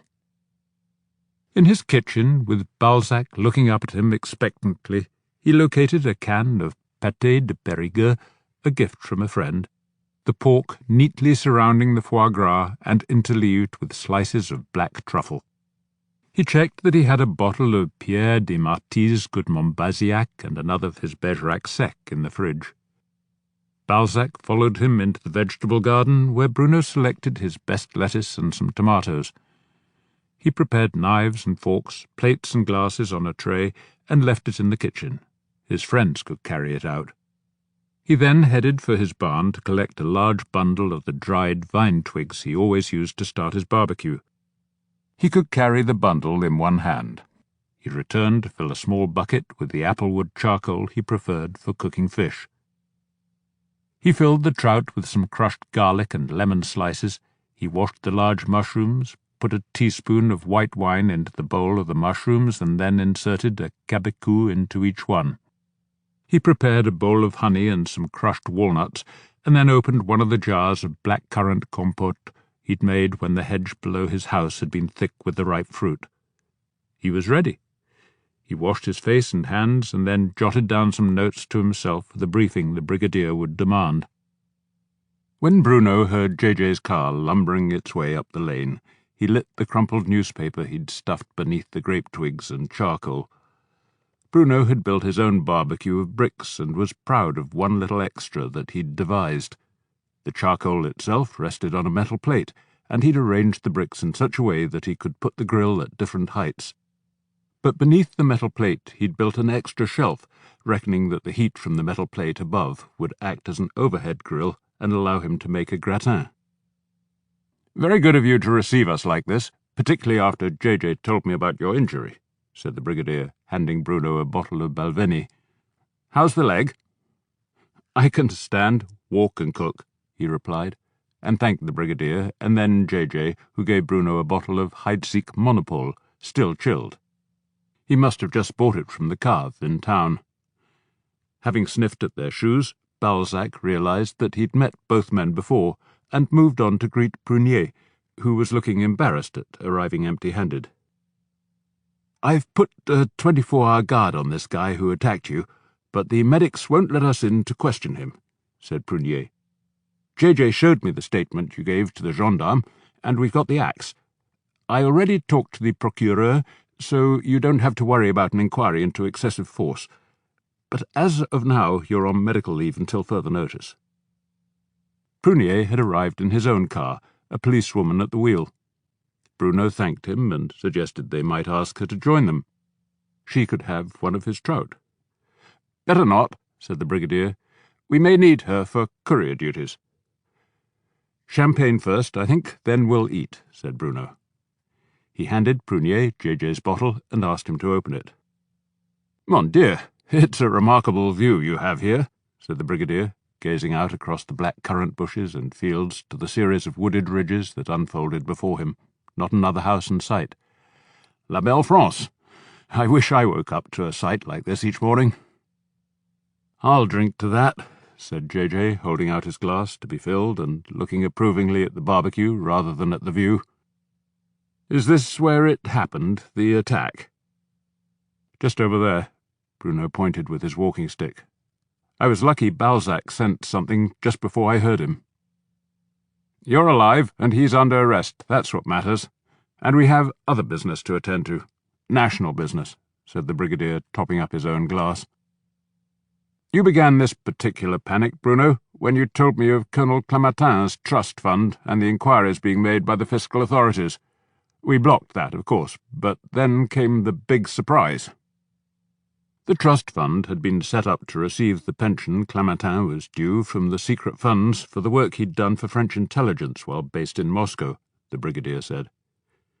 The Fisc asked the Interior Ministry to let them know the entire amount in the trust fund now that his pension had been stopped and his heirs could be liable for taxes. This was not easy with a Liechtenstein trust, but it so happened that in the course of a separate operation, French agents had bought a CD from a disgruntled bank employer in Vaduz that carried details of many such trust accounts. "The surprise was that Colonel Clémentin had 2 trust funds rather than just the one we knew about," the Brigadier went on. "And every month since 1989, some unknown benefactor had been paying $5,000 a month into Clémentin's second account. The money had not been touched, and the dividends simply reinvested for over 2 decades in the Vaduz Bank's own investment funds, so Clémentin's secret account now contained over $1 million. We need to find out who was paying him, and paying him more generously than we were. The money has been routed through the Cayman Islands, the Dutch Antilles, banks in Cyprus and Dubai, and all the usual shadowy places. So our financial sleuths have not yet identified the donor. Above all, we need to know just what he did for them," the Brigadier concluded. "So that's why my suggestion that his death might not have been from natural causes has finally caught your interest," said Bruno, realizing that the prospect of Gilbert's death turning into a murder inquiry explained the Brigadier's decision to bring Prunier and JJ. "But first, we should eat. The barbecue's ready." He asked JJ to bring out the tray he'd prepared with the pâté de Périgueux, the mushrooms, bread, and bottle of Montbazillac. He put the mushrooms on top of the grill, poured 4 glasses of the sweet golden wine, and cut off chunks of the fresh bread as JJ sliced the pâté. "I've never seen this before," said the Brigadier, as JJ cut into the pâté, and the foie gras and sliced truffles were revealed. They ate in appreciative silence, and as the last of the pâté disappeared, Bruno took the mushrooms from atop the grill and slid them beneath the heated plate, and watched until the goat cheese started to bubble. When he judged them done, he took them out, sprinkled crushed walnuts over each one, and then drizzled honey on top. Bruno then put the trout onto the grill and served the mushrooms. Without needing to be asked, JJ opened the bottle of Bergerac Sec. Some 30 minutes later, the trout and cheese and salad all demolished, the wine bottle empty, and the bowls of ice cream with the black-currant compote wiped clean. Bruno served coffee and handed the Brigadier the notes he'd made, listing the few people beyond those at the family vineyard whom Gilbert had seen regularly or been in touch with. They were Crimson, Yevgeny, Raquel, Nicole Larignac in Bordeaux, and the notaire in the Auvergne. He'd added Clotilde's name, assuming from her reaction to the news of Gilbert's death that they'd had an affair at some time in the past. He then limped across to his Land Rover to bring out a bag he'd kept in his office. From it he took out one large plastic bag that contained Marie-Françoise's shoes and several smaller evidence bags containing Gilbert's phone, his Russian cigarette stub, his flask, and its separate cap, and some of the hairs Bruno had taken from the brush in Gilbert's bathroom. A final bag contained the wire samples he'd taken from Rollo's garden. "You'd have laughed at me before this, JJ, if I'd asked you for a full forensics check, but I suspect that somebody put something into Colonel Clémentin's drink at the Patriarch's birthday party," Bruno said. He explained that Clamatin had spilled his drink over a young woman's shoes, so the experts might be able to identify it. This is the flask he was drinking from when he died, and its cap, supposedly just containing vodka, but I'd like to be sure. And here's a hair sample from Gilbert, along with the cigarette he smoked and his cell phone. I'd like his DNA checked against the owner of the DNA on this tissue in the bag marked Chantal to see if they're related. In return, I'd be grateful if forensics could take a look at this wire from a non-related case. The brigadier turned to Prunier. Would your driver please take these evidence bags to the forensics lab at Bergerac? Perhaps you could call them to say it's top priority and you want them to put their best people onto it. Bruno was struck by the speed with which Prunier rose obediently to take the evidence bags to his driver. The breadth of the brigadier's influence never ceased to surprise him. "Anything else?" the brigadier asked Bruno. "Perhaps. I'm in touch with Gilbert's notaire in the Auvergne, which is how I learned of the trust fund. I'm supposed to see him Monday for the reading of the will. That may bring up something new. You should know that the main heir is his goddaughter Chantal, Victor's child by his second marriage." "You mean the daughter of Madeleine, this politico who's headed for the National Assembly?" asked J.J. Bruno nodded. "She's certainly the mother of Chantal, but Victor may not be the father. The most obvious reason for Gilbert to make Chantal his heir is that he is the real father. That's why I want to check her DNA against Gilbert's." "There's more," Bruno went on. "I've talked to 3 witnesses who say that Gilbert Clamatin was not drunk just a few minutes before the fuss started. That's when I wondered if something might have been slipped into his drink.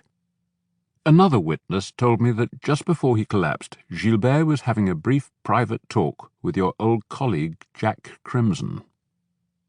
"That's interesting, because earlier this week the écouteur picked up something from an unregistered phone that was briefly connected to a cell tower in Saint-Denis," said the brigadier.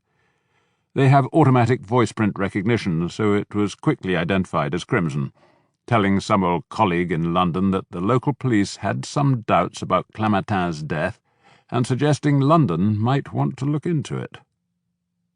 "He and Clamatin were old friends," said Bruno. "Crimson told me they were in Moscow together, and you told me once that men like Crimson never really retire. But I'm surprised he thought he could have a private conversation even with an unregistered phone. It seems a little careless." "Too careless to be true for an old fox like him. I think Crimson was probably sending us a subtle message," said the brigadier. "That's why you and I are going to see him next."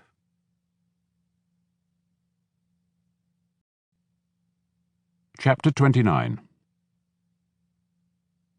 Armed with an authorization from the Procureur de la République in Périgueux to launch an investigation into Gilbert's death, J.J. was heading to the vineyard to make a full search of his cottage and the vineyard computer he'd used. Prunier was on the phone to France Télécom to arrange a full review of Gilbert's cell phone records. Bruno was perched uncomfortably in the back seat of his Land Rover. Balzac nestled into the footwell below him as the brigadier drove to Crimson's house. "Of course, Colonel Clamatin might have been on the British payroll," the brigadier said in response to Bruno's suggestion, "but the payment seemed too generous for them. What was strange was that the payments into the second trust fund had never stopped, although Gilbert had been retired and presumably out of the intelligence business for 2 decades. Pensions were usually paid to defectors who had to be resettled outside their homeland and had no other income. I can't think what he might have been doing down here in the Périgord that was worth that sort of money," the brigadier said. "As far as we know, he had no access to anything secret, not even commercial technology since he'd stopped flying. If he was working for the Russians when he was supposed to be working for us, we'll have to backtrack over a lot of stuff and take a very hard look at some of the agents he recruited." "He spent a fair amount of time with Yevgeny, the Patriarch's Russian son who's an artist," Bruno suggested. "They spent evenings drinking together, reminiscing about Moscow. Yevgeny also inherits something in the will." The brigadier nodded. "We'll take a look at him. The Russians have a history of using artists as bankers for operational funds. Who can say if a painting is worth €500 or 50,000? Payments can be made in cash, and then the artist can pass the money on to local agents. But we need to know what would justify paying Clamatin. Are you comfortable back there? He turned to glance back at Bruno, his legs stretched out along the rear seat, his back jammed into the corner made by the seat and door. Bruno grunted that he was okay, and the Brigadier spoke again. In the car on the way here, JJ was wondering if there might be any connection between all this business and the attack on you. What do you think? I think it's personal, Bruno replied. I pulled the guy in for another matter entirely, scared him into thinking he might be going inside and losing his job. Bruno explained the coincidence that Fabrice was working for the Patriarch and Victor as their gamekeeper. There are too many coincidences in this affair. I don't like it. The Brigadier turned into Crimson's drive, parked, and helped Bruno out. Crimson opened his front door, eyebrows raised in surprise. My dear Vincent, what brings you down here? And Bruno, why on earth are you using a walking stick? After brief explanations and the usual pat for Balzac, Crimson led them to the terrace at the back of the house, explained that his daughter and Pamela were at the riding school after signing the contract to buy the place, offered drinks, and brought a stool for Bruno's leg. The Brigadier chose mineral water, and Bruno thought it best to follow suit. Balzac trotted off to explore Crimson's garden. So you think Gilbert's death was unnatural? Crimson began, using the intimate tu form. The Brigadier held up a hand. That's just one part of the problem, he said. We came across a secret trust fund in Liechtenstein. He's been getting $5,000 a month since he left Moscow, and we don't know who is paying him or why. Was it you? Not as far as I know, and I probably would have known. The Americans? Unlikely. He'd been out of the game for over 20 years. What would he have to offer? That's what we can't understand, said the Brigadier. Unless he was being paid for his silence. Silence about what? Bruno asked himself as he watched the interplay between the two intelligence men. Not for the first time, Bruno wondered how they had come to know each other and be on first-name terms. Their relationship seemed too close to be based on the usual formal liaison meetings that took place between officials. Is Bruno cleared for this? Crimson asked. If it wasn't for Bruno, I wouldn't be here, the Brigadier replied. Besides, as you know, it never happened. It came damn close. The Brigadier turned to Bruno. Jack and I met in the course of an operation that was planned but never took place. It was overtaken by events, and it was probably just as well that it didn't happen. It was also an operation that involved Gilbert. It had begun in Moscow in July 1991, when Gilbert had sent a warning to Paris that he had information that a military coup was being prepared by hardliners to overthrow Mikhail Gorbachev and reverse his reforms. At almost the same time, Jack Crimson had sent a similar warning to London. Enough people in London and Paris believed our warnings, said Crimson. Mitterrand spoke with our Prime Minister, John Major, and said we should start making contingency plans on possible Western responses in case there was a coup. I was flown back to London and put on an Anglo-French team, which is where I met Vincent here. You called him Brigadier, but he was just a captain then. Gorbachev had arranged private talks with Russian President Boris Yeltsin and Kazakh leader Nazarbayev on July the 29th to discuss sacking the hardliners. The KGB chief, Khrushchev, Defense Minister, Yassev, Interior Minister Pugo, Vice President Yanayev, and Soviet Premier Pavlov. Convinced that the army under Marshal Akrameyev would remain loyal, Gorbachev decided to wait until after his return from vacation, when he planned to sign into law the new Union Treaty for a much more decentralized Soviet Union. Gorbachev, however, didn't know that Khrushchev had him under close observation, knew of the plan to dismiss the hardliners, and arranged to strike first. On August the 17th, Khrushchev convened a meeting at a KGB guest house outside Moscow, read aloud the terms of the new Union Treaty, and declared it meant the end of the Soviet Union. Then Khrushchev played them a clandestine recording of Gorbachev discussing with Yeltsin the sacking of the hardliners. At this, the hardliners agreed to move. Either Gorbachev must declare a state of emergency and give the hardliners full power to restore order, or he must go. Those at the meeting agreed to send a delegation to the Crimea the next day to give Gorbachev the ultimatum. Gorbachev refused, and the coup was launched. Communications to his Crimean dacha were cut off, his KGB guard reinforced. Khrushchev recalled all KGB personnel from leave and doubled their pay. 300,000 arrest forms were prepared for Moscow and 250,000 sets of handcuffs ordered. The Lefortovo prison was emptied, ready for new prisoners. Yanayev signed the decree for the state of emergency, and it was announced at 7 in the morning of August the 19th.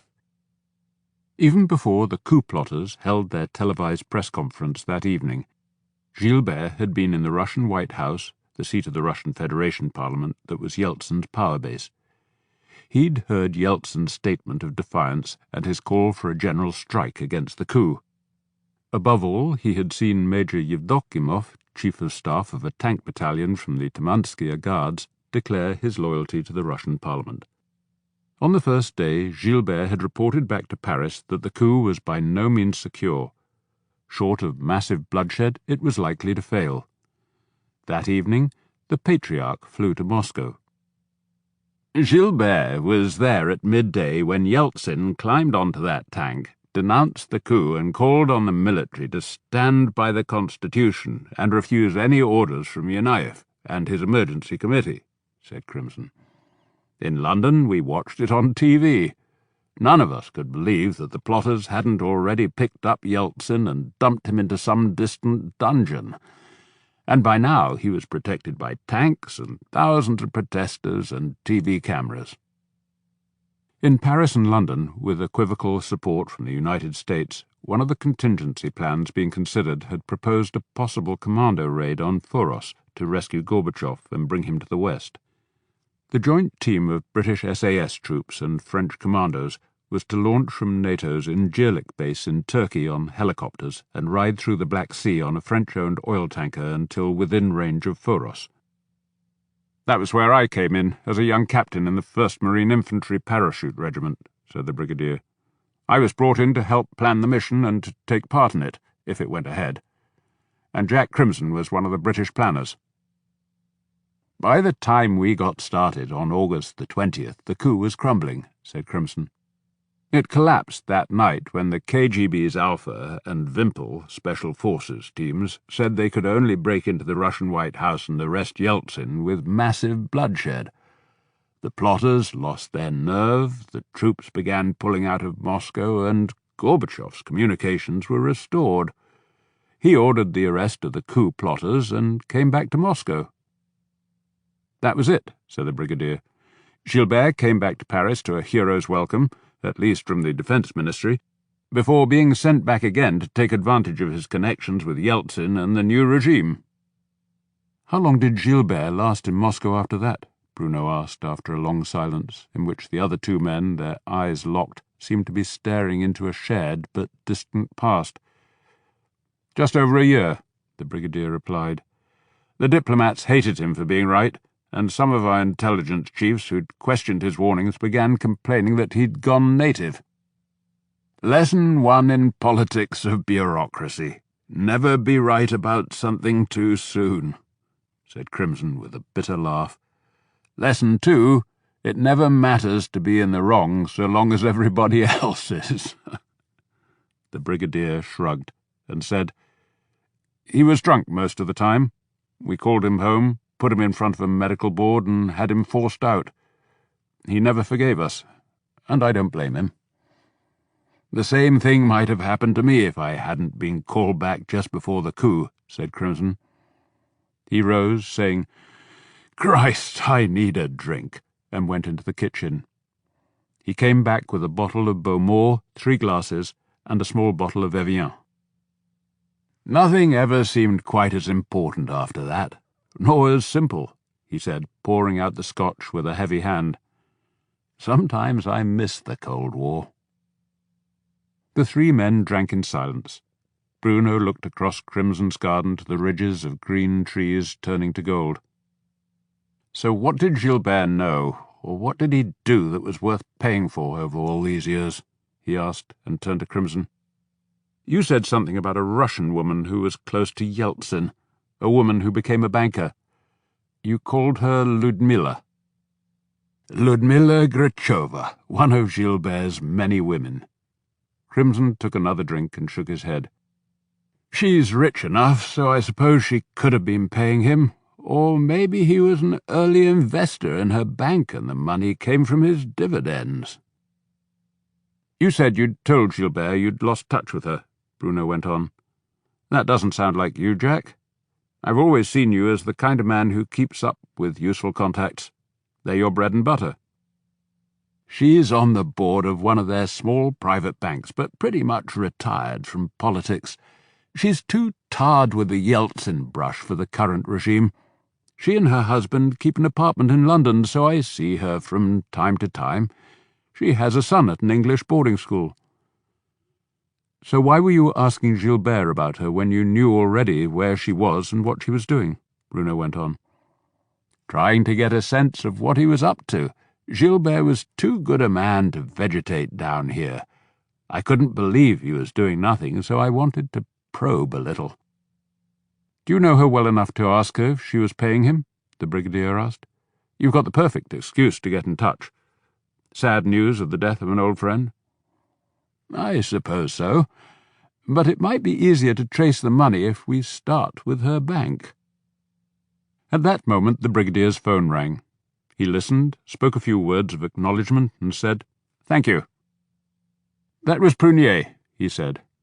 He's got Gilbert's full phone records, no calls to or from Moscow, and the only calls to Britain were to his tailor in Savile Row. Could be a useful cover, muttered Crimson. Almost immediately the phone rang again, and once more the Brigadier listened, acknowledged and thanked his caller, and said, I can leave it to you to report to the Procureur. Then he hung up. That was J.J. with the first forensics report, he said, passing his hand over his eyes. They found chloral hydrate mixed with orange juice on those shoes where Crimson spilled his drink. Knockout drops. I believe the Americans call it a Mickey Finn. Similar traces on the cap of the flask he was carrying. The DNA analysis will take a bit longer. So Gilbert was murdered, said Bruno, and we don't know why he was killed nor why he was paid when he was alive. Welcome to the dark world of intelligence, said Crimson. Even if we find out why and how, we may not be able to do a damn thing about it except put it in the files and hope it turns out to be useful some day. That may be your world, said Bruno. It's not mine. This is a time for simple police work. You told me that Gilbert was given that glass of spiked orange juice by one of the waiters in an Air Force uniform. We have to call them all in, organize a lineup, and grill the one you recognize until we find out where he got that orange juice and who told him to give it to Gilbert. The Brigadier pulled out his phone again. I'll get Prunier onto it.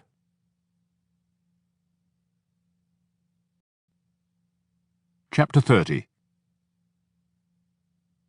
Usually on this day Bruno would have been up at dawn with his colleagues from the hunting club, building the fire in the great pit beside their cabin in the woods. Other members with trucks and trailers brought in the rows of tables and benches, borrowed from the rugby club, to fill the barn where Julien Marty would store his hay once this annual feast of the hunt club was over. The kitchens of both tennis and rugby clubs had been raided, as they were every year, to provide the glasses, plates and cutlery for the 200 people who were invited to the autumn feast. It had begun long ago, before the time of the club's oldest members, as a way to provide a treat for the wives and children of the hunters. Some said it dated back to pagan days, when the Gauls had celebrated the equinox each spring and fall. The gathering and feast had now become a civic event, a fixture on the Saint-Denis calendar, and the kind of occasion that helped turn the town into a community.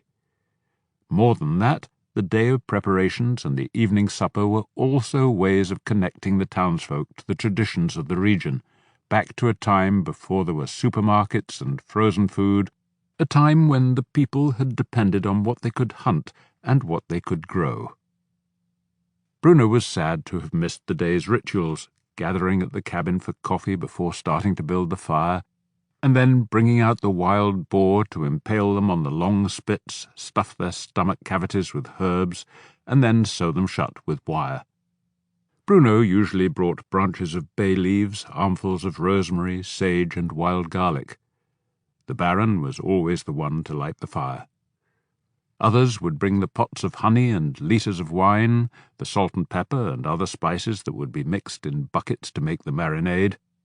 Long twigs of rosemary bound around a wooden pole to make a kind of broom could be dipped into the buckets and then used to paint the wild boar as they turned on their spits above the fire.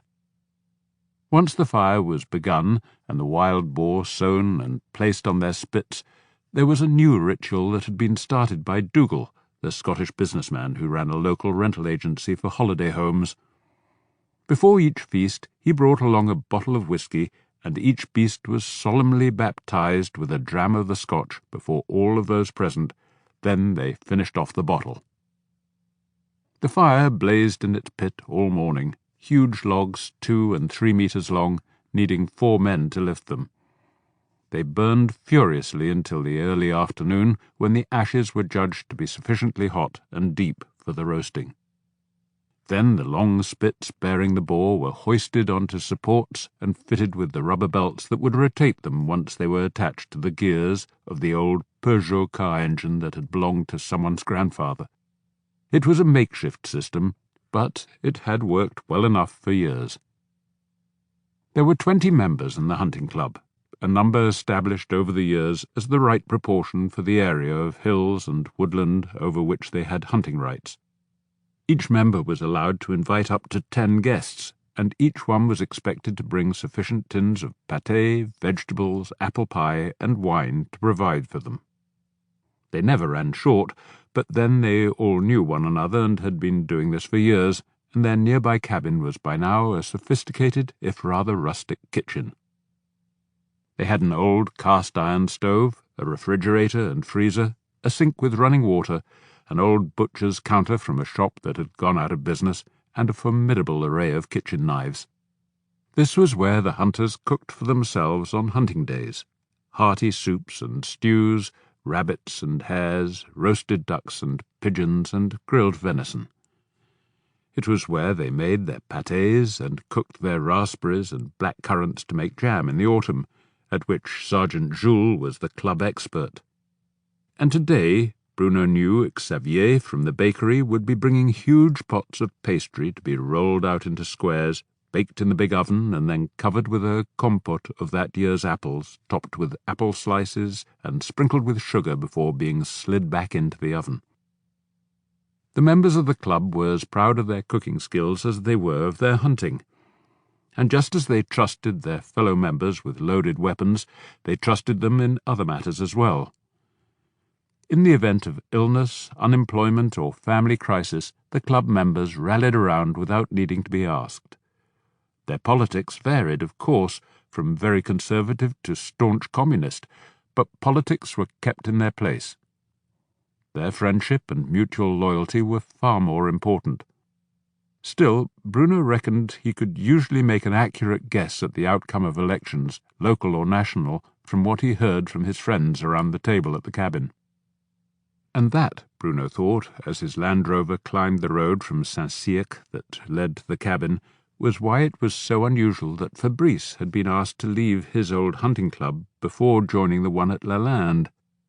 Bruno recalled the long deliberations on the merits of various candidates that took place in the cabin whenever old age or illness meant there was a vacancy to be filled. Fabrice must have made himself very unpopular, and Madeleine and Victor must have exerted considerable pressure to get him accepted into their club. Perhaps all clubs were not so long established and tight-knit as his own, Bruno considered, and because she and her husband owned the land on which their club shot, they could probably get their way easily enough. Bruno had long since invited his guests. Pamela, of course, Fabiola and Gilles, Crimson and his daughter, Florence from the collège, and Yveline from the gendarmerie. So bringing along the brigadier as a last-minute addition would still not exceed his quota. He'd been planning also to invite Hubert from the wine shop and Julien from the domaine, two of his partners on the board of the town vineyard, but the Baron had invited them already, along with Philippe Delaron, the reporter, and Dr. Gelitro. Attracted by the appetizing smell of roasting boar, Bruno and the brigadier followed Balzac as he trotted ahead to greet the other hunting dogs he'd come to know over the previous months. The dogs were sitting in a loose line, close enough to the fire to enjoy the scent, but far enough back to avoid the heat, tongues hanging out, and eyes fixed on the roasting boar. The Baron and Sergeant Jules were brushing marinade onto the rotating beasts and giving the brooms to Dougal to plunge back into the buckets of marinade. The three men wore heavy leather gauntlets and aprons against the heat, and headbands to catch their sweat. As Bruno and the brigadier came closer, the heat was intense. Small flames darted up from the ashes beneath as the fat from the boars dripped down. "They're almost done," said the Baron. "Another 20 minutes, and we'll be taking them off to rest before we start to carve them." It was like a scene from another era. The fire pit and the roasting boars and the leathers of the three men would have looked just like this centuries ago, in forest clearings like this one, surrounded by the same trees and following the age-old rituals of the hunt and the feast. Reluctantly, but knowing his injured leg would make it dangerous for him to take his usual place among the men donning the heavy gloves to lift the spits from their supports, Bruno turned toward the hunter's cabin. It was an unduly modest name, Bruno thought, for a building that was larger than his own house. But any place where the hunters gathered to dress their meat and cook and eat together was always known as La Cabine. Bruno's surprise came when he limped into the cabin, walking-stick in one hand and a bag full of freshly picked lettuces in the other. The brigadier was at his heels, carrying one bag with a dozen tins of Bruno's homemade pâté and another full of potatoes for baking. "Ah, Bruno," the Patriarch called in greeting. He was standing beside the mayor, who was pouring him a drink, obviously the mayor's guest.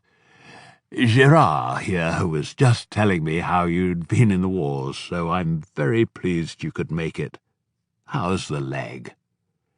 "I can hobble around, thank you," said Bruno, putting down the lettuces to shake hands. "And I believe you both know General de Brigade Lannes, one of my guests, who was kind enough to drive me here." "That means you can drink your fill this evening," said the mayor. "Although I'd be surprised if Sergeant Jules lets the gendarmes mount any breathalyzer patrols tonight. And didn't you say you were also inviting Yveline from the gendarmerie?" Bruno's friend, Stéphane, the local cheesemaker, waved a greeting from the sink, where he was opening bottle after bottle of wine from the domaine. Since every member of the Hunt Club was a shareholder in the town vineyard, they never served anything else. Behind Stéphane were stacked 6 cases of red and 6 of white, which the club knew from memory was the usual amount that was drunk at these feasts. There were more cases in the cupboard in case of need. "So what brings the eminent screes of the Interior Ministry down here to the Périgord?" the Patriarch asked the brigadier in a jovial tone. He finished the wine in his glass and held it out to be refilled. "What dark plots and dangers to the République are you unearthing?" "Just visiting my friend Bruno," the brigadier replied, and turned to Bruno. "Anything I can do to help?" "We have 200 potatoes to wrap in tin foil before we put them in the ashes," said Bruno, "and then there are the lettuces to wash and drain. But first you have to try our local wine." Stéphane poured Bruno and the brigadier a glass of the Domaine's dry white wine, and they set to work ripping off squares of aluminium foil from big rolls and wrapping the fat potatoes one by one. The mayor and the Patriarch joined them, piling the wrapped potatoes into big metal tubs that had been rescued from the town's communal laundry when it had closed a generation ago. Bruno began opening the cans of pâté he'd brought, slicing each one into 6 portions and putting them onto a small plate with a handful of cornichons. "Is your visit connected to that remarkably senior policeman who called at the vineyard today to search Gilbert's house?" the Patriarch asked. "If it were, I couldn't tell you," said the Brigadier, "but I assume it was police business. Did he say what he was looking for?" "No idea. I wasn't there," the Patriarch replied equably, and helped himself to more wine. That was his 3rd glass, Bruno noticed. "But my son said the visitor had shown some document signed by the Procureur, and naturally they let him go ahead. Lord knows if there was anything to find. The place was cleared out a week ago, and now my new gamekeeper's under arrest in some hospital. So would either of you two be able to tell me what's going on?" "Your gamekeeper assaulted a police officer with a deadly weapon, namely an axe," Bruno said, lifting his gaze from the work table to observe the Patriarch's reaction. "The person he assaulted last night was me. That's what happened to my leg." "Mon Dieu! I had no idea." The Patriarch looked aghast. "My dear Bruno, I'm terribly sorry to hear this, but what on earth was behind it?" Bruno briefly explained the attack on Rollo's garden and Fabrice's arrest. As he finished, they heard the sound of voices and thuds as the boar were heaved onto the big carving tables outside. Stefan and the Brigadier took the potatoes out to the fire pit, where Dougal was raking some of the ashes onto a wide step that had been dug into the side of the pit. This was where the potatoes would be roasted. Meanwhile, Sergeant Jules and the Baron were sliding the boar off their spits before starting to carve them. Other guests were gathering around the trestle tables that formed the bar, and Stefan took out 2 cases of wine to serve them. Cases of beer were already piled into tubs that had been filled with ice, and the bar tables carried bowls of olives, snacks, and peanuts. Bruno limped behind the bar and helped Stefan serve drinks. It was one of the few jobs he could do. But it seemed that everyone he served wanted to know about his leg. Word of the attack had spread fast. At least Bruno's own guests had been briefed by Fabiola that his wound wasn't serious. Still, they all came up to give him a hug and ask how he was, or if he needed a chair, and Pamela seemed as affectionate as ever. Inside the barn, Bruno had reserved one of the trestle tables for his guests, and the mayor had the adjoining table.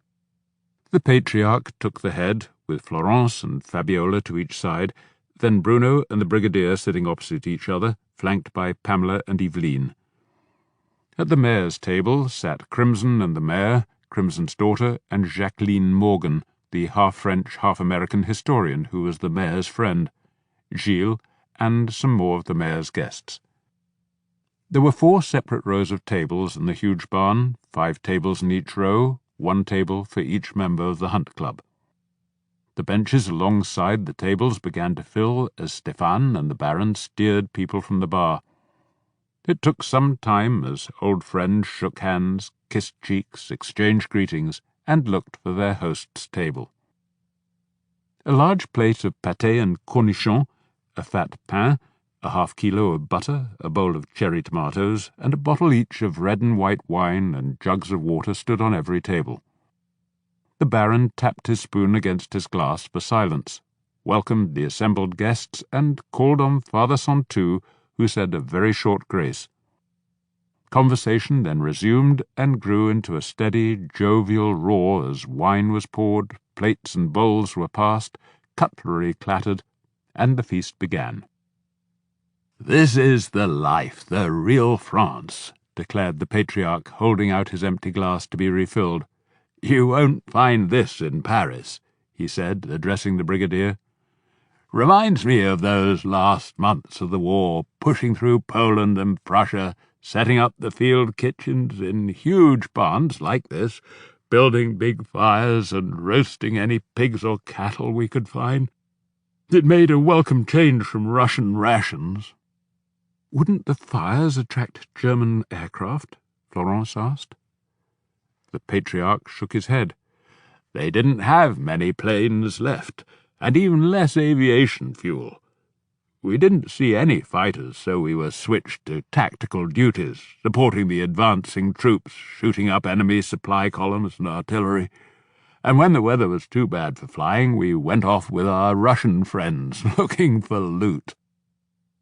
Ignoring the startled glances around him, he went on, his voice slurring a little. Women and loot, that's what wars are all about, at least for the poor bastards who fight them. The Russian troops wanted watches and women, he said, chuckling, but the French pilots had learned that the safety deposit boxes of rural banks in East Prussia, in which the Russians took little interest, provided the richest rewards in jewels, gold coins, and paintings. They had learned wealthy Berliners had stored their treasures out in country banks when the Allied bombing campaign made basements and Berlin banks unsafe, and Stalin's decision at the war's end to give the new French state 40 of the Yak fighters the Normandy Niemen squadron had been flying gave the Frenchmen a way to bring the loot back home. "That was how I had the money to buy my Paris apartment," the Patriarch said. "The Germans had been looting France for the past 4 years, so I felt it was only fair. They invaded us, now we and our Russian allies were doing the same to them. That's war. À la guerre comme à la guerre. And it's a terrible shame we didn't learn the lesson from those years. The Russians are France's natural allies. The threat of a war on 2 fronts is the only way we can control the Germans. It was true in 1914, true in 1940, and it's still true today. Ideologies may come and go, but the geopolitics and facts of geography don't change. De Gaulle understood that, even if nobody else did." He raised his glass, said, "Here's to the Russians," and drained it. The table fell silent, the women looking stunned, the men exchanging embarrassed glances. The brigadier looked amused, and Bruno was wondering what he might say to steer his boyhood hero onto more congenial ground, when there came a rustle of silk, a whiff of perfume, and Madeleine swooped down to kiss the Patriarch's cheeks. "Darling Papa, are you telling your usual old soldier's tales about fighting alongside the Russians?" she said in amused tones, taking the old man's hand as she squeezed herself onto the end of a bench beside Florence. "I know some of these people haven't heard your war stories, but think of poor me. I've heard them 100 times, and now I really need a drink. And may I pinch some of that delicious-looking pâté? I've just driven all the way from Bordeaux, and I'm starving." Bruno swiftly handed her his glass of white wine, so far untouched, toasted her with his water-glass, and introduced Madeleine to the rest of the table. She threw him a grateful glance, one eyelid fluttering in what might be the merest hint of a wink. It was a signal of intimacy that Bruno cherished, hugging it to himself in private pride. Then she turned back, still chattering gaily to her father-in-law as she discreetly moved the wine bottles out of his reach. Gilles found a spare plate and cutlery on an adjoining table and served her some pâté, and then a roar of welcome came from the rest of the barn as Stéphane and the Baron arrived. They were carrying a door that had been lifted from its hinges and had been loaded with a dozen serving dishes, each one piled high with slices of roast boar. Behind them came Dougal, with a wheelbarrow loaded with baked potatoes.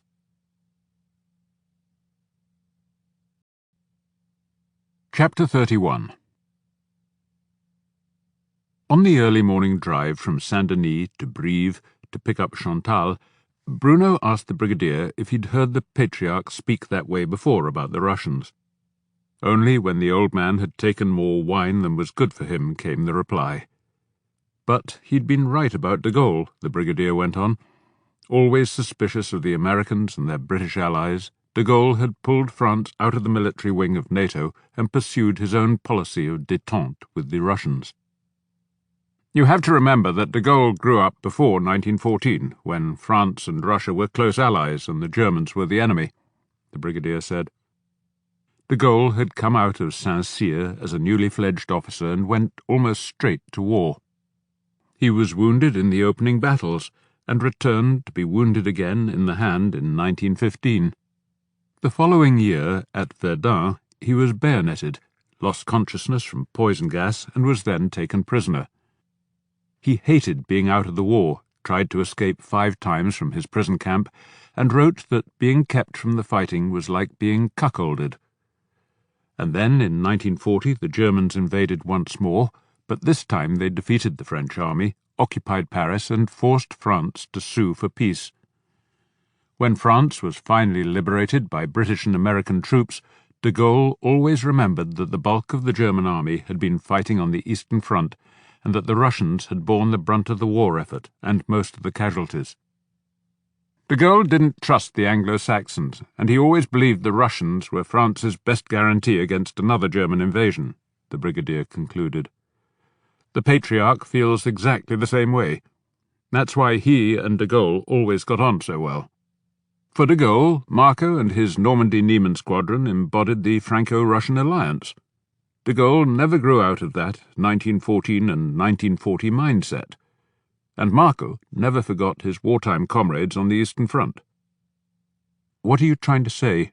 Bruno asked, shocked by the implication that his boyhood hero might not have been the devoted French patriot of legend. "Do you think he was too close to the Russians?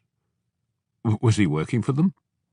"No, I don't think that, and there's no evidence for it, and believe me, people have looked," the brigadier said as they'd pulled into the parking lot at Brive to wait for Chantal's train.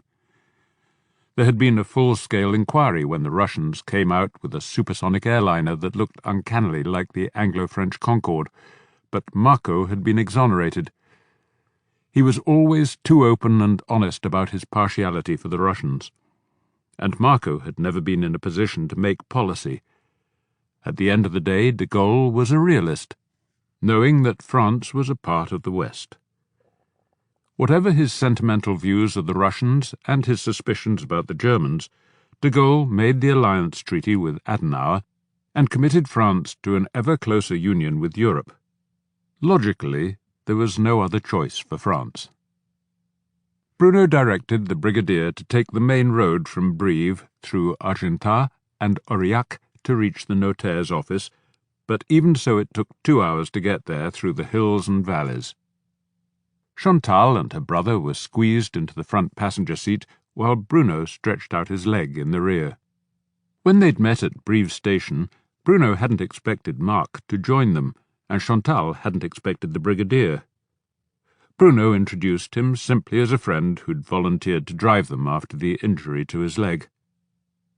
"Marc and I have never had any secrets between us," Chantal said as her half-brother stood protectively at her side. Bruno had shrugged and made some friendly remark about seeing them play excellent tennis together, trying to make conversation, but he got no reaction.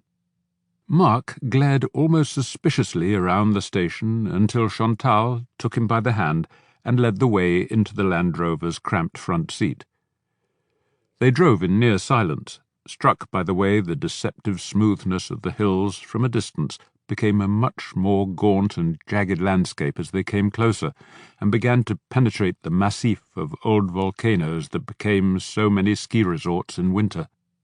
Finally, when the peak of Puy-Marie came into sight ahead, Chantal seemed to respond to the stern splendour of the views around them, saying she'd never been to this part of France before. Marc said he'd been once on a school camping trip, and he remembered the Cantal cheese and the imposing viaducts that carried the railway line. They turned off at Ségur-les-Villas and headed for the small village where the notaire was also the mayor, passing farmhouses of grey stone and dark grey slate roofs that seemed to merge into a lowering sky with wisps of cloud swirling around the peaks of the high ridges. The notaire's village was composed of a small, squat church and 2 buildings on each side of it to form a hollow square. The first building was a private house, separated from the church by a stretch of graveyard. The other had a single entrance, but on one side of the door was a plaque saying Mairie, and on the other the brass plate of the notaire. Behind each building were barns, and behind the mairie stood an empty milking shed. Some cows were sitting together in the corner of a distant field. The door of the mairie opened, and a tall, thin man appeared. In his 60s, with thinning white hair cut very short, he wore a dark suit, white shirt, and a very wide tie that might have been fashionable some 40 years earlier. He was smoking an old-fashioned pipe with a long, curved stem. "Welcome," said the notaire, coming from the doorway to greet them, shaking hands with Bruno and asking what had happened to his leg. Bruno explained briefly and introduced his companions. Mark and the brigadier were asked to wait in the mairie, a grandiose title for what turned out to be a single room with a desk and 2 hard-back chairs. The notaire's office was larger and more comfortable, lined with shelves for books and files of legal documents, a heavy wooden desk for the notaire, and a matching table with 6 leather-backed chairs around it. A coffee pot and 3 cups stood on a small silver tray. The notaire took the head of the table, gestured Chantal and Bruno to take a seat, and asked Chantal for her identity card. She showed it, the notaire sat, asked Bruno to pour coffee for each of them, and opened a box of black cardboard labelled Clamatin Gilbert that rested on the table. "My condolences on the death of your godfather," the notaire said, and began to read the will. Almost everything went to Chantal. The first exception was that a painting, described as a nude portrait of a young woman, went to Yevgeny, the artist who had painted it. Yevgeny had been informed by telephone, and the notaire had sent him a formal statement of ownership pending valuation of the painting for tax purposes. The second was an envelope that was to be delivered, unopened, to Nicole Larignac, and the notaire was in correspondence with her about how best this was to be done. The third was another sealed envelope marked, "To be handed to a responsible officer of the law in the event of my death. I believe that you would be a qualified person to receive this envelope, Chief of Police Courage, if you would sign here for its receipt and to confirm that it came to you unopened." As Bruno signed the receipt, the notaire turned to Chantal, informed her that he had asked a local estate agent to value Gilbert's house and property, and passed over a valuation document that estimated it was worth 180,000 euros in current market conditions. The agent would be happy to put it on sale for her if she so chose. He then turned to Gilbert's trust fund in Verdutz, which was valued at just over 600,000 euros. Bruno held his breath as the notaire began to speak, half expecting him to read out some letter to Chantal from Gilbert, revealing that he had been her natural father. But there seemed to be no such personal note, only the dry tones of the notaire explaining more financial details. "In correspondence with the Verdutz Bank, I have been made aware of a second trust fund in Gilbert's name, of which Gilbert made no mention to me when his will was drafted. It is worth nearly 3 times as much, which also passes to you under the terms of the will. Altogether, mademoiselle, you inherit a little more than 2 million euros after my estimate of the various fees and taxes that will be due." Chantal looked stunned and stared at the notaire in disbelief. Bruno poured a second cup of coffee, and she sipped at it gratefully. The notaire passed her a large, unsealed envelope and asked her to sign a receipt, and to give him an RIB, the details of her bank account into which the final sum could be paid after the fiscal and legal formalities were complete. Chantal took her cheque-book from her purse, tore out one of the RIB forms at the back of it, and handed it across. "I should add that your godfather was a friend of mine from boyhood, and I shall miss him greatly. In his memory, my wife and I have prepared a small and very informal lunch in our house across the square. It's a long way to and from Brive, and we'd be honoured if you and your companions would join us and raise a final glass to Gilbert." Chantal stammered her thanks, and they rose from the table, collected Mark and the brigadier, and strolled across the square to the other house, where a thin woman who looked like a female version of the notaire opened the door to guide them into a parlour. She was introduced as the notaire's sister. The room was evidently seldom used, featuring old-fashioned furniture with faded upholstery that seemed never to have known the weight of a human body. Bruno tried to recall the name of the small cloths that hung over the back of each chair. He hadn't seen them for decades. A trolley with 2 shelves on casters stood against one wall, cold meats, pâtés, cheese, rolls, and a seed cake on the lower shelf, plates and cutlery, glasses, and 2 bottles on the upper. One bottle was wine, of a colour between rosé and pale red, and the other was gentiane, the yellow apéritif from the gentiane root that grew locally. A short, plump, and much younger woman entered with a coffee pot and some napkins. This was the notaire's wife, and she spoke with an Auvergnat accent so strong Bruno had to strain to understand her as she asked if he would like pâté, cold pork, or a fish salad sandwich. The notaire remained standing while urging the others to sit, and directed his sister to distribute plates and glasses. Beside each seat was a small, low table, each covered with a lace cloth. Bruno and the brigadier each took a glass of gentiane, as did the locals. Mark and his sister took a glass of wine, and Mark's mouth pursed and his eyes widened when he took a sip. Bruno and Chantal made forced conversation with the notaire about his and Gilbert's boyhood in the area. The room that was now his office used to be the schoolroom, the notaire said, and he had walked 3 kilometres each day to get to school, and the same back. Gilbert had even farther to come from his family's farm. There were no phones, and the road to the village had been of gravel until the 1960s. The eldest son stayed to run the farms, some sisters stayed to marry the farmers, and all the other young people left for Paris, where the Auvergnats were famous for running most of the bistros in the city.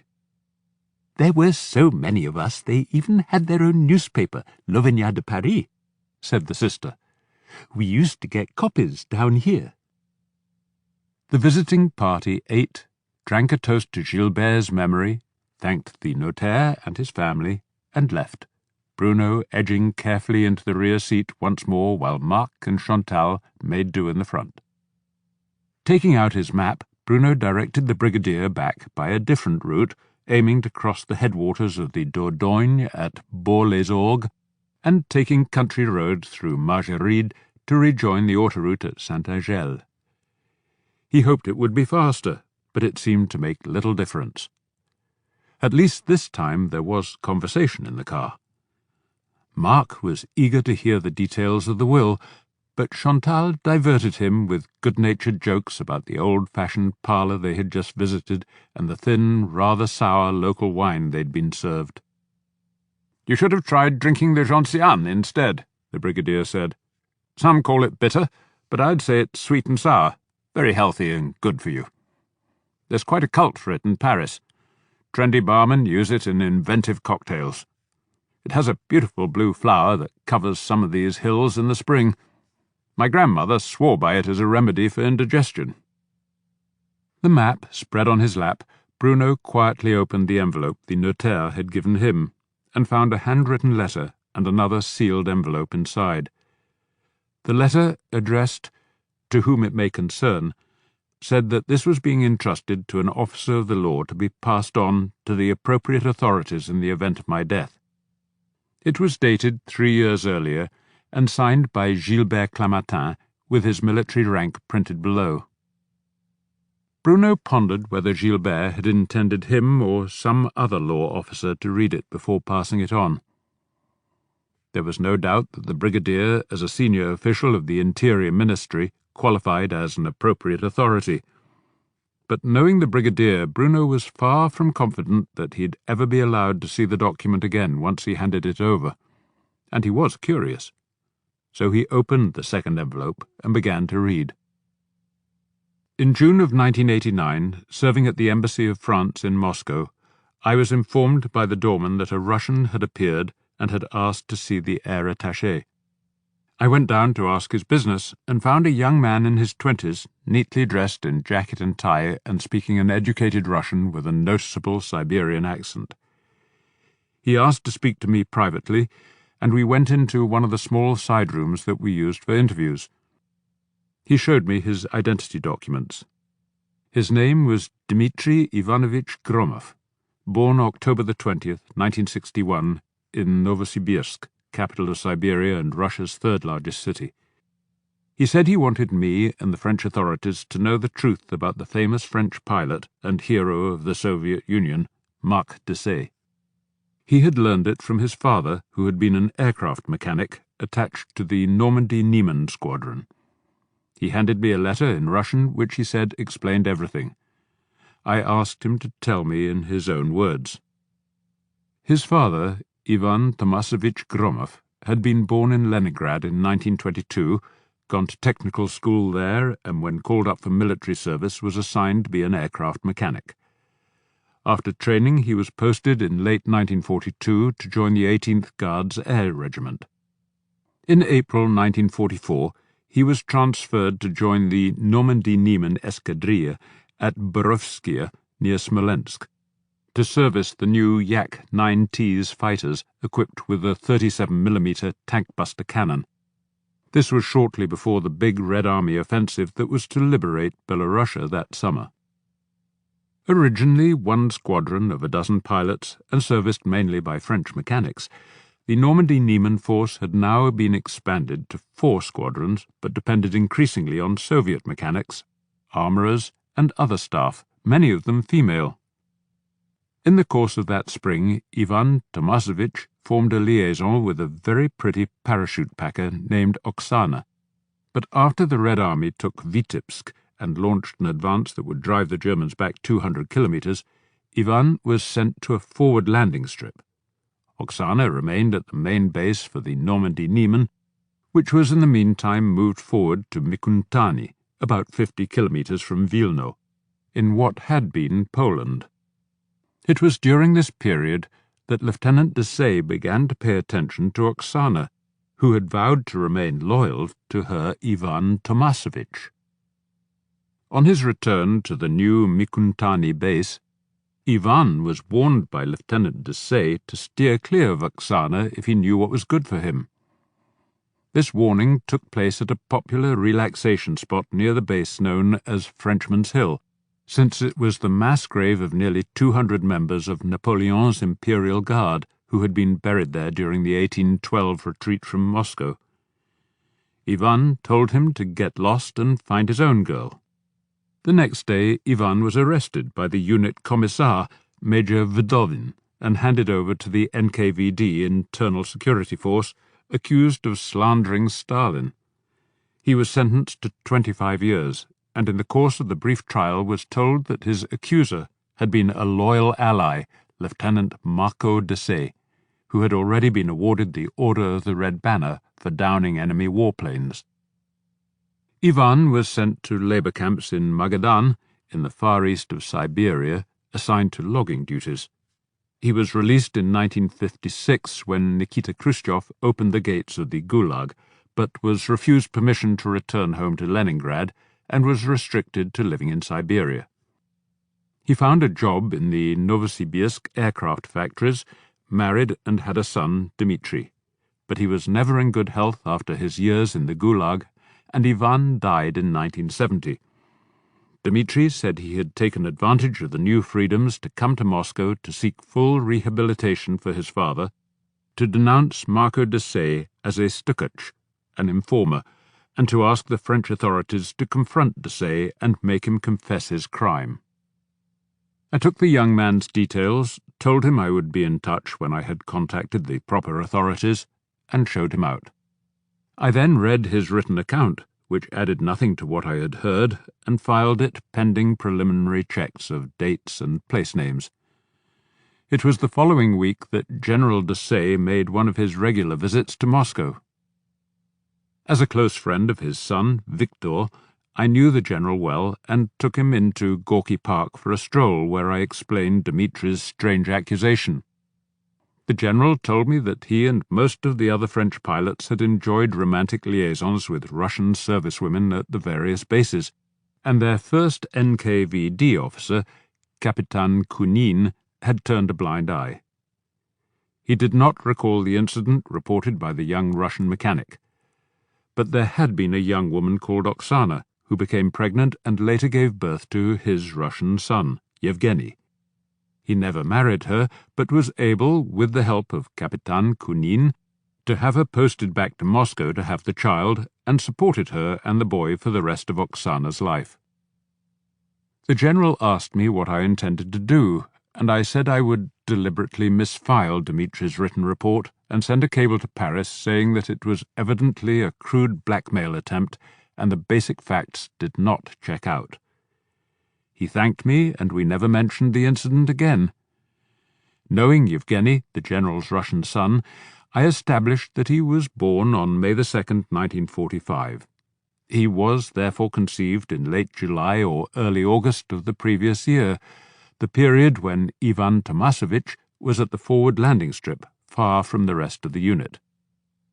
About a month later I received in the post, addressed only to the Air Force attaché, an envelope containing a news item clipped from a Novosibirsk paper, which reported the death in a hit-and-run accident by an unknown driver of a young man, Dmitry Gromov.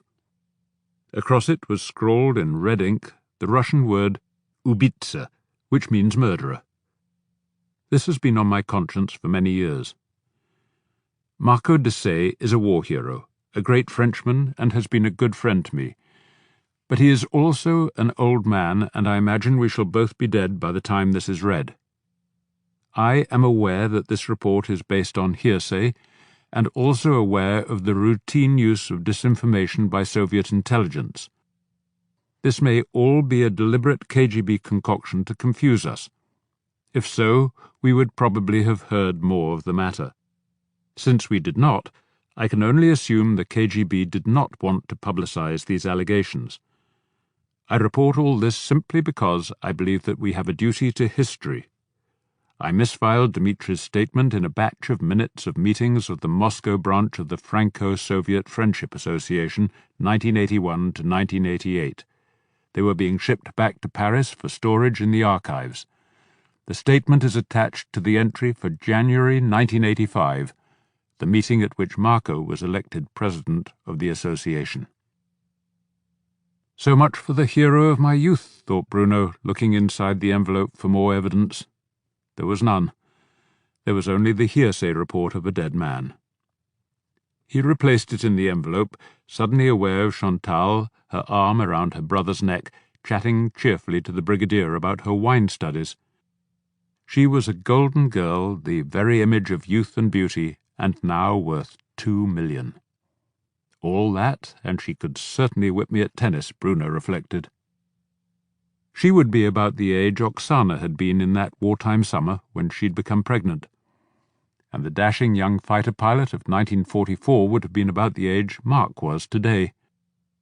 Would wars be any different, Bruno wondered, if they were not fought by people so young?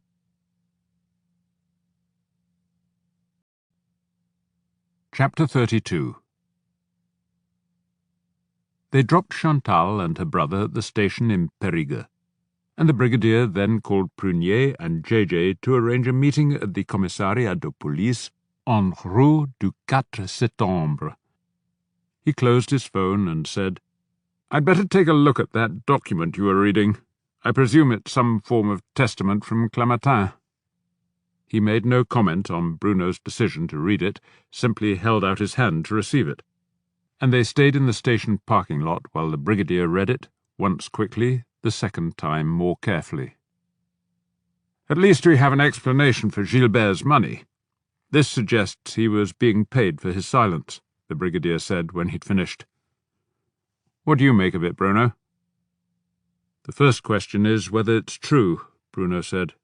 "If it is, I imagine the Patriarch would have been disgraced if it had been leaked that he was an informer for the NKVD. I assume that was the wartime version of the KGB." "Yes, pretty much the same thing. NKVD stands for the People's Commissariat of Internal Affairs, and the KGB is the Committee for State Security. They changed the names after the war ended. But go on, what would the fallout have been if this had become known? I don't know how the Patriarch would have lived it down if the French press reported that he'd had a man sent to the Gulag over a woman. And then there's the implication that after Gilbert told him about the young man's visit, the Patriarch tipped off the KGB and they arranged his death. That would make the Patriarch an accessory to murder. So your conclusion is that the KGB has had a hold over the Patriarch for all these years? Yes, but is it that simple? Bruno asked. If it's true, others must have known, starting with Oksana, Yevgeny's mother. Did she ever tell her son about it? And then there's Dmitri's mother, presumably the one who sent Gilbert the newspaper clipping and accused the Patriarch of murder. The brigadier shrugged and pocketed Gilbert's letter. When Bruno asked what he intended to do with it, the brigadier threw him a curt glance. "What would you do, Bruno?" "No idea, but I'm not in your shoes," Bruno replied. "You're the one who has to make a decision, and I can't say I envy you. He's an old man. Whatever damage he did is long since past, and the Soviet Union doesn't exist anymore. If he was a spy, I suppose we need to know the details, but he's such a patriot, I find it hard to think he'd ever do anything against French interests, or at least his view of French interests." "I'm not sure it was ever so crude as his being a spy," the brigadier replied. "I suspect it was far more subtle than that, and probably more important. It seems that he was an agent of influence, a sympathetic voice with access to French presidents as well as the Kremlin, a trusted go-between. But not a word of this to Prunier or JJ." They drove the short distance to the commissariat and were shown to Prunier's spacious office. Photos of Prunier in various police units on one wall and in different rugby teams on another. JJ was with him, coffee and mineral water on the conference table. Alongside the drinks lay a laptop and several files, one of them open at printouts from a telephone log. Bruno took a seat at the head of the table so he could stretch out his leg. He rested his cane against the arm of his chair. "The DNA results came through," said JJ, his tie loose and his shirt and trousers rumpled as usual. He was looking pleased with himself, and like Prunier, he'd risen to shake hands with the new arrivals. "Gilbert was Chantal's biological father, so she's not the Patriarch's granddaughter." "And she's just inherited 2 million from her late father," said the brigadier. He pulled his own specially secured laptop from his bag, put it on top of Prunier's desk, plugged it in, and with a cursory "Vous permettez?" to Prunier, he sat down to log on. Prunier casually nodded his permission for the brigadier to take over his desk. With approval, Bruno noted that Prunier didn't seem the kind of man to make a fuss over precedence or protocol. He'd known some senior cops who were different. 2 million euros? She's a lucky girl, said JJ and turned to Bruno. That guy you put in the hospital, Fabrice, we have a trace that links him to the attack on Rollo's garden. The procureur will file a formal délit against him and probably assign Bernard Adouin as the juge d'instruction, since Bernard's also dealing with the assault on you. He wants to see you when you're free. Which juge has the procureur assigned to Gilbert's death? Bruno asked. The quality of investigating magistrates varied, and policemen kept a close watch on their performance, their style of work and their political leanings. Some were good investigators who got results but were seen as bullies by the detectives who had to work with them. Others, usually those with political ambitions, were seen as partisan for certain causes or too anxious to win newspaper headlines. Inevitably, the best cops wanted to work with the best magistrates, the ones who got results and who were assigned the most interesting cases. Less popular magistrates got the worst cops, or the laziest ones. Bernard Adouin was a good one. Bruno had worked with him before. The procureur's going to deal with that himself, said Prunier, giving Bruno a sympathetic glance. On the one hand, it meant top-level attention with all available resources deployed and no concerns about budgets. On the other, since the procureur had so much else to do, it meant he could give the case only occasional attention. "Don't worry, Bruno. He asked me to keep an eye on the investigation, and I've assigned JJ," Prunier went on. "We had detectives at the Mont-de-Marsan and Merignac air bases today showing a photo of Gilbert to the waiters. One remembers serving him orange juice, but said he'd brought it because Gilbert had asked for it. The waiter got the juice from the barman, so we spoke to him, and he said several people were drinking it, and he poured out 6 glasses from a jug. But nobody else collapsed, only Gilbert," said Bruno, mystified by this development. "Right. So if it wasn't in the orange juice, the drug must have been secretly slipped into the drink somehow. So we assigned Inspector Jofflin in Bergerac to start trawling among the guests at the Patriarch's party to see which of them had been taking photos on their mobile phones. It turns out most of them were. We've gone through hundreds, and here are some of the clearest." He pressed a button on the laptop, and dozens of thumb-sized photos appeared on the screen.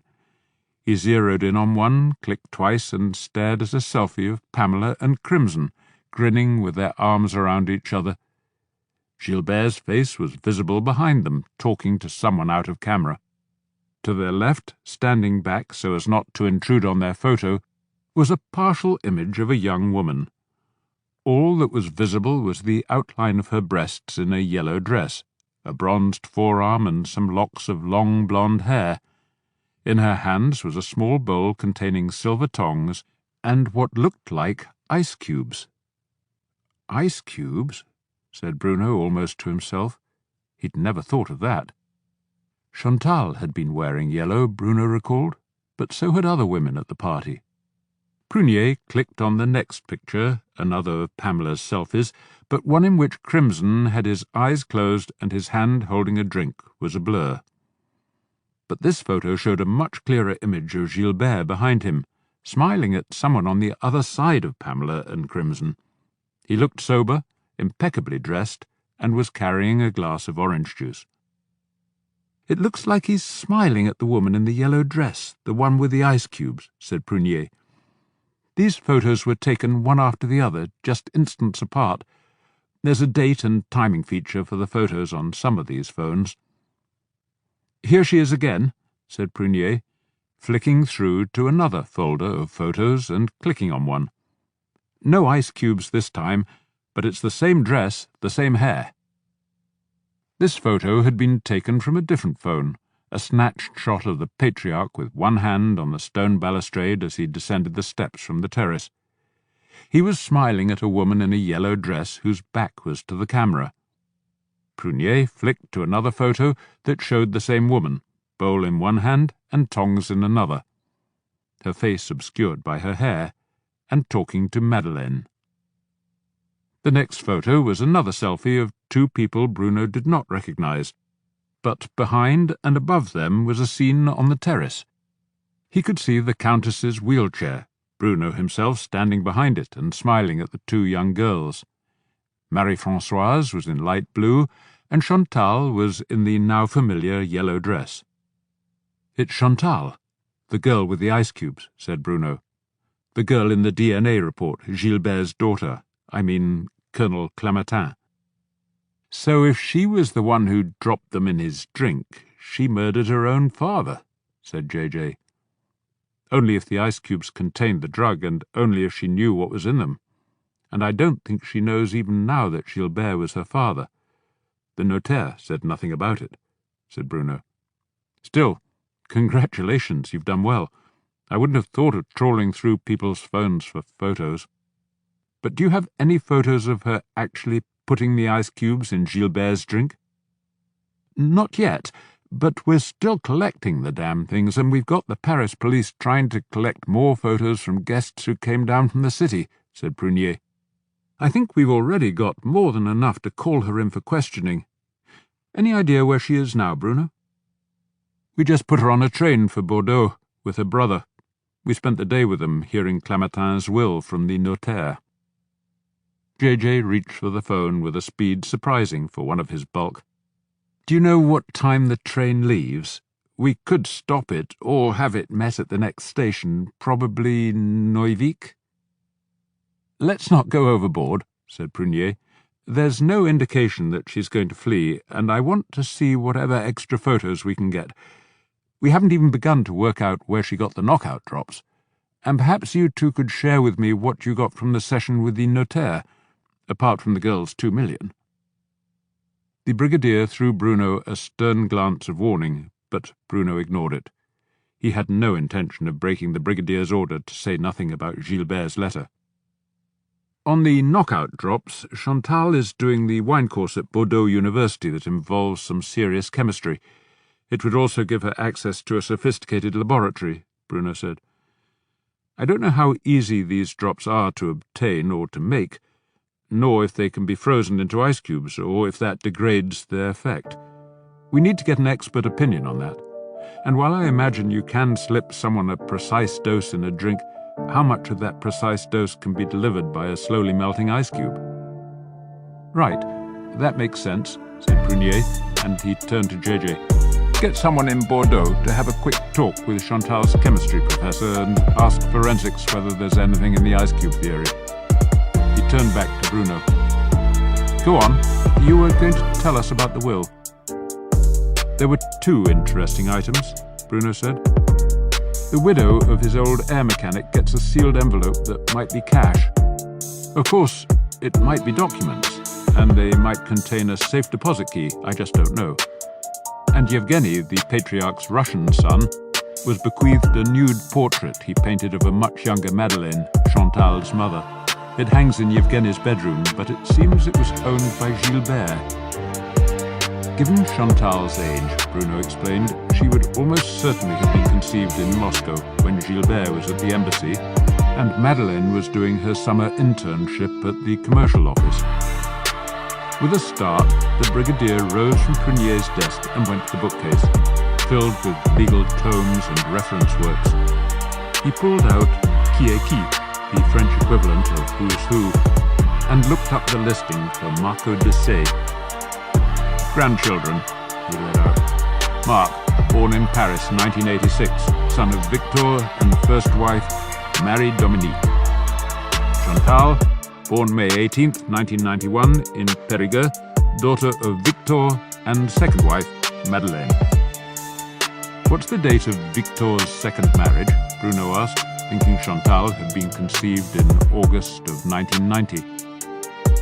"December 15th, 1990, in Paris," the brigadier read out. "She'd have known she was pregnant by Gilbert when she married Victor. I wonder if Victor knew. Victor obviously accepted Chantal as his child, but if he learned that she was Gilbert's daughter, who knows how he might react? He's a proud man," said Bruno. "Cuckolded by his best friend," said JJ, shaking his head. "If Victor found out, that gives him a motive to kill Clémentin. If he found out and demanded a divorce, that could have an impact on Madeleine's political plans. It would make for quite a scandal, and she'd probably lose the Patriarch's backing," said Prunier. "That gives her a motive to silence Gilbert. And then the daughter who's just inherited all the money has a pretty strong financial motive to bump him off if she knew of the bequest. Half the bloody family has a motive." "You don't know the half of it," thought Bruno. He was tempted to tell them that Patriarch may have had the biggest motive of all, but he held his tongue, and instead he said, "There's not the slightest sign Chantal knew about the money before his death. I saw her reaction when the notaire read the will. She was stunned by it. But it's worth noting she didn't say anything about it to her brother when they were in the car," the brigadier said from Prunier's desk.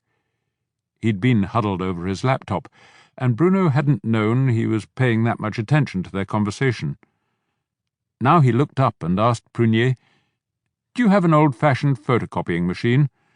I need one that just photographs what it sees rather than the modern ones that take an electronic image that somebody else might call up later." "I've got one in my office," said JJ, and the brigadier picked up his laptop and followed JJ out. Prunier waited until the door closed behind them and asked Bruno, "Anything you can tell me about his involvement?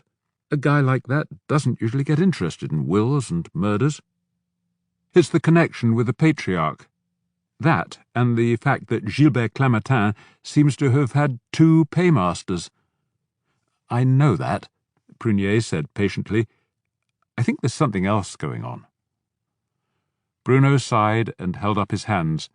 He was about to say something like, "I'm sorry, you'll have to ask the brigadier," which even to him would have seemed both inadequate and offensive, when rescue came. He was saved by the bell, or at least by the vibration of his phone. "Excuse me, I need to take this," he said, and heard a very alarmed female voice saying, "Bruno, it's Raquel. I'm afraid Imogen's gone crazy. She's heading to confront Pierrefitte at the hospital to give his son her fawn. I thought I'd talked her out of it, but she's gone and left a note." "Where are you?" Bruno asked, and heard the sound of a car horn down the line. "Driving like a mad thing to Périgueux Hospital, but I'm 20 minutes, half an hour away. Can you get there faster and stop her? The note says she's called the radio and newspapers to witness what she calls her gesture of reconciliation. She got a legal letter from Pierrefitte this morning accusing her of manslaughter and demanding compensation." "On my way," Bruno said. "I'll see you at the hospital." He closed his phone, explained to Prunier, and asked if he could borrow a driver to take him to the hospital. "We'll take my car and a couple of uniformed cops," Prunier said. "We might need them."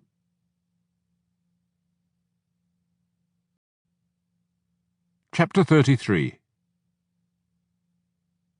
The blue light flashing on Prunier's car, another police car behind with its siren carving a way through the beginning of the evening rush hour, they raced up Avenue Pompidou and into the Centre Hospitalier to find Imogen blocking the doorway with her fawn in her arms.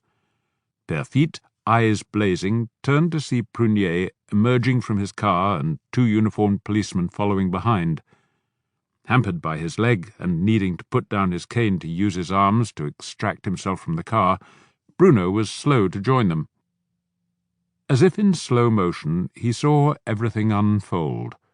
Imogen stepped forward, her hair wild and her expression unreadable, and tried to thrust the terrified fawn into Pierrefitte's arms. He flinched, stepped back, and put up his hands to protect himself. News cameras began to flash. The fawn wriggled from Imogen's arms and darted for the nearest patch of greenery, a small roundabout covered in grass and small shrubs. An ambulance, its own siren taking over from the silenced police siren, braked hard in an unsuccessful attempt to avoid the fawn. With a crunch of metal, it skidded into another car that had just pulled away from the parking lot. Tires squealed, and then another car rammed into the rear of the ambulance. Glass broke, airbags exploded, and horns blared. Imogen screamed and ran toward her stricken fawn. "Cardiac victim! Emergency!" shouted the ambulance driver, jumping from his vehicle and running back to find the rear doors of his ambulance jammed by the car that had crashed into them. "We've got to get him out and into the emergency room." As a shrieking Imogen ran past, Bruno grabbed her with both arms, lifted her off her feet, and used his full weight to press her down against the hood of Prunier's car and keep her from escaping. Uncomfortably close, the blue light on the hood was strobing in a way that was disorienting him, and he closed his eyes against the pulsing glare while burrowing his face into the squirming woman's neck, telling her his name and asking her to stop struggling while her heels drummed furiously into his legs. Time seemed to stretch out. Then a man in a white coat was beside him, injecting something into Imogen's arm. Slowly she stilled. The doctor helped Bruno stand up, and 2 attendants put Imogen onto a stretcher and wheeled her away.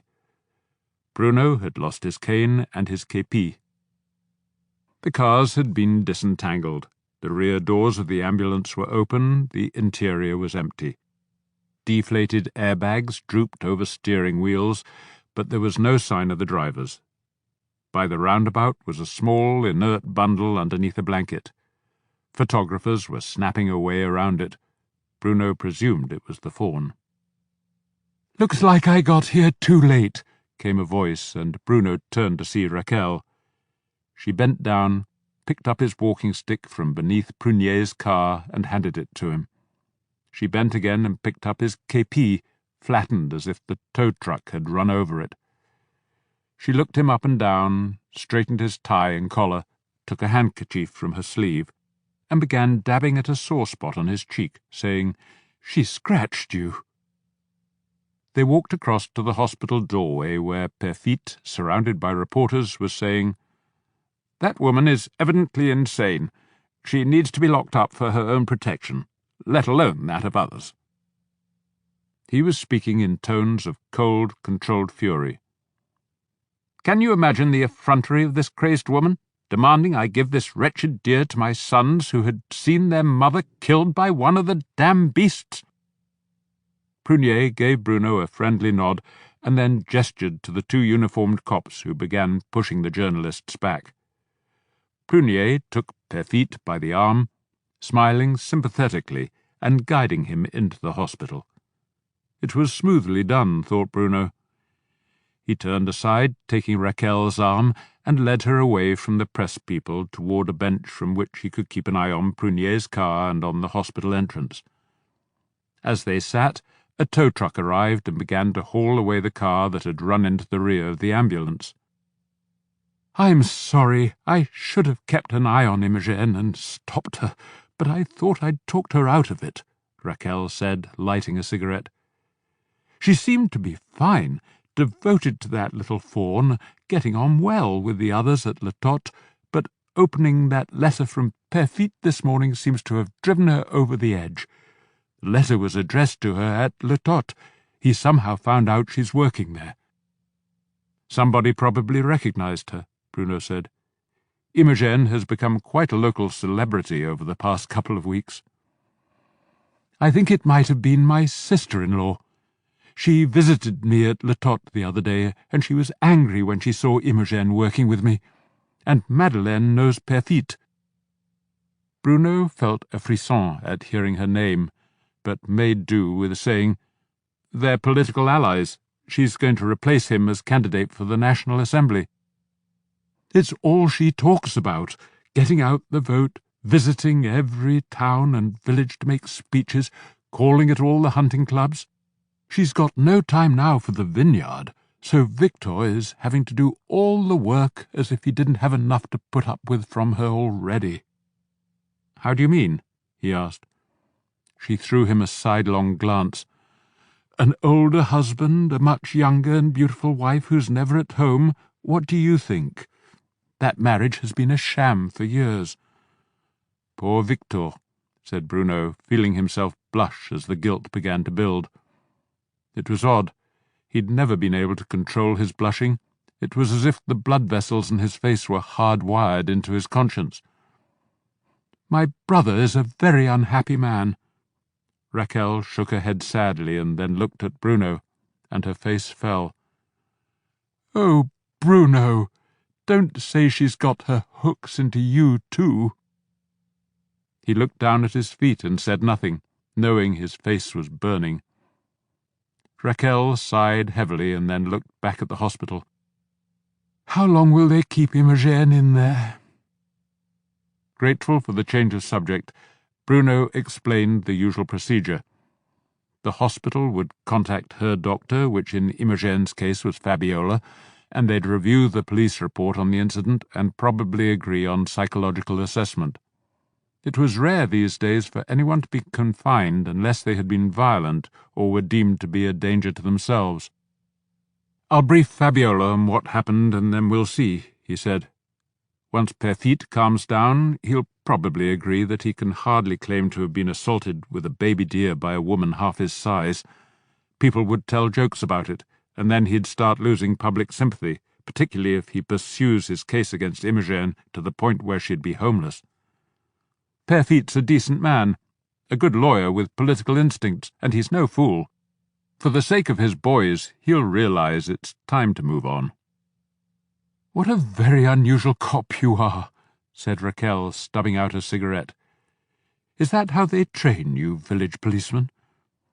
It's not what I learned at the police academy, no, but it's how the people of Saint-Denis trained me over the years. Through the hospital's entrance doors, Bruno could see Perfit and Prunier still locked in conversation. "How's your robot bull?" he asked. "If that got loose around here, it could do a lot more damage than Imogen's fawn." "I've got it moving over rough ground, not very gracefully, but it copes. Did you ever hear of Big Dog, that American military robot, 4 legs, designed to carry supplies and the wounded over any terrain? It's a bit like that, except Big Dog can run at 50 kilometers an hour. My Auroch manages only 6 or 7. "Sounds like just the thing for hunters, carrying game back through the woods," he said. "Ah, I think I have to go. That's Prunier, the police commissioner. He's my lift. We'll stay in touch about Imogen." Bruno rose, kissed Raquel farewell, and limped across to Prunier, who was shaking hands with Perfit before the lawyer headed back into the hospital. Prunier beckoned to Bruno to join him in his car. Once Bruno had inserted himself gingerly, Prunier told his driver to head for Saint-Denis and began punching numbers into his phone. When it was answered, he handed it to Bruno and said, "The Brigadier wants to talk to you."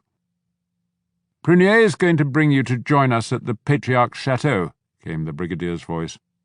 "On the way, can you brief him on Colonel Clamatin's statement, the one from the notaire? He's been cleared to know."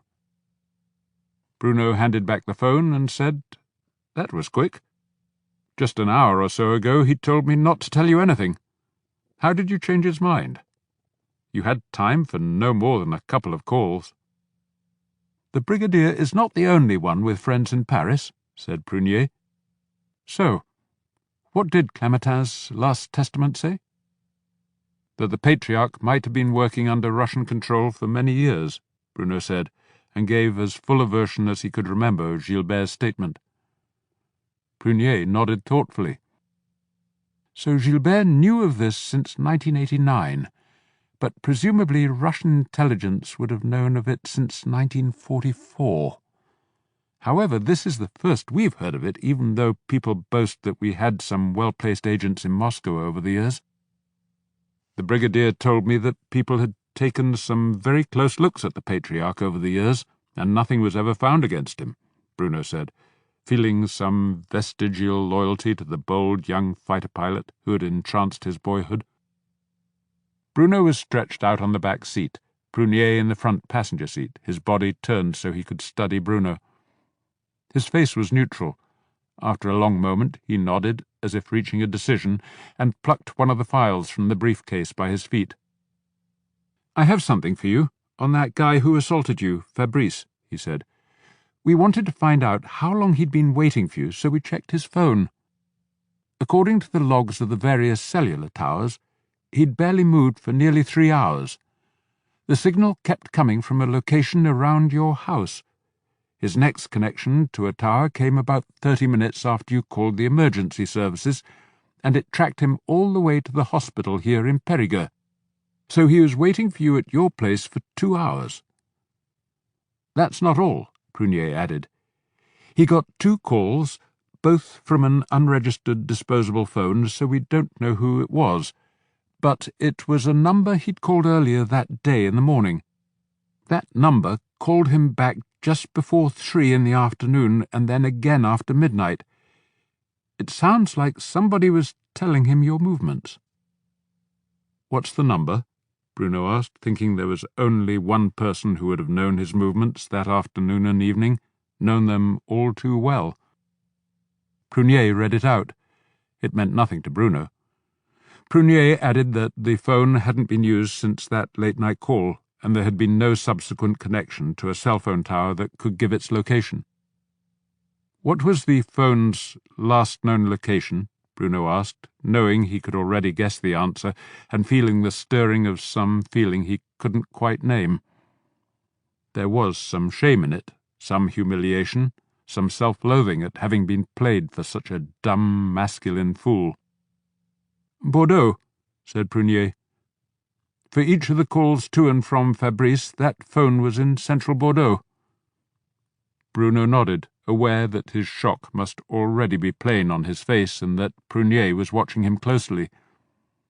Whatever reputation for competence as a policeman that Bruno had earned over his decade in Saint-Denis was crumbling. "Your statement said that you had been in Bordeaux all day and had driven back late after dinner with a friend," Prunier went on. His voice was sympathetic, but still implacable. "Your cell phone bears out your statement. What's interesting is that while you were in Bordeaux, your cell phone was pinging the same tower as the phone that was in contact with Fabrice. That's quite a coincidence." Bruno sighed deeply. "I'm an idiot. I've been played like a teenage boy." "You're saying you were with a woman? The same woman who seems to have been briefing the guy who was waiting to brain you with an axe?" "Pathetic, isn't it?"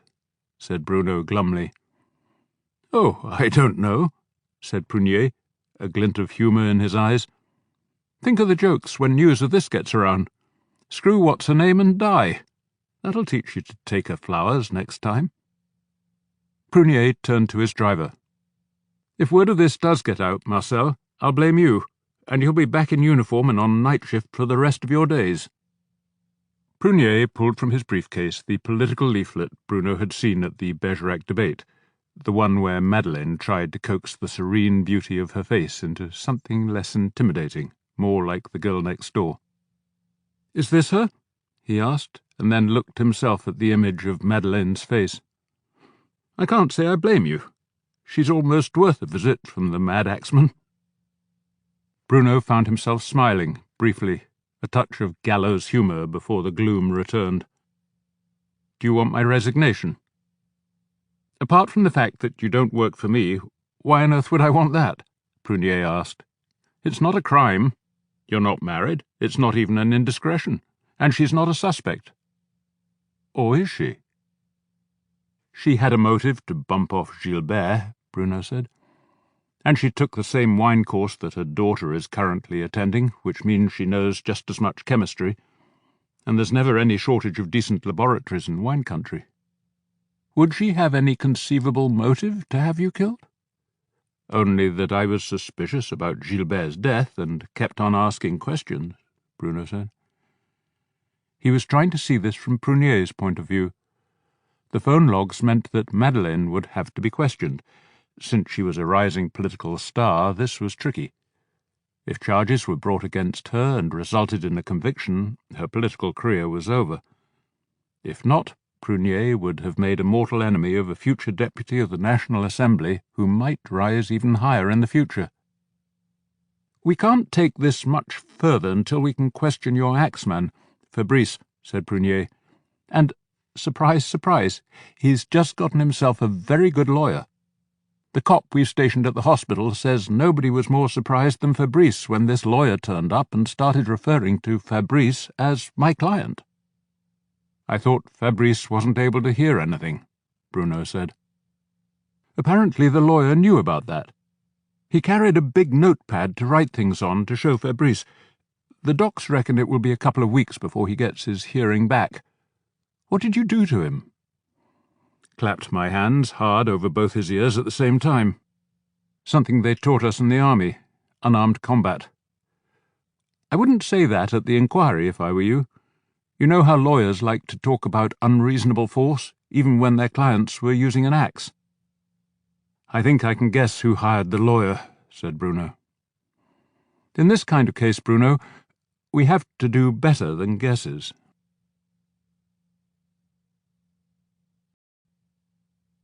Chapter 34. The housekeeper showed Bruno and Prunier into a large room that she called the library, whose French windows opened onto the terrace where Bruno had stood with the Countess at the Patriarch's birthday party. Books lined the walls, an old-fashioned desk faced the windows, and at the far end of the room the Patriarch and the Brigadier were sitting amicably in 2 leather armchairs.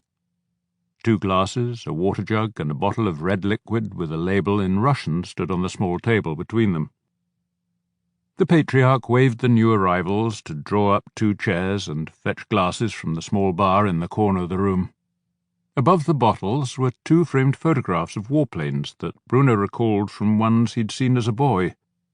A single-engine fighter was a Yak-9, the Soviet-built aircraft the Patriarch had flown. At one point it had been the fastest gasoline-driven plane in the world. The other was a Dassault Mystère, the French jet in which he'd broken the sound barrier. The Patriarch began pouring drinks for the newcomers. "Bitsovka," he said. "Vodka, spiced with red peppers, gives it a bite, and since we have a Russian theme this evening, it's appropriate." Bruno took a sip. It was hot and fiery, sharp on the throat, but then he felt a warm glow spread down his chest. There was a quiet knock on the door, and the housekeeper came in with a tray of salami, smoked fish, and black bread. It reminded him of the evening at Yevgeny's place. "Help yourself to Zakuski," said the Patriarch, using a chunk of bread to pick up a slice of fish. "It's an old Russian habit. Never drink without eating something." General Desaix tells me that neither Colonel Clementin nor anyone else ever tried to blackmail him over these allegations, said the Brigadier.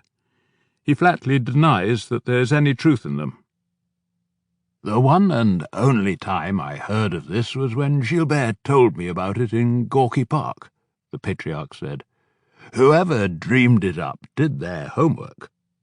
As far as I can recall, the dates and place names were right, and so are the names of the 2 NKVD men. But all that stuff is available to anybody who read my memoirs. The Russian edition sold a lot of copies." When Gilbert came here seeking a place to live, did he make any kind of oblique reference to allegations made by this young man? Asked Prunier. The Patriarch shook his head. "Gilbert didn't live here. He lived at the vineyard as a guest of my son, his best friend. So he never came to me looking for a place to stay. I had nothing to do with it, although I also saw him as a friend, and a damn good pilot. And he never referred to the allegations in any way, other than the one time he told me about them in Moscow." "Do you have any idea what might have been behind them, assuming the story is untrue?" the Brigadier asked. "I haven't really thought about it," said the Patriarch. "The obvious possibility is that poor Ivan Tomasovich invented the story to explain to his son why he'd been sent to the Gulag.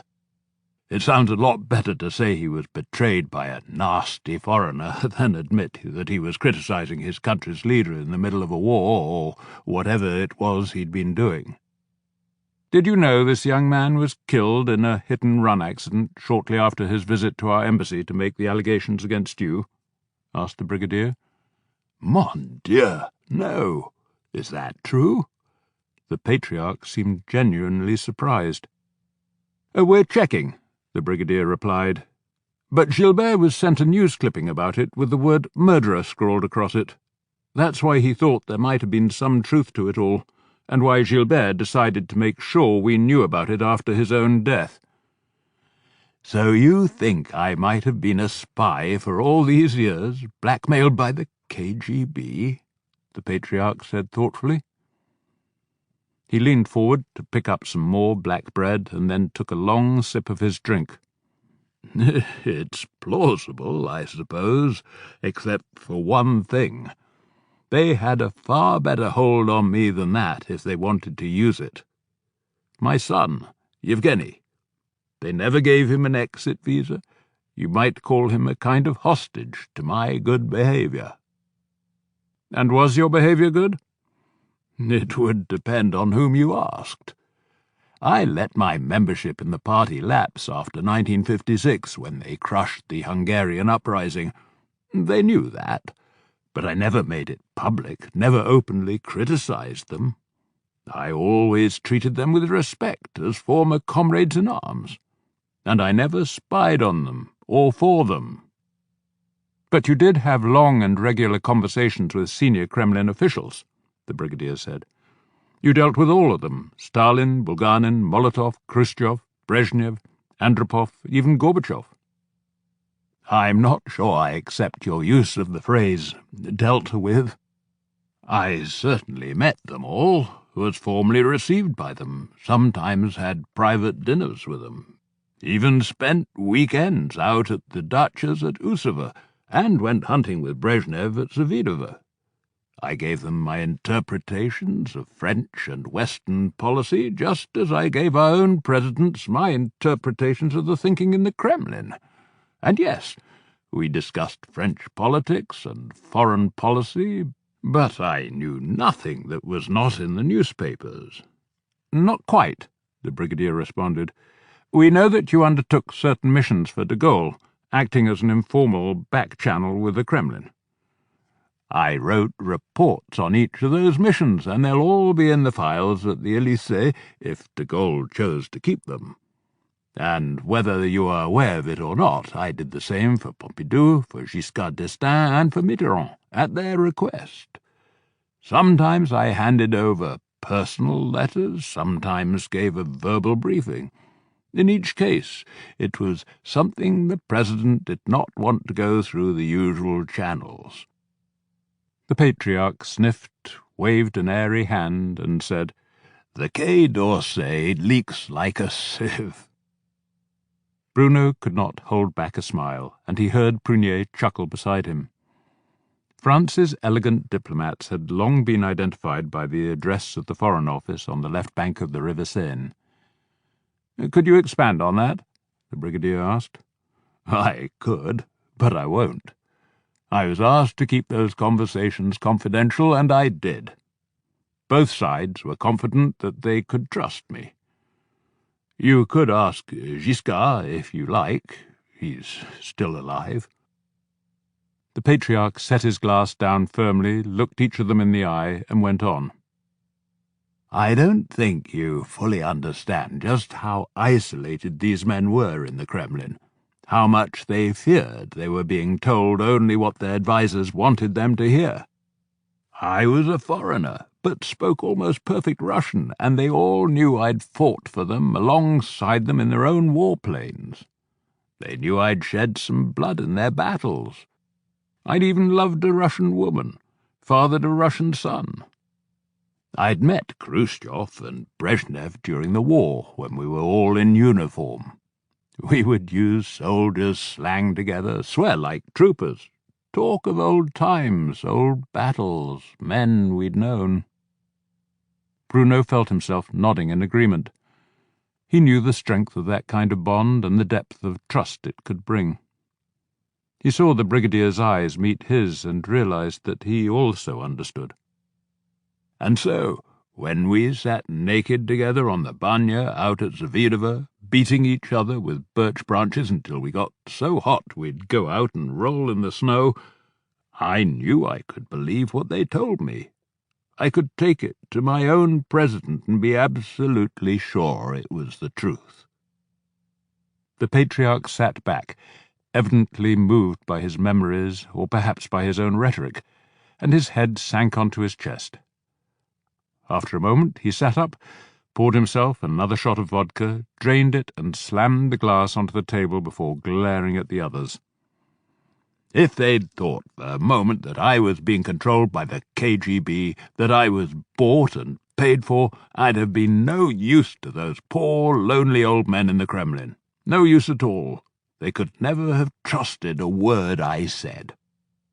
That's what went wrong with Gilbert. It wasn't the KGB. It was your people, fellow Frenchmen, playing intelligence games who just wanted to use him. That's why he was such a mess when he got back from Moscow." The Patriarch looked accusingly at the brigadier. "Your predecessors worked him too hard. He wasn't built for that kind of life, and you didn't even train him for it." "He told you of that?"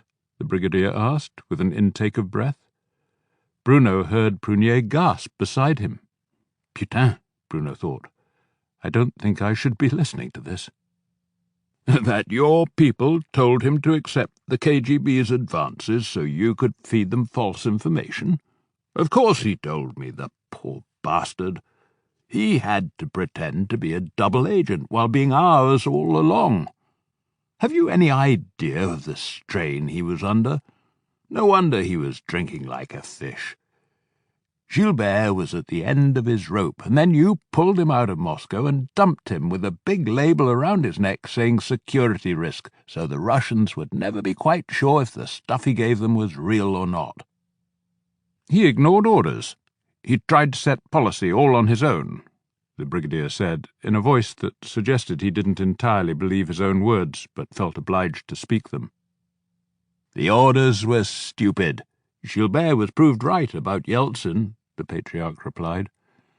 I was there in Moscow, don't forget, seeing my old friend Akhrameyev, something else that Mitterrand asked me to do.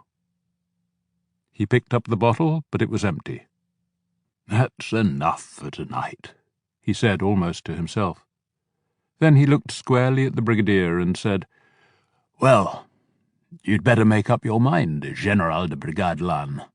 Either arrest me or show yourself and your 2 witnesses out.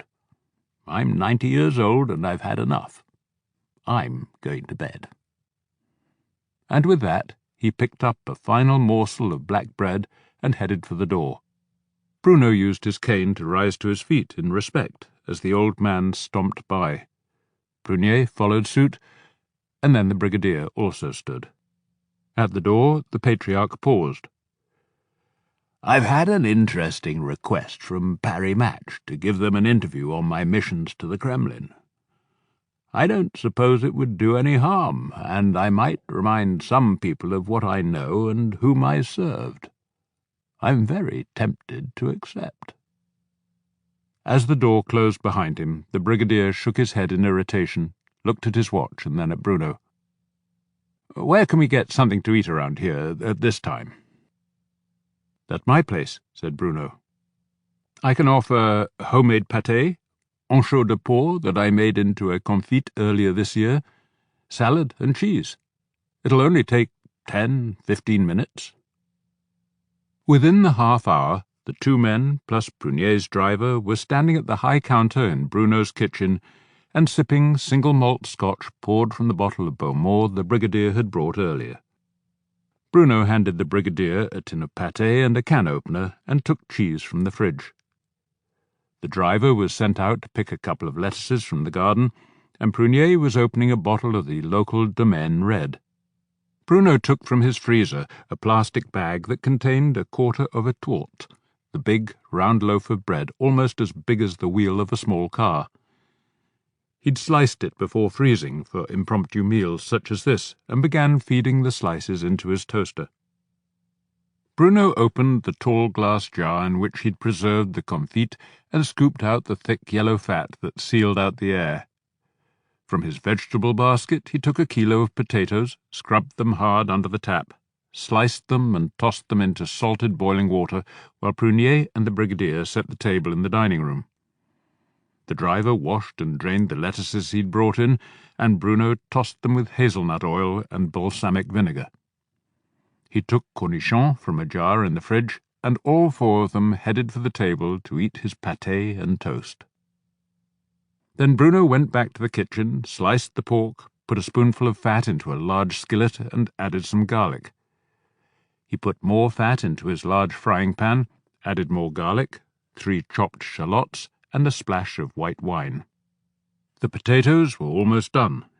Bruno rolled them in a towel to dry, and then began to sauté them gently in the frying pan. He put the slices of pork into the skillet and asked the driver to return to the garden for some parsley. From his freezer he took 1 of the grey summer truffles, wrapped in tin foil, that he'd been storing. Once he stirred the potatoes and added some chopped parsley, he turned the pork slices. Already cooked, they only needed to be warmed. Prunier took the skillet of anchois, and the brigadier emptied the fried potatoes into a serving bowl Bruno had warmed with hot water. And once they were back at the table, Bruno grated the truffle into the pomme de terre saladaise. It should be the real black winter truffles, the famed diamant noir of the Périgord, he explained, but it was too early for them. He served 3 healthy slices of pork to each man, told them to help themselves to potatoes, filled his glass with red wine, and wished them bon appétit. All 4 men began to eat with appetite and evident pleasure, interspersed with thanks to Bruno, who had assumed that the presence of Prunier's driver meant they could not talk over the meeting with the Patriarch in any detail.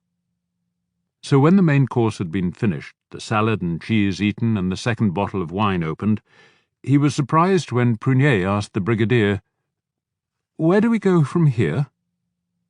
"We check out everything that can be checked, like the Novosibirsk newspaper in the summer of 1989 for that report of the hit-and-run," the brigadier began. Then they would look for any published records of Ivan Tomasevich's trial and sentence and subsequent release, review their own files on the Patriarch, draft a report for the Minister of the Interior, and leave it up to him. "He may or may not decide to invite Marco for a friendly chat, but I'll be very surprised if anything is done," the brigadier said. "It's all too vague. He's too old, too well connected, and there's not a scrap of real evidence. With Colonel Clamatin, it's different. The money in the trust fund makes it different. We'll have to look back over everything he did, but it all took place 20 years ago, and we can't question the dead." "And too thorough a review would get the Patriarch repeating his criticisms of the way your predecessors handled Clamatin," said Prunier. "That could be embarrassing." "Indeed it could," said the brigadier, "which is why it is not very likely to happen. And we will step back and leave you the Police Nationale to handle the other difficult aspect of this matter, the murder of Colonel Clamatin."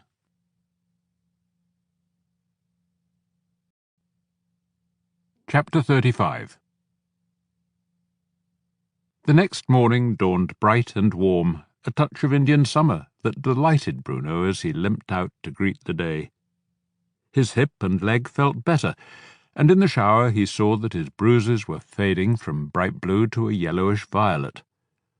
For the first time since the attack he felt capable of driving, and eased himself gingerly into his van and drove down to Saint-Denis, picked up 4 fresh, warm croissants and a baguette, and then headed for Pamela's place. He was in no condition to ride or even to mount his horse, but he wanted to see both Hector and Balzac, and a breakfast with Pamela and Fabiola before they took the horses out would be an extra pleasure. When he arrived and pulled in by the stables, nobody was stirring except Balzac, who bounded out to greet Bruno at the sound of his car. He checked his watch, not quite 7:30. The horses would usually be saddled by now, but Hector and Victoria were in their stalls. He walked around to the main courtyard, intending to enter by the kitchen door as usual, when he saw Crimson's stately old Jaguar parked beside Pamela's de chevaux. Feeling embarrassed and a little ashamed of himself, Bruno scanned the upper windows but saw no signs of life. He crept forward and put his hand on the Jaguar's hood. It was stone cold, evidently parked all night. Well, well, he thought, and toyed with the idea of leaving the croissant on the car, or better still on the outdoor table by the kitchen window as a none too subtle message of his visit. He thought better of it. Pamela was a grown woman, and their affair was definitely over, ended in her characteristically kindly way. He hadn't contacted her since. He crept back to his car, taking his croissant, and drove to town, leaving his van in the bank's parking lot. It was market day, and the town square would be filled with stalls. He left the croissant with Stéphane, bought 4 coffees from Fouquet, and asked him to bring them on a tray back to the little table behind Stéphane's stall, where the stall-holders shared a mid-morning casse-croûte. "To what do we owe this honour?" asked Marcel from his vegetable stall. He and Leopold, the big Senegalese who sold T-shirts and African cloth, joined Bruno and Stéphane for the impromptu breakfast. "I'm always eating your stuff," Bruno replied. It sounded lame even to him. Marcel raised an eyebrow but gave a token nod, wolfed down his croissant, gulped his coffee, and returned to his stall. Leopold thanked Bruno, gave him a pat on the shoulder, and did the same. Stéphane looked at him with concern and asked after Bruno's leg before turning back to serve his customers. Bruno gave Balzac the last of his croissant, made his usual tour of the market, feeling he could almost have done so without the cane, and was about to go to his office when his name was called. He turned and saw Yevgeny lumbering toward him, arm outstretched to shake his hand.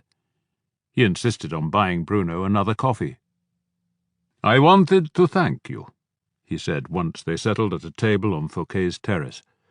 "The notaire said you'd helped him track me down, and I got the document of ownership for the painting." "It was yours anyway," said Bruno. "You painted it, it was in your possession, and nobody knew it had belonged to Gilbert."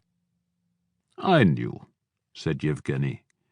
"He helped me out once in Moscow when I badly needed some cash, and I was very angry with Madeleine. She'd switched her affections to him, so I gave him the painting, and he gave me the cash. If it hadn't been for the money, I might have burned it." "That would have been a terrible waste," said Bruno, remembering his instant conviction that the artist had been Madeleine's lover. "So you saw it?" Yevgeny asked, some pride in his tone. Bruno was convinced he'd never have burned it. "By accident," he replied. "I entered the wrong door when I was looking for the bathroom. I also liked your self-portrait, even though it was a bit strange having it stare at me while I peed." "I think I was just Madeleine's bit of Moscow fun, a bit of local colour, an affair with a real Russian artist. I was besotted with her, but I think I knew she wasn't at all serious about me," Yevgeny said as the coffees came. "Gilbert was the real thing, her grand passion. That's what she said when she left me." "This was when? The summer of 1990? Not long before she married Victor?" Bruno asked. The grand passion hadn't lasted long, just long enough for her to get pregnant and then make a cool calculation that the Patriarch's son would make a more suitable husband and father than the drunken ex-fighter pilot. "You're no fool, Bruno. I can see you've worked it out." "Did Victor ever learn he wasn't the father?" "No, not Victor. He always thinks the best of everyone. I worked it out, and Raquel had her own suspicions." "And your father?" Yevgeny shrugged. "You never know what Marco's thinking. He's always enjoyed secrets, little mysteries." "Talking of mysteries, did your mother ever mention a man called Ivan Tomasovich, one of your father's mechanics during the war?" Bruno asked. "Apparently he was arrested in the summer of 44. Spent a few years in the Gulag. She may have met him." Yevgeny shook his head. "Not that I remember, but there's something I wanted to say.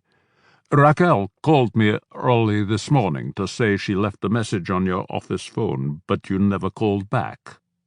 It's her birthday today, and she's having a small party at Le Tot, a picnic lunch. The museum is closed to the public today, and she wants you to come. I said I'd be seeing you at the market and let you know."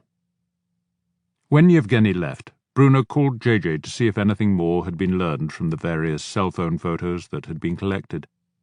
They were still checking, he was told, but JJ asked if Bruno recalled another young girl who had been at the Patriarch's birthday wearing a blue dress that looked like silk.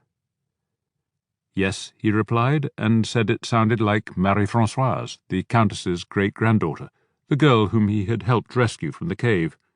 JJ should have recognized her. "How am I supposed to recognize someone who was in shock? We'd just pulled her out of the water and she'd had her face bashed in," JJ said, "and then we took her wet clothes off to rub her dry."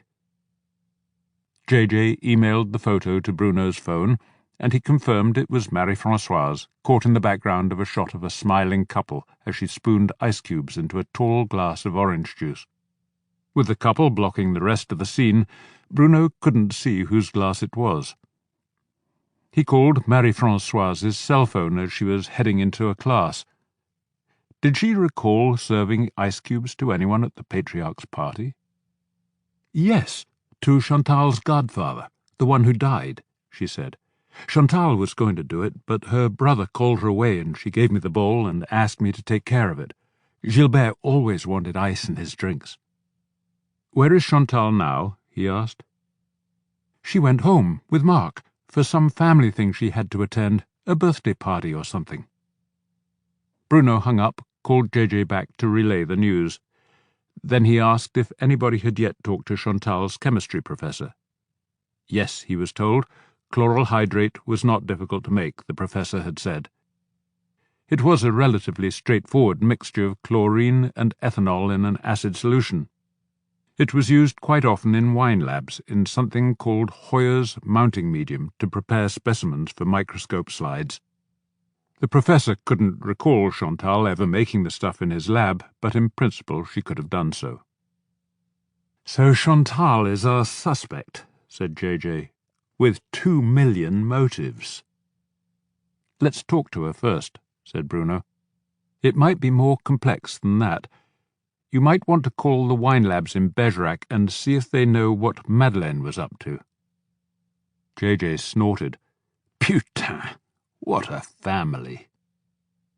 Bruno explained he was heading to Le Tot, where he'd see Chantal and probably Madeleine as well. "The procureur just had a meeting with the juge d'instruction," said JJ. "We're authorized to call them both in for questioning. Chantal with regard to Gilbert's death, and Madeleine for her part in the attack on you. We can pick them up at Le Tot and bring them back to Périgueux." "What time will you get there?" "About noon. Maybe a little earlier if I can reach Chantal first to talk to her." "Take care. I'll call before we burst in." JJ hung up. Bruno called the hospital to ask after Imogen. She'd passed a quiet night and wanted to go home, but after Perfit's complaint there was to be a psychological review. Bruno called Fabiola, who said the review could be held at any time, and there was no reason to detain her. Imogen was employed, had a home and friends, and no history of violence, so Fabiola expected her to be released shortly. "I heard a car this morning," Fabiola went on. "Was that you?" "Yes, with Croissant. When I saw Crimson's Jaguar, I thought it better to leave." "You assumed he was spending the night with Pamela?" "Wasn't he?" "No. He spent the night in our spare room, and his daughter stayed at Pamela's. They just had too much to drink at dinner last night to drive back. We all did." Bruno didn't know what to say. After a moment he said, "Sorry I missed it. Sounds like it must have been fun." "How's the leg?" "A lot better. I can drive."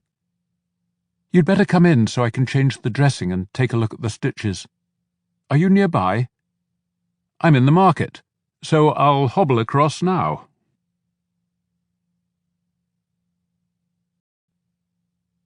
Chapter 36. His dressing changed and his bruises admired, Bruno's stitches were pronounced healthy. With the prospect of getting back on horseback within the week, Bruno drove to Le Tot. Balzac sat on the rear seat, gazing inquisitively ahead. Bruno was wearing a light blazer over his usual blue shirt and trousers, with his uniform jacket on a hook in the back, and his spare képi perched on his sports bag. But he was a worried man. He suspected JJ and the procureur were barking up the wrong tree. He thought Chantal was a most unlikely murderess, even if she had persuaded Marie-Françoise to give Gilbert the fatal ice cubes. She didn't know he was her father, had been stunned by the news of the inheritance, and even more surprised by the amount of money coming to her. The Patriarch had to be a suspect. Gilbert had a secret that could destroy the old man's reputation. But Bruno couldn't begin to explain why that threat had become dangerous now when it had lain dormant and harmless for 2 decades. Then there was Victor, cuckolded by his best friend, raising in ignorance another man's child as his own. Had he found out the truth and sought his own revenge? It was possible, Bruno thought, but the more he tried to work out these complex threads of family connections and motives, the more sure he felt that Madeleine was at the heart of it all. Gilbert could destroy her reputation and quite possibly her marriage, and upset her political ambitions just when they were about to be realized. An angry divorce would be damaging, the loss of the Patriarch's support even more so. Bruno knew her to be ruthless, capable of making love with him before sending him off to be attacked and quite possibly killed by Fabrice. But that was the very reason he felt unable for once to trust his own hunches. He was too involved, too emotionally caught up in her to have much confidence in his own judgment.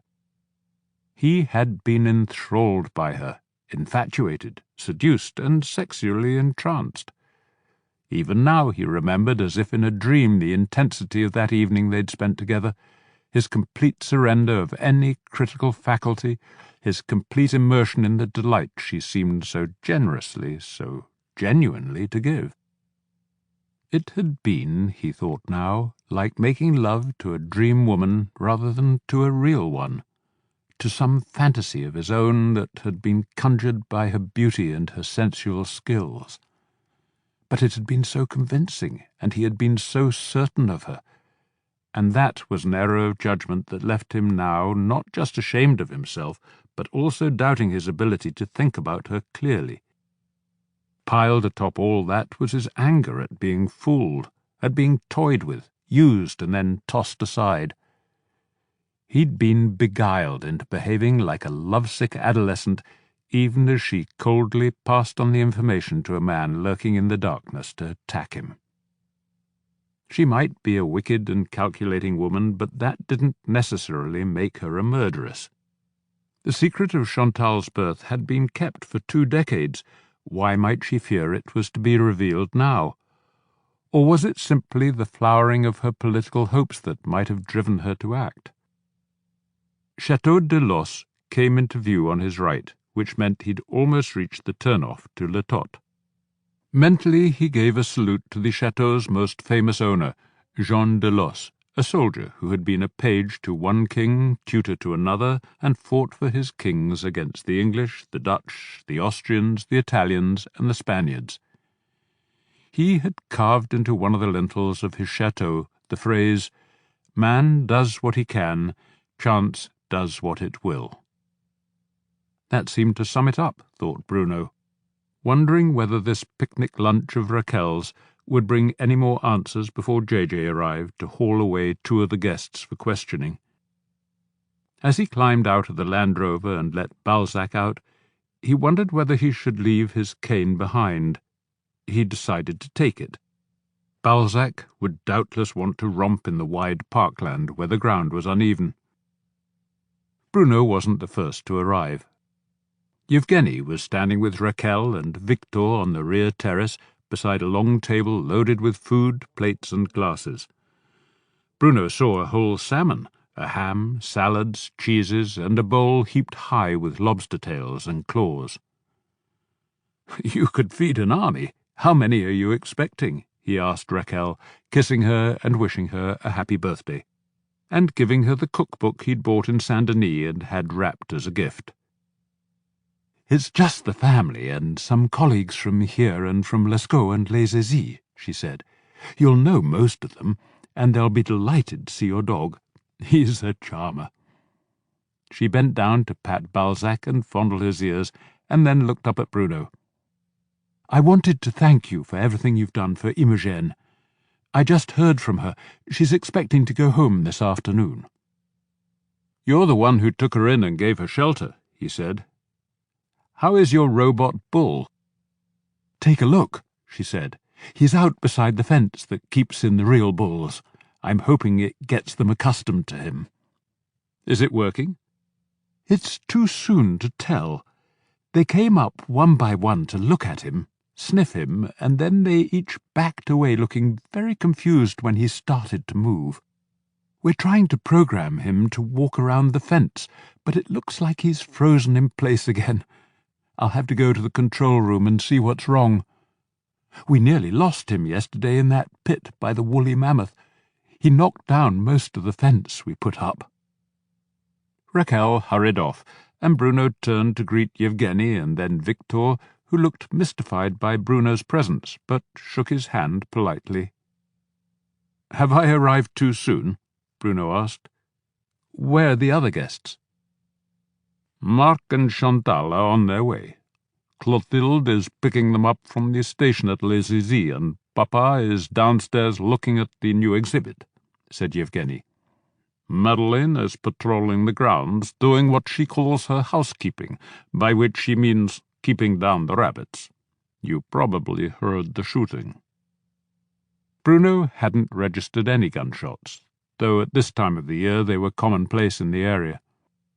He was offered a glass of champagne, and then Yevgeny steered him away from the terrace towards some low tables, cushions, and beach chairs that had been grouped together on the grassy bank that overlooked the enclosure where the cattle grazed. Balzac crept slowly toward them as if stalking, his body low, almost touching the ground, his tail down, and his long ears trailing. "This is where Raquel wants us to eat, down here in the open air," he said, lighting a gitane, Bruno noted, rather than the Russian cigarettes Gilbert had smoked. "I think it's because we can't smoke up by the building, but I wanted to ask you something. Have you seen Marc and Chantal together?" "Yes, they're obviously very close," said Bruno, smiling as he recalled them dunking each other like children in the swimming pool at the Red Chateau. "They think they're brother and sister, or at least half-brother and sister, but they're not," Yevgeny said. "They share no blood. They have different mothers and different fathers. Gilbert was worried about it." "How do you mean?" Bruno asked, uncertain what point Yevgeny was trying to make. "I've been thinking, and I know Gilbert watched over Chantal closely. He'd spent a lot of time with her when she was younger, and the closeness between Marc and Chantal is a family joke. We all say they're made for each other, and if it weren't for being related, they'd be the perfect couple. When she was a little girl, Chantal always said she'd marry Marc when she grew up." "Why did that worry Gilbert? Children say that sort of thing all the time." "Because Gilbert believed it. They would be the perfect couple. And he knew they weren't related. There was nothing to stop them from marrying. What really worried him was Papa's latest little scheme with the Countess." "Ah," said Bruno, suddenly understanding what Yevgeny was driving at. "You mean the plan to marry Marc to marry Françoise? You know, it was as much the idea of the Countess as of your father." "Yes, and Papa could never refuse anything to his dear Parishanka." "So you think that Gilbert wanted to prevent it by telling Chantal the truth, that she was free to marry Marc if she wished, and Gilbert was then killed to prevent that?" "Exactly, Monsieur Detective.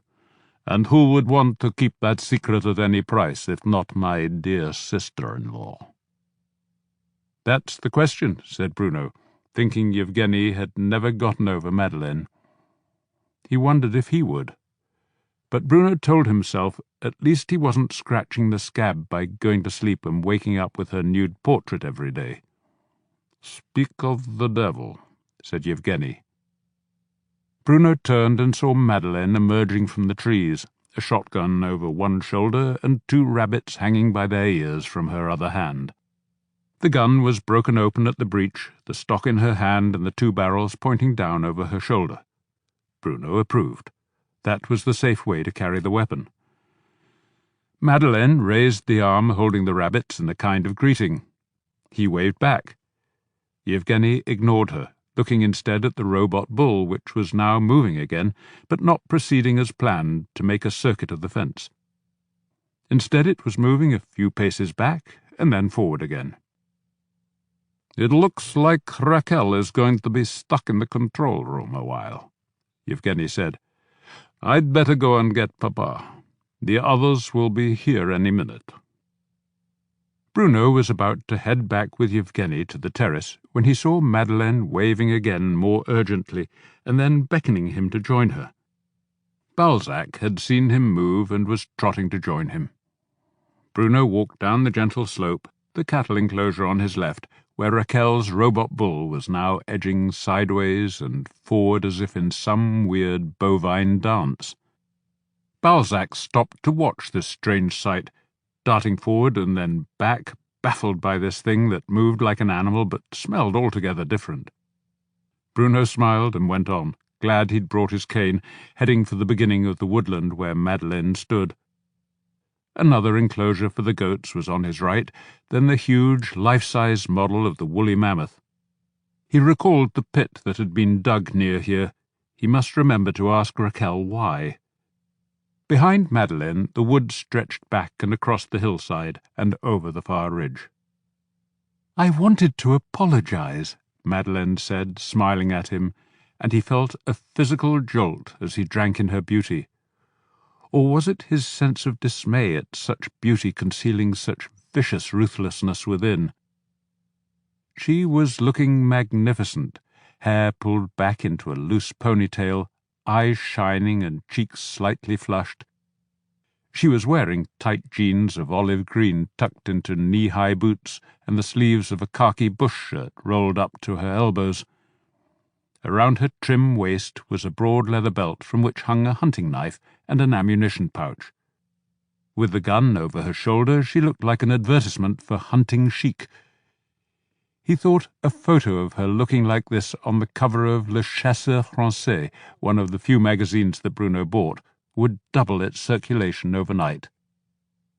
On an impulse, he pulled out his phone and took a photograph of her standing like that, gun and rabbits, woodlands and woman. "Send me a copy," she said, laughing. "That should get me the hunter's vote." "Apologize for what?" he asked, half expecting some words of regret for the attack on him by the gamekeeper she'd hired. She had to know of Fabrice's fate. Who else would have hired him an expensive lawyer? "It was most discourteous, my falling asleep like that, and it was very disappointing waking up alone the next morning," she said. "Still, thanks to you, it was a marvellous night's sleep."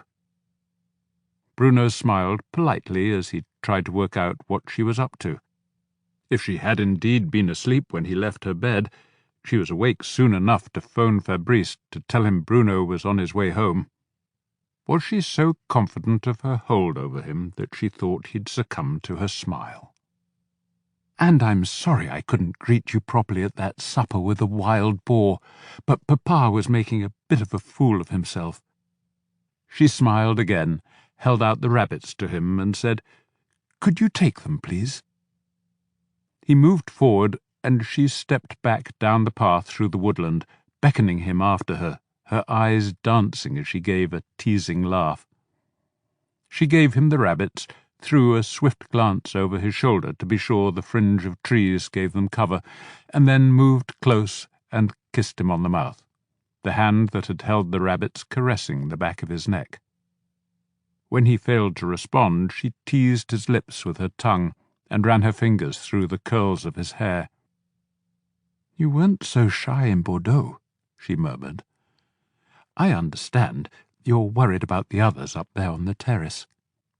"No," he said, stepping back from her. "I'm thinking of Gilbert, and when it was that he informed you he was going to tell Chantal that he was her father." "What do you mean, Gilbert was her father?" She almost spat the name, and her eyes were blazing. Was it his question, or her anger at his rejection? "That's nonsense." "We checked the DNA, his and Chantal's." "Gilbert's DNA?" she laughed mockingly. "How? From his ashes? Gilbert was cremated." "I took samples from his hairbrushes in his cottage when you and Victor were sorting through his papers, looking for the will you didn't find. But I found it, and Chantal inherits almost everything." "You can't prove it's his DNA," she said coldly. "We had to wash and clean up after sorting through his empty bottles. Victor used his hairbrush." "Nice try, Madeleine. But we got the same DNA from his flask and from those Russian cigarettes he smoked." "So she's his daughter. So what?"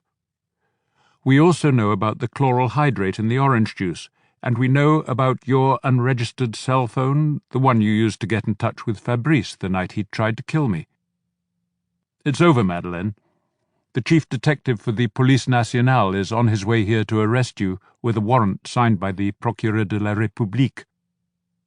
He turned, dropped the rabbits, and was walking the few steps to the edge of the woods when he heard the familiar double click of cartridges being loaded, and then the sound of the breech closing, and her voice saying, "Wait."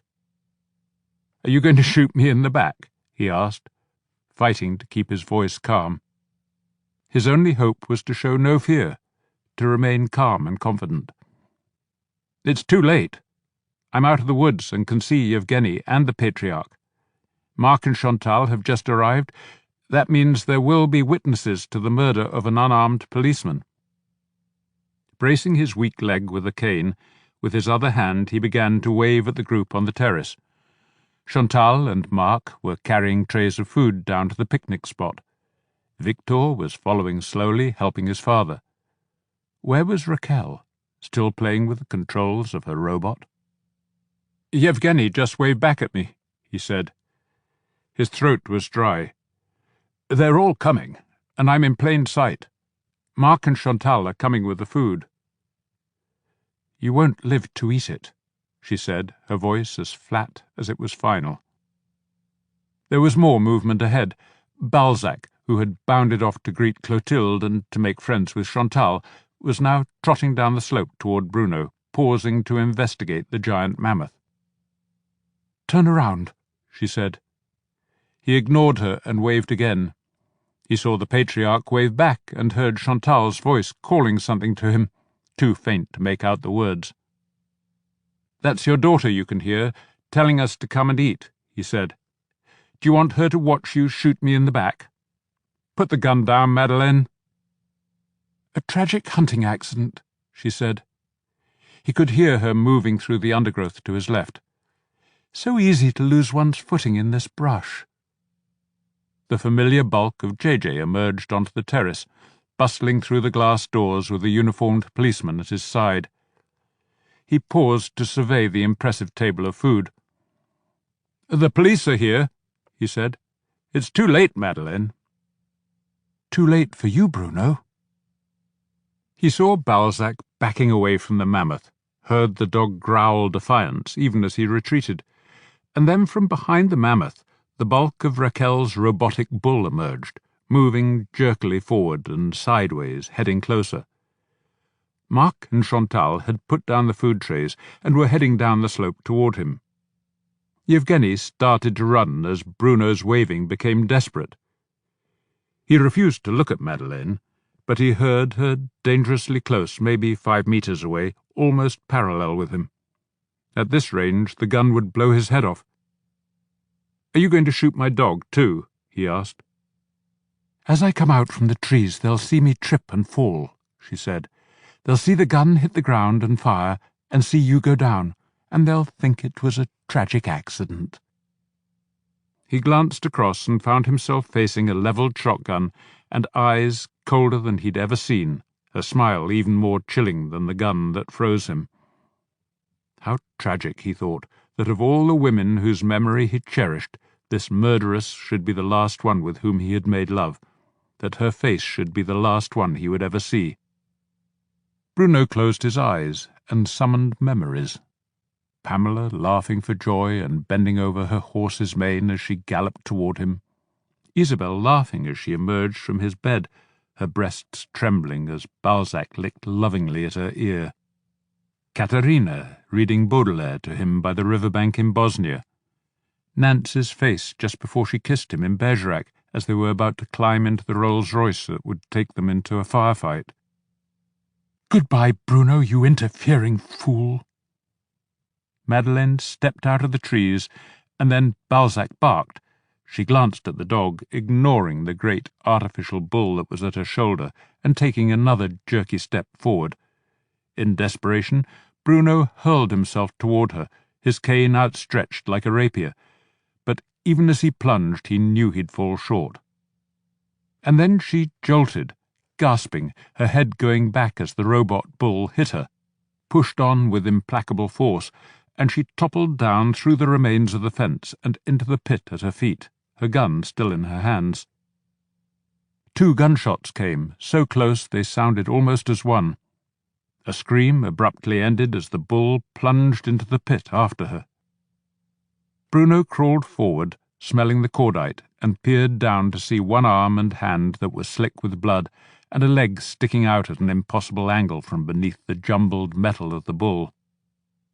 Mark was holding Chantal, keeping her back from the sight inside the pit. Victor sank to his knees and let out a long, whining cry of grief. His father ignored him and marched on. Suddenly Yevgeny was there, helping Bruno to his feet and returning his cane. Balzac was at his side, his body pressed for reassurance against Bruno's leg, peering back and forth from the pit to his master. "A hunting accident," said the Patriarch. He gazed impassively at Bruno as if daring him to say anything different. Bruno pulled his phone from his pocket and pressed the play button, just as he had pressed record when he put his phone away after taking her photograph. It was faint and her voice tinny, but the key phrase came out clearly enough. "They'll see me trip and fall. They'll see the gun hit the ground and fire, and see you go down, and they'll think it was a tragic accident." Bruno looked at the Patriarch, thinking of all this legendary pilot had done for France. Memories of his boyhood adulation flooded back and began to merge with the image of Madeleine melting into his arms. Mon Dieu, what a gullible fool he'd been. Bruno looked down at his phone, knowing he'd look again and again at the photo of her he had taken, just as Yevgeny looked each day that he awoke at the portrait of her he'd made. Bruno glanced at the Patriarch, and then back at the record function on his phone. Sighing to himself, he pressed rewind, and then delete. "As you say, Marco. A hunting accident," he said.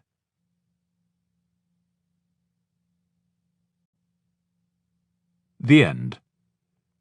This is Robert Ian Mackenzie. We hope you've enjoyed this production of The Patriarch, a Bruno Chief of Police novel by Martin Walker. Recorded Books offers a wide selection of bestsellers, mysteries, classics, histories, and more, so look for us at your public library or on download sites online. And thank you for being a Recorded Books reader.